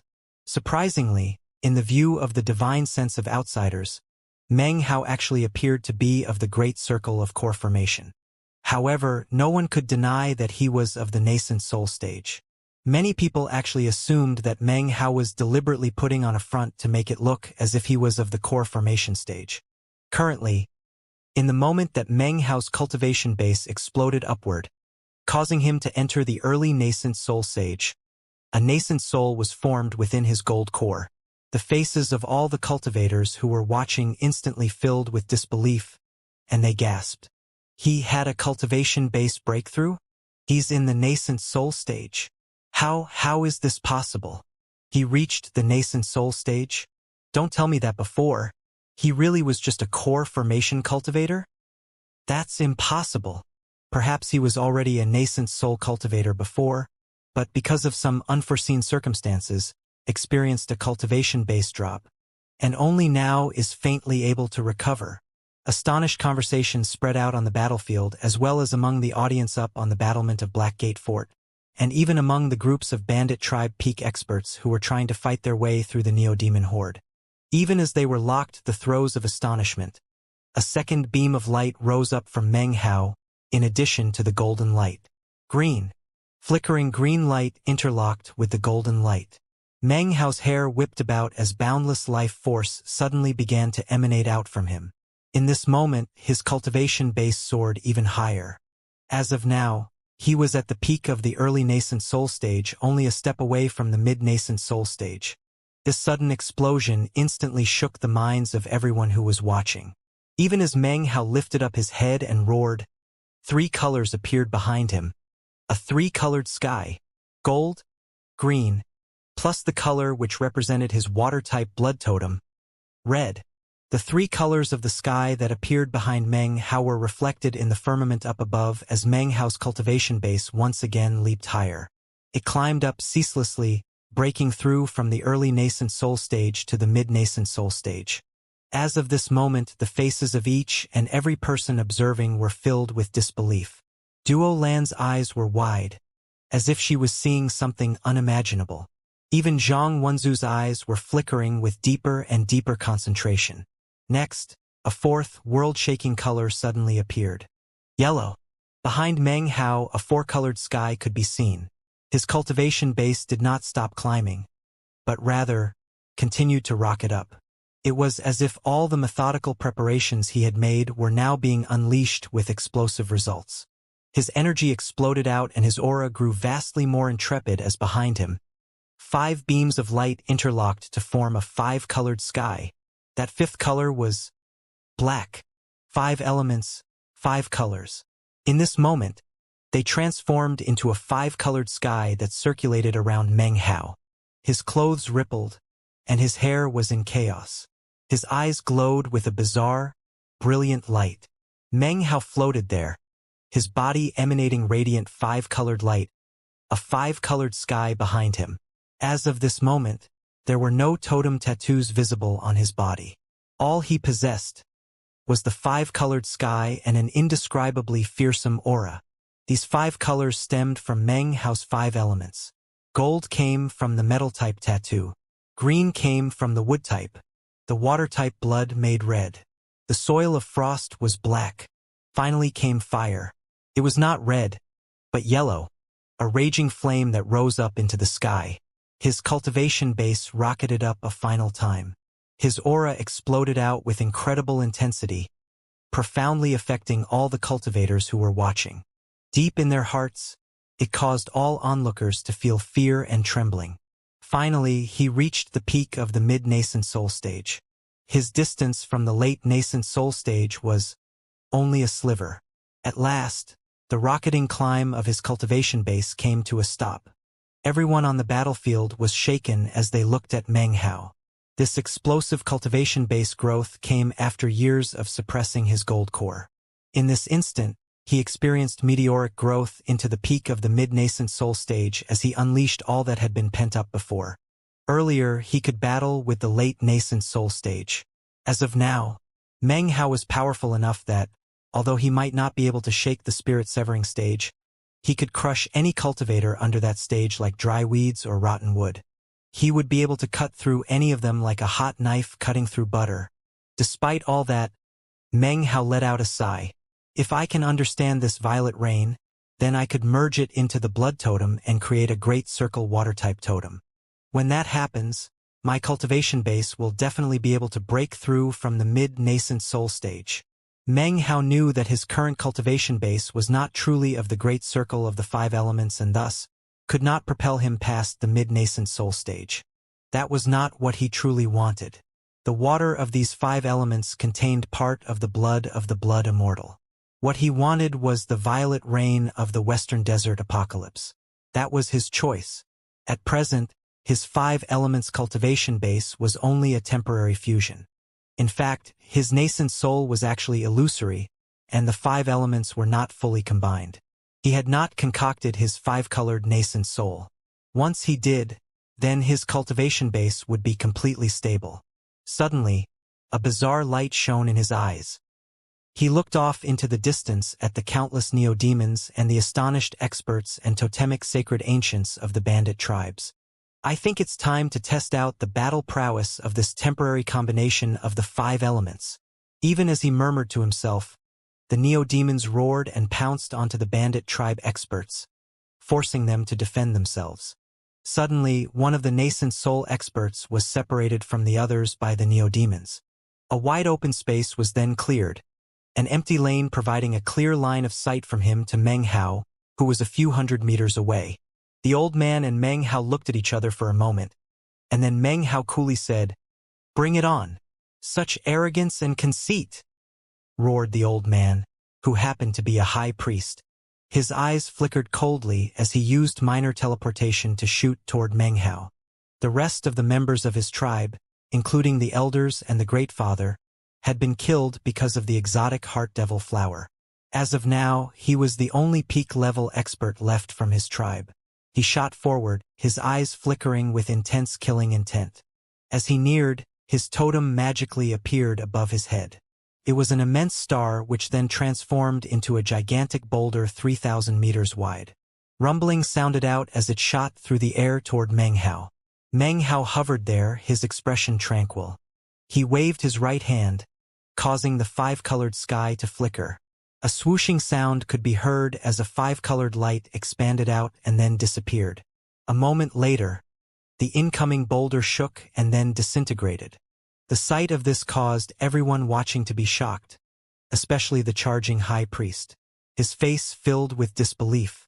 It was at this point that Meng Hao distractedly waved his hand and pointed forward.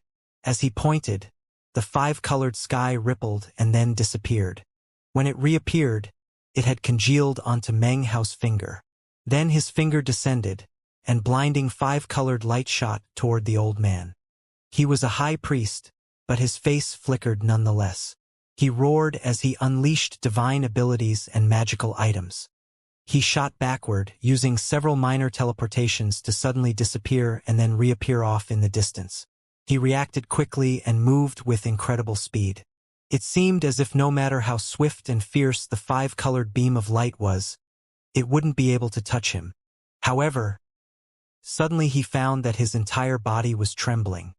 He coughed up a mouthful of blood as a 5-colored glow appeared on his chest. He stared down in disbelief, unable to do anything except gape. "How is this possible?" "As you can see," said Meng Hao softly, his eyes shining with enlightenment, "you cannot evade the power of the 5 elements." The old man said nothing, but a bitter smile appeared on his face. Suddenly, his entire body turned red as all the blood inside exploded out. Popping sounds could be heard as it was transformed into a bloody mist.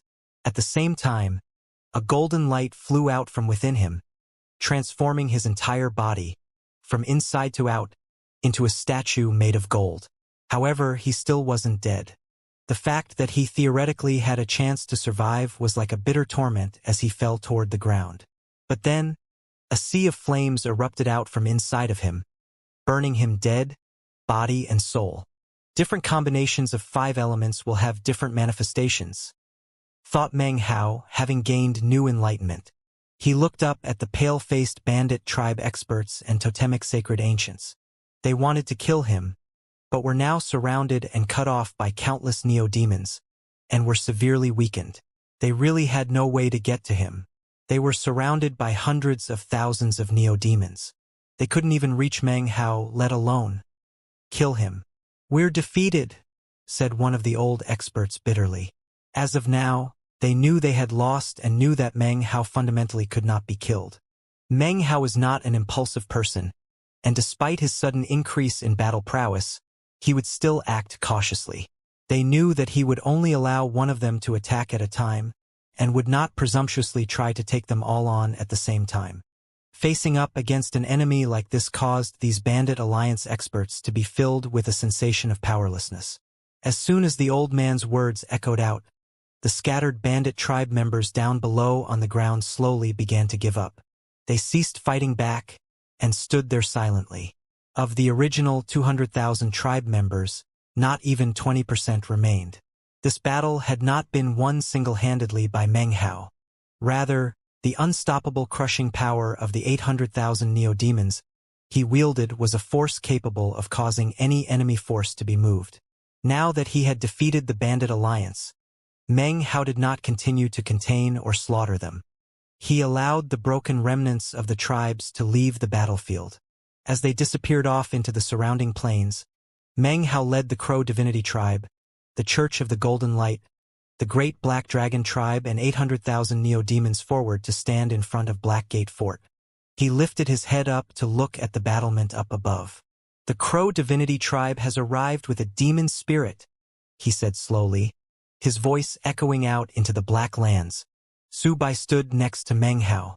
He looked up at the enormous gate leading into the Black Lands, took a deep breath, and said, "The Great Black Dragon Tribe has arrived with a demon spirit." There was a brief moment of silence, after which an enormous rumbling could be heard as Blackgate Fort's huge gate slowly began to open. As the gate opened, the crowds on top of the battlement looked down. Virtually all of the gazes swept over the people down below and came to rest on Meng Hao. Conversations immediately began to spread out. "It seems that from now on, the Black Lands is going to be a bit more lively than before. This Meng Hao has an extraordinary cultivation base and bizarre divine abilities. His totems are even more shocking. He can even slay late nascent soul stage cultivators. He will definitely rise to even more prominence in the future here in the Black Lands. The Western Desert Apocalypse has reached its culmination. It won't be long before we will be able to see the sea from Blackgate Fort. The Crow Divinity Tribe and the Great Black Dragon Tribe slaughtered their way here from the Western Desert. They are the only two tribes that actually gained entrance to the Black Lands this way with a demon spirit. Very unusual." Hearing their conversations caused Luo Chong to roll his eyes. He occasionally looked back down into the crowd of people below at Meng Hao. As for what he was thinking, it was impossible to tell. Zhou Dekun's expression was one of excitement as he looked down at Meng Hao, a wide smile splitting his face. Duolan was frowning at first, but quickly caused her face to relax. She continued to look deeply at Meng Hao. Next to her, Zhang Wenzu was smiling. Shaking his head, he said, "5 elements totems, combined together. An interesting idea. Unfortunately, it's only temporary. It won't be long before it floats away like a rootless lily pad. He's definitely not chosen material. When I meet him in the future here in the Black Lands, I'll have to help him understand why combining the 5 elements is nothing more than a joke." He smiled. At the moment, the massive rumbling continued to sound out as the gate finished opening completely to reveal an opening that looked like a door, roughly 300 meters wide. Sunlight poured out from within. On the other side was the Black Lands. It was as if this door was the separating point between two worlds. Su Bai took a deep breath and then turned to Meng Hao. Clasping hands, he bowed deeply. "Brother Meng," he said, "words cannot express the depth of my gratitude for your kindness. The alliance between the two of us will never change. For now, I, Su Bai, will lead my tribe into the Black Lands. After we have time to reorganize, then the two of us can find some time to chat." Meng Hao laughed and nodded in response, but didn't say anything. With that, Su Bai led the thousands of members of his great tribe toward Blackgate Fort. They quickly disappeared inside and entered into the Black Lands. As the Black Dragon Tribe made their way in, Meng Hao looked back at the members of the Crow Divinity Tribe behind him. After a long moment, his gaze finally came to rest on the members who had once been part of the 5 tribes. There were only a few hundred left. Wu Chun and Wu Ling were among them. There was also the Great Father who had burned his life force all those years ago. He was now very old, with not much longevity left. Meng Hao looked at them. They looked back. No words were exchanged. After all the years spent together, they knew Meng Hao quite well. Within the silence was a deep melancholy. After a long moment, Meng Hao smiled. He looked at the few hundred former members of the 5 Crow divinity tribes, as well as the other tribe members they had picked up along their journey. His voice warm and amiable, he said, "At long last I have led you here. Now, I deliver your hope to you." He had traveled with these people for many years, had fought by their side to reach this point. At long last, they had reached their destination, the great gate which led into the Black Lands. The gate had been opened, and was just waiting for them to walk through it. "You may continue to practice cultivation with my totems," he continued. "In addition, I have branded the other totemic sacred ancients that we acquired so that the Crow divinity tribe may form totems from them. My vines have recovered. I will give them to you as a protector and guard." He waved his hand, causing a thorn rampart vine seed to appear. He quickly branded it with a mission: protect the Crow divinity tribe. After that, he gave the vine seed to the Crow divinity tribe Great Father. The old man looked silently at Meng Hao and thought back to all the scenes from years past, and to what Meng Hao had said about giving hope to the tribe. All of the things that had happened flashed through his mind, causing his vision to blur somewhat as he looked at Meng Hao. "Starting today," said Meng Hao softly, "the Church of the Golden Light will be part of the Crow divinity tribe. From now on, the tribe will not be called Crow divinity, but rather the Golden Crow clan." The members of the Crow divinity tribe began to tremble. It was hard to say who did it first, but they all began to drop to their knees and kowtow to Meng Hao. No one spoke. However, the tears in their eyes and the looks on their familiar faces made clear their deep respect, fanaticism, and gratitude for Meng Hao. Meng Hao looked at them and smiled. It was a smile that said, "The time has come to part." He turned and looked at Gula Gula. "Henceforth you are free. Before releasing you, though, I must say that I truly hope you remain as a member of the Golden Crow clan, to be their dragoner." Gula trembled as he dropped to his knees and stared at Meng Hao in a daze. On the long road of travel, his past grievances had long since vanished. He wore a strange expression at the moment, one filled with reluctance to part ways. After a moment, he lowered his head and voiced his agreement. "I give you the wild giant," continued Meng Hao. "Treat it well." Meng Hao looked over at the wild giant. Throughout the years, it had been injured over and over again, and its body was now covered with scars. Despite that, it was mighty. It looked at Meng Hao with a blank expression, as if it didn't quite understand everything that was going on. "As for these 800,000 neo-demons, I will not take any of them with me. I give them to all of you, to form the backbone of the Golden Crow clan's battle prowess. I will personally brand all of them so that you don't need to control them. They will be here to protect the Golden Crow clan." With that, he waved his right hand. Immediately, 800,000 neo-demons roared a shocking roar. Each one of them looked at Meng Hao, as if they were communicating with him. Grievous whines could be heard from Big Harry and the others, as if they were unwilling to separate. Meng Hao looked at the Greenwood Wolves with a soft smile. He thought back to all the years ago when he had joined the 5 Crow divinity tribes, and had first laid eyes on the 5 Greenwood Wolf pups. He could still remember their plaintive yips after going hungry for a whole night. He thought about how he ran out into the mountain forest to find food for them. "You've grown up now," he said softly. "You don't need to follow me anymore. Where I'm going, the 5 of you can't go." Their mournful howls seemed to cause the surrounding members of the Golden Crow clan to be roused from their prostration. They raised their heads to look at Meng Hao with expressions of grief. "Exalted Sacred Ancient, please, do not leave the Golden Crow clan. Exalted Sacred Ancient, can't you stay with us in the Black Lands? Without you, Exalted Sacred Ancient, we would have long since perished on the way here." Sacred Ancient. The Golden Crow clan will forever remember your kindness. Hearing all their words caused Meng Hao to stand there silently for a long moment. Finally, he shook his head and looked at them earnestly. There is no need for you to thank me, he said quietly. Everything I did was to pay a debt of gratitude to the Golden Crow and the Great Tree. It was also my way of making an apology. Perhaps this is karma. He waved his hand, causing one of the demon spirits he had sealed to fly over into the hands of the Great Father. Take it and enter in the Black Lands. He gave a deep look to the Golden Crow clan, then glanced at the Black Lands. He knew that the remaining demon spirit he possessed would soon lead to conflicts. Deciding not to remain behind any longer, he turned his back on the Black Lands and strode off. Taking advantage of the temporary 5 elements combination, he quickly shot off into the distance and disappeared. Beloved concubine, said the parrot in a fair imitation of Meng Hao. You stay behind here to recover from your wounds. Please take care of the Church of the Golden Light for me. Lord Fifth will come back for you. Looking both sad and arrogant, it flapped its wings as it shot off into the distance to follow Meng Hao. Ha ha! Freedom, bitches. My beloved concubine is too protective. I can't deal with that. Finally, I'm free.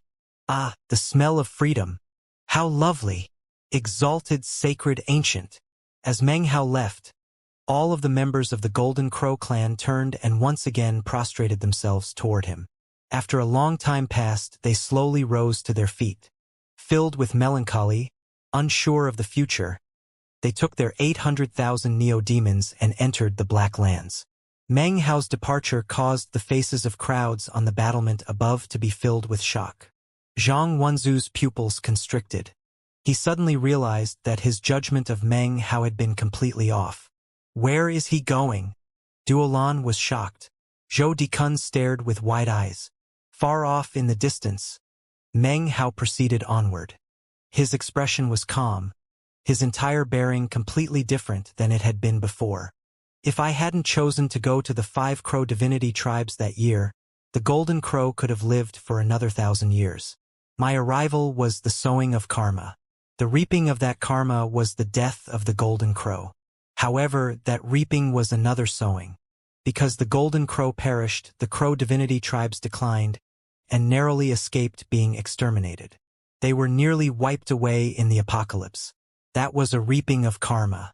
Sowing contains reaping, reaping contains sowing.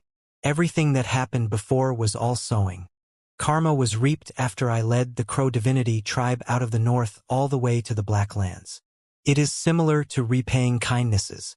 The kindness is the sowing of karma, and the repayment is the reaping of it. Karma is about cause and effect. Understand now. As he traveled along, his eyes began to glow with enlightenment. It was as if he could see the faint karma threads attached to all living things. Laughing, Meng Hao slapped his bag of holding to produce the G-Clan fishing rod. As he cast it out, within his heart floated the sense of the karma of all living things. Starting in the north and then extending to the east and west, the great lands of the western desert slowly became a violet-colored sea. The sea spread out to eventually cover the south as well. It stopped outside Blackgate Fort. At this point, it was truly a boundless sea. Blackgate Fort was eventually submerged by the water. 10,000 years later, after the seawater vanished, a new land would be revealed. That would be the true end of the Western Desert apocalypse. The seawaters would disappear, and the Western Desert would once again appear. Perhaps by that time, the land would be unfamiliar to the Western Desert cultivators residing in the Black Lands. However, there would definitely be people who would go to search for the roots of their tribes from 10,000 years before. Right now, Blackgate Fort's gate was closing, signifying an official end to the migration. Meng Hao's laughter rang out as he gained enlightenment regarding karma. He saw the karma threads. By casting out the fishing line, he could control the treasure just like a member of the G-Clan. To Meng Hao, this was an extra, unexpected benefit. So karma has been with me all along. He shot through the air, the parrot perched on his shoulder. The meat jelly was attached to the parrot's foot like always. One man, one parrot, and one meat jelly shot through the downpour of violet rain. They were surrounded by the power of extermination. Spiritual energy was completely cut off. After parting ways with the Golden Crow clan, Meng Hao chose not to enter the Black Lands. He made a different choice. He would stay behind within the Violet Rain apocalypse in order to form his water-type totem. As for the blood totem, that was not Meng Hao's choice of totems. He would place himself within the Violet Rain apocalypse in order to gain enlightenment and understand the true meaning of the Violet Sea. As he shot through the air, his eyes suddenly glittered. "Now that I've left the plains outside the Black Lands," he murmured, "the pursuit should be catching up." He suddenly stopped in mid-air, turning to look behind him.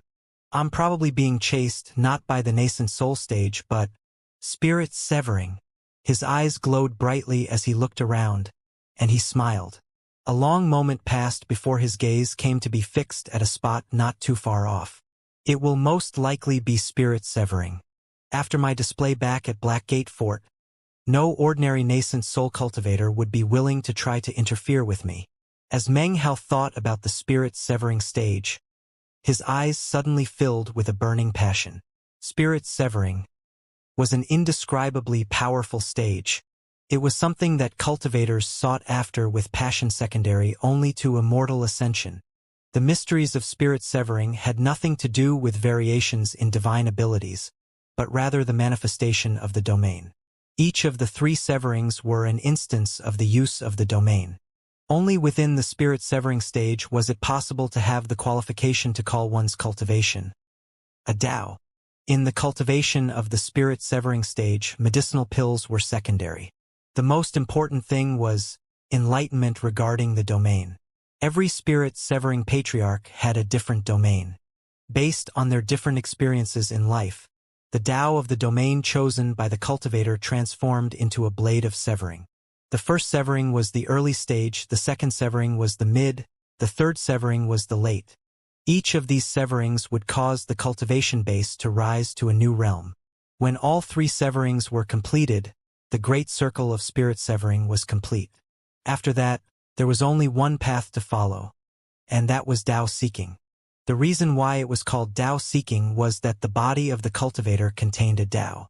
Within the three severings of the spirit severing stage, one's Tao was discovered, then questions arose. Once the Tao was solidified, then one was qualified for immortal ascension. Unless doubts arose during Tao seeking, then the Tao vanished and the body perished. Everything became emptiness. There is a saying that once enlightened, one can die happy. That is how one could describe the Tao seeking stage. Once enlightenment was gained, and one's own Tao was solidified, then one could smile even in death. Spirit severing, Tao seeking, immortal ascension. Those were the ultimate pursuits of the cultivators in the great lands of South Heaven. 3 stages, each one of which could lead to death. However, when the final goal of immortal ascension was reached, the cultivator would then be qualified to leave South Heaven and travel among the stars. There, one's personal Tao could become even more strong and blossom like a resplendent flower. When such a beautiful flower blossomed, one could die laughing at the heavens, having lived a life not in vain. That was the path of immortal ascension. Meng Hao's path, Su Qing's path, Chu Yuyan's path, Chun Fan, Fatty, and all the others all were treading such a path. Objectively speaking, though, whether you looked at the Western Desert or the Southern Domain, Tao-seeking experts were as rare as phoenix feathers and Qilin horns. Even spirit-severing experts were not common. Generally speaking, even great tribes in the Western Desert would have only one spirit-severing patriarch, which was the reason why they could sustain their legacies throughout the years and become truly powerful. It was similar in the Southern Domain. Spirit-severing experts were not common. Furthermore, the majority remained within the first severing. Those who reached the second were less common, and as for the third, they were even rarer. That was because each severing could be fatal. Lack of success meant certain death. In fact, many cultivators who became spirit-severing patriarchs chose not to continue on with further severings. Failure meant death. The power of the spirit-severing stage lay in the domain. could influence divine abilities, could change the laws of nature, could accomplish whatever the heart desired. From the perspective of nascent soul cultivators, it could do things that seemed impossible. Take, for example, Patriarch Reliance. The fact that he could carry away the state of Zhao with him had something to do with this cultivation base. However, that action was actually a manifestation of spirit severing. Another example was the Patriarch of the Frigid Snow Clan. Of his own power, he could shake everything in the area. However, once his cultivation base fell, it instigated an attack. If one wished to enter the spirit severing stage, the initial step was the first severing, which could not be avoided. It was an enormous obstacle that had to be passed by any cultivator who wished to proceed beyond the nascent soul stage. In fact, it was an obstacle that many nascent soul cultivators could not pass. Because of that, they ended up staying within the great circle of the nascent soul stage until their longevity expired, whereupon they became skeletons and returned to the dust. If one could not live past 1,000 years, and could not defy the heavens, how could one be of the spirit-severing stage? The longevity of the nascent soul stage was roughly 1,000 years. Even with the use of shocking medicinal pills that could increase longevity, it was impossible to exceed 1,000 years of life. That was one of the laws of heaven and earth. 1,000 years was the absolute limit to the longevity of a cultivator. However, with the first severing of spirit severing, 500 to 1,000 years of longevity could be hewn out. As to exactly how much, that depended on the person as well as the domain. In any case, the longevity would definitely exceed 1,000 years. Passing beyond 1,000 was a defiance of the heavens. That was why reaching spirit severing was so difficult. It was difficult to an ultimate degree. Meng Hao took a deep breath, taking the stubbornness and desire that shone in his eyes and concealing it deep within his heart. He would continue down this path to immortal ascension, in a way that had never been done before. That was the determination in Meng Hao's heart. The five-colored nascent soul was only the first step. Meng Hao looked out into the air, but could only see the downpour of violet rain. Everything was deserted, with no one visible except for him. Meng Hao was quiet for a long moment, 10 breaths of time to be exact. Suddenly, a translucent figure slowly began to appear in mid-air several thousand meters in front of Meng Hao. As the figure became visible, a strange, invisible power seemed to affect the violet rain in the area.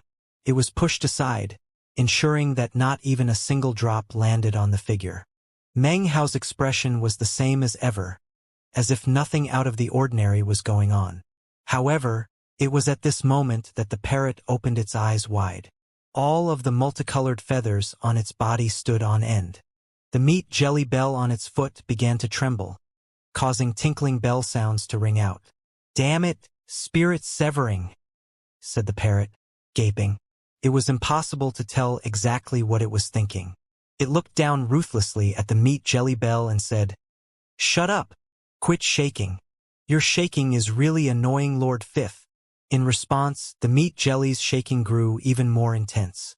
Meng Hao's expression was the same as ever. He had long since predicted that after the Crow Divinity tribe entered the Black Lands and handed over the demon spirit, the fact that there was a second demon spirit would quickly be discovered.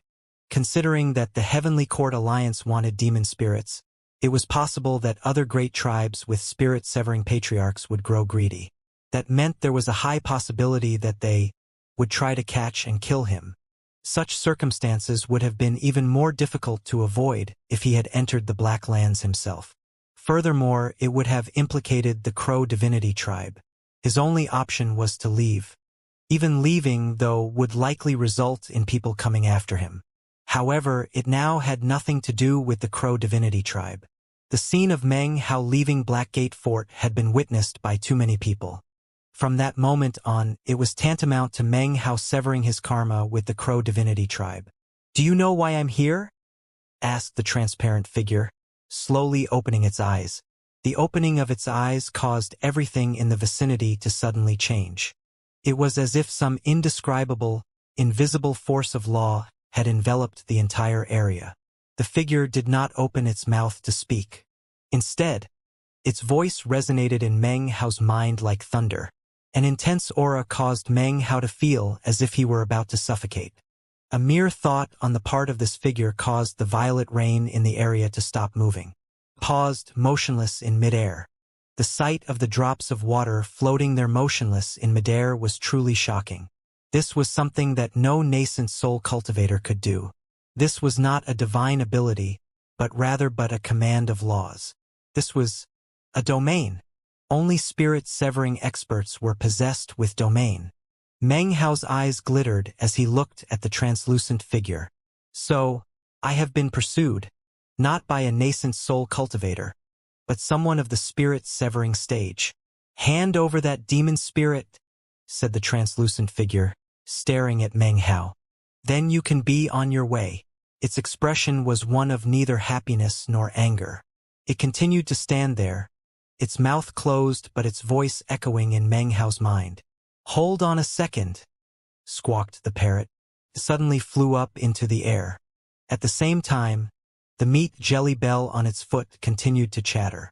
Flapping its wings rapidly, the parrot continued, Heh heh, look big brother. Lord Fifth is not on the same side as this kid.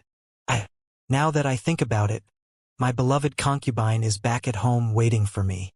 See you later, big brother, gushed the meat jelly. Lord Third is not on the same side as this kid. Meng Hao's expression was unsightly as he glared at the parrot and meat jelly. That is the demon spirit, he suddenly said, pointing at the parrot. Suddenly, the semi-transparent figure looked over at the parrot. Meng Hao, we're on the same side, bitch. You. The parrot began trembling, having been instantly sent into a fluster. This is wrong, howled the meat jelly. This is immoral. This is going to provoke heavenly tribulation. You. At the same time that the parrot and the meat jelly were howling, the translucent figure suddenly opened its mouth in a cold harumph. This time, it was not a sound that echoed out only in the mind. It really did open its mouth to emit a sound. The sound reverberated out like magic, shaking everything. The parrot and meat jelly were instantly silenced. Everything in the area was completely still and silent. Meng Hao seemed incapable of even breathing. This was not the first time Meng Hao had faced a spirit-severing cultivator. However, this was the first time that he truly faced up against one completely on his own. It was his first time relying only on himself to stand up to the crushing pressure of the spirit-severing stage. Years ago, when he faced Patriarch Reliance, Meng Hao did it as a demon sealer. The only thing Patriarch Reliance did in the end was flee in frustration. Later, in Holy Snow City, the legacies of the Frigid Snow clan enabled Meng Hao to fight against a spirit-severing patriarch. In reality, though, that battle was not fought by Meng Hao, but by the legacies of the Frigid Snow and the Agarwood. This was the first time doing it while truly alone. The intensity of the pressure felt to Meng Hao like heavenly might. His cultivation base was rotating rapidly and 5-colored light glittered out of his body, a manifestation of the power of the 5 elements. However, despite this, his eyes were instantly shot with blood. A 5 elements totem. Nice idea, said the semi-transparent figure, its voice cool. If you could stabilize it, it might be considered stunning and peerless. Unfortunately, you can't. With your current combination, you could sweep across the nascent soul stage, but you wouldn't be able to stand up to a single blow from me. Very childish. Its tone was not one of arrogance, but rather one of unquestionable strength. It was a strength that spread out into the area and caused cracking sounds to ring out as fissures split the air in all directions. These 2 trashy neo-demons are in no way demon spirits. If you don't hand it over willingly, then I'll just take it. Although I do have to say that this physical body of yours is pretty good. Except for the cold harumph from earlier, the translucent figure hadn't opened its mouth again. Its voice continued to echo in Meng Hao's mind. As it finished speaking, it casually lifted up its hand and pointed toward Meng Hao. The finger instantly caused a cold, emotionless feeling to fill the area. A tremor ran through Meng Hao's body, along with an icy coldness. At first, the coldness seemed to be something that affected his physical body. But actually, it was a coldness that filled his heart and soul. It was a coldness that affected the 7 emotions and 6 pleasures. This coldness seemed to affect all of Meng Hao's feelings, freezing them over, transforming him into a state of true cold-blooded unfeeling. This transformation almost seemed to be putting him to some sort of special state, a state which was suitable for possession. "Enough, enough," squawked the parrot. "Spirit severing my ass. This isn't spirit severing, bitches. Meng Hao, even though you tried to con me, if you say the word, I'll run off to find someone to get revenge for you." At the same time, the meat jelly was howling out some complaints. Meng Hao ignored them. His face was calm as he suddenly understood the meaning of the coldness inside of him. "So this is the domain?" He took a deep breath, and then his eyes began to fill with a bright light. "Xianxia, if you don't do something, then you'll have to go by yourself to the primordial demon Immortal plane." As soon as his voice echoed out, the eyes of the translucent figure flickered, but its hand did not stop moving. Meng Hao's body continued to fill with coldness. His heart slowly stopped beating, and his emotions turned as cold as ice. This was not a divine ability or a magical technique, but merely the pointing of single finger. Everything seemed calm, but incredible changes were occurring, changes that influenced the laws of reality. Meng Hao felt as if he were bound up, incapable of resisting. It was as if his cultivation base existed in name only, and was incapable whatsoever of resisting this surprise onslaught from the domain. The only thing he could do to fight against it would be to employ the Agarwood for the final time to escape death, or his final bit of dancing sword chi. However, Meng Hao would not act rashly. Besides, it wasn't absolutely necessary for him to use his trump cards when facing up against the spirit-severing stage. That was because he had Xianxia. He wasn't nervous at all. He knew that before going the primordial demon Immortal plane, there was someone who was very interested in whether he lived or died. Besides, even if his guess about the situation was wrong, he was still prepared to take other action. The will of the Agarwood was currently swirling in his mind, ready to awaken. That was another reason why he had been so casual, first about leaving, then about waiting in this spot. At the same time, his eyes slowly started to turn blue. However, in that moment, an annoyed, cutesy snort suddenly filled the air. At the same time, a blooming white lotus appeared in front of Meng Hao. The translucent figure's face fell. Cracking sounds echoed out as fissures filled the air around Meng Hao. They spread out with a boom, transforming into countless fragments which then exploded. Strangest of all, the explosions were actually illusory. This collapse was not a true collapse, but rather ghost images. Even as everything shattered, it faded away. Meng Hao took a deep breath as his body returned to its normal state. The coldness, however, remained behind. It seemed that Xianxia, annoyed as she was, wasn't willing to help him dispel it. Meng Hao didn't care. He smiled as the color of his eyes returned to normal. Even as his body returned to normal, he retreated backward. Suddenly, he turned into a green smoke and a black moon. He even employed minor teleportation as he fled off into the distance. The translucent figure frowned and was just moving forward to pursue when it stopped in place. That was because it suddenly found that a grim-faced woman was directly ahead, floating in mid-air.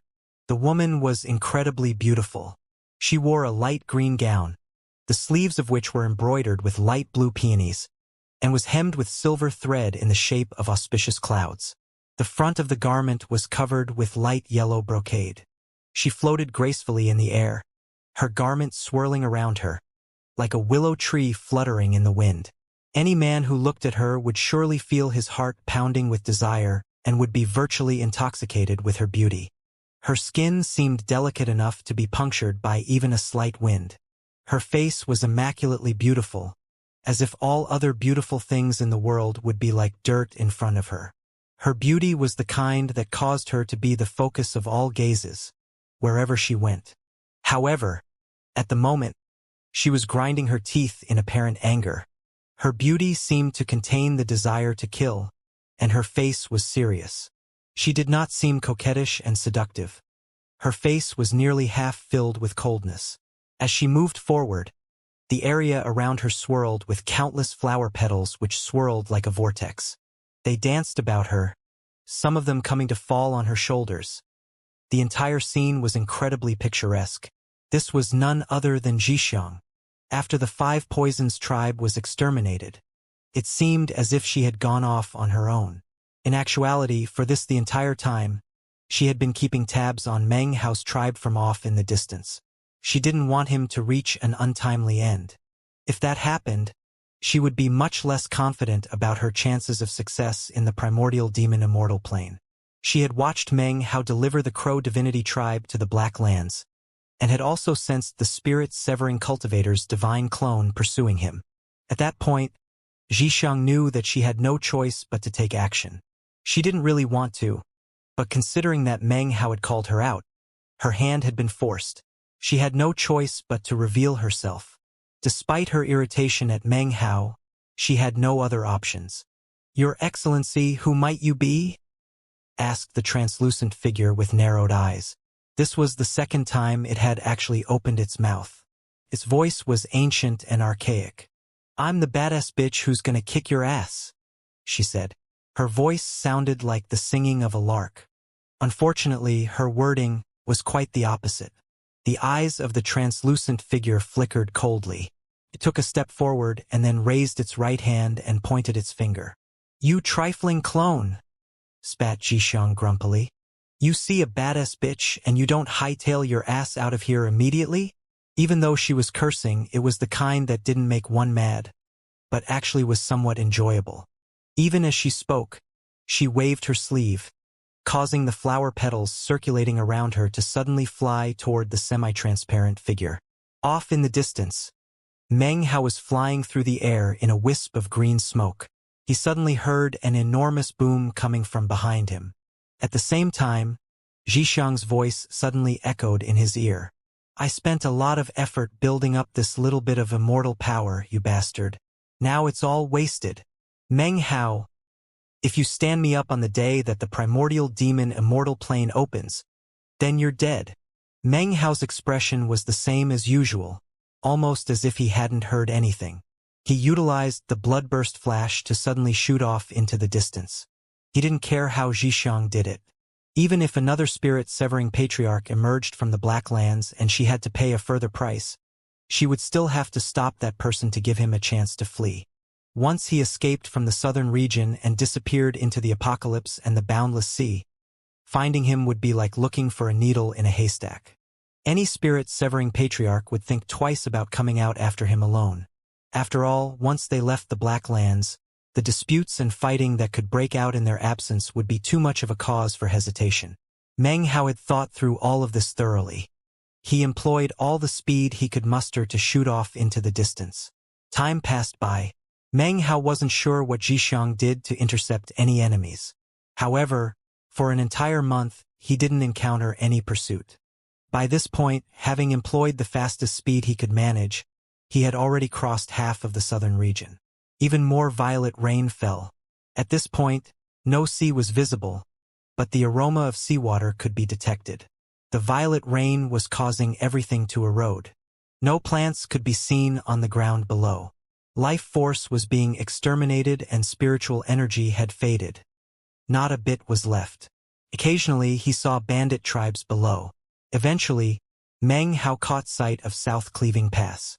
He stopped there for a moment, looking at the pass with a soft sigh. He didn't stay for very long, and during that time, the cultivators that remained in the region didn't even notice him.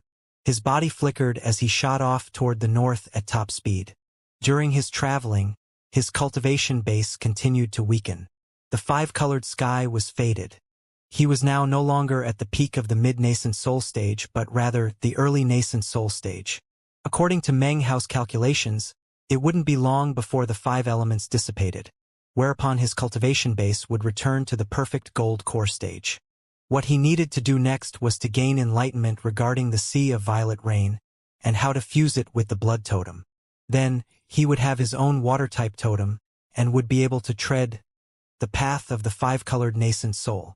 At that time, he would truly be able to make a meteoric rise. Meng Hao took a deep breath, hunching over as he shot forward at top speed. 3 months passed. His cultivation base was now completely back to the perfect cold core stage. He finally left the western desert south region and was in the central region.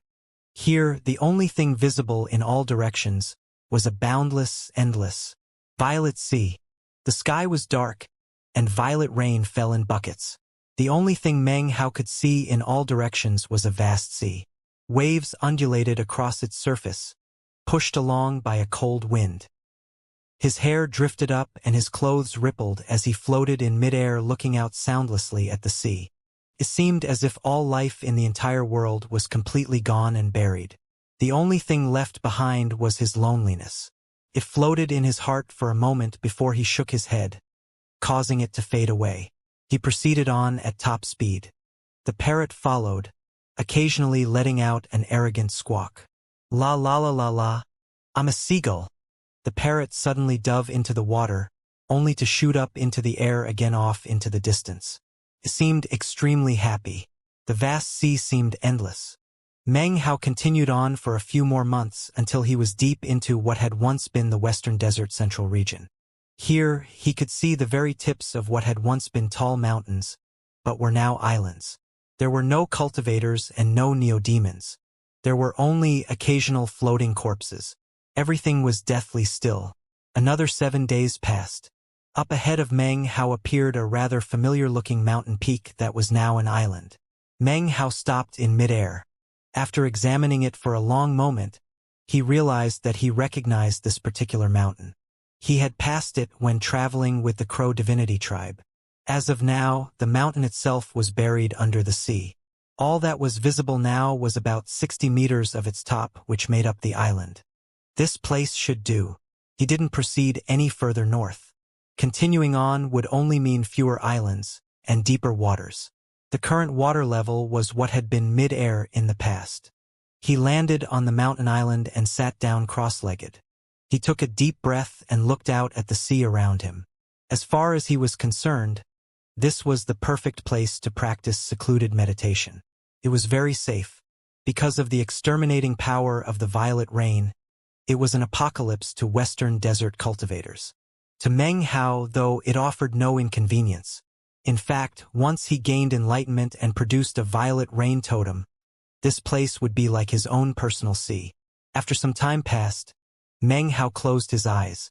There was no longer any five-colored glow about him. He was completely of the great circle of the gold core stage. His 5 elements tattoos glittered brightly as he began to meditate. The parrot flew around, occasionally flying off into the distance, occasionally returning. No matter where it went, it seemed capable of finding things to amuse and entertain itself. At the moment, it was pretending to be a seagull, squawking and crying out in delight. The meat jelly wasn't willing to be outdone. A pop rang out as it also turned into a seagull and then rolled its eyes superciliously at the parrot. It was at this point that the 2 buffoons began to have a contest. Time passed. Months went by. Meng Hao's cultivation base continued to remain at its peak. Suddenly, his eyes opened, and a brilliant glow could be seen within his pupils. He looked down at the blood totem tattoo on his right index finger, and as he did, an expression of determination appeared on his face. My final totem. Blood represents life, and fights back against all forms of death. This is the part of the water-type totem tattoo which exemplifies life. The violet rain represents death, and destroys all life. This is the part of the water-type totem tattoo which exemplifies death. Life and death oppose each other but also exist in a cycle. Without life, how could there be death? And without death, what could serve as a contrast to life? The fusion of life and death. The blending of blood and the violet rain. That will be Meng Hao's great circle water-type totem. As he murmured to himself, his eyes radiated an incredible light. It was currently night, and the rain was falling as usual. However, as he sat there in the rain, his eyes glowed with a light like that of lightning. If I truly want to gain enlightenment regarding the violet rain totem that represents death, then I can't just sit here looking at the sea. I need to immerse myself in it so that I can personally experience what death is. In that way, when there is no distinction between myself and the violet sea, when our wills are congruous, then I will have the chance to understand it. When I can control its power, then I can brand myself with a totem tattoo classified as part of the violet sea. Having reached this point in his train of thought, Meng Hao felt absolutely no hesitation. That was Meng Hao's personality. When he made a decision, he would not easily change his mind. That was especially true after beginning his path of cultivation. He had never looked back, but instead, continued forward at all times. If one gets in a rut, or hesitates to make a decision, then death is not far off. Eyes glittering, Meng Hao stood up and looked at the competing parrot and meat jelly. Then he strode forward and jumped directly into the violet sea.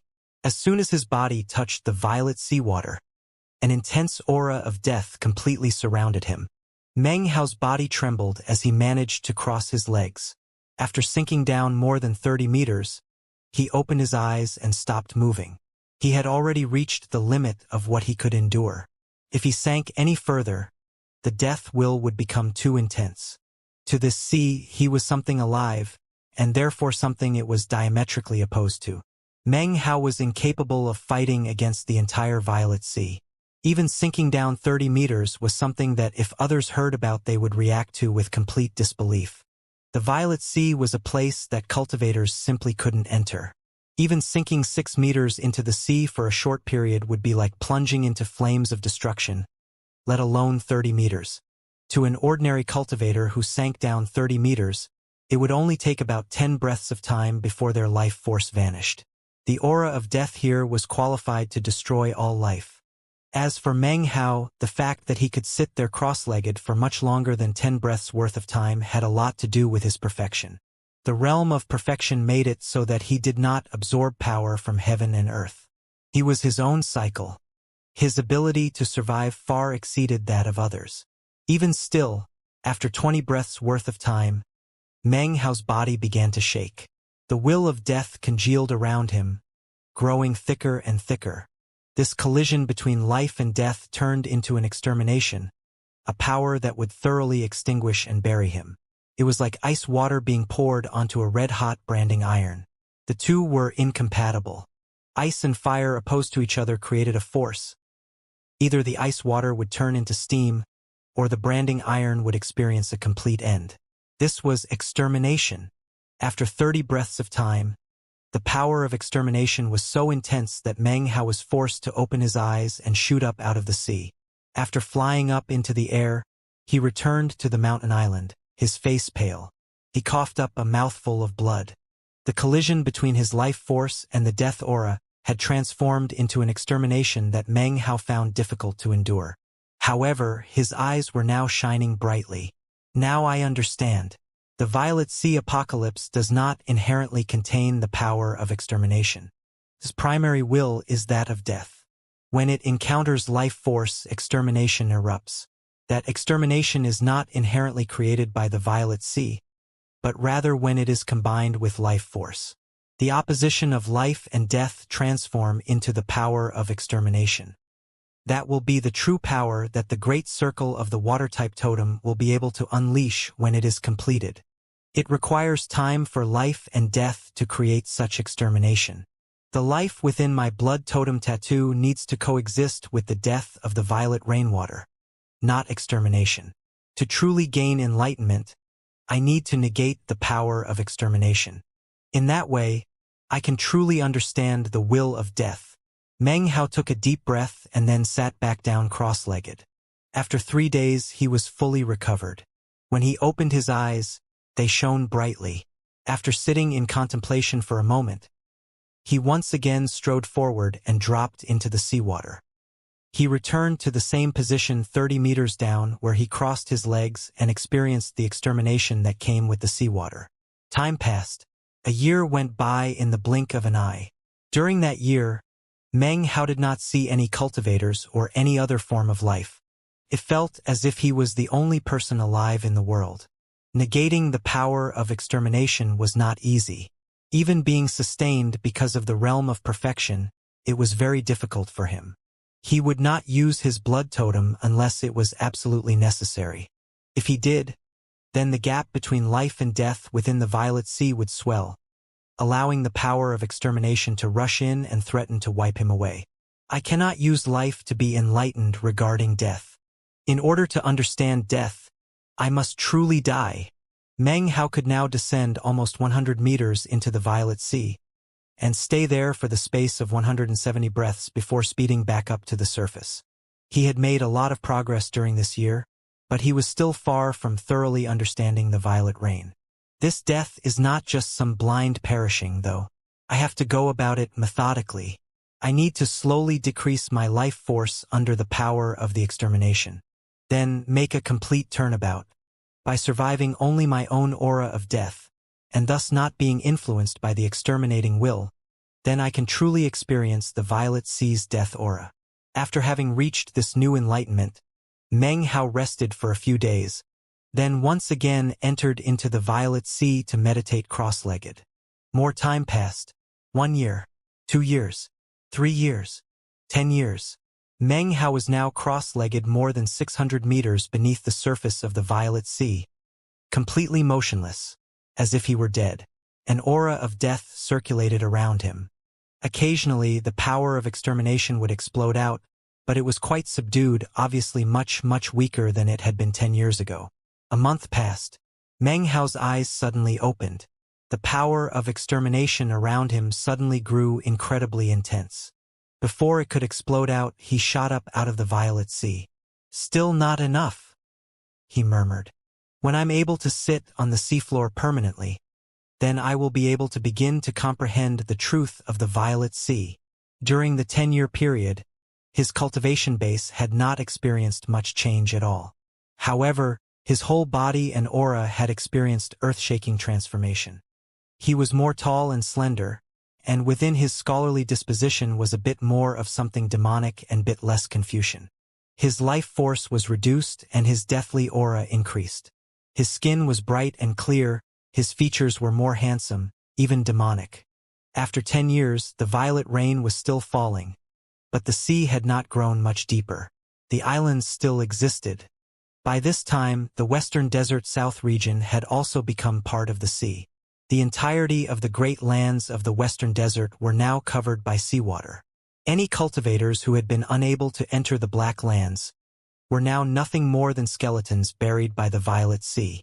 As of now, they were much like the bridge slaves in the realm of the bridge ruins.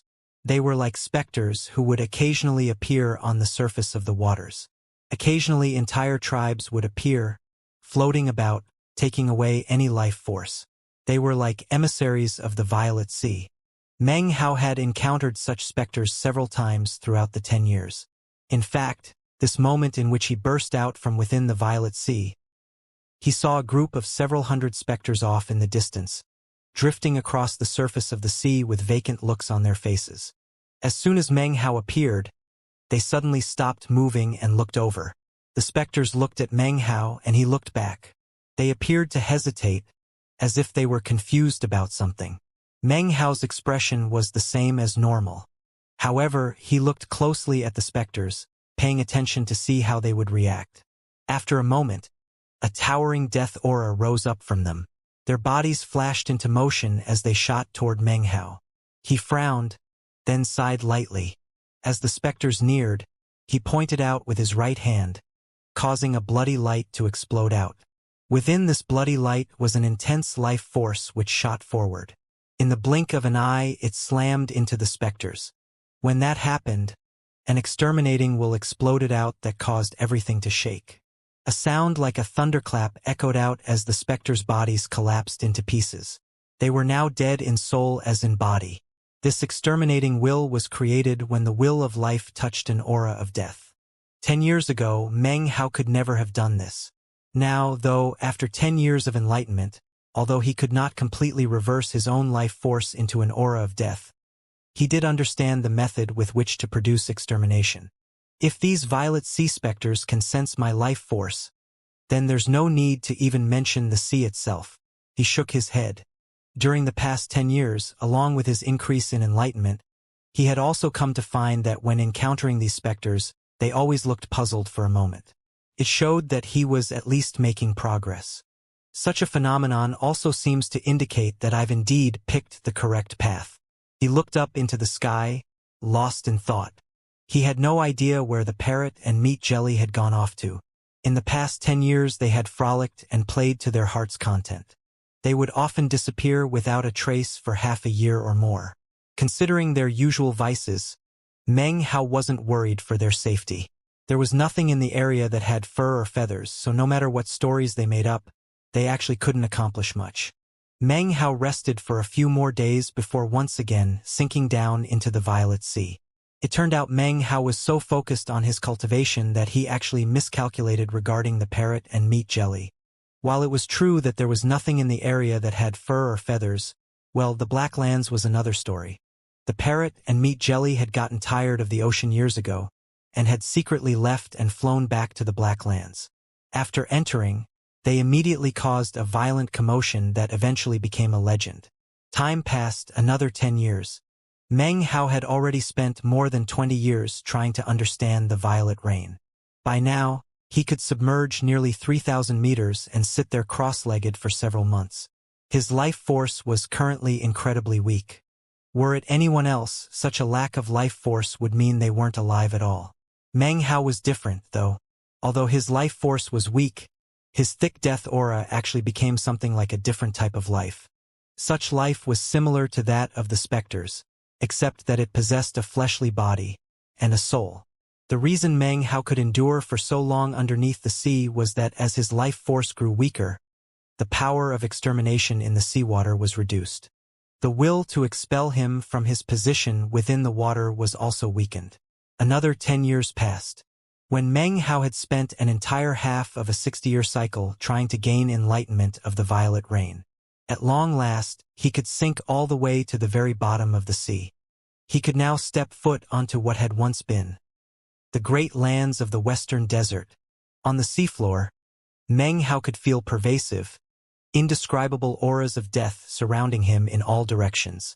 The auras were incredibly thick, and were even accompanied by numerous specters. When these specters saw Meng Hao, though, they completely ignored him, and would simply pass on, sometimes drifting directly through his body. The life force in Meng Hao's body had already been suppressed almost completely. The only thing left was a tiny sliver upon which his entire life hung. His body was now filled with an abundant aura of death, causing his skin to turn an ashen white, almost the exact same color as a corpse. He sat cross-legged on the seafloor, on what had once been the surface of the Western Desert. This time, year after year passed. To understand the violet rain, one must become the violet rain. Only in such a manner could enlightenment be gained. After 30 years of attempts, Meng Hao was finally able to achieve some success.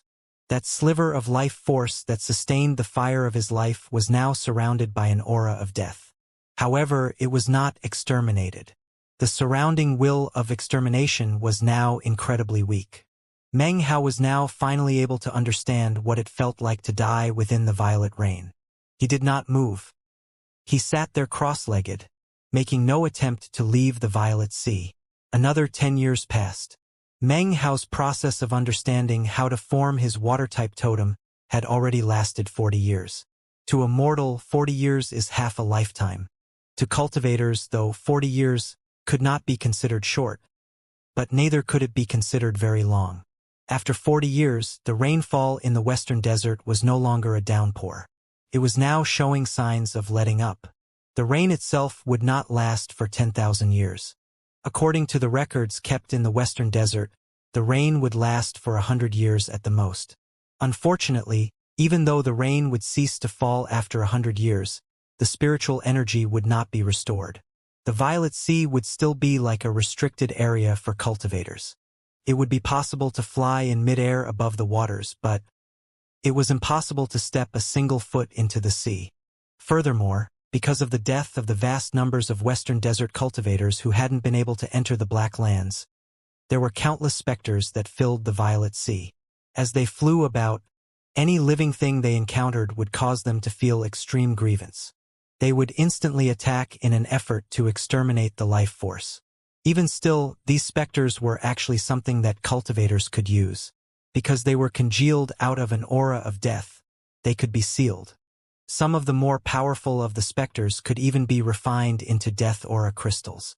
Such crystals could be used when practicing cultivation to stimulate the latent power of the body. During that 40-year period, many great upheavals rocked the Black Lands. The one thing that didn't change, however, was that the Heavenly Court Alliance still held sway as the most powerful force in the Black Lands. In addition to the Heavenly Court Alliance, 6 other powerful forces gradually rose up. These were, of course, the great tribes who had spirit-severing patriarchs. Actually, one of them, the 6th, did not have a spirit-severing patriarch. The name of this force was the Golden Crow Black Dragon Clan. This clan was a combination of the Crow Divinity Tribe and the Black Dragon Tribe. In terms of the power structure, the Golden Crow clan was the primary power, the Black Dragon Tribe the secondary, and the Church of the Golden Light was tertiary. Together, they formed a powerful clan. Although they had no spirit-severing patriarch, they did have 800,000 neo-demons. As such, the Golden Crow Black Dragon clan possessed such fearsome power that no one dared to look down upon them. That was especially the case when it came to their spell formation. Over the course of 40 years, many people spied upon them, but all were forced to dispel of any thoughts of trying to take the clan out.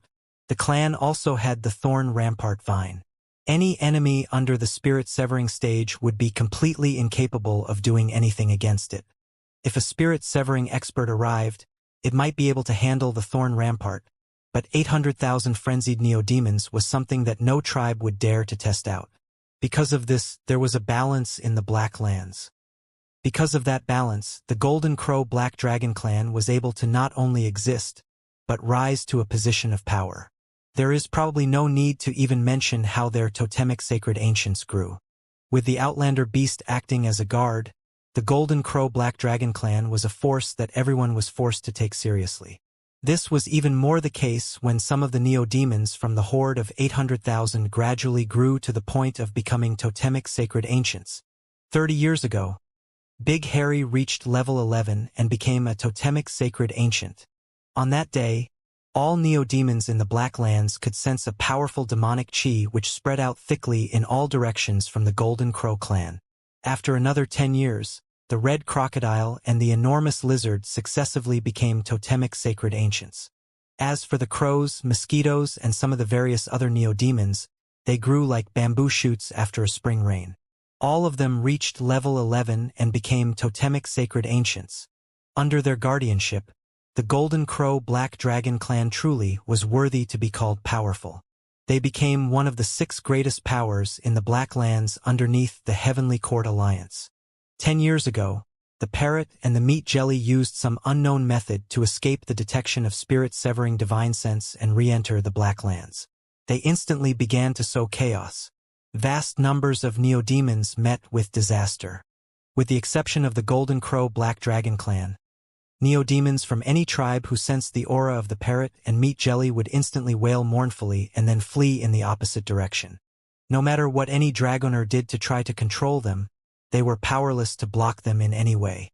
Their neo-demons would quickly flee, and the lonely dragoner would be left hovering alone in mid-air, trembling. The Bane of Dragoners was a name that quickly rose to prominence in the Black Lands. During that 40-year period of time, the Southern Domain remained on guard against the Black Lands. However, disciples often came from the various sects of the Southern Domain to have dealings with the 6 great powers. On the surface, things seemed peaceful. In reality, both sides were being vigilant regarding the other. The sect with whom the Golden Crow Black Dragon clan had the most dealings with was the Violet Fate sect.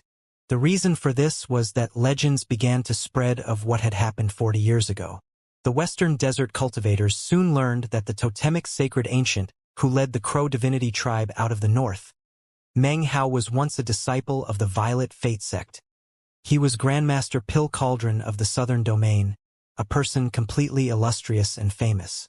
As soon as word of this began to spread, it caused a huge stir. After all, everyone who had seen Meng Hao combine the 5 elements outside Blackgate Fort had been thoroughly shaken.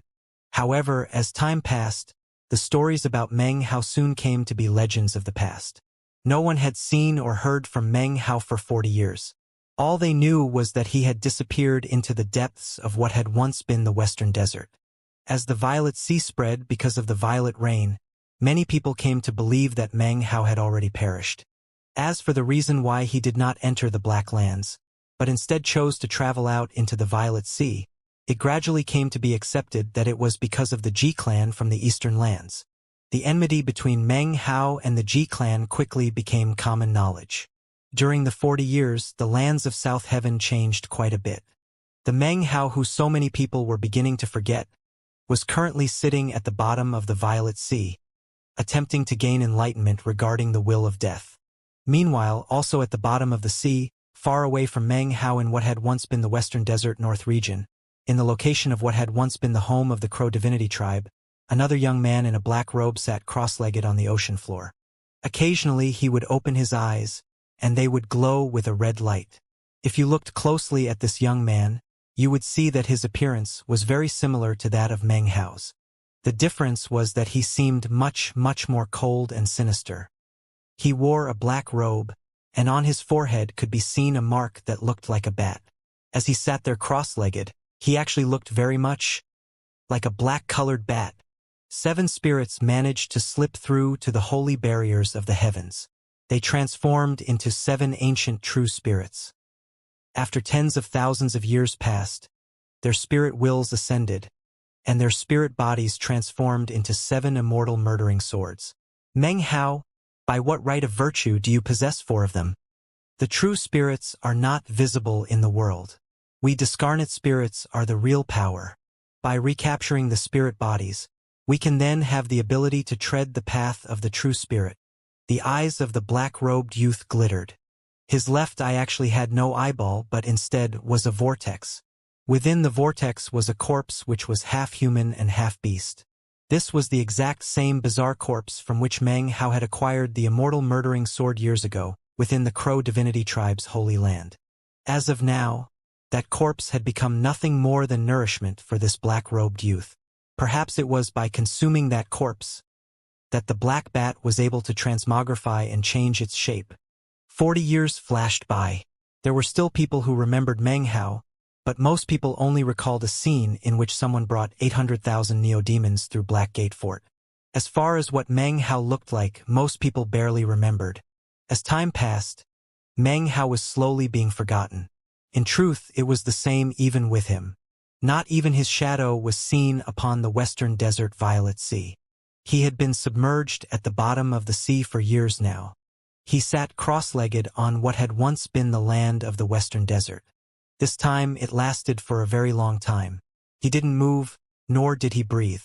There seemed to be no signs of life coming from him whatsoever.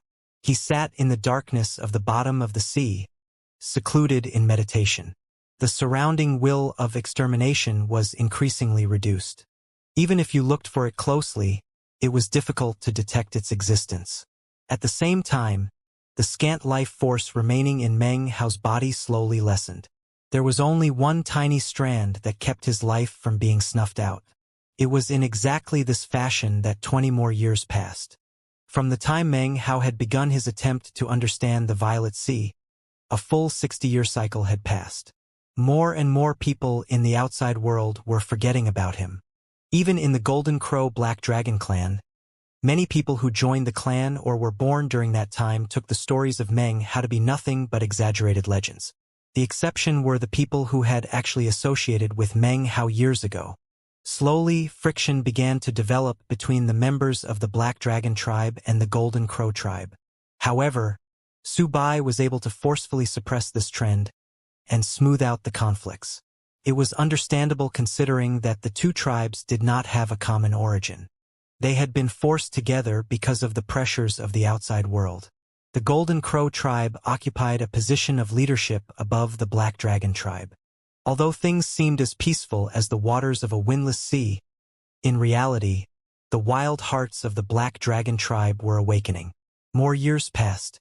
One day, Meng Hao sat there cross-legged and motionless in the depths of the seas. Suddenly, his eyes snapped open. As soon as they did, they began to shine with a brilliant light. After a long time, his expression began to weaken. So many years, he murmured softly to himself, looking around at the world of the pitch-black seafloor. Unfortunately, I still haven't thoroughly grasped the meaning of the Violet Sea's death will. The will of extermination is weak, but still there. Until it completely vanishes, I will be separated from the Violet Sea, incapable of fusing together with it. Although there is only a tiny bit of life force left in me, it is still there. As such, the extermination power will not disappear. Don't tell me that I really have to die? He shook his head as he looked out thoughtfully at the blackness around him. Occasionally, specters would appear. During the more than 60 years that had passed, more and more specters had begun to awaken and roam about in the seawater. They would float past Meng Hao without making even the slightest hint of an attack against him. It was as if they couldn't see him, or perhaps, in their judgment, Meng Hao was like them, completely lacking any life force whatsoever. As Meng Hao looked at the Black Sea water, an image coalesced in his mind. It was the vague image of his father and mother from when he was a child. He saw himself as a boy, reading books in front of the window. He felt the disappointment of failing over and over again in the preliminary rounds of the imperial examinations. And then there was the point on Mount Daqing where his entire life changed. The Reliance sect, the Blood Immortal legacy, the Violet Fate sect, the Black Lands, all the way down to the Great Lands of the Western Desert. All of these things flashed through Meng Hao's mind. It was endless, unforgettable memories. It was now almost 100 years since he had encountered Su Qing on Mount Daqing.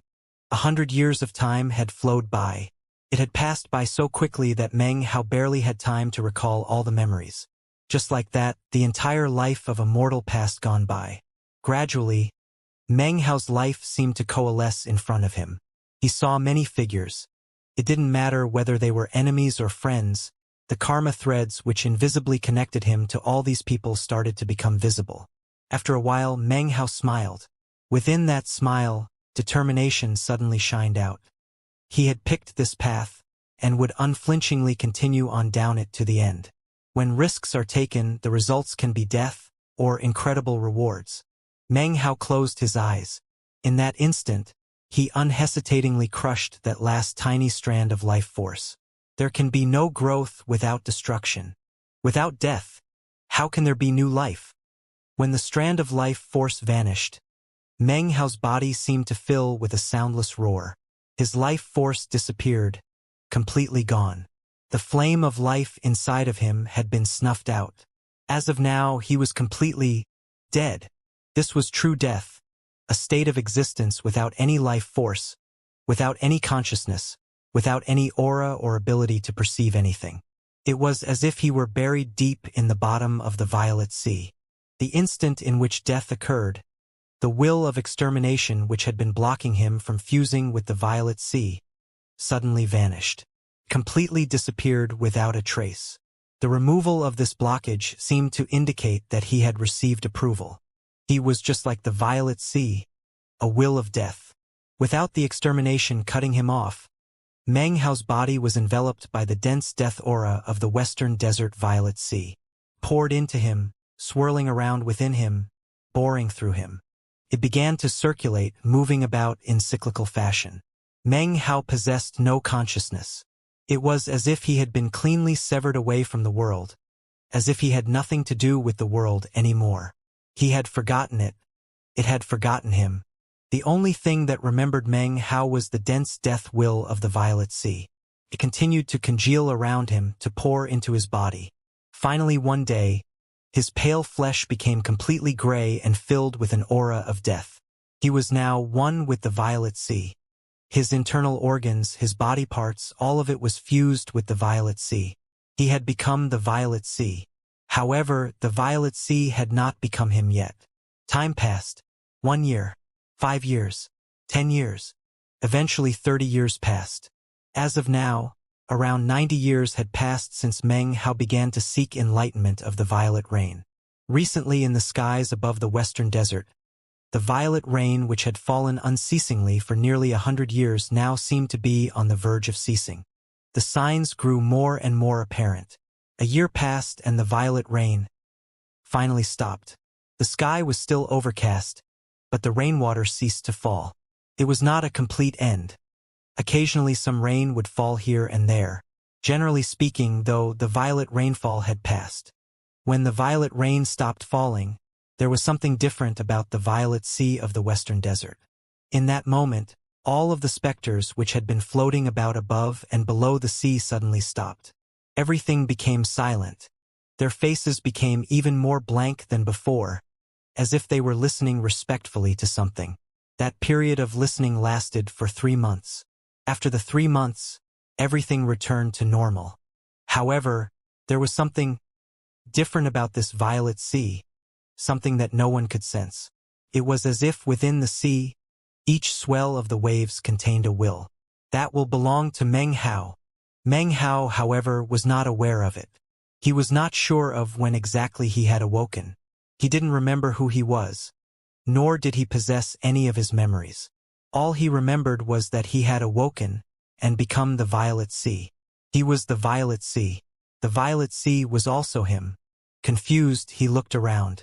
He didn't remember any time having passed. He saw the rain stop falling, until not even a drop could be seen. He also saw a young, black-robed man sitting cross-legged in the depths of the sea. The instant he saw the young man also sensed Meng Hao, and a look of disbelief and astonishment filled his face. His body began to tremble as if from cold. Although Meng Hao didn't understand why, the young man suddenly transformed into a black-colored bat and then began to flee in terror. Every time Meng Hao shifted his attention to him, he would tremble with indescribable terror and flee at top speed. Meng Hao truly did not understand. He looked away and began to examine the world around him again, somewhat in a daze.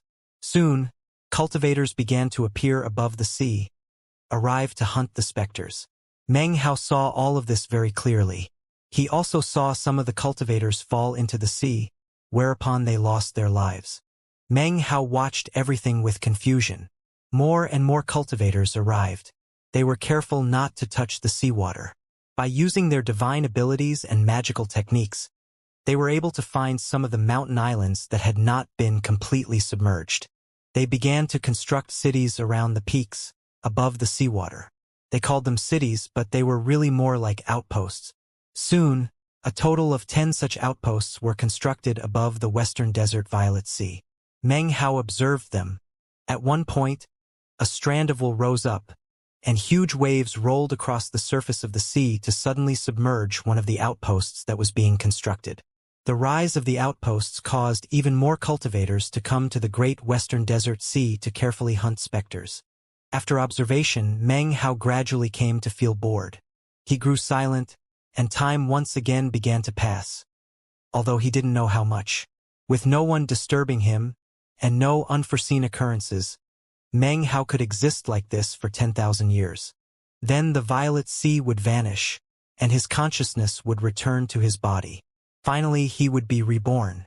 Meng Hao didn't know that what he was experiencing, although it seemed as if it were enlightenment, was actually something that in ancient times was called demonic transmigration. The fleshly body was abandoned, as well as the cultivation base. Consciousness was shattered and then reawakened in a new form of life. Everything was forgotten as one became a greater demon of heaven and earth. Everything about the past was completely cleaved away. Within the sea, time is forgotten. Endless coldness knows no years. Meng Hao saw many people. One of them was an old man wearing a long white robe. His body emanated a medicinal aroma, and he had the bearing of a transcendent being. On one day of one particular year, he appeared above the violet sea. He stared down blankly at the waters, and Meng Hao stared blankly up at him. There was something familiar about this man. He floated there silently in mid-air, looking down at the sea. 3 months passed. Finally, the man let out a soft sigh. "Apprentice, you are in the midst of demonic transmigration." He shook his head, then turned and left, clearly filled with complex emotions. Meng Hao's corpse sat on the sea floor, cross-legged. In that moment he trembled a bit. He now felt even more confused.